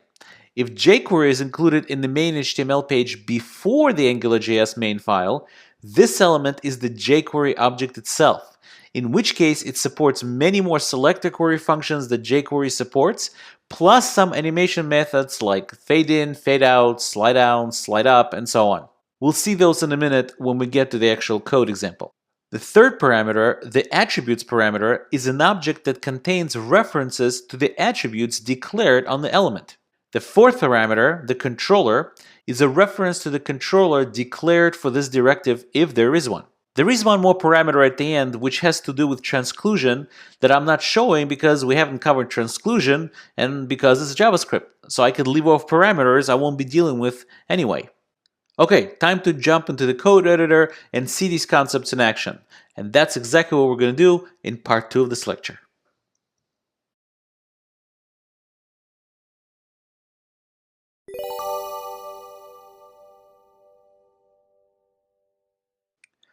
Okay, so we're back in our code editor, and I'm located in Lecture 31 folder, which is located in Full Stack Course 5 Examples folder. And this is again our shopping list directive app that we looked at before. In the previous versions, if cookies were detected as part of the shopping list, we displayed an error message underneath the shopping list. What we used to display that message was ngIf. So if one of the shopping list items included cookies in it, ngIf would detect that being true and then would display that particular div with a warning. In this version, we're going to do something similar, except we're going to use DOM manipulation to achieve that. And then we'll upgrade it to jQuery and use some animation effects on that as well. So the first thing I need to do is declare my link function where I'm going to be able to call these DOM manipulation methods. So I'll put a comma here and I'll say link, and I'll say the name of the link function, which will be something like shopping list directive link. Let's save that. And let's go right here and actually define this shopping list directive link.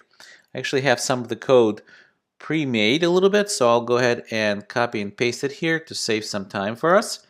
And here's our shopping list directive link, which has a scope, an element, attributes, and a controller. And again, I'm omitting one parameter here at the very end that we're not looking at right now. Okay, so far we have our shopping list directive link, and we're logging to the console the scope, the controller, and the element. Okay, so let's go to the browser, and let's go ahead and open up the console and see what it's telling us. Okay, so the link scope is, and we can open it up, and then we could see that the link scope is exactly the same thing as what we've injected into our shopping list directive controller. In fact, you could see that the list here is that shopping list directive controller. If we open it up, we'll see all of our cookies and list, items, my title, unremove, and so on. Okay, so that's the link scope. The controller instance, you can see again the shopping list directive controller as we thought it was. And the element is, if we take a look here closely, is the shopping list. So the shopping list is the parent element that this element parameter represents. Let's go ahead and minimize that, and let's go back to the code editor. So what we want to do here is actually set up a watch on our shopping list directive controllers function, and we have a controller function for the shopping list directive, which is called cookies in list. So we really want to have this as the property that we are watching. So let's go ahead and copy that, and let's set up a watch here. We'll say scope $watch, and we'll give it the property name, which in this case is our list.cookies_in_list. Well, since this is a function, we need to indicate that as such. So that's the property where we're watching on our scope. And then we're going to give it a function that is going to take a new value and an old value as its parameters. Let's put a semicolon right here. And we're going to even actually log the old value. And this is a Boolean function, so it's going to say either false or true. And we could go ahead and do it again. Say new value. Okay, so now we're watching our list.cookies_in_list. So when cookies_in_list changes its value, either from false to true or from true to false, this function right here will fire. So what we want to do here is we want to actually display a warning, a cookie warning. So we're going to say if new value is equal to true, then what we want to do is we want to display cookie warning. And we're going to write that function in a minute. Else, we want to remove the cookie warning, since if it came false, it means that the cookies have disappeared. We maybe remove them from the list. Remove cookie warning. Okay, so those are the two functions that we need. Now all we need to do is define the function display cookie warning. And we need to define a function called remove cookie warning. Okay, so now we've defined these two functions. Let's take a look at our template. And in our template here, we want to set up a placeholder for our error message. So we'll create a regular div, and we'll give it a class error as before, and we'll give it the message. Oh, the horror, cookies detected. Okay, that sounds like a good message. Another thing is we need to make sure that at the beginning, this div right here is invisible, because we certainly don't want this message to show up to start with. So if we go to our styles.css, we see the error class, and this is exactly what we declared our div with. So what we could do is simply add one more property called display, and we'll give it a none. So at the beginning, it's not going to display that div to the user. So it will be just an empty space. Let's go ahead and save that. Let's go back to our browser just to make sure. We could say cookie, 3 bags, and nothing really should happen so far, right? Because we did not activate showing this cookie warning at the bottom. Okay, so let's go back to the code editor. Let's go to our app.js, and let's write this display cookie warning. Okay, so first of all, we need access to our element object here, and I already realized that I made a minor mistake. If you take a look as to where these curly braces end, I actually defined my cookie warning, display cookie warning, and remove cookie warning outside of my link function. I don't want to do that. I want to go ahead and grab these, cut them out, and put them right back inside, so I'll have access to the element that I'm going to be using in order to manipulate the DOM. So let's go to the display cookie warning now that we're now inside of our shopping list directive function. And the first thing we're going to do is we're going to try to use just regular using Angular JQLite. Actually, if we save that for now, go back to the browser and we'll just search for Angular JS JQLite. It should take us to the angular.element documentation. Let's take a look at that. And you'll see here, if you scroll down a little bit, you'll see that Angular JQLite provides the following jQuery methods. You could see a whole bunch of methods here, not that many, but a nice amount. And one of them is a find function.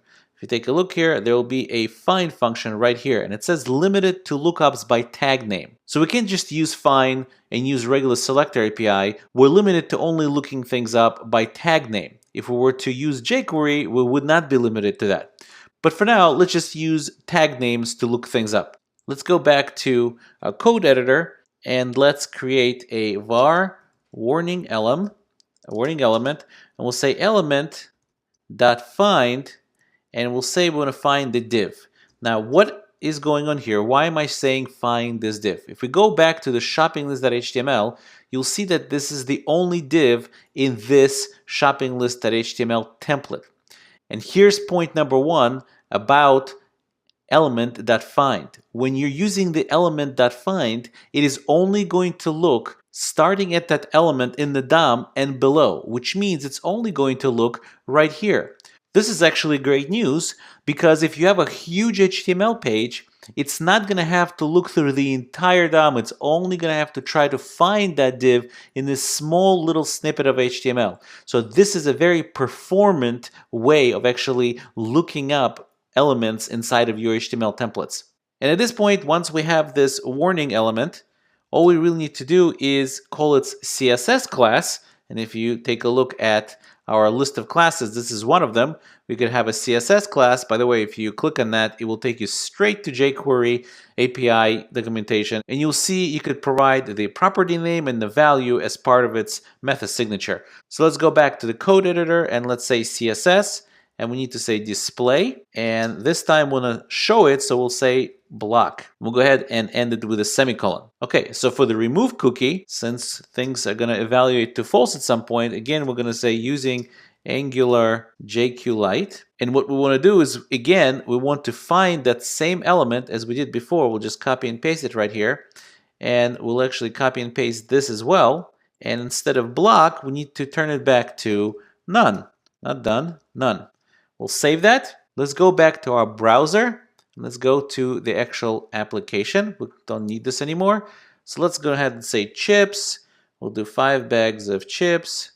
We'll add that. You see there's no message, but the second we say cookies, 5 bags of cookies, all the horror cookies detected. And if we remove the chips, for example, let's just remove the cookies right away. If we remove the cookies, you'll see that the cookie warning disappears. Okay, so that was fun, but let's go ahead and try to use jQuery instead. Before we do, let's go ahead and log what does this warning element look like on the console. Let's go back to the console and let's go ahead and add something that will trigger it, cookie, 3 bags, whatever. And let's open up the console and let's take a look at what we have here. We have this U, and let's take a look at its prototype. And you can see its prototype. Look at all those methods that we spoke about and we saw in the documentation. So you see the find here, you see the CSS we used. So a whole bunch of methods. Pretty good. Let's go ahead and go back to the code editor, go to our index.html. I already pre-downloaded the jQuery 3.1.0.min.js, and I have it here just commented out. Let's go ahead and uncomment that. So now what we have is we have jQuery mentioned before our angular.min.js. If we save that and go back to our browser, we've done nothing else, just mentioned jQuery before we imported the actual AngularJS. Let's just refresh it just in case. And let's go ahead and say cookie, 3 bags. Let's add that. Let's take a look as to what we have now. Let's open that up. And let's go look at its proto again. What is its prototype?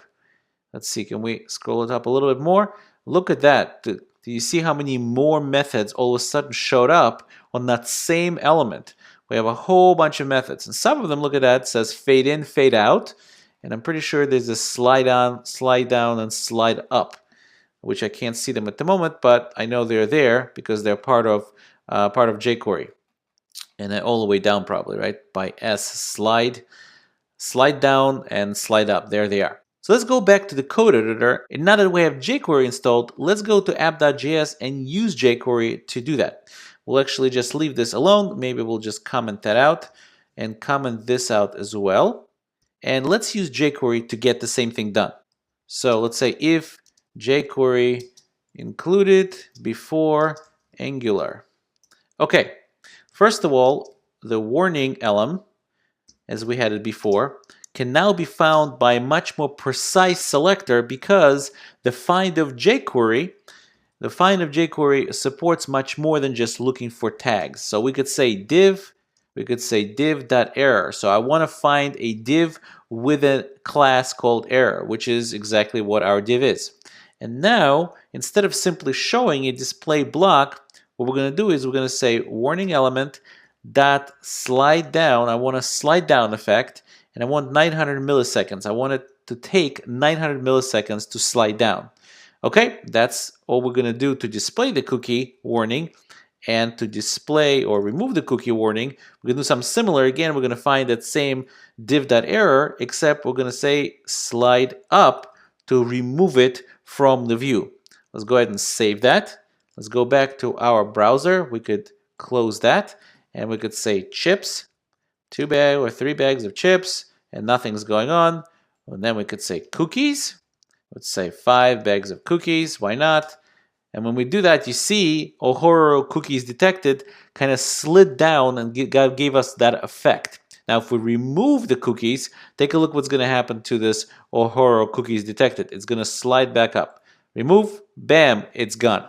So now we are able to manipulate the DOM and actually affect it and even use third-party libraries like jQuery and obviously any other library we want directly in the DOM, and it's all compartmentalized inside of our directive. So the code is not spread all over the place. It's very nicely segmented only to the part that deals directly with DOM manipulation. Okay, so let's summarize. DOM manipulation is usually done inside of the link function. You declare the link function directly on the DDO, the directive definition object. The link function does not support injection itself, but if you wanted to use injected components, services, or other controllers, you can inject them directly into the directive declaration. The scope parameter, that is the first parameter of the link function, is the exact $ scope in the directives controller. It doesn't have the $ to remind us that it is not injected, it is simply passed into the link function. The second parameter is the element object, and that represents the element of the directive.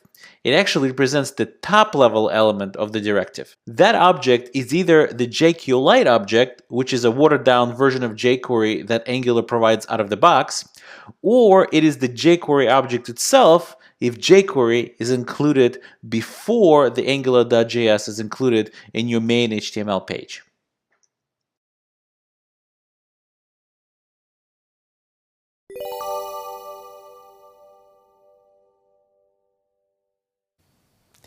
In the previous lectures, we passed in regular strings into isolate scope of the directive, interpolated strings, as well as objects and function references.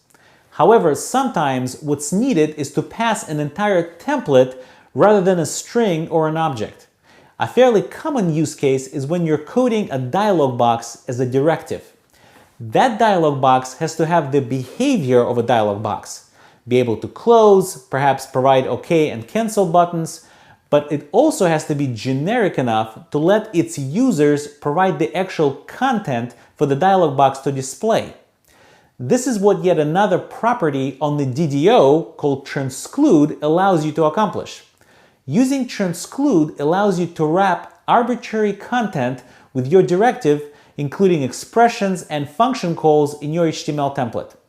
The really neat part about all that is that the expressions wrapped in a directive that has its transclude property set to true are evaluated not in the directive's isolate scope, but in the parent scope. Let's see how that works. Step 1 is to define the property transclude on the DDO and set it to true. Step 2 is to use your directive and wrap some content with that. Note that any properties, interpolations, and such are evaluated in the parent controller, not in our directive. The last step is to use ng-transclude attribute inside of the template of our directive. That attribute tells Angular where in the directive's template to include the evaluated content that was wrapped by your directive in the parent template. That's pretty much it. It's that easy and that powerful. Let's jump into the code editor and see a live example of this.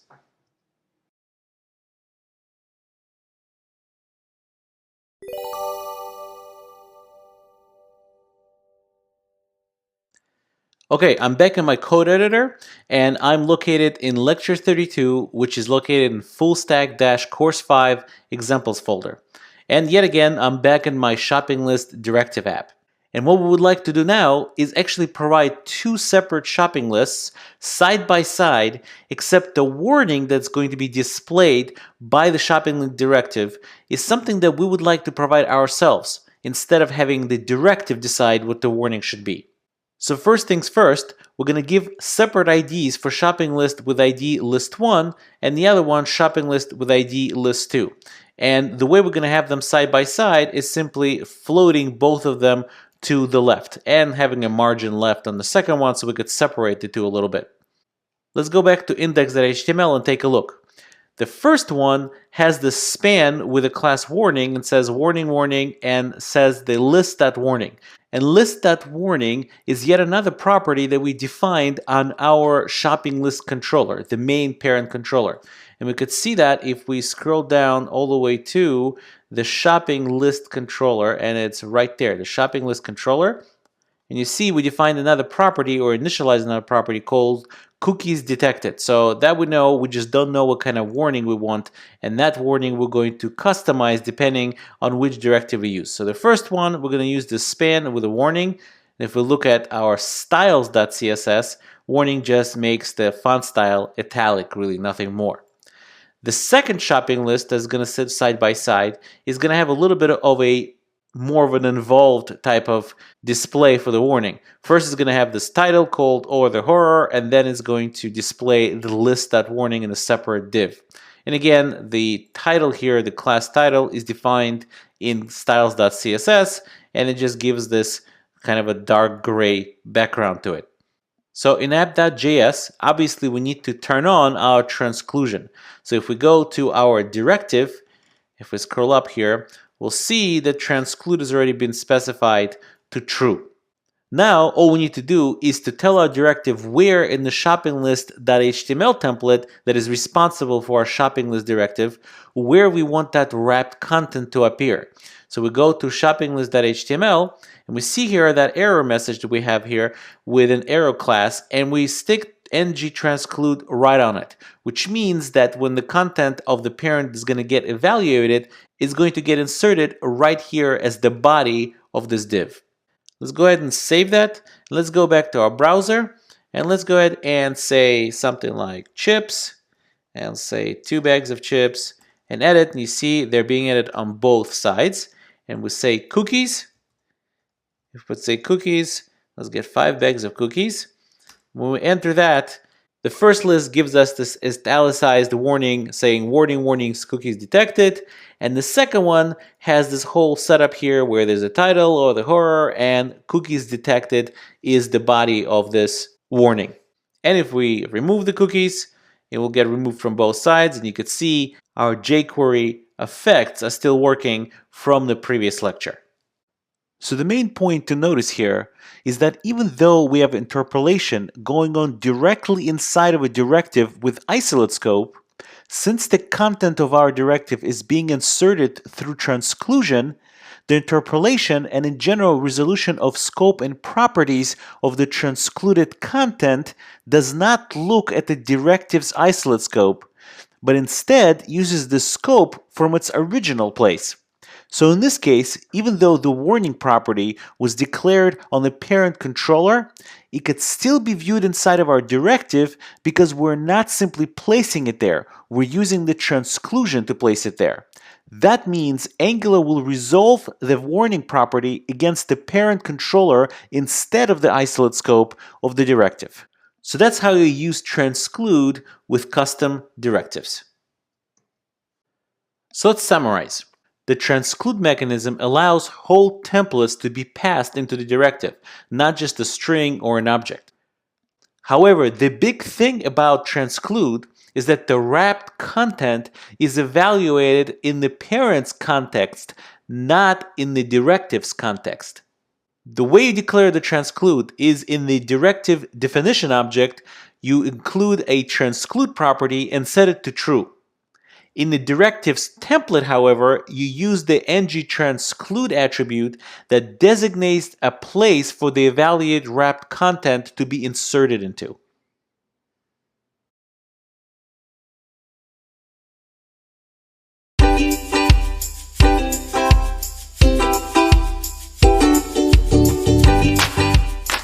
Congratulations on finishing Module 3.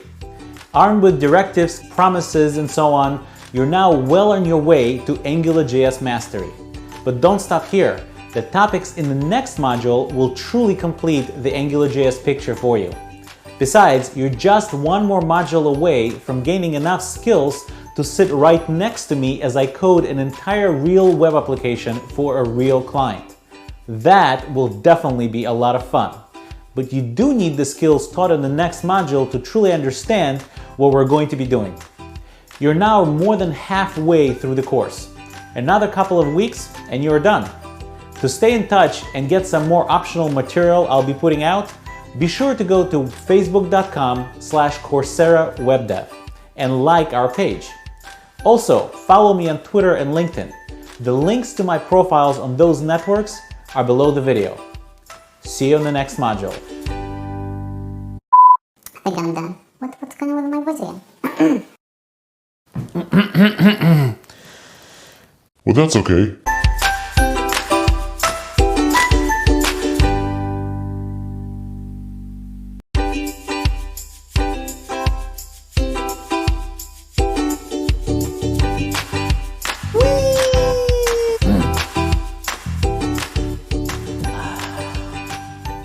Welcome to Module 4. In this module, we start by introducing the idea of component-based architecture. We will then delve into the AngularJS Component API.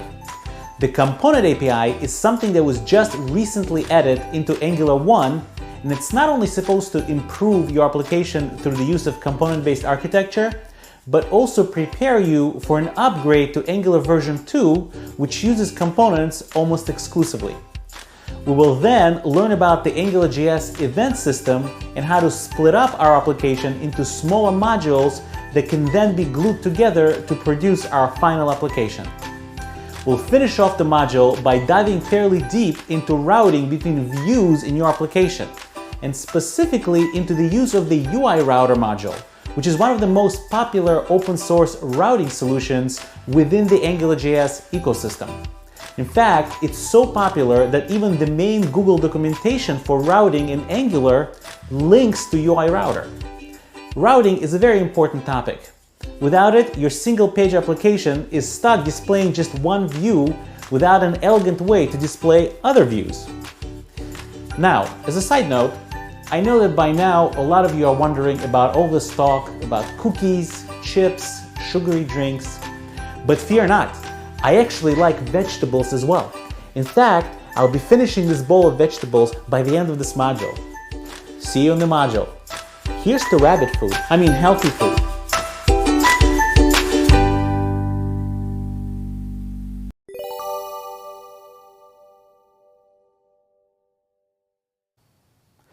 Angular 1.5 introduced a new way of implementing directives: components.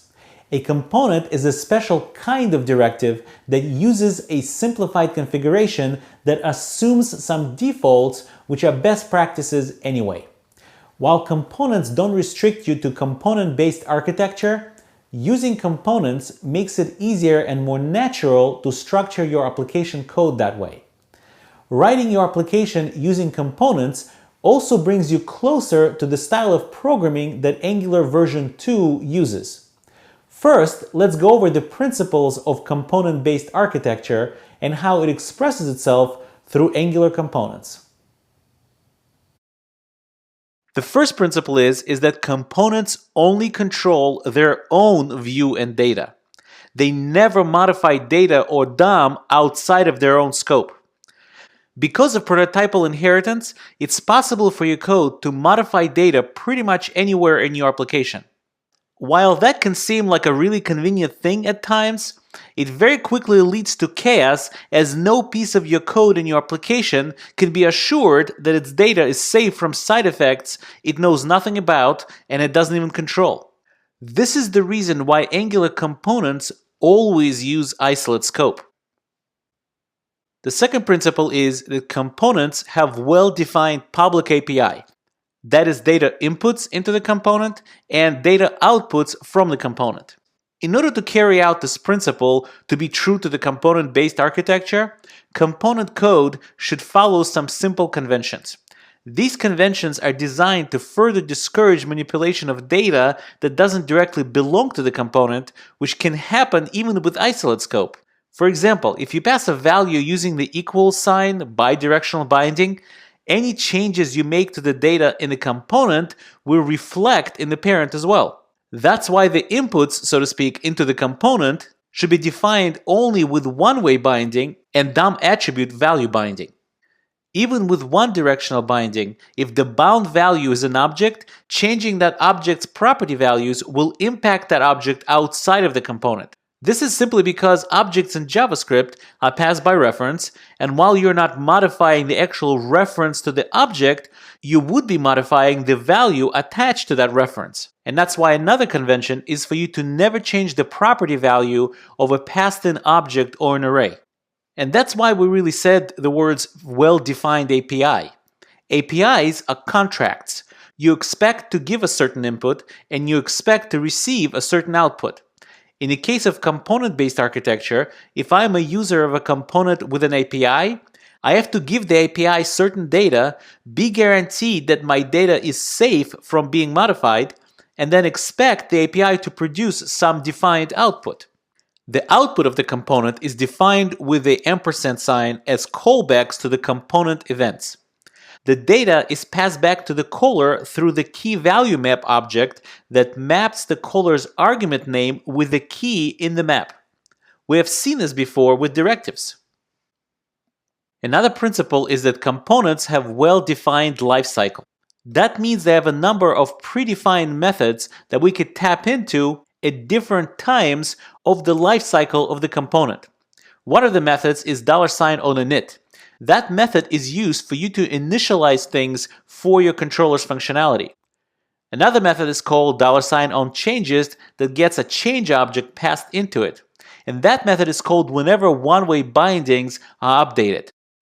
The change object itself has a current value and a previous value, among other things, and you're able to see how the value changed and respond accordingly. Yet another method is called $postlink, and that method is very similar to the link method we had in the directive. Another method is called $OnDestroy, and that method is called when scope is about to be destroyed, meaning when it's getting unloaded from memory. You can use this hook to release external resources, watches, and event handlers that were set up in the other methods.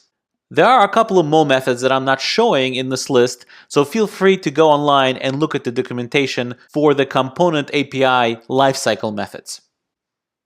Another principle in the component-based architecture is that application should be viewed as a tree of components. So it means that the entire application should be comprised of components. And as we said, each one would have a well-defined input and output. With the two-way data binding minimized, it's easier to predict when and where the data changes, so you can be confident what the state of your component is. Okay, so let's go over the steps in creating a component in Angular. As promised, it's even simpler than a directive.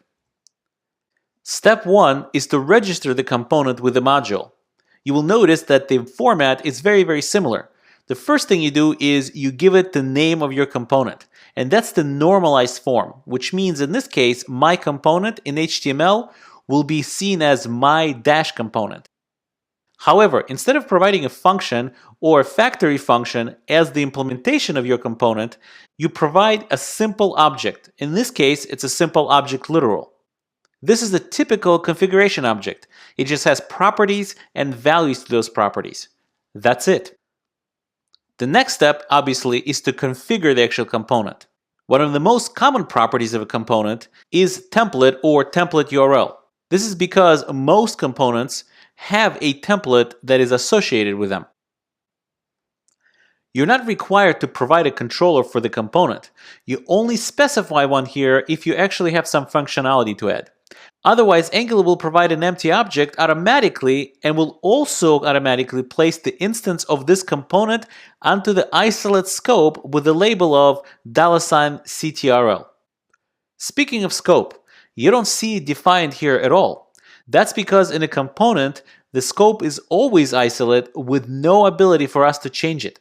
Instead, we have a property called bindings. Bindings object is the isolate scope parameter mapping definition. It's actually exactly the same thing we used before, but the property name before used to be scope, and now it's bindings because we are assuming isolate scope all the time.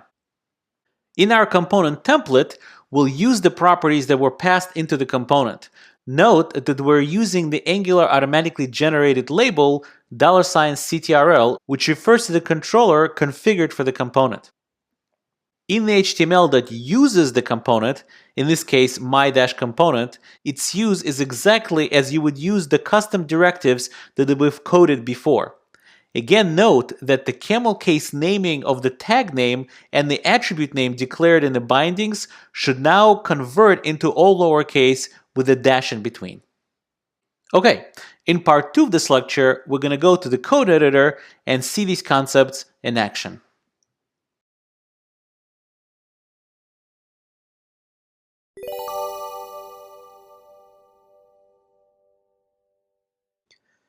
Okay, so we're back in our code editor, and I'm located in lecture 33, which is located in full stack-course 5 examples folder. And this is basically a copy of lecture 30, but with some cleaned up code. So we named this one shopping list component tab.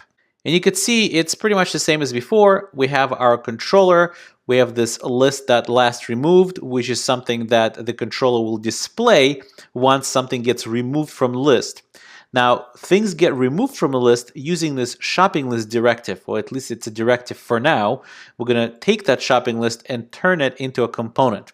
And you can see we're passing in items, passing in the title, and passing in onRemove, and we'll discuss that this looks exactly the same as we actually did before, where index is something that is an output from the component or from the directive in this case. Let's go ahead and go to app.js. And the first thing you see is that we forgot to change this into component. It's a component shopping list component app. Okay, so the first thing we want to do is we want to change the shopping list from being a directive to being a component. Well, let's go ahead and change this out to component. And now instead of having a function as the definition for our shopping list, we're going to have a simple configuration object. So make it much easier. And we could even do this straight in line. since it's just a bunch of configuration properties, and that's about it. Okay, so the first thing our component will have is a shopping list.html, which is going to be our template. So that stays exactly the same. We'll also need a controller because we're going to put some behavior into it, and let's call it shopping list component. Let's say component app, component controller. So we have our shopping list component controller. We're not going to define the controller as, and we'll let Angular just define the $CTRL for us automatically as the label that's going to reference our controller instance. And the next thing we need to do is what are our inputs and outputs, which are called bindings instead of scope.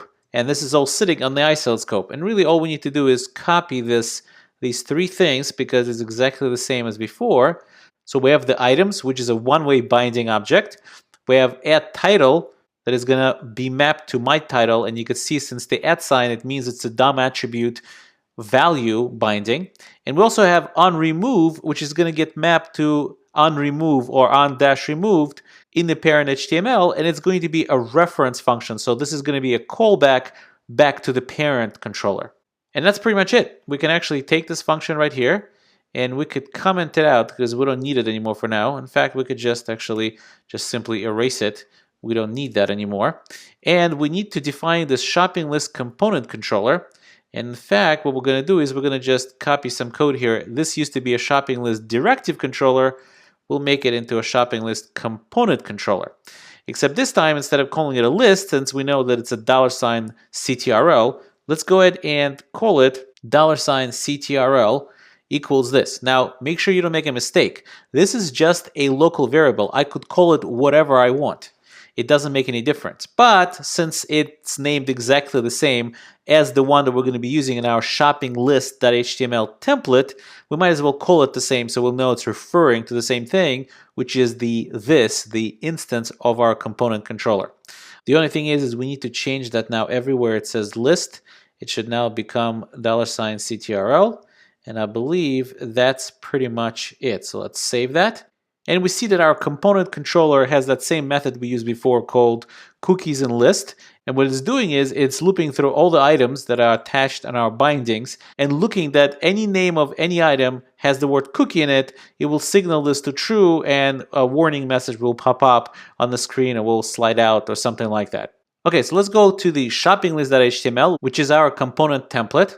And we know that we don't have list pointing to the instance of the controller for the component. We now have $CTRL pointing to that. So let's go ahead and copy that and substitute anywhere we see list with $CTRL.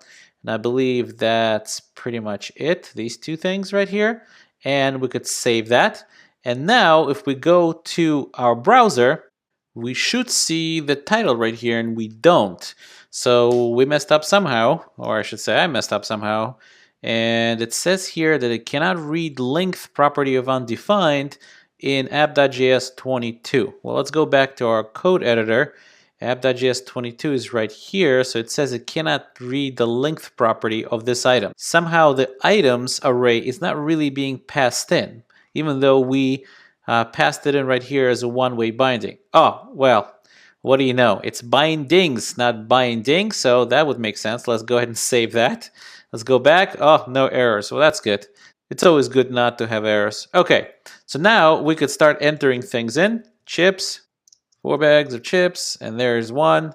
If we say cookies, when we say cookies, the warning will pop up since we have an ngIf statement right on the div that has the warning in it. Okay, so let's take a look at this button here. It says controller on remove and it's passing this thing right here. It looks a little bit ugly for the HTML template to have stuff like that. So instead, why don't we go ahead and change that and let's say control remove and actually just pass the index in it instead of having all that. And we'll actually write the remove method on our controller. So let's go ahead and save that.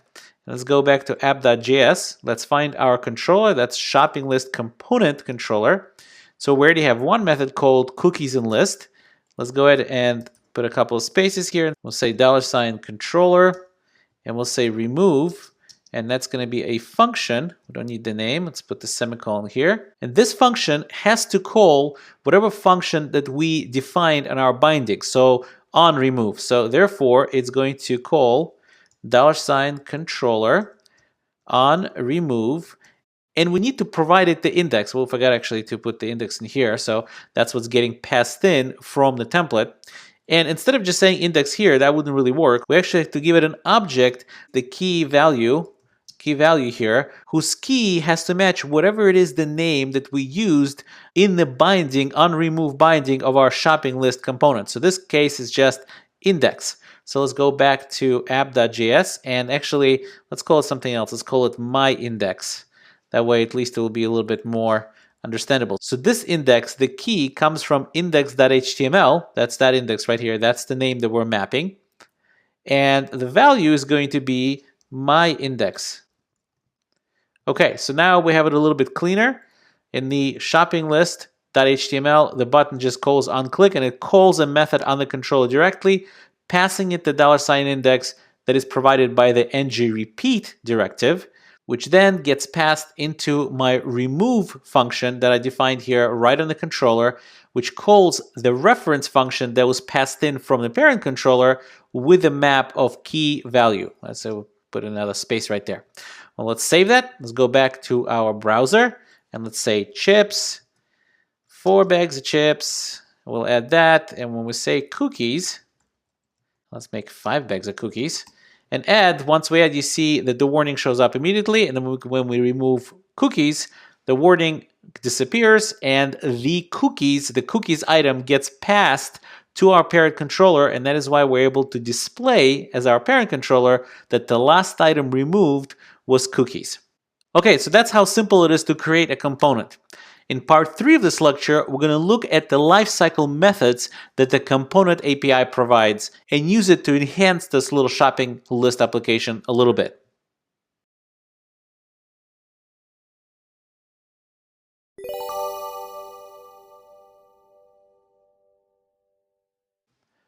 In part 2 of this lecture, we converted a directive that we previously have written into a component, and we saw how much simpler the whole component is. There's no function, there's just a configuration object, and so on. But the controller of the component is now enhanced with some lifecycle methods, and we're going to use them right now. Let's go back to our code editor, and let's go to the shopping list component controller and add a couple of more methods that Angular knows about. We add those methods, again, directly on the controller's instance. So one of them is that we discussed was onInit. And onInit is a function. Again, we don't need the function name. And in this case, we're just going to log that we are in $onInit.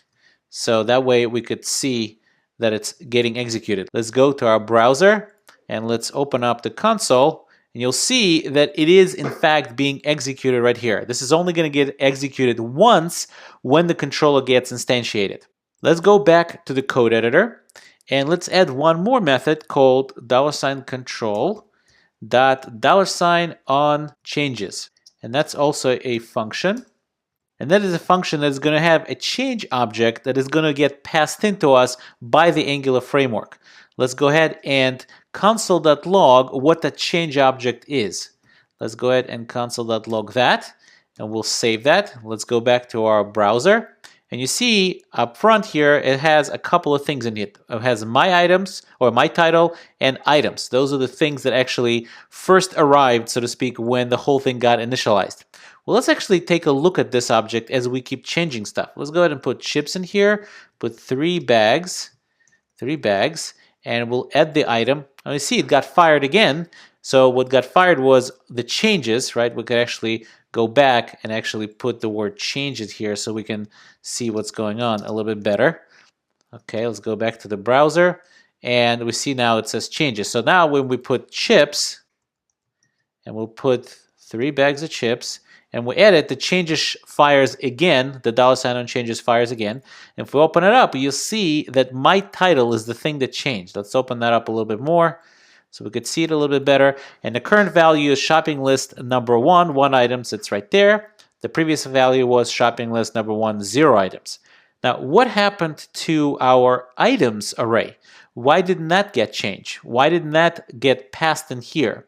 Well, the reason it didn't get changed or it didn't get detected here is because the only thing that is being watched on the items array, let's go back to the definition of our component, is the reference to that items array. And the reference, no matter what items we add into the array, the reference to the entire array stays the same. If we were to change the reference of the array, not inside of our component, but outside of our component, that onChanges would fire and would include my items. But since the only thing that changed outside that it's actually watching very closely, so to speak, is the title or my title, that's the thing that fired, and that's the thing that got included in the changes object that we're looking at right here. Okay, let's go to yet another lifecycle function called control. We're putting it to control, and it's called $post link. And I told you that $post link is basically the same thing as the link function that we've used before. So let's go ahead and use it in the same way we used it before, and that is we're going to make the shopping list.html have the error message slide out and slide up to disappear. In other words, this is the place where we're going to manipulate the DOM. Now, please note, this is not necessarily the best way to have animations in your template HTML. However, my only purpose in showing this to you is to show you that you can manipulate the DOM from the $post link. You might not necessarily want to manipulate it in the way I am doing it right now. Might want to have something much more complicated before you go to manipulating the DOM in this way. Okay, so what we're going to do is we're going to display the warning message when somebody uses cookies as part of their shopping list. The first thing we need to do is we want to make sure that this div is actually not visible to begin with, and then it's going to slide out. So what we need to do is we need to remove this ngIf right here and save that, and then go to our styles.css and add one more property here called display none. So it will not get displayed up front. Only we're going to display it through the code. Then we're going to go to our app.js and we're going to set up a watch on the cookies in list function. And the way we would do that is we need the scope variable because we need the scope.watch is the function. The only problem is we don't really have a scope variable here. We haven't really injected it yet. So we're just going to go ahead and create an inject array, $inject array. And so we could protect it from minimization, and we'll say scope here. That's what we need to inject, and obviously inject scope right here into the actual shopping list component controller. Okay, so now the scope is available. We can actually call the watch function, and what we need to watch for is $controller, that's the label, that cookies in list, and we need the parens to make sure it understands that this is not just a property, this is a method that will need to get executed. And we're going to watch it with new value and old value that's going to be passed into us. Okay, so if new value is equals true, if that's the case, then we need to do something else. We need to do something else. So here we need to basically show warning, and here we need to hide warning. Okay, oops, we don't need it. Uppercase. Here we go. Now the problem is that this function doesn't actually have, the scope element. It's not exactly the same as link. So how do we get at the actual element that is our component? Well, there's yet another service called $element. And in order to get that, we need to inject it. So let's go back and put a comma here and say $element, and we'll put $element here as well. And we'll go back to our $post link, and let's go ahead and first of all, we'll go and just log it so you could see what that is. We'll say $element. Okay, so let's save that. Let's go back to our browser, and you can see what it outputted. It outputted the shopping list.ng isolate scope. That's our item right here, and that is coming from the $post link. So that's how we get at the parent item or the top item of our component. Let's go ahead and use jQuery to slide it down to show it, and then slide it up to make it disappear. We need one more thing in order to use jQuery. You guessed it, we actually need to download jQuery and put it in our folder and then reference it as part of our libraries that we reference here with the script tag. Okay, so I'm going to pause the video for a second, get the jQuery, and we'll continue in a second. Voila, magic. jQuery-3.1.0.min.js. We don't need to look at that code. It's ugly anyway. One more thing. Let's delete these couple of things that we don't really need here. It's from the previous lecture. Let's move them to trash. Okay, so we have the jQuery file here. All we need to do now is reference it, and we need to make sure to reference it above our Angular import. So we'll say script, we'll say source equal, and here it's jQuery-3.1.0.min.js. Okay, we did that. Okay, so now jQuery is available for us. We'll go back to our app.js, and we could show the warning by saying var warning element is equal to, and again, we're back to jQuery. So $element actually represents an element as a jQuery object. So we could say that find, and we could say div.error. So it's going to, again, look only in the template of our component. It's not going to look through the entire HTML of our page, which is really good because it's going to be much, much faster. And then we need to say warning element dot slide down. We'll give it 900 milliseconds to slide down, so it'll be a little bit slower. So that's to show it. And we could copy this over to hide warning. And we need to get the element again, except this time we're going to slide up to make it disappear. Okay, let's save it. Let's go back to our browser. We can make this minimized, and we'll say chips, 3 bags of chips, and you see that's fine. And if we add cookies in here, we'll give it 3 bags of cookies. When we do that, you see it slides out or slides down to show us the warning. Warning cookies detected. And if we remove the cookies, it will slide back up and remove the warning from our HTML. So this is how you use the lifecycle methods inside of your component controller.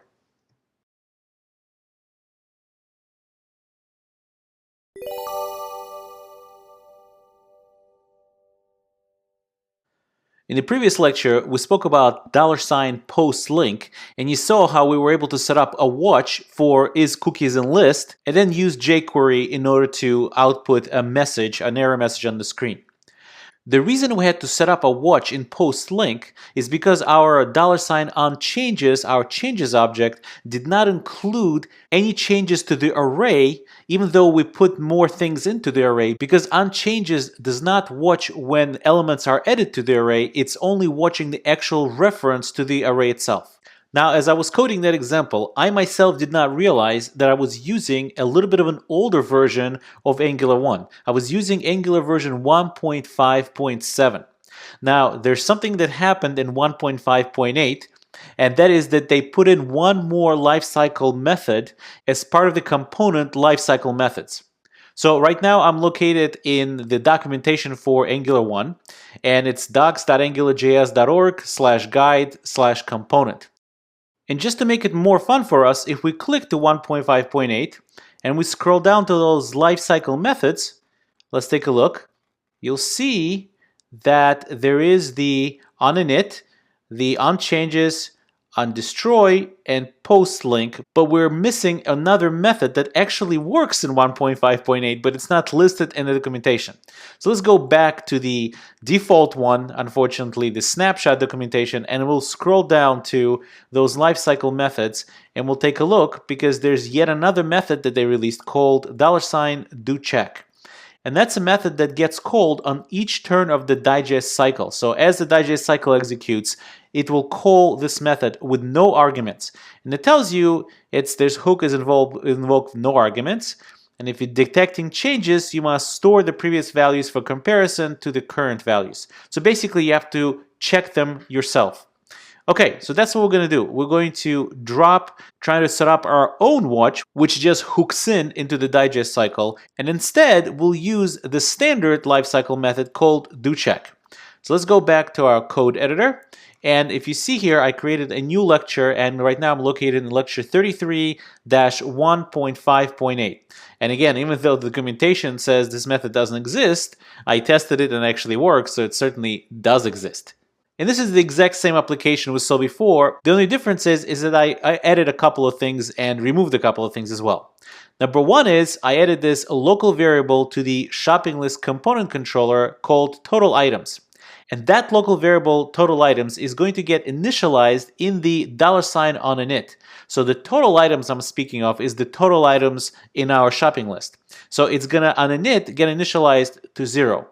Now we'll leave this $sign on changes, even though it's not really going to be useful for us, just to see the console log of it that it's happening. And what we did here, if you take a look, is we removed the $sign post link. We actually removed the $sign on destroy as well because we don't need it right now.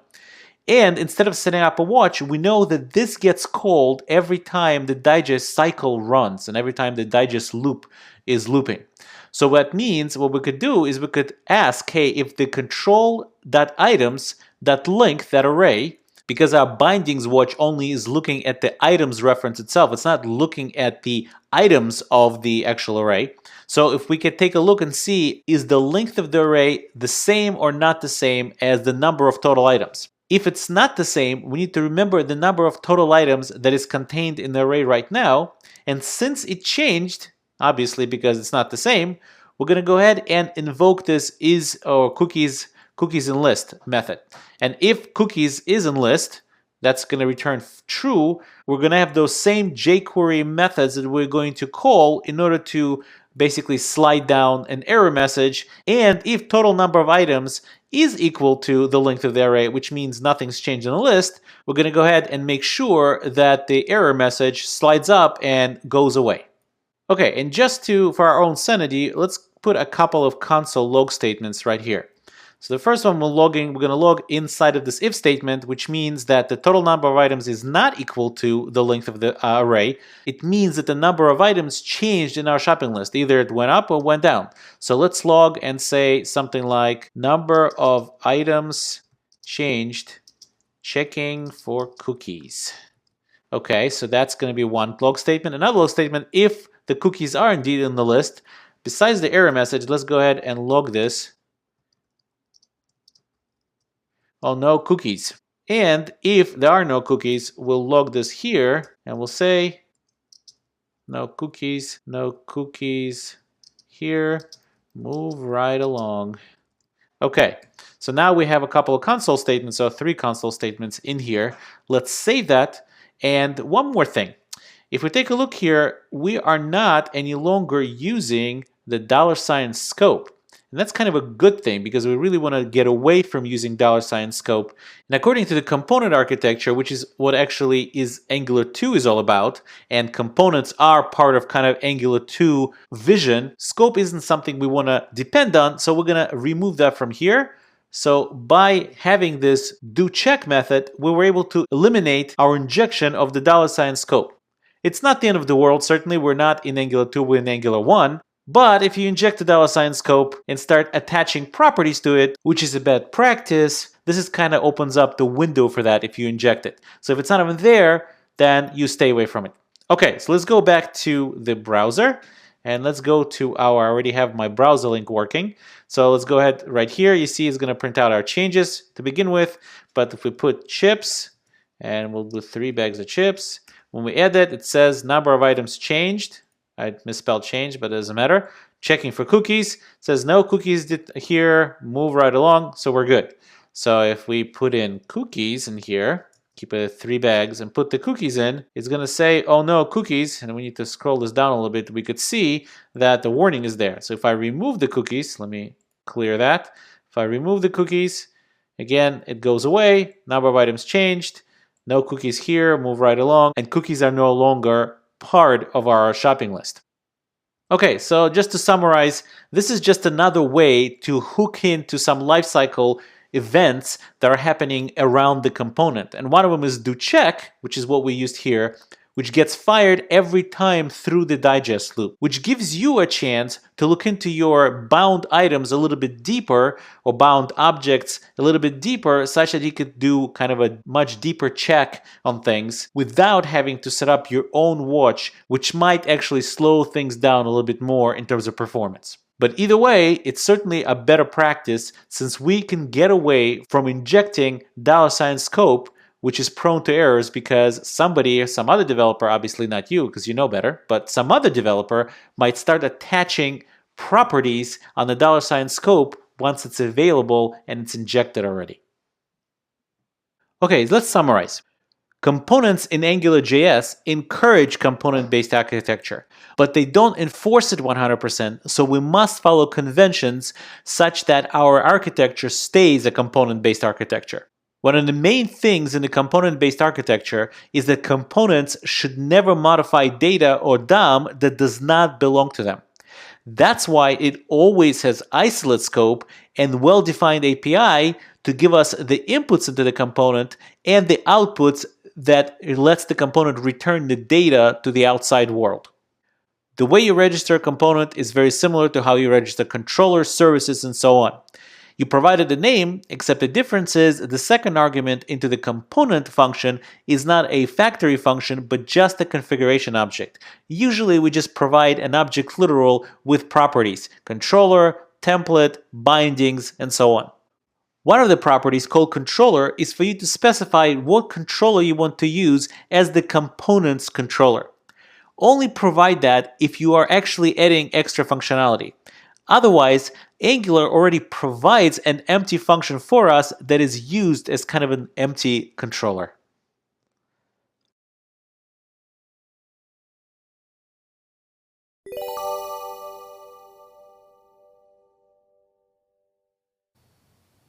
We have seen a few ways that components within your applications can communicate with each other. For example, through prototypal inheritance, child components can communicate with the parent components. Note that I'm using the term components here loosely. This obviously applies not only to components, but to directives, controllers, and so on. Another way components can communicate is through shared singleton services. Shared services that are created with the .service method are singletons, and therefore different components can share data between each other using that single instance of the service. However, there are situations where such communications are just not elegant enough and create too many dependencies between different parts of your application. Let's take a look at some illustrations. Take a look at this diagram. Suppose component 2 wanted to communicate some data to its parent component 1. We have a couple of ways of achieving that. First, we can access component 1 from component 2 by simply going up the scope chain and accessing the parent controller. Angular makes this easy for us with the $parent property on the $scope object. This is obviously not the end, since we still have to make sure that either we set up mechanisms in component 1 to react to the new data, or somehow invoke something from component 2. In other words, we still have to make sure that component 1 is aware of our communication. We can also use the ampersand method callback method binding and call the parent's components method, passing it some data. So that's communicating with the parent. In the flipped scenario, we want to communicate with the child component. One quick way of doing this is for component 2 to provide some way for us to send the data into it. Again, component 2 would have to have some way to react to the new data. Things get a bit more interesting if you wanted a component to communicate with its grandparent component. An elegant solution to this is a bit less obvious. Should you use the $parent property twice to crawl up the scope chain to get to your destination? I don't know. Look at the dependency we're creating with that move. Another possibly more elegant solution is to use a singleton service and inject it into both components. You would still need to set up some watch for the value stored in the shared service in component 1 so you can react to any changes in the shared service value. When the target is reversed, we're faced with a similar dilemma. Should we send the data into component 2 and have component 2 send data to component 1? Or should we use our shared service again? Not sure, but doesn't really feel elegant quite so much anymore. And what about communicating with multiple components at once? Here, the components we want to communicate with seem scattered all over the DOM. Component 4, for example, is neither a descendant nor an ancestor of our component 2 where we're sending the messages from. Yes, we could still use our shared singleton service approach, but would have to use it everywhere and things are getting a bit messy.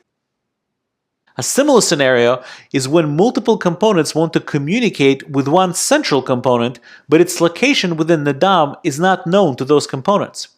Again, we could use the shared service approach, and again, this would be a messy way to approach reacting to some data change or UI change that we need to respond to. Luckily, there's actually a software design pattern that could solve all these issues in an elegant way, and which Angular implements through its event system. The design pattern is called publish subscribe design pattern.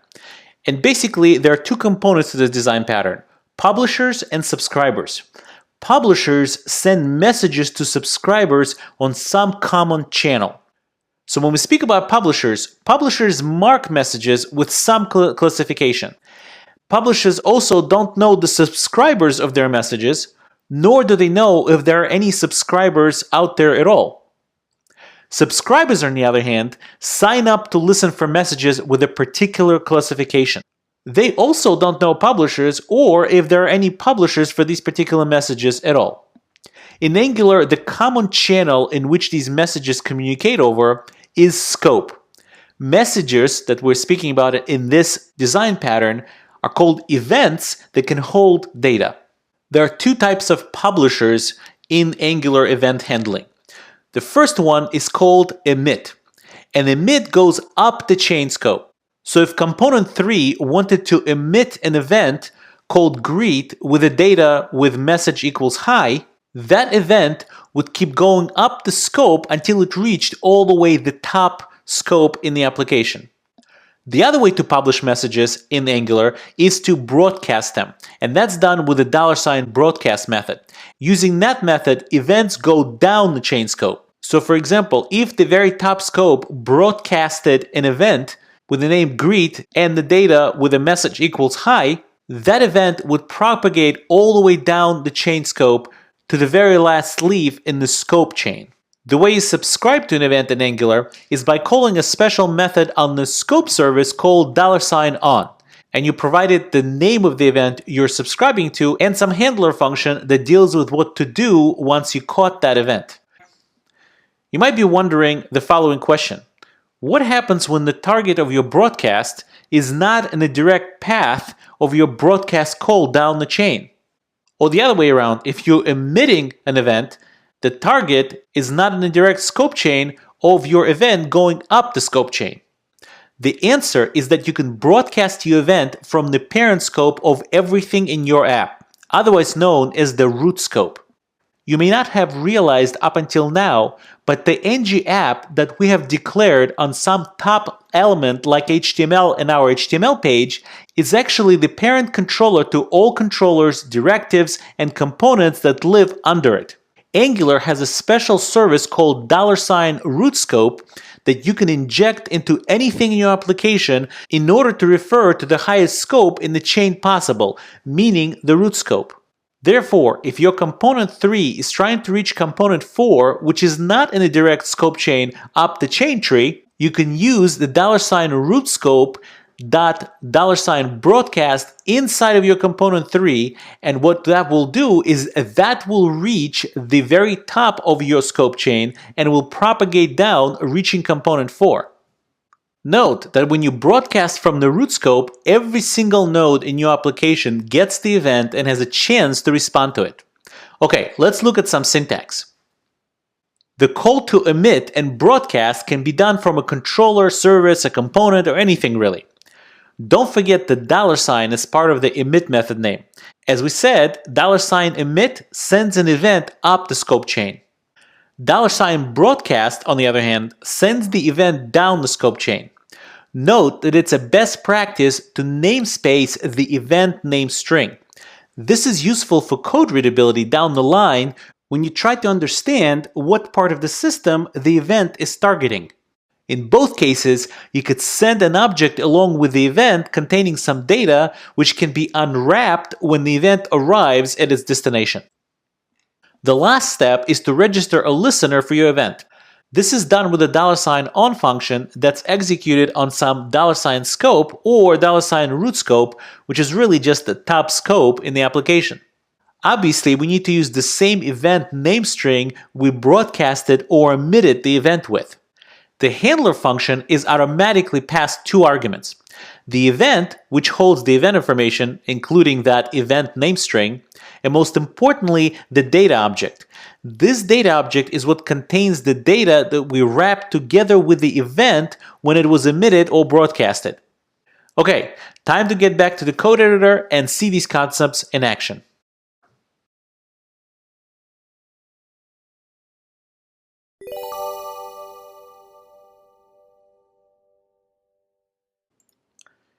Okay, we're back to our code editor, and I'm located in lecture 34, which is located in fullstack-course 5 examples folder. And this is once again our shopping list application, which is now called shopping list events app. There are many times in applications when there's some asynchronous communication going on, and while that's taking place, because usually that takes a little bit, you need some sort of a spinner or some sort of graphic to tell the user that something is going on and he should wait. So what we're going to do is when a shopping list item is added to the shopping list, we're going to kick off a whole bunch of asynchronous actions, each of which will check whether or not a particular item in the list contains the word cookie or not. Now, since there could be more than one item in that list, we're going to have more than one asynchronous action being fired. However, while those asynchronous actions are being resolved, we would like to show some sort of indication to the user that something is going on, so we're going to display a loading spinner that is actually going to be our Flickr button. And if you heard of Flickr.com, this is what their loading icon is like. And since we don't really know where this particular behavior is going to reside, we're going to place our loading spinner component, yet another component we're going to have in our application, we're going to place it outside of our controller. So it's not even inside of our shopping list controller. As you can see, the div ends right here. It's actually sitting completely outside of it, but it is still sitting inside of the ng app directive, which means it's inside of our Angular application. So let's go to our app.js and take a look at the code. Let's actually minimize the file browser, so there'll be more room here. So as you can see, we have one more component called loading spinner, and all the component has is a spinner.html template URL and a spinner controller. Well, the template URL for spinner.html is very simple. It's just an img tag, and it has an ngIf in it, meaning it will get shown, this img will be part of the DOM if this $ctrl.showSpinner is true. Otherwise, it will say false, and the entire img tag will be pulled out from the DOM rendering. Going back to our app.js, you'll see we have a starter here. We started our spinner controller, and we already injected the root scope, and you'll see why in a minute. And this is just the starter one. Well, let's take a look at a very important part of the code, which is inside the shopping list component controller. That's the thing that displays the shopping list. And we injected a couple of things here. We injected our queue service, if you remember from when we spoke about promises, and we also injected this weight loss filter service. That's an asynchronous service that checks for names of the shopping list to check to make sure there are no cookies in it. And we're going to invoke that service inside the $docheck. Again, $docheck gets invoked every time through the digest loop. And therefore, we could check whether or not our number of items in our items array changed. And if it did, it means it's time for us to check whether or not there are cookies inside of our shopping list. Before, however, we make that asynchronous call to our weight loss filter service, we're going to broadcast an event. And notice that we're broadcasting an event using the root scope. And the reason that is because the component that needs to catch that is a loading spinner, and it's completely not in our path of up the scope chain. So therefore, if we go back to app.js, we're using root scope, so we're starting from ng-app, starting from the very top component, and we're broadcasting that event down. And the event is called shopping list processing. And the only data we're passing, really mostly for show here, is on, the property on in the object, and its value is true. So what this event should trigger somewhere in our application, we don't know where and we don't care, is it should show some sort of a spinner to the user saying, hey, we're processing, or maybe do some other things as well. But for our purposes, all we needed to do is actually show the spinner so the user knows something is going on.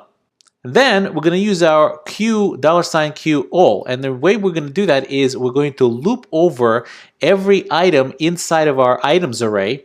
And for every item, we're going to call this weight loss filter service and call its method called checkName, which returns a promise. And we're going to push every single promise into this promises array. As you can remember, the Q service, $Q service, all takes an array of promises and then it can deal with them all at once. And that's actually what we want. We want them to be asynchronous and all of them to be parallel at the same time. And the reason we want that is because even if one fails, which means, even if one fails, it means that we detected a cookie in there and we're going to go to this catch block, the rest of the promises will get canceled automatically right there on the spot. So the first time it detects a cookie, the rest of them will get canceled. And what's going to happen is it's going to do this jQuery stuff that we've seen before, where it's going to find the element with that error message and go ahead and slide it down. And if all of them come back with a positive result, which means none of the items in the shopping list actually contain the word cookie, then we're simply going to remove the error message if it's even there.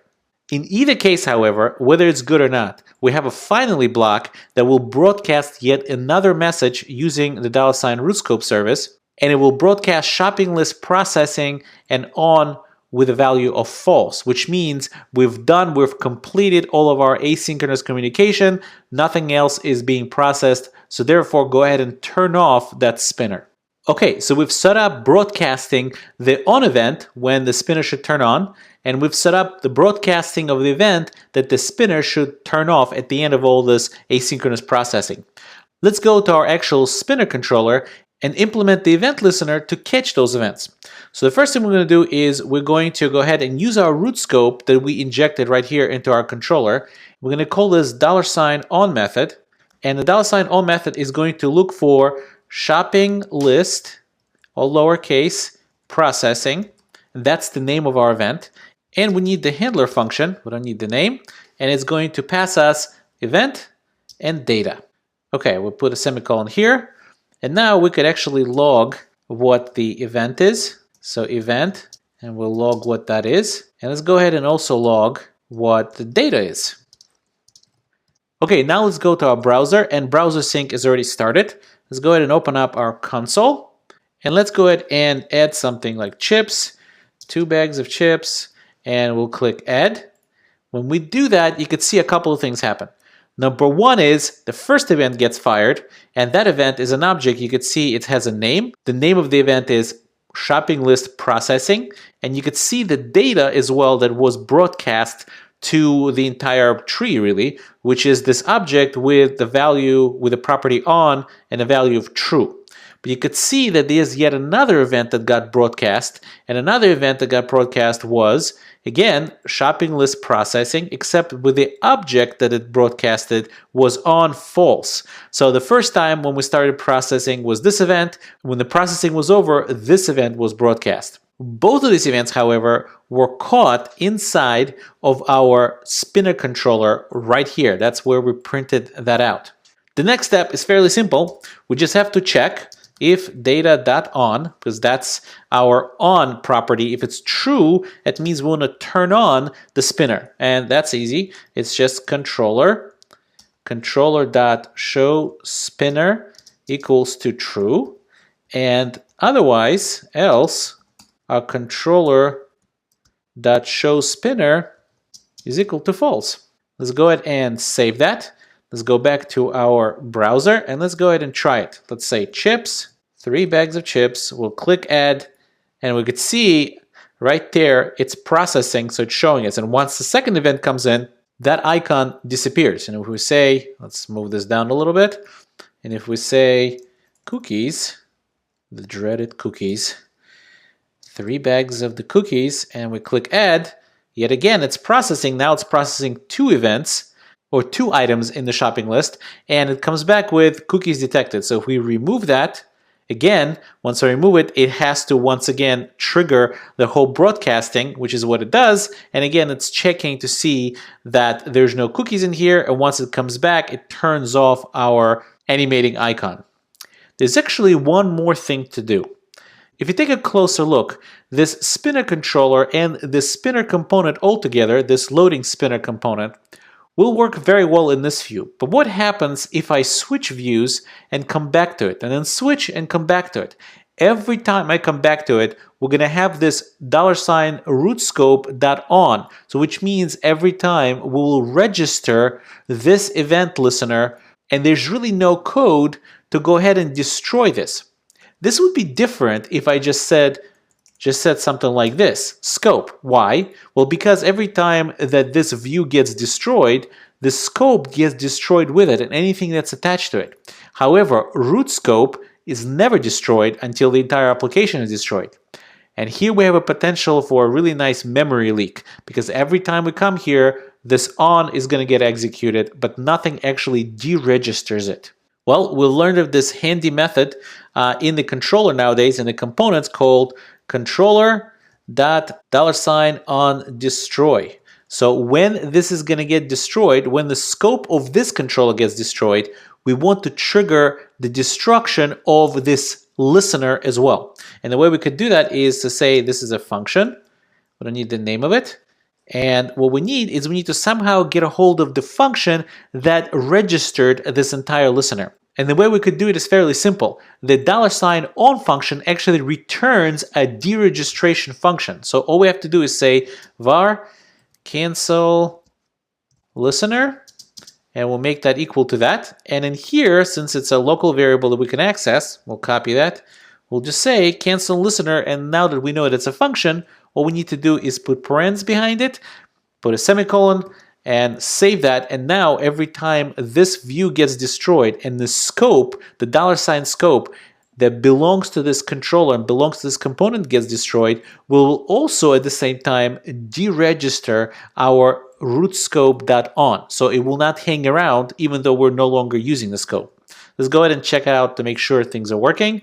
Let's put chips, 4 bags of chips, and add that. That seems to be working. It should turn off in a second. Yes, it did. And now we're going to put cookies. Let's make it 5 bags of cookies. We deserve it. And there you go. That's spinning. And at the same time, at the end, bam, it says cookies. If we remove it, it will once again start spinning to check the items in the shopping list. You will see that the cookies are not there anymore. The spinner will stop and the warning will go away as well. Let's summarize. In Angular, the publish-subscribe design pattern is implemented using the Angular events system. You can publish events from anywhere in the system, and likewise, you could listen for those events and catch them anywhere in the system as well. There's a couple of ways of publishing events. One way is to use the $scope.$emit. That method sends the event up the scope chain. The other way is to call $scope.$broadcast, and that method sends the event down the scope chain. Obviously, your message or event reachability of a particular node will depend on where it is located in the scope chain structure, whether or not it's in the path of the broadcast or emit methods. So if it's not in the path, or to really reach all nodes, you use the $rootScope.$broadcast. What that does is broadcasts the message from the very top where you declare ng-app, which is really the root controller of our entire application, and therefore everything in our application inherits from its scope, and therefore everything is on its scope chain path. To listen for an event, you either use the $scope.$on or the $rootScope.$on. In either case, what you pass into those methods is the name of the event you're listening for, and you register a function that should be executed when that event gets triggered. While if you're listening for an event using the $scope.$on, there's really nothing left to do, because when you destroy the particular view, the $scope will get destroyed with it. That is not the case with the $rootScope, because that always lives throughout your application. So you must deregister the listener when using the $scope.$on. The way you deregister the listener is simply capture the return value of the $on method, which happens to be the deregistration function, And then you hook that into the destroy method of your component and then calling that deregistration function inside of that. If you were to skip doing that, you would leave the listener function registered in memory basically for the rest of the life of this application. And what's worse, as you keep coming back to this view, new listener functions would be registered and more of them would keep sitting in memory without any way to reach them and unload them from memory by deregistering their listening to the event.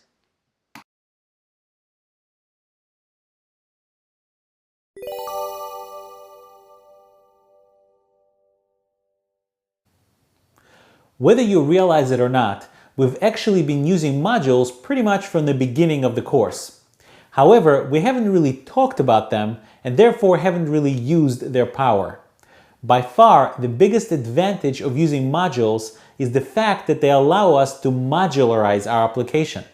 In other words, modules allow us to split up our application into smaller parts that can then be glued together. This is a huge advantage because it allows us to work on different parts of our application independently. It also drives our thinking towards approaching our software projects as smaller parts of the bigger whole. It's always easier to code up something small and simple than to attack an entire development effort all at once. Using modules, we can also wrap up our controllers, components, directives, or whatever, and offer it up to the world for others to use in their applications. Now, unlike regular applications that have a main method from which everything starts, in Angular there is no main method. Instead, we use the module API to declare artifacts of our application, components, controllers, and so on. Let's take a look at the syntax of declaring modules. The first step is for us to declare or create a module. You declare a module by calling the method module on the Angular object itself. The string name you give to the module should be unique across your entire application. Another important note to make is that if you specify a second argument in the module method, you're actually creating the module instead of simply retrieving an existing one. Note that you can create a module without any dependencies on any other modules, like in the case of module 1 and module 2. Or you could declare that a module depends on one or more modules. In the case of module 3, it depends on modules 1 and 2. The second step is to declare module artifacts. We've done this step before in just about every lecture the entire course, so you should be very familiar with it. However, note a crucial difference between creating a module and retrieving the module instance in order to attach a controller or something else to it. Note that the second argument to the module method is omitted. This assumes that we have previously created this module 1. If we haven't, the call to retrieve the module 1 will cause an error. The last step is for us to wire in the name of the main module into our HTML using the ng-app directive. And that's pretty much it. Now, just like it's easier to deal with individual modules with their related components, in real-world development, it's also much easier not to place all of your JavaScript code into one file. It's a best practice to place one artifact, like a controller, into a single JavaScript file. Now, sometimes this best practice rule is broken when the code is small and it's easier to understand what's going on if you place a couple of artifacts into the same file. It's very common to simply declare or create a module in its own JavaScript file. In this case, judging by the name of the file, it looks like we're creating and declaring module 1.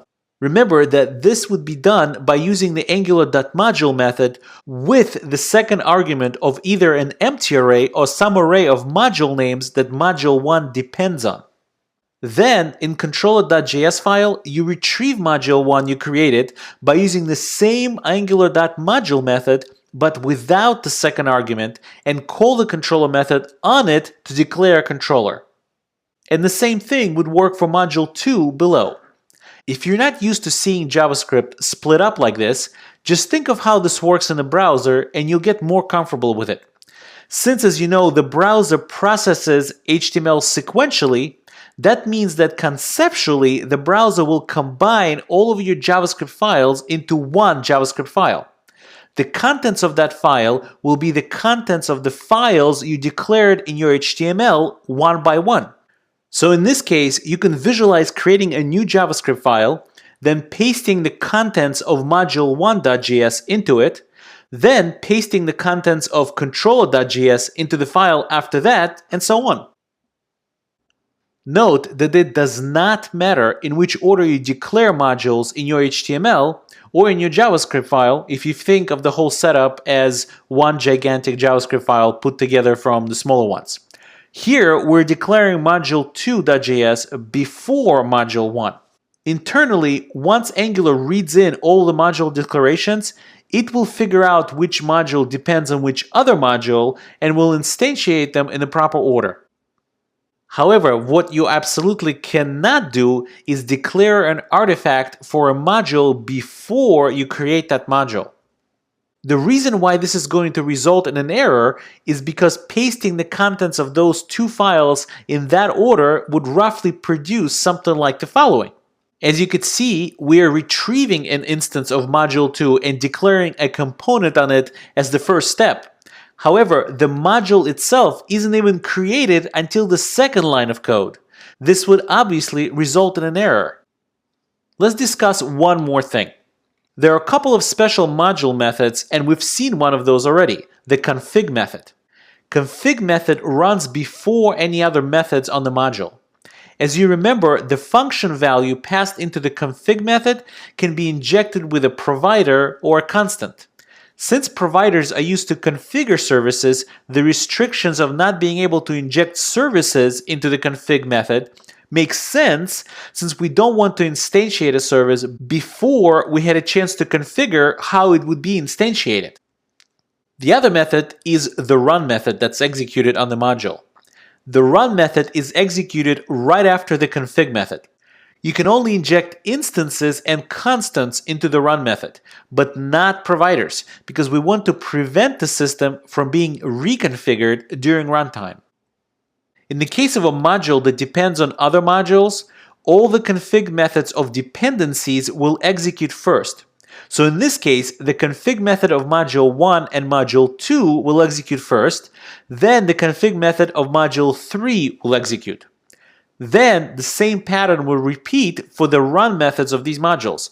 Module 1 and module 2 first, then the run method of module 3 executes.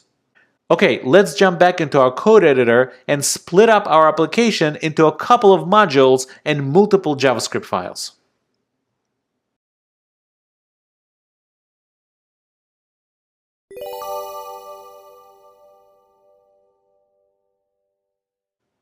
Okay, we're back in our code editor, and I'm located in Lecture 35 folder, which is located in Fullstack-Course 5 Examples folder. And this is our good old shopping list application. Except this time, as you could see on the left here, we kind of cleaned it up and split it up into different folders so it'll be much more organized than before. The index.html is, as before, pretty simple. The ng app is pointing to this module, this app module, that's called shopping list. So that means that we have a module with the name shopping list. And you can see it's the same shopping list app that we had before. And at the very end, we have this loading spinner right here, which is what we're really going to concentrate a little bit on.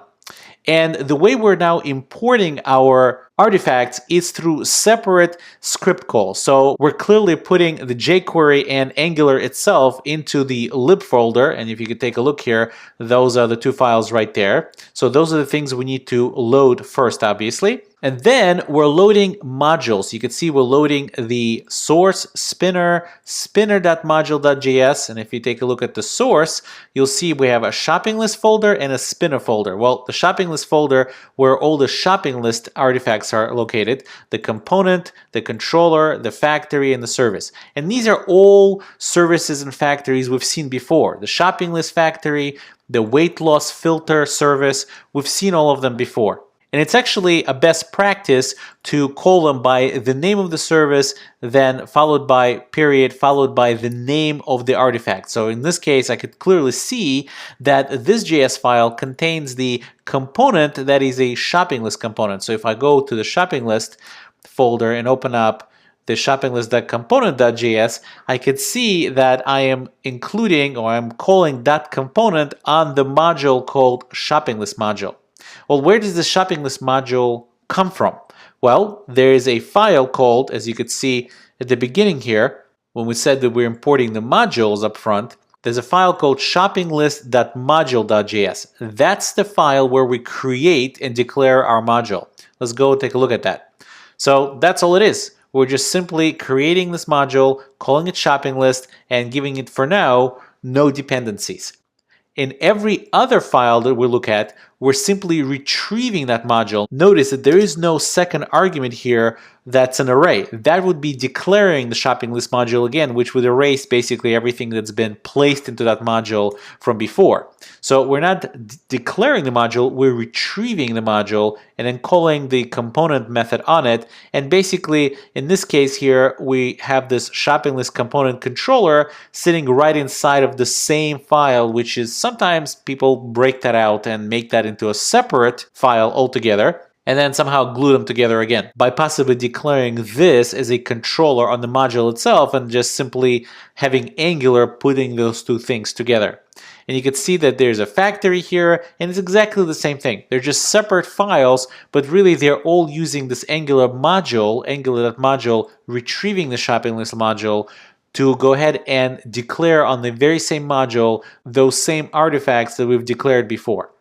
Now we also have a spinner module, and you can see here spinner.module.js.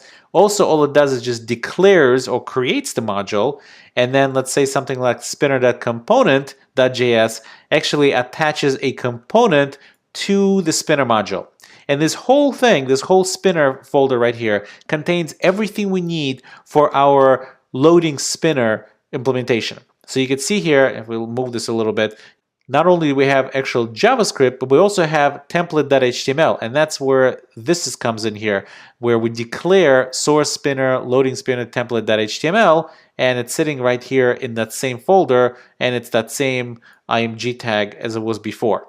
Okay, so I have my browser sync started already. Let's go to our browser, and let's go ahead and try this out. So we'll say chips, we'll say 4 bags of chips, we'll click add. As we click add, you can see that there's no spinner going on here. It's not really working.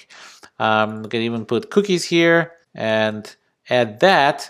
And something's definitely happening asynchronously because this doesn't show up right away, but still there's no spinner. Well, what's going on? What's going on is actually kind of simple.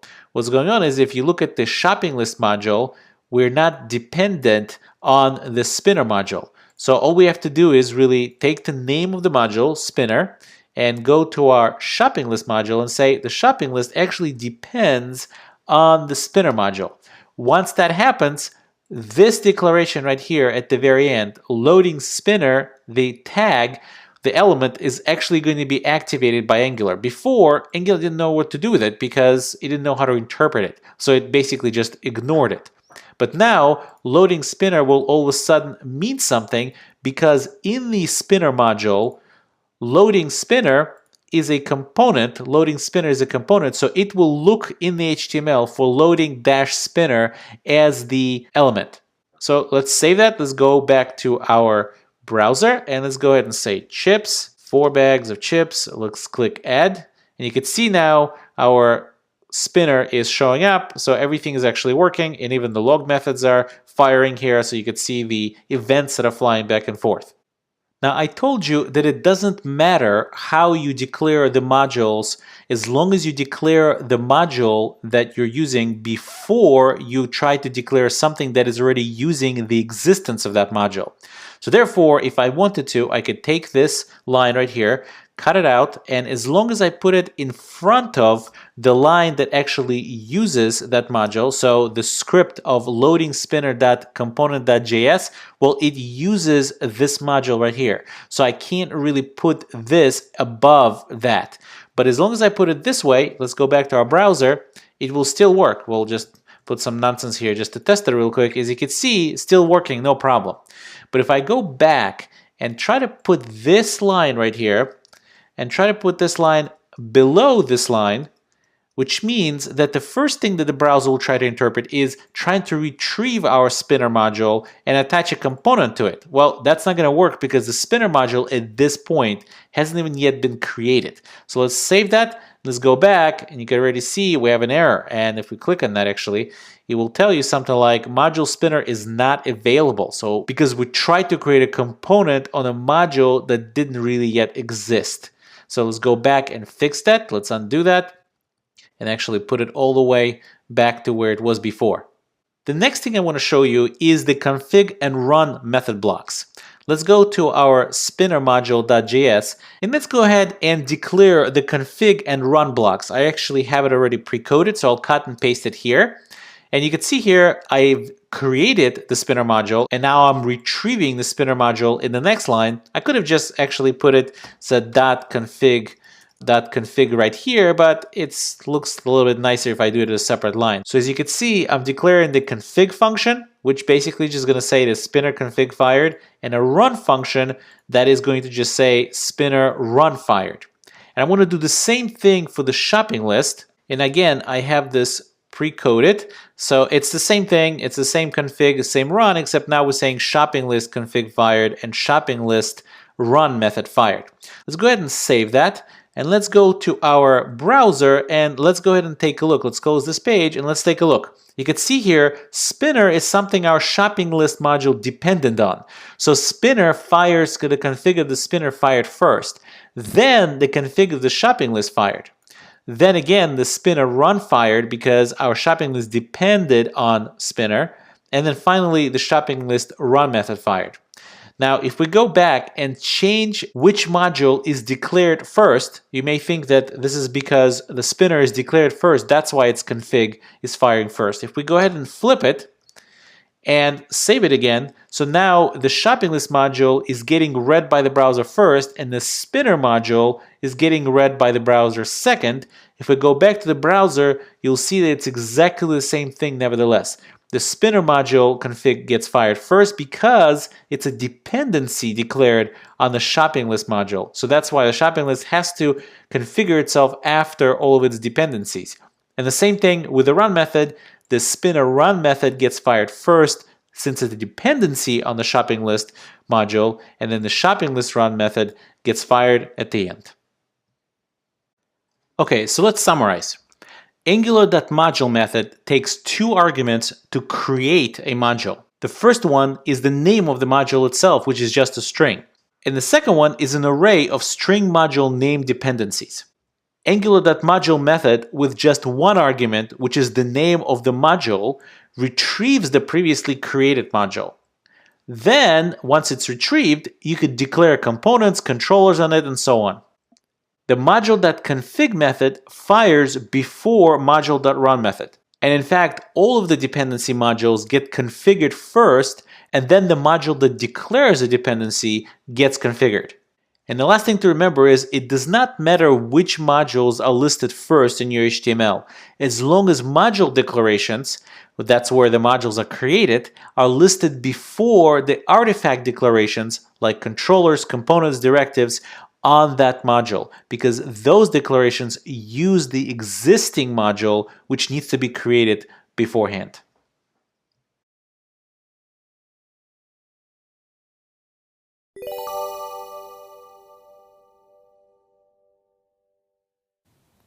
In this video, we're finally going to address a topic that takes up the majority of the title of this course: single-page applications.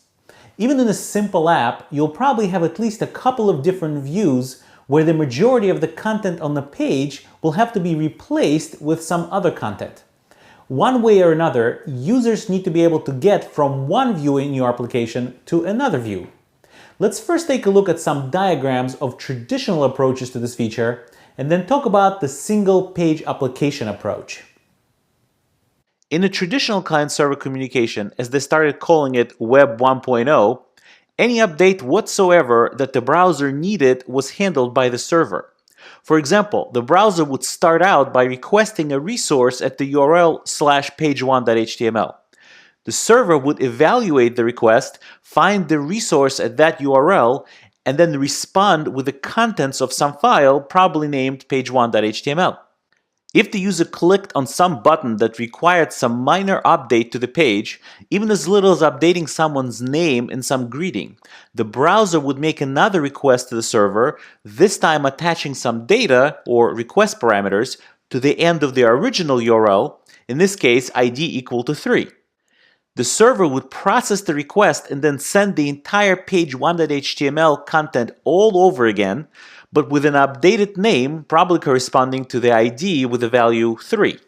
Such updates are called coarse-grained updates because of the large chunk of data that had to travel through the network for even the smallest updates. As you can imagine, this was a slow experience for the user and also clogged up the networks quite a bit, passing around essentially the same content over and over. If the user clicked on a link pointing to /page2.html, the browser made another request to the server.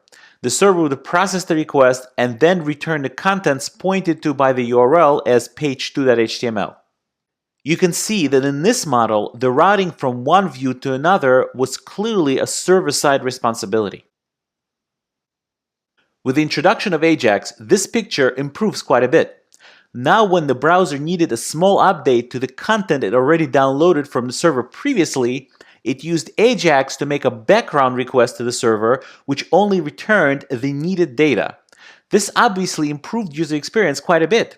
Updates felt faster and the server was considerably less taxed, no longer trying to serve thousands of users by reserving the same content to the same user over and over. It was now the browser's job through JavaScript to take the data in this fine-grained update and dynamically insert it into the page that was already on the user's screen. However, there was a disadvantage with this approach. First, if the user wanted to go to the previous state of the view before they clicked on something that made a relatively minor UI update, the good old back button on the browser would not work. In fact, if there was something in their page browsing history already, they would simply leave this page altogether and move to the previous page they were on. I don't want to harp on this too much since this is not a user experience class, but this is a big deal. It's a big deal because it breaks the way pretty much any user expects to interact with your web application. The reason this was happening was because it was still the server, not the browser, that was responsible for the routing from view to view in the web application.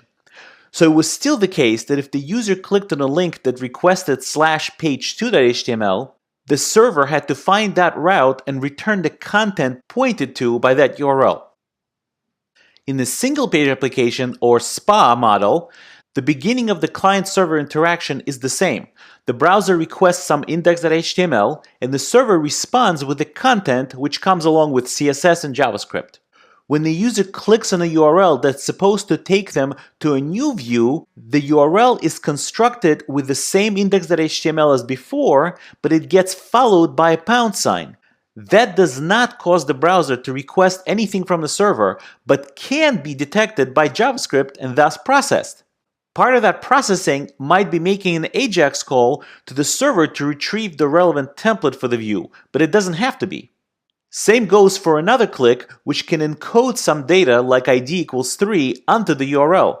The JavaScript in the browser is what processes the URL change.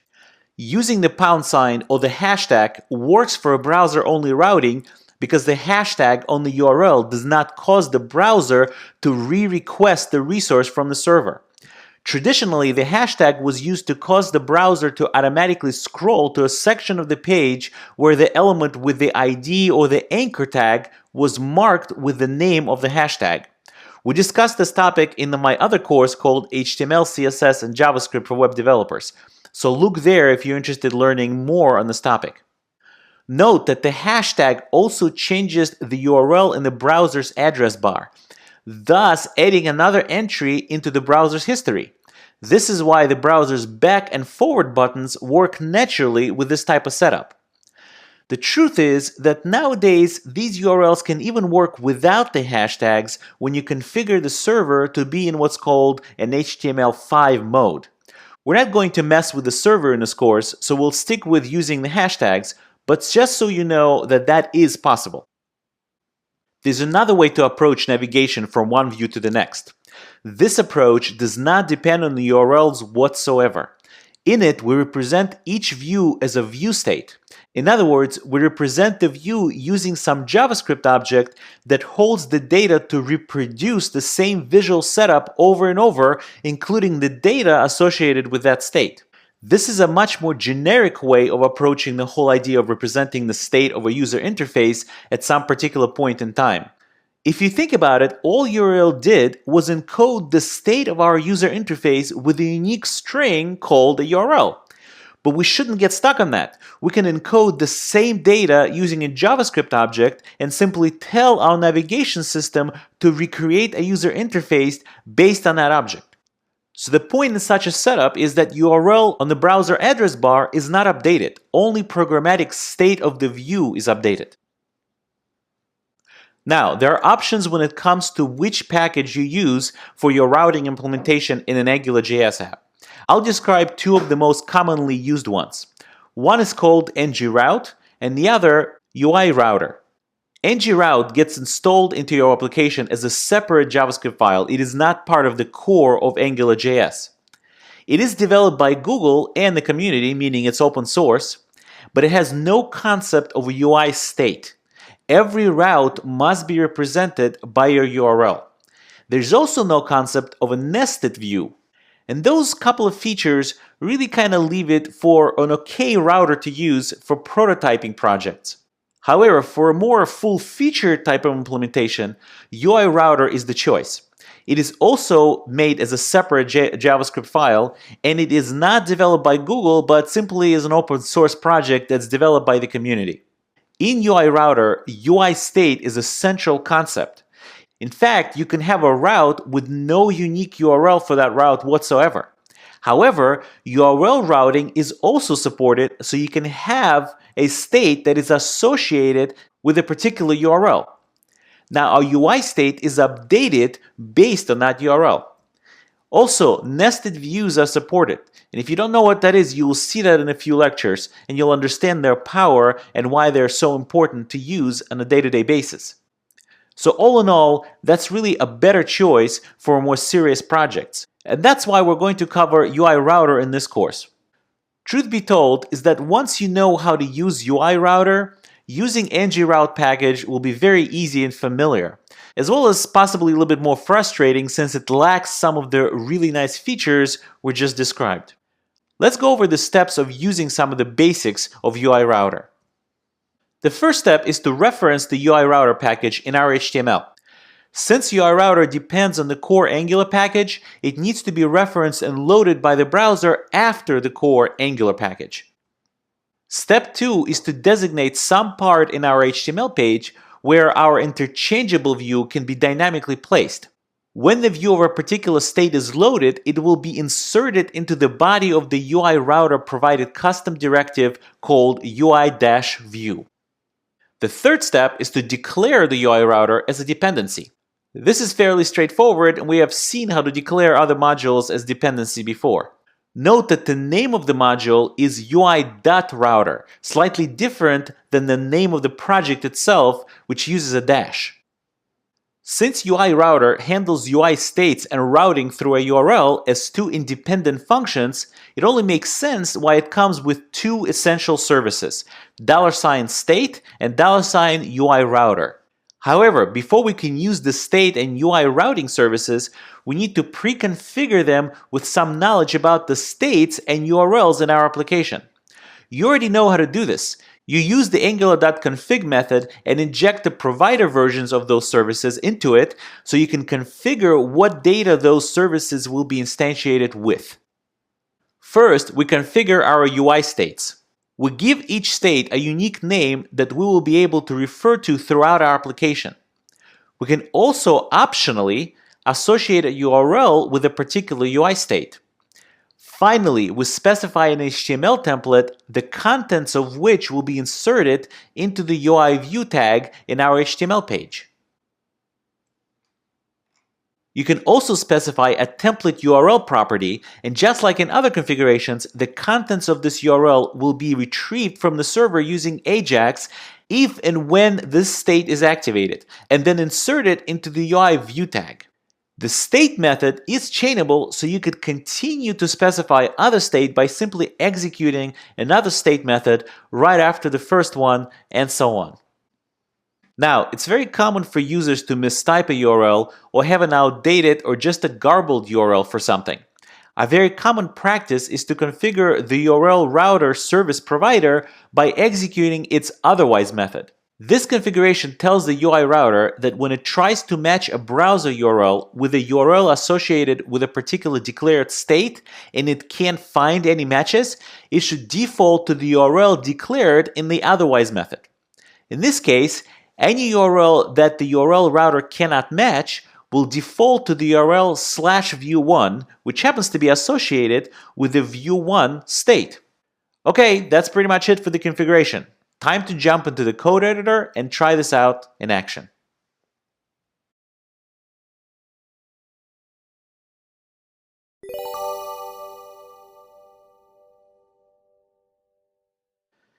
Okay, I'm back in my code editor and I'm located in lecture 36 folder, which is in full stack-course 5 examples folder.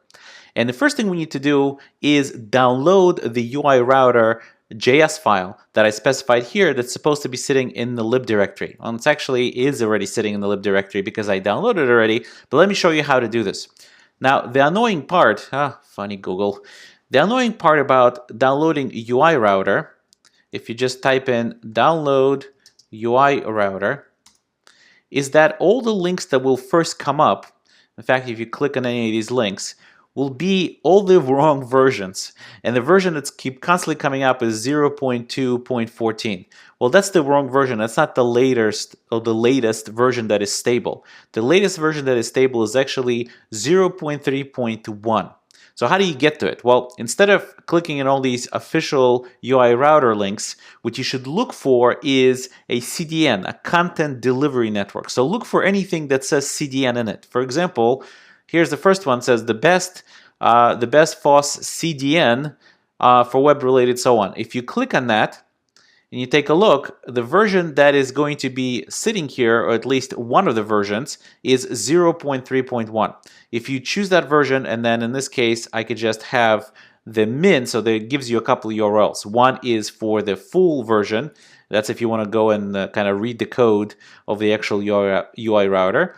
And the second one is the min and the minified version, and that's the version we want. So we could go ahead and copy this URL, open up a new tab, paste it there, and this is the entire minified version of the UI router.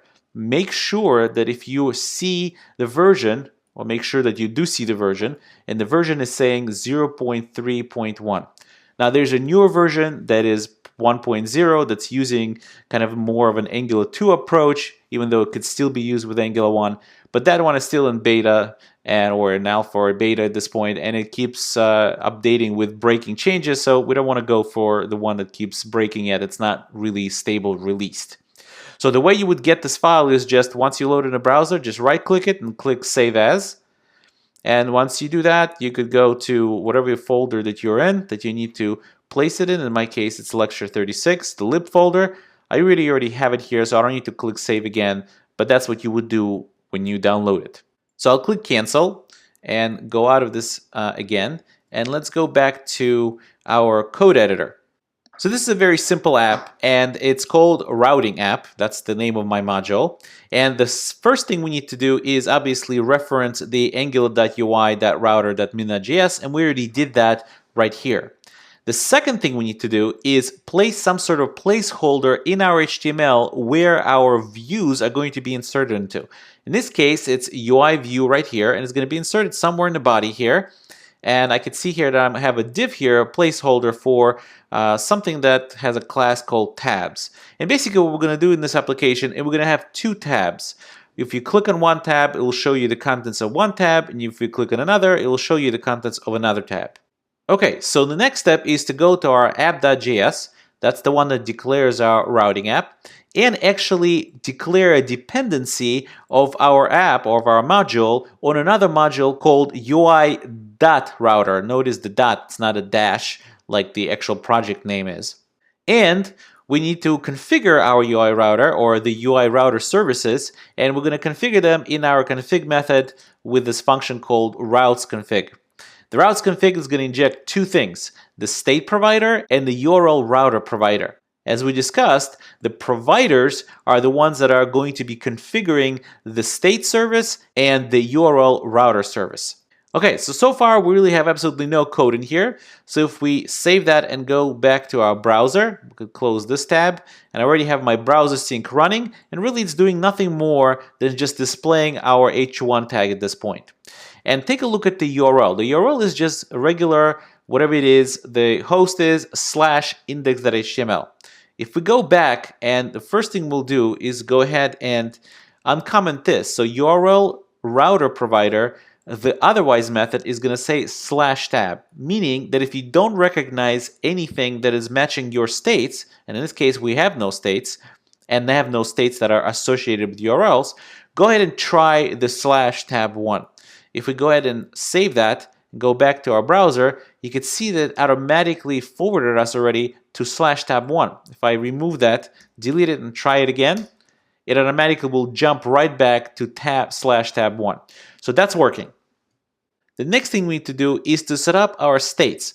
And the way we do that, let's say set up UI states. And the way we're going to do that is using the $state provider.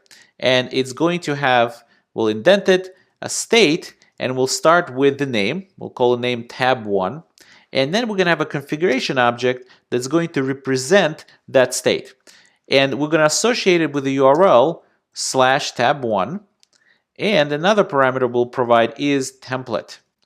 And its template is going to be super simple. It's going to be just div, and this is tab1 content. And that's pretty much it. Let's put a semicolon right here. When we save that, go back to our browser, you can see that this is tab1 displayed because it automatically went to that state. Well, let's go back to the code editor and define one more state. And I'll give it a little bit of space called state. And this time we'll define tab2 state, again with a configuration of a URL of /tab2.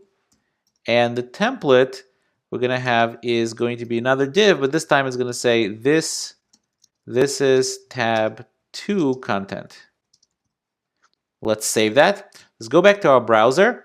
And now when we manually type in tab2, you'll see that the content switched to tab2 content. If we inspect that, we'll see that UI view contains this div that says this is tab2 content. And if we switch this back to tab1, you'll see that the UI view is now going to contain this div with a this is tab1 content.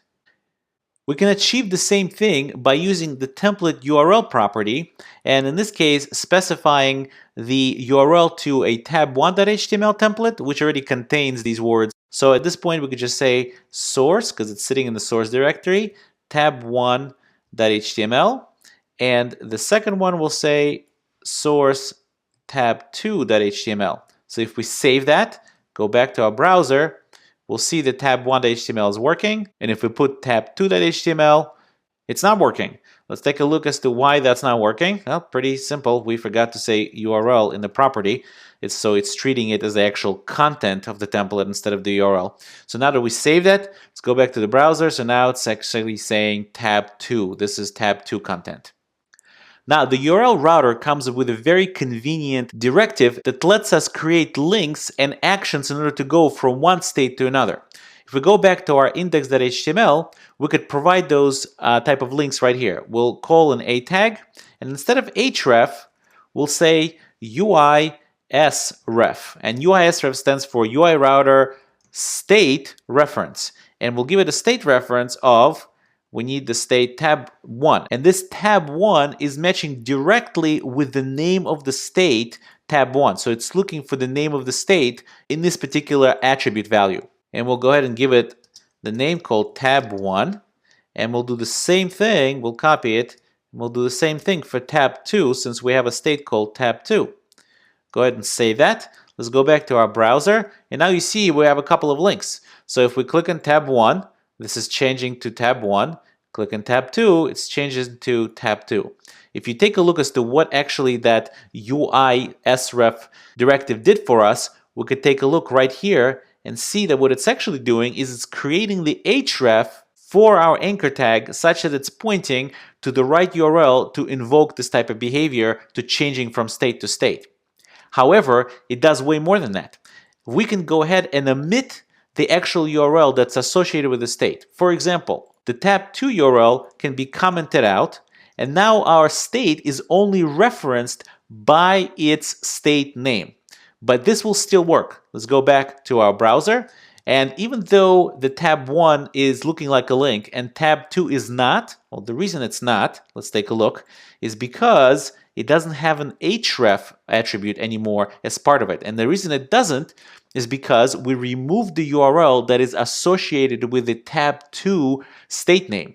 However, it is still clickable just like anything else. And in fact, if I click it, you'll see it will still change to tab 2. And the reason it's clickable is because of this UI sref directive that knows that when I click on this, I expect that my UI router should switch to the state with the name tab 2 that is specified in the UI sref. Obviously, this looks a little bit ugly, so we could go back to the code editor, and instead of having a link right here, we could change it to, for example, a button. And a button is certainly something that is clickable, no matter what its href is, which is not even a valid attribute name for it. And we'll save it. I'm going to go back, and now you see I have a button. If I click the button now will invoke the state transition and will transition us to the state with the name tab2. So you can see we're not bound to just the URL mapping. We can also have simple states. Notice that we're sitting at tab 2 state, but yet the URL is still saying tab 1. And the reason it's saying tab 1 is because that's the only URL that got recorded. So if we go ahead and press and refresh, you'll see that it's still going back to tab 1.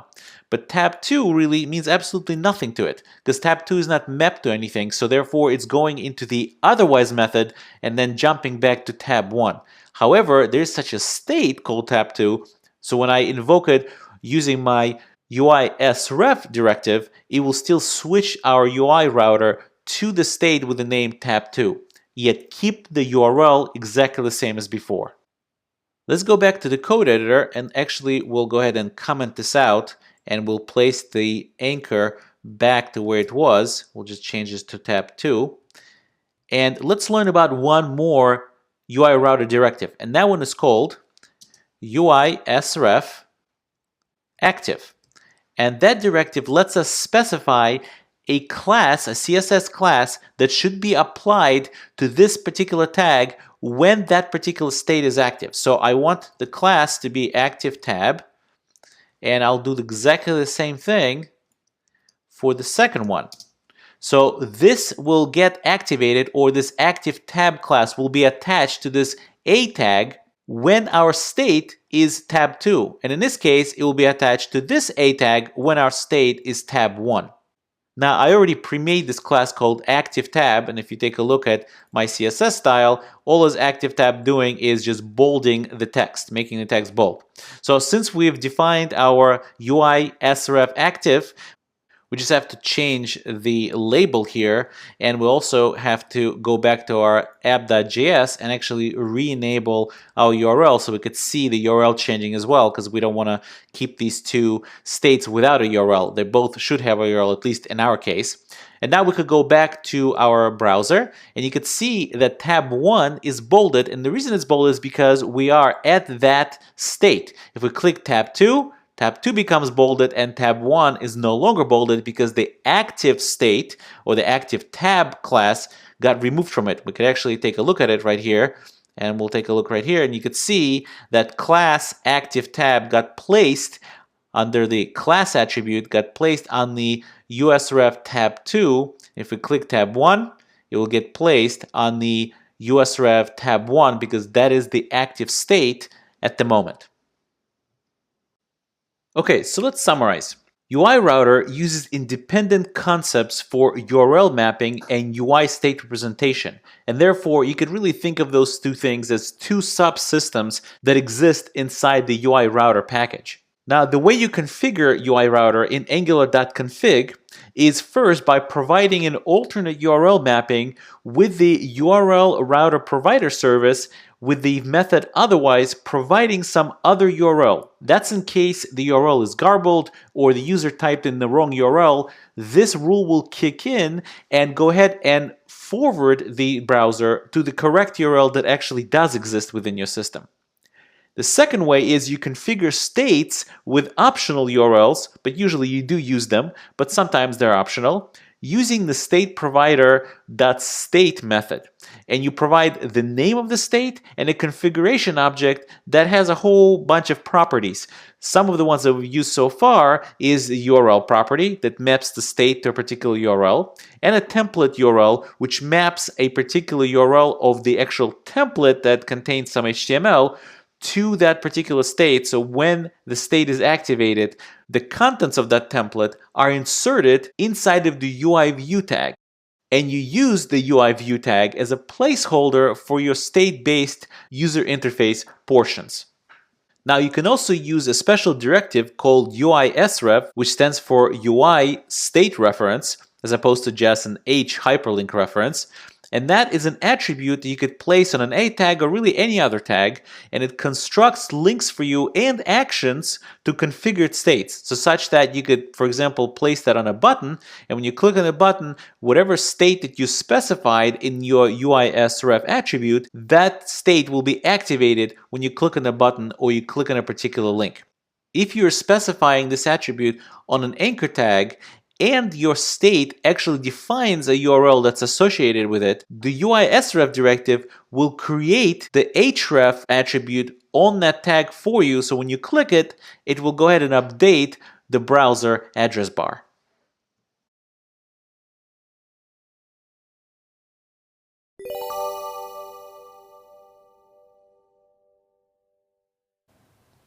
Just like with any template, the HTML we provide in the file pointed to by the state's template URL property, we can declare a controller as responsible for the view model or the behavior associated with that HTML. Suppose we have a state defined with a template URL pointing to an HTML template, home.html. The home HTML template will then declare a controller using our controller as syntax, home controller as home. This setup is inefficient and perhaps not as elegant as it can be. You could see that the only reason we have the wrapper div tag is to declare the controller. It doesn't seem to have any other value. UI router allows us to pull out this declaration and define our controller directly on the state definition. You could see that now we're declaring the controller using controller as syntax directly as part of the state definition. Since we're not using a function value for the controller in this example, you can assume that we actually declared the home CTRL controller using the angular.controller method.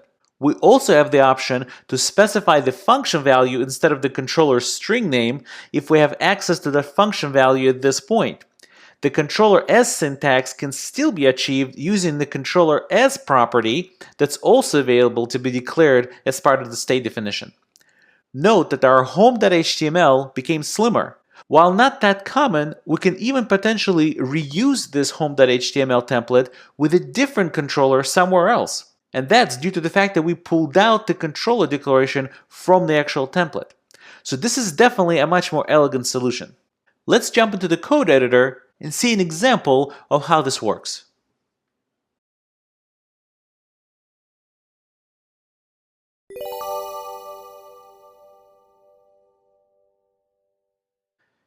Okay, I'm back in my code editor and I'm located in lecture 37, which is located in fullstack-course 5 examples folder. And this is a different version of our shopping list module. In this version, we're going to use some of the UI router features that we've learned about. You could see that index.html that we're looking at right now doesn't really have much in terms of content. It just has welcome to pre-made no cookie shopping list. And then it has a bunch of scripts, Angular.js, Angular UI router, our shopping list module, which is the main module of the entire application, our routes, which is going to contain our state and URL routing, and also some shopping list component, main shopping list controller, and the shopping list service right here. This application is fairly simple. It just has one screen, the home screen, and that home screen contains a link to a main shopping list, and that main shopping list is this pre-made no cookie shopping list. In other words, we are pre-making a shopping list for our users, and it's already containing no cookies whatsoever, so our users wouldn't even be tempted to get one. Let's go ahead and take a look at the routes.js. As you can see, it's using the module.config, and this routes config sets up a couple of states. First of all, it reroutes anything that doesn't match a particular URL in any of the declared states to just a slash, and the slash is actually the home state or the home page.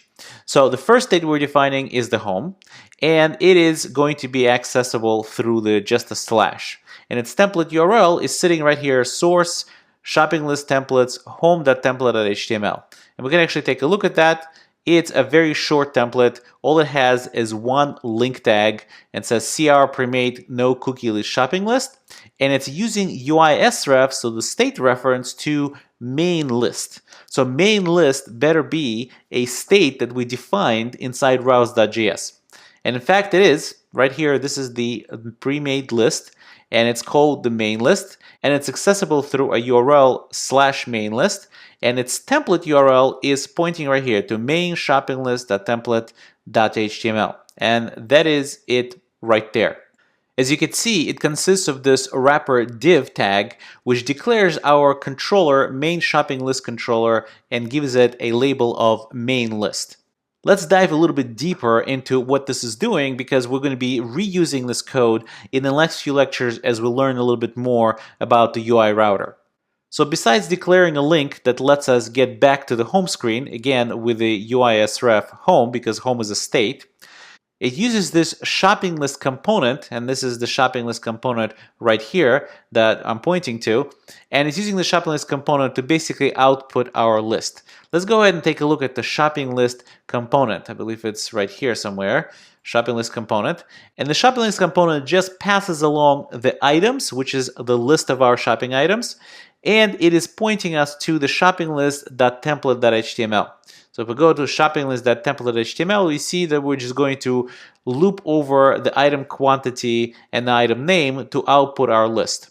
Now, if we look at the main shopping list controller, which is what's outputting this whole list to begin with, you see that we've injected shopping list service into it, and we're using the shopping list service in order to initialize this main list.items. You'll notice that we're using a promise. The get items is clearly returning a promise, since we're using the then method, and only when the promise returns are we setting the main list.items to the result that it's returning. In other words, if we look at the shopping list service, it is done on purpose such that it's delaying the answer and not returning the actual items right away, but returning it 800 milliseconds later. So a little bit of a delay. You could see also that we predefined a whole bunch of items here. You could see that we're creating items, and items now have a description to them. And there's the sugar item, there's the flour item, there's the chocolate chips item. So there's 3 items in our shopping list. And the reason we're using a promise is because we're basically simulating a call to the server. So suppose this something was sitting in a database and we're pulling out this list out of a database. We need to make a server call. So that's what basically we're doing. We're simulating the server call. That server call comes back to our shopping list controller right here, and the main list.items gets set, which then goes to our main shopping list controller or main shopping list template, and is able to then pass the main list.items into the shopping list component. That goes ahead and outputs the shopping list. So let's go ahead and make sure everything is saved. Let's go to our browser. We could see that our welcome screen is just starting with #/, which is our home state, and we could click on this CR pre-made cookie shopping list, And there's a little bit of a delay, as you could notice, before it outputs the entire list. And you can see here we're at /main list. And obviously, since the state has a URL map to it, we could go ahead and copy this URL, open it up in a different tab or really a different browser, and we'll still get exactly the same UI state as this URL is indicating, being that it is the main list that is pre-made list with absolutely no cookies in it. Okay, let's close this and let's go back to our code editor and let's go ahead and pull out this whole div because, as we said, it's a little bit superfluous. In fact, we're just going to go ahead and copy this item, which is the declaration of our controller, which we're going to reuse. So let's go ahead and actually comment out this item and comment out the last div. So this is just going to be just this as part of this template. Let's save that.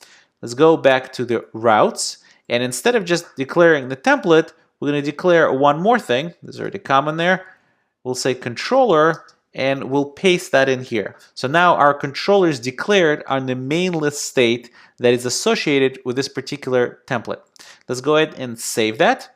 Let's go back to our browser, and you can see it's already working here. But if we click back and we'll click again, and there it is, it's showing up, and everything is working as it should. Okay, so let's summarize.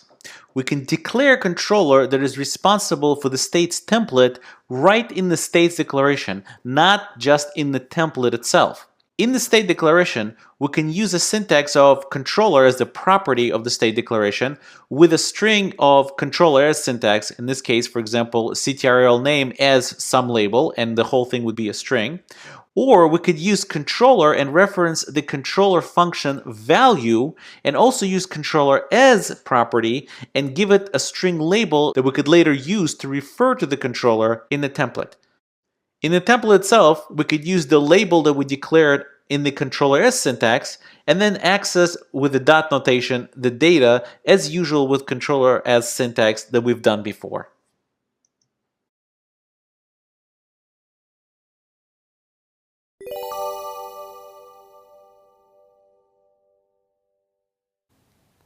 In the previous example, we had our routing switch to a state which was configured with a controller.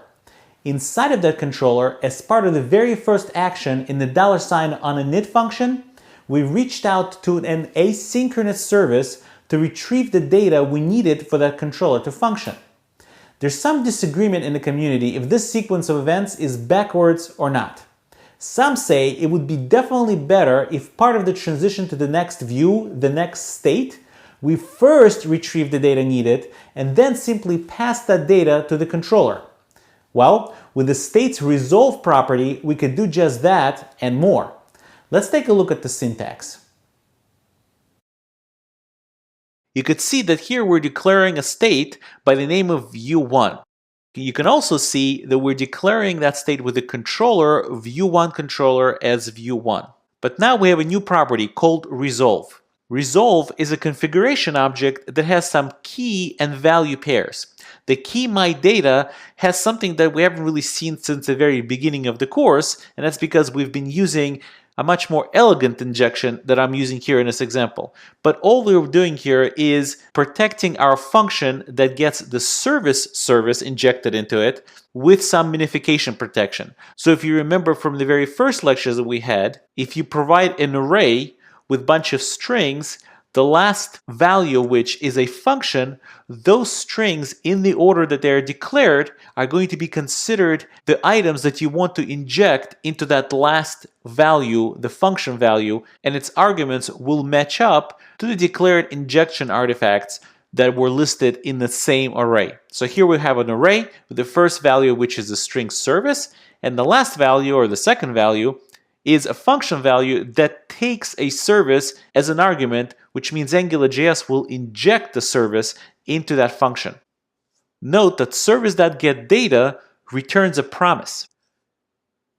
At the end of this, myData is going to have a value which is going to be injected into the view1 controller with the key of myData, which means just like we inject a controller with a service called myService, for example, we will be able to inject our view1 controller with yet another artifact by the name of myData, which matches exactly the key inside the resolve object. Now, if the resolve property, in this case my data, gets assigned a promise, which is also the case in this example, the router will not advance us to the new state, in this case view1, until the promise is resolved. If the promise gets rejected altogether, the router will not advance us to the new state at all. Inside of our controller, the view1 controller, we inject my data just like we would inject anything else that needs to be injected into our controller. We protect it from minification by declaring it on the $inject array and then simply list it in the same order as one of the arguments to the function view1 controller. The resolve properties don't have to be promises. They can actually be anything we want to inject into the corresponding controller, even a string as this example shows. Okay, let's jump back into the code editor and rewrite our previous example using this resolve property.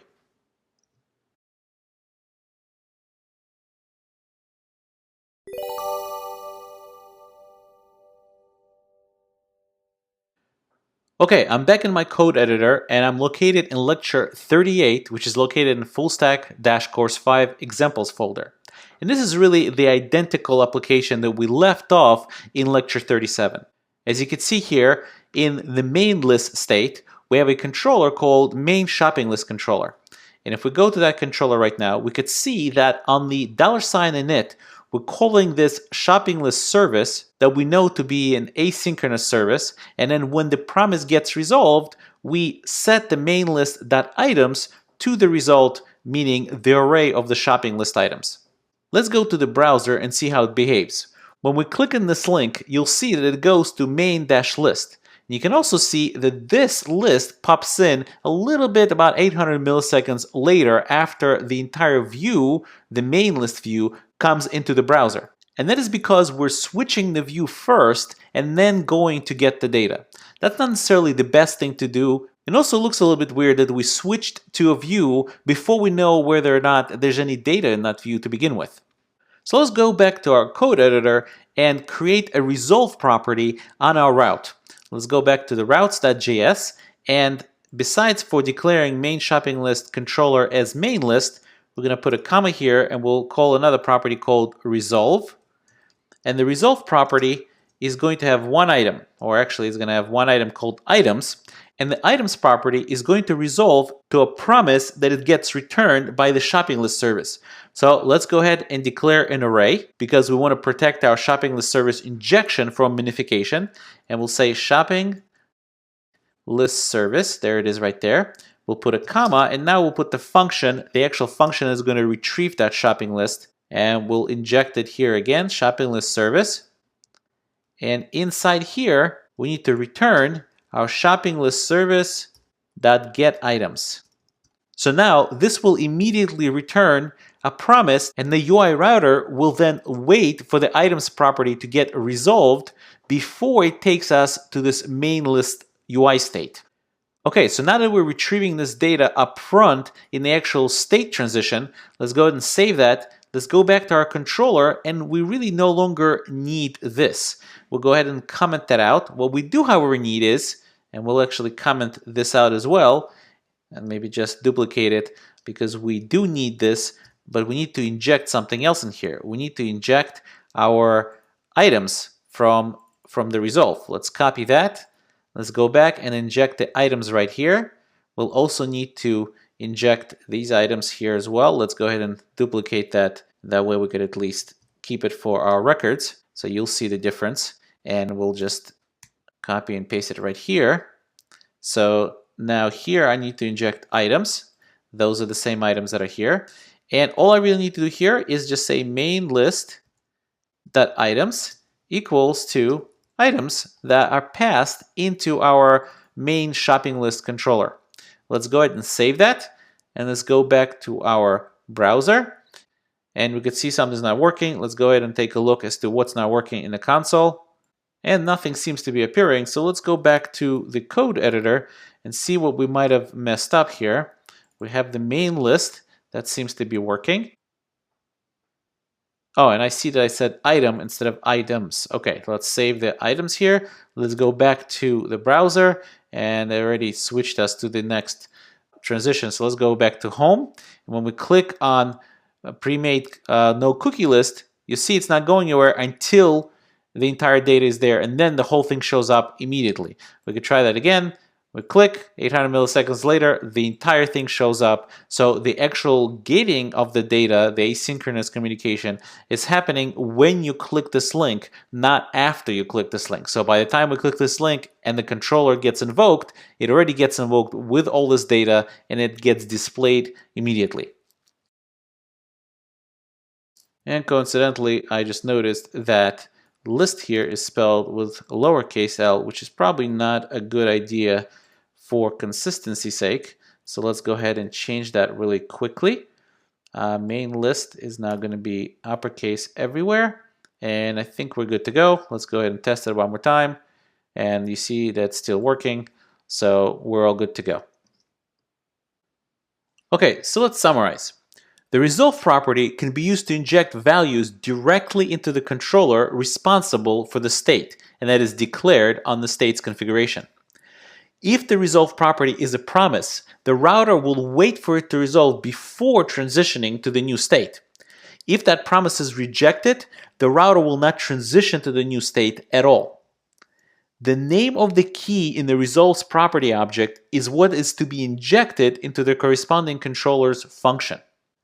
Also note that while it's very common to use resolve to resolve a promise before you transition to the new state, resolve properties can contain anything, objects, strings, etc.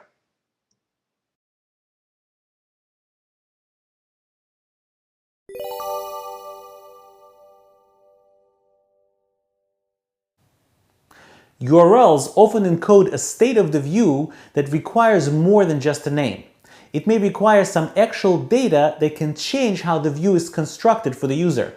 For example, imagine a weather forecast web application which displays the forecast based on a zip code. The view showing the weather forecast for a particular zip code would then contain that zip code as part of the URL. With UI Router, mapping URLs with parameters and retrieving those parameters is very straightforward. Let's take a look at the syntax. First, we declare the URL property with a slash and the name of the parameter wrapped in curly braces. Next, we inject the special state param service that UI Router provides either into our controller directly or into the function that populates our resolved property data. Then we can retrieve the value of the passed-in parameter by using the state param service with the dot notation and the name of the parameter. In this case, it's .param1. Now, when it comes to mapping the URL, the rules are pretty straightforward. There's no special treatment of the trailing slash, so the pattern on the left will match a simple /view1/ with the parameter 1 being equal to an empty string.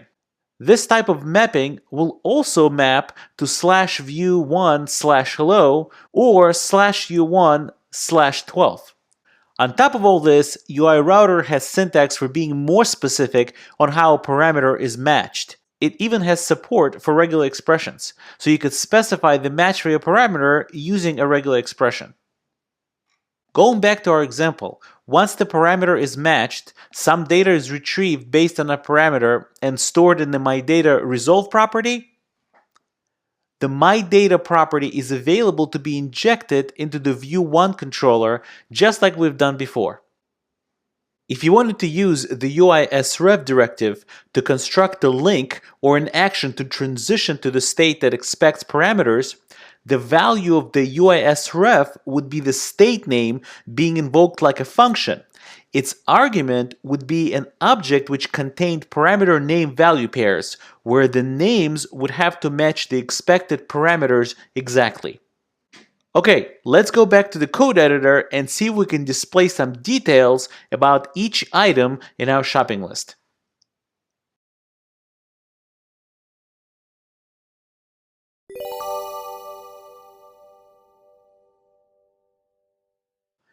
Okay, so I'm back in my code editor and I'm located in lecture 39, which is located in fullstack-course 5 examples folder. And right now we're looking at routes.js.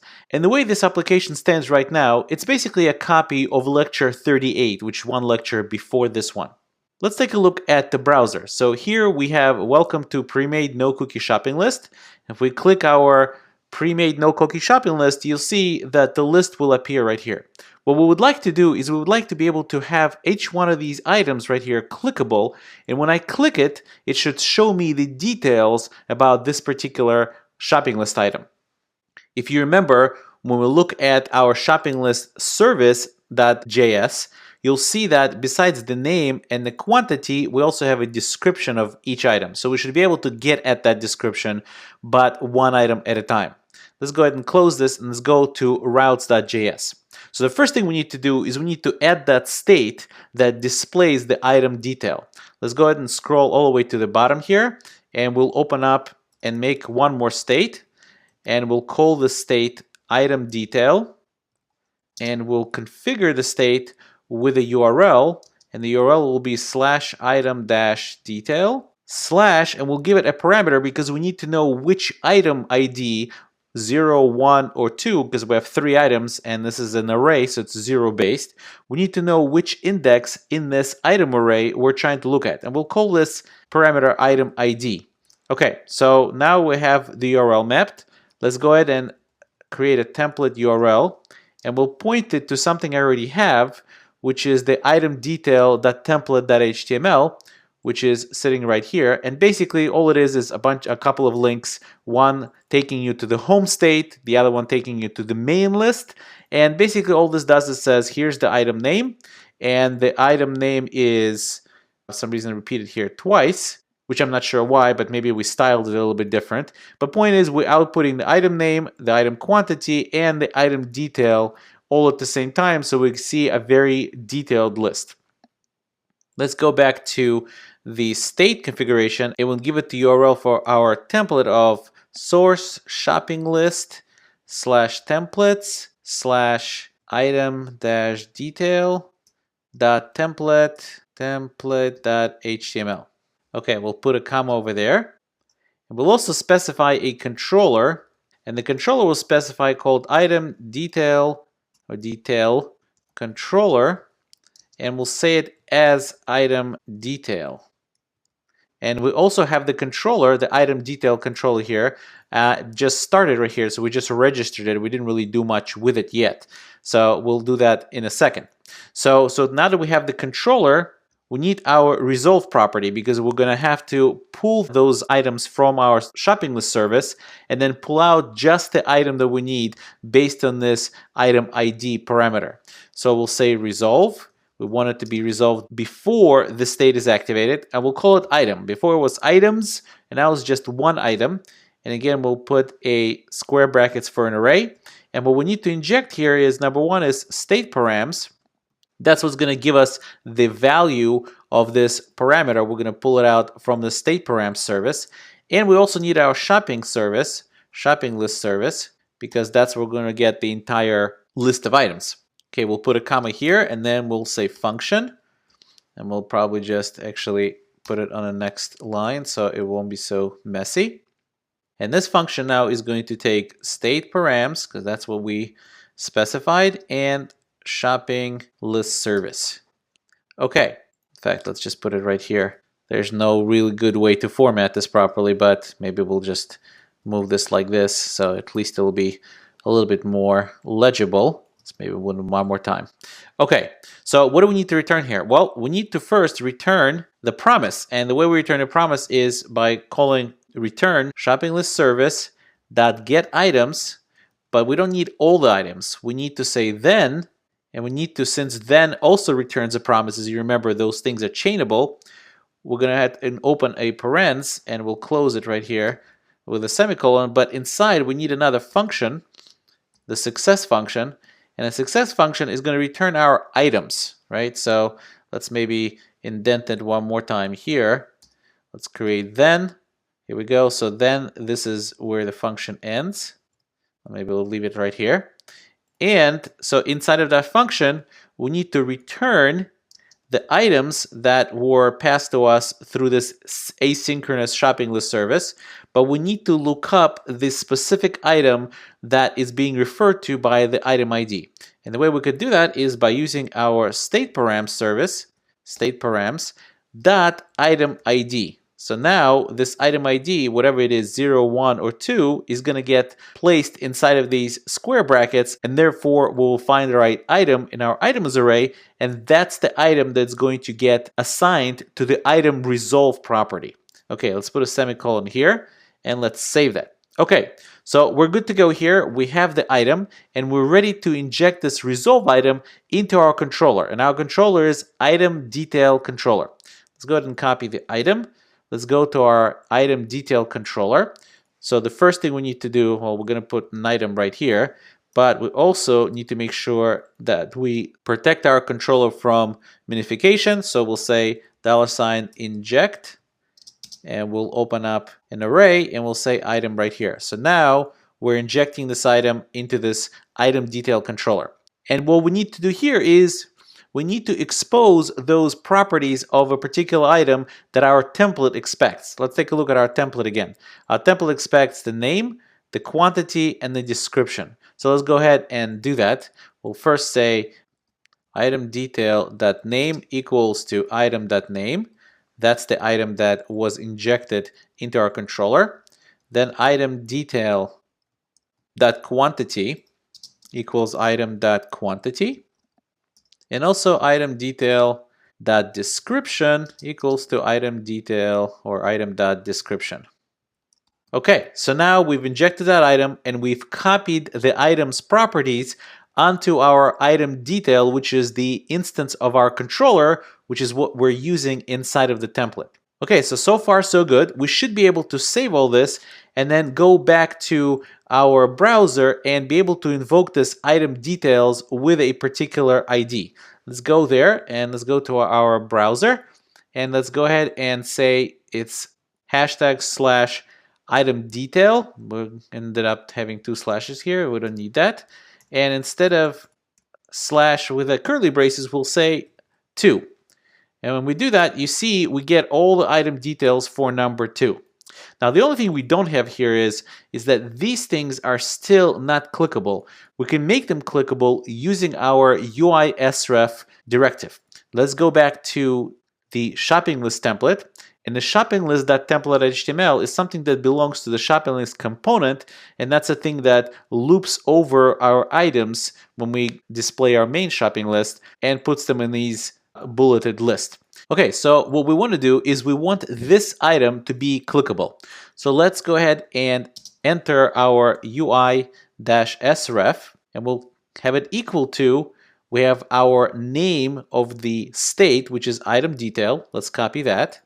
We'll place it right here, and we're invoking it as a function with an object, and the object is supposed to have our item ID, and the item ID is going to be whatever it is right now through the ng repeat loop, which we could specify by using just $index. That's the index, and let's maybe clean it up a little bit so we could see it a little bit better. There we go. So now we have this as a clickable item. The only thing that we don't have yet is how do we display it to the user that it's clickable? In other words, when the user rolls over this item, we want some visual effect to kick in. Well, actually, I already pre-coded that, and we're using this attribute ui_sref as the selector in our CSS. So if you look at our styles.css, scroll down here, we say that any li that has a ui_sref, on hover, we're going to make it block. We're going to make the cursor the pointer. We're going to highlight the border around it with black 1 pixel, and we're going to increase the padding a little bit left and right. Okay, let's go ahead and save all that. Let's go back to our browser. Let's start from the very beginning. When we click on the cookie, it will wait about 800 milliseconds, and we'll get here. And now as we scroll over each item, the cursor turns into a pointer, and now we could click on it. And if we click on it, take a look what's going to happen. Well, we clicked on the first item, which is item 0. Now our URL is item detail/0, and we see the item 0, which is sugar, and get our description here. Sugar used for baking delicious baked goods, right? And if we click back to the list, it's going to take 800 milliseconds. It will take us back to the list. We'll click the second item. It will take a little bit, and we get item 1, which is the second item in our array. And again, we get all the names and descriptions. And that, by the way, that initial span that we spoke about, Well, let's go back to our template and see that initial span is displaying this. Well, that's just part of the breadcrumbs that we're creating as kind of on top as to where we are. We're at home, list, flower item. So we can go back all the way to home and everything is working as it should. Okay, so let's summarize. The state's URL property can be declared with parameters. Parameters are wrapped in curly braces after a slash. Parameters can also have more complex matching rules other than just a string, and in fact, UI Router supports even regular expression matching. Once the browser goes to the URL that is matched by a URL with parameters, in order to retrieve those parameters, you use the $stateParam service. And the way you retrieve it is by specifying state params dot the param name that's declared in the URL of the state.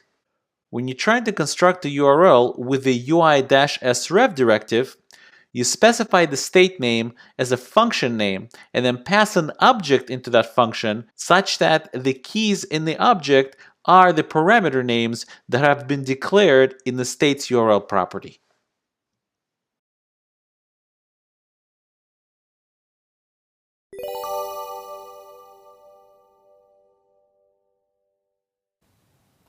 Sometimes it just doesn't make sense for a view to be declared and treated as its own UI state. For example, it's quite common to have a list of some items, and when the user clicks on one of the items in the list, the user would then see the details about that item without leaving the view that displays the entire list. The two views, one being the entire list of items and another being the details about a particular item, is often referred to as the master detail view pair. Not every master detail view pair is suited to remain on the user's screen at the same time, but some certainly are. A really useful feature of UI Router is that child states inherit resolves and custom data properties from the parent states. Among other things, what this means is that if the parent state already made the call to the server and retrieved the data, the child state need not repeat the process. It can simply use the parent's existing data without making another server call. Let's take a look at the syntax of declaring a child state. The child state is usually declared with a dot notation specifying the parent state name dot child state name. When set up this way and the child has its own URL assigned, its URL is concatenated to the URL declared for the parent. So for example, if the parent's URL was /view1, this child's URL would be /view1 /detail /some value for param1 parameter. Having a child state also means that somewhere in the parent's template there's a declaration of the UI view into which the child template can insert its own template. This setup is really no different than the UI view directive that's placed directly in the main HTML page. As far as the inherited result properties, they would work as follows. Suppose the parent state declared a result property called myData. If there was a child state declared with a controller named childControl, that would mean that we can inject the myData property directly into the childController function. In a lot of scenarios, this type of setup allows us to avoid extra server-side calls as we can reuse the data already prefetched when the parent state gets activated. Let's take a look at an example of how to use child states by displaying the details of a clicked shopping list item right inside of the main shopping list template.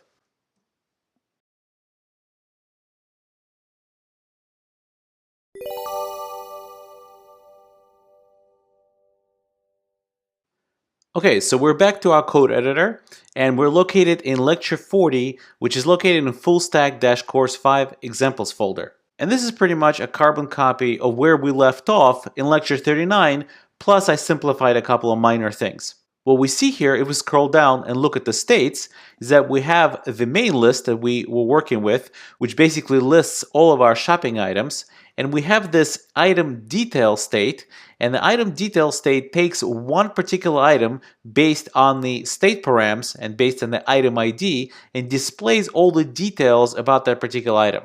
The problem is it displays those details in a completely separate screen, so you don't see the complete list of the items, you just see the detail about this particular item.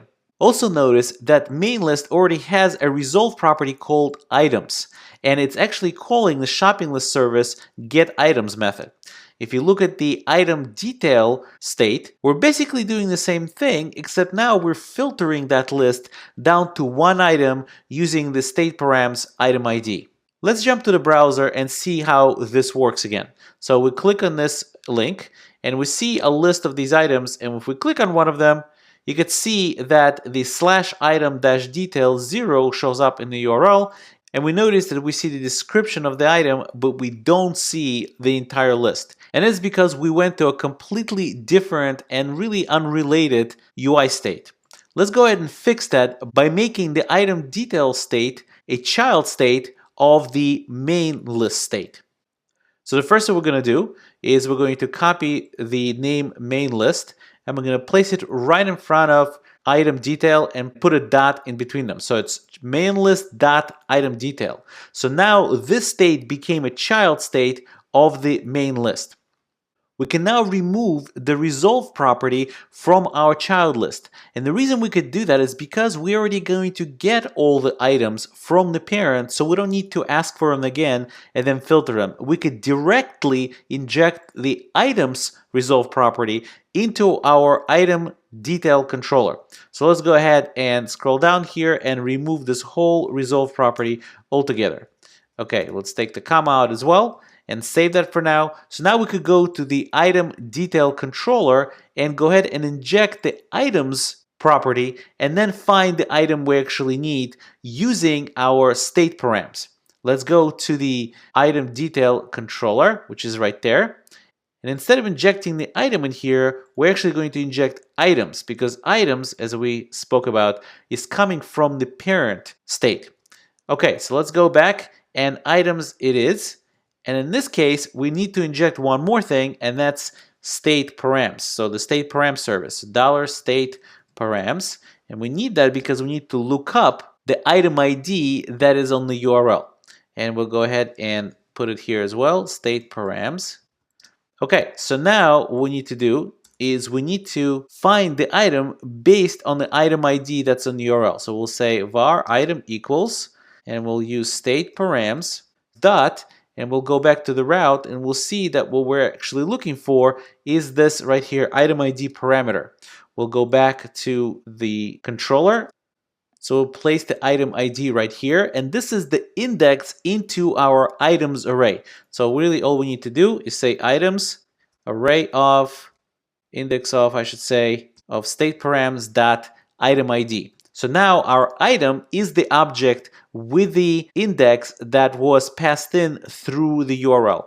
And now we could set the item detail of name, quantity, and description. Okay, let's go ahead and click save. There is, however, one more thing we need to do before we move on. When the user clicks on the list item, the URL needs to be constructed properly, and that is sitting inside the shopping list template.html, which is the template for our component. Currently, what we have from the past here is just item detail. Well, that's no longer going to do because the name of our state is no longer item detail.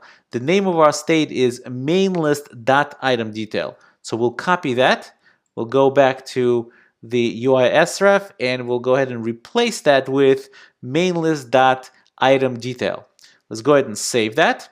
And before we can do anything else, we do need to go to our main shopping list and go ahead and place this UI view holder right here. So our main shopping list will be handled by this shopping list component, and then the UI view is where the child will insert its template when it is selected, right there.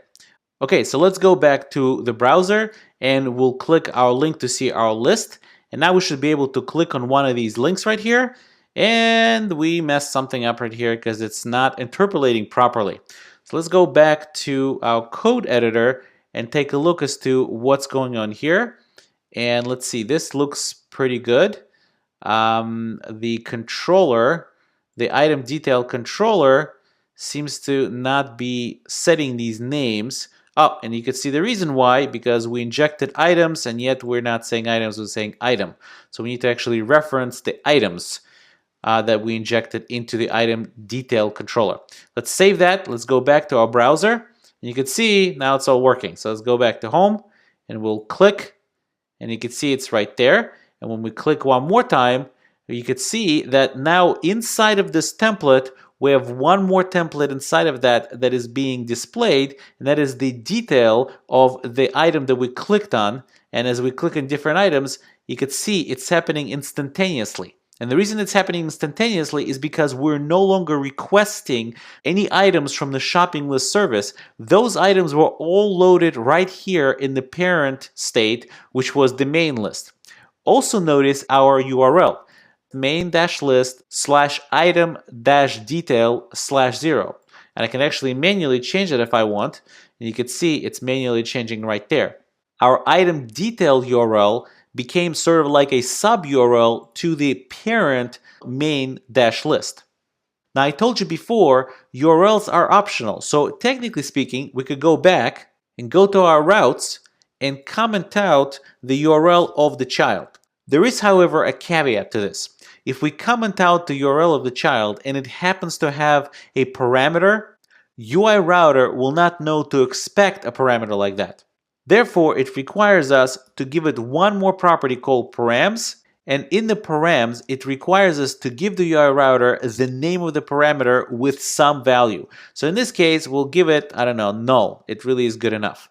Once we do that and we save it, notice that our child state no longer has a URL that we're going to be able to identify the child by, but we'll still be able to get to the state of the child because of the link that we made inside of our shopping list. Main shopping list, we made the link, or I should say inside the controller, we made the link. We're making the link right here, and even though that link is not necessarily going to be a URL, but it will be an action type of item where somebody clicking on it will invoke the state transition into our child state. Let's go back to the browser and let's check that out. Let's click on this one first, and you can see here it says main-list. That's correct. And if we click on 2 bags of sugar, you'll see 2 bags of sugar show up, and we are in that state of UI, but if you look at the URL still stays at main-list. And that is because we've invoked the UI state, but we did not associate a URL together with that state. We simply commented it out and provided it a hint that we are expecting an item ID as a parameter into that UI state. Okay, so let's summarize. Nested states allow us to logically represent nested views. The parent state template has a UI view placeholder in its template for the child's template to insert its HTML. The child state name is usually declared with the syntax parent.child. In other words, the parent name, then dot, then the child name. The optionally declared URL of the child gets concatenated to the declared URL of the parent. So if the parent URL is /view1 and the child's URL is declared as /detail, the full URL of the child will be /view1/detail. Also, a very important feature that UI router implements is that the parent's resolve property is inherited by the child and is injectable directly to the child's controller. Among other things, this allows us to avoid multiple server-side calls that keep fetching the same data over and over. Instead, the child simply can inject the data that is already prefetched by the parent directly into its controller.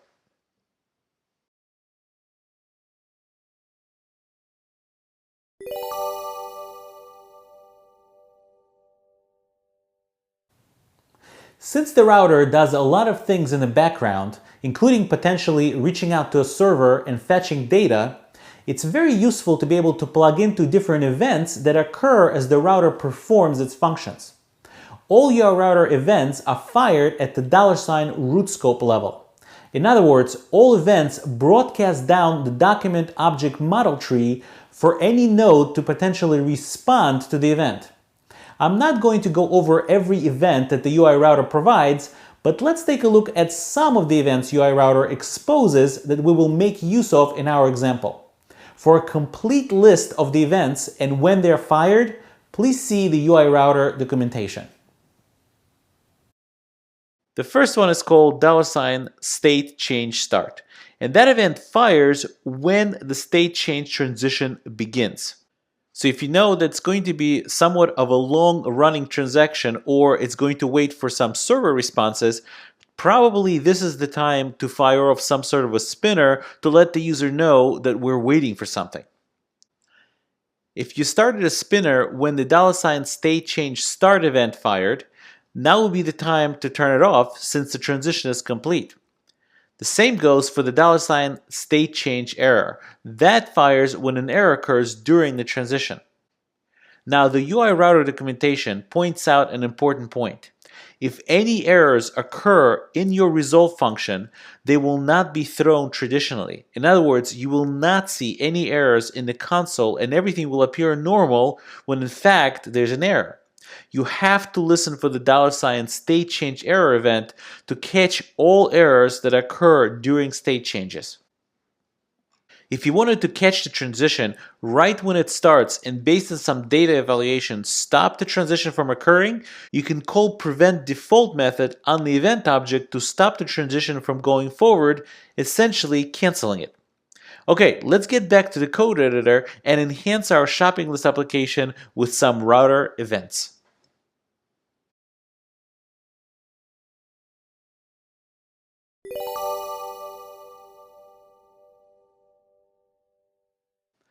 Okay, so we're back in our code editor and I'm located in lecture 41, which is located in full stack-course 5 examples folder.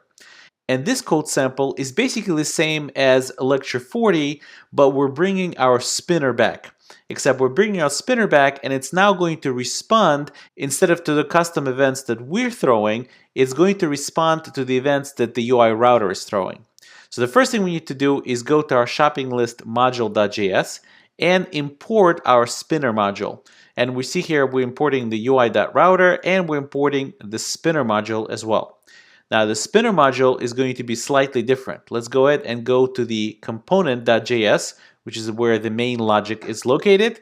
We're declaring the component, loading spinner, and the component is going to have the spinner controller. In this controller, we're going to do the following. On the $init, we're going to go ahead and listen for some of these events. Number one is we're going to listen for the state change start event. And when the change that start event fires, we're going to respond by setting the controller show spinner to true. Well, show spinner equals true will turn on our spinner image and make it visible. If we look to our components template, and you'll see that we have an ngIf with the controller and show spinner. So if the show spinner property is true, this image will show up. Let's go back to the component.js. So point is, if we detect the $state change start, this is when the UI router is starting the transition, it will turn the show spinner to true. It will also remember the function that the $on method produces, because that function is something we could cancel listening for this event later. And what we're going to do is we're going to have outside of our $init function this cancelers array, and we're basically going to push our cancel for this particular event, our cancel function, onto this cancels array. And you'll see in a second why we're doing that. We're also going to listen for $state change success. That means that the transition has finished, and therefore we can go ahead and turn off the spinner by setting show spinner equals false. Once again, this listener will get pushed onto our cancelers array that we'll use later. And the last but not least, the state change error. So if any error occurs, we don't want our spinner to keep going on and on forever. We want the spinner to stop. And therefore, we're listening on this state change error, and we're also setting our show spinner to false if that occurs, because that means the transition really has ended, unfortunately, unsuccessfully. And once again, we're taking the canceling function for that listener, and we are pushing it onto our cancelers array. Okay, so the very last part is that we're using the lifecycle method $onDestroy when this scope is getting destroyed. We're going to go ahead and take our cancelers array. That's what we've been pushing everything on since it's sitting outside of the $init. we're going to take this cancelers array, and for each member of that array, we're going to go ahead and invoke this function and take the item in that array, which is what is going to get passed into it through each iteration, and we're going to invoke it, canceling listening for that particular event. Okay, so all that's left is to save, go to our browser, and let's try this out. We'll click, and you can see it's spinning, showing us that something is working. So if we click on here again, it's so quick, and since we're not really reaching out to any asynchronous services, it's so quick that we don't even see that at all. So as we keep clicking here, we're not going to see the spinning, but if we go home again and click on this, we'll see the spinning again, and that is an indication to the user that something is going on while the next state is loaded. Okay, so in a nutshell, that's pretty much the features of UI Router. And believe it or not, we actually went pretty deep on that topic as well. Before we finish the entire UI Router topic, I do want to show you where to get documentation for this UI Router. Go ahead and Google UI-Router. You can even Google Angular, and you'll see that you'll get to this GitHub page, which is going to be the UI Router GitHub page.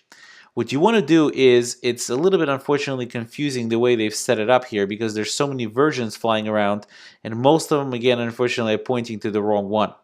What you want to do is you want to scroll all the way down on that page, and you'll see an in-depth guide link. If you click that in-depth guide link, by and large, this documentation is pretty accurate, and it's actually pretty good.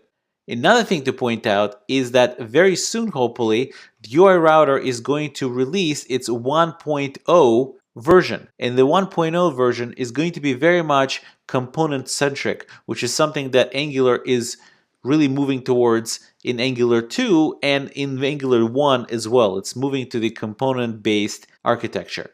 So watch out for that, and once it actually is released, you will no longer even have to specify controllers in your states. You will directly be able to specify components that are responsible for handling the entire state that you're defining.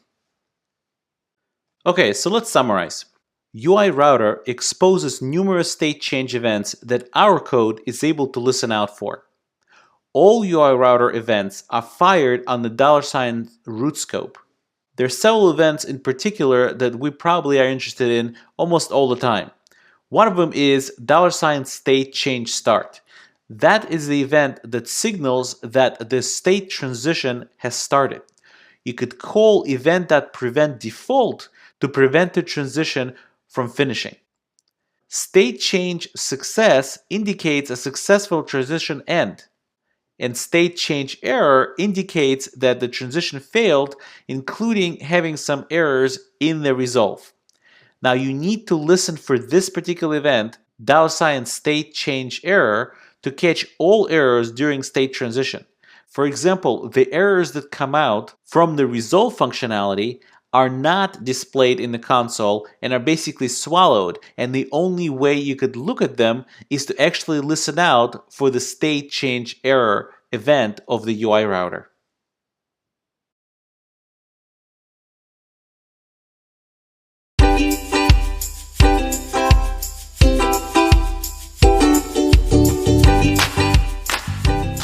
Congratulations on finishing Module 4. The skills you now possess are enough to produce really nice and elegantly designed single-page web applications. All that's left is to practice. In the next module, we're going to leave the classroom behind and get out into the real world for a bit.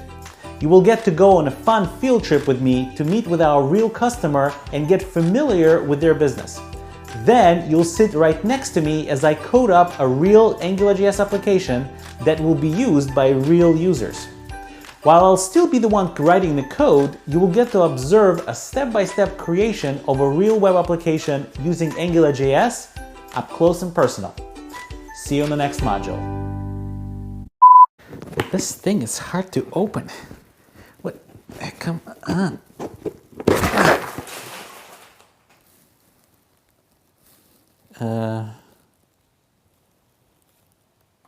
It's corn. Corn is a vegetable.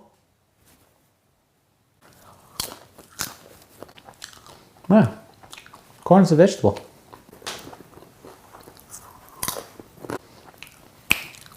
Corn is a vegetable. It's very important. See you in the next module. They're really good vegetables.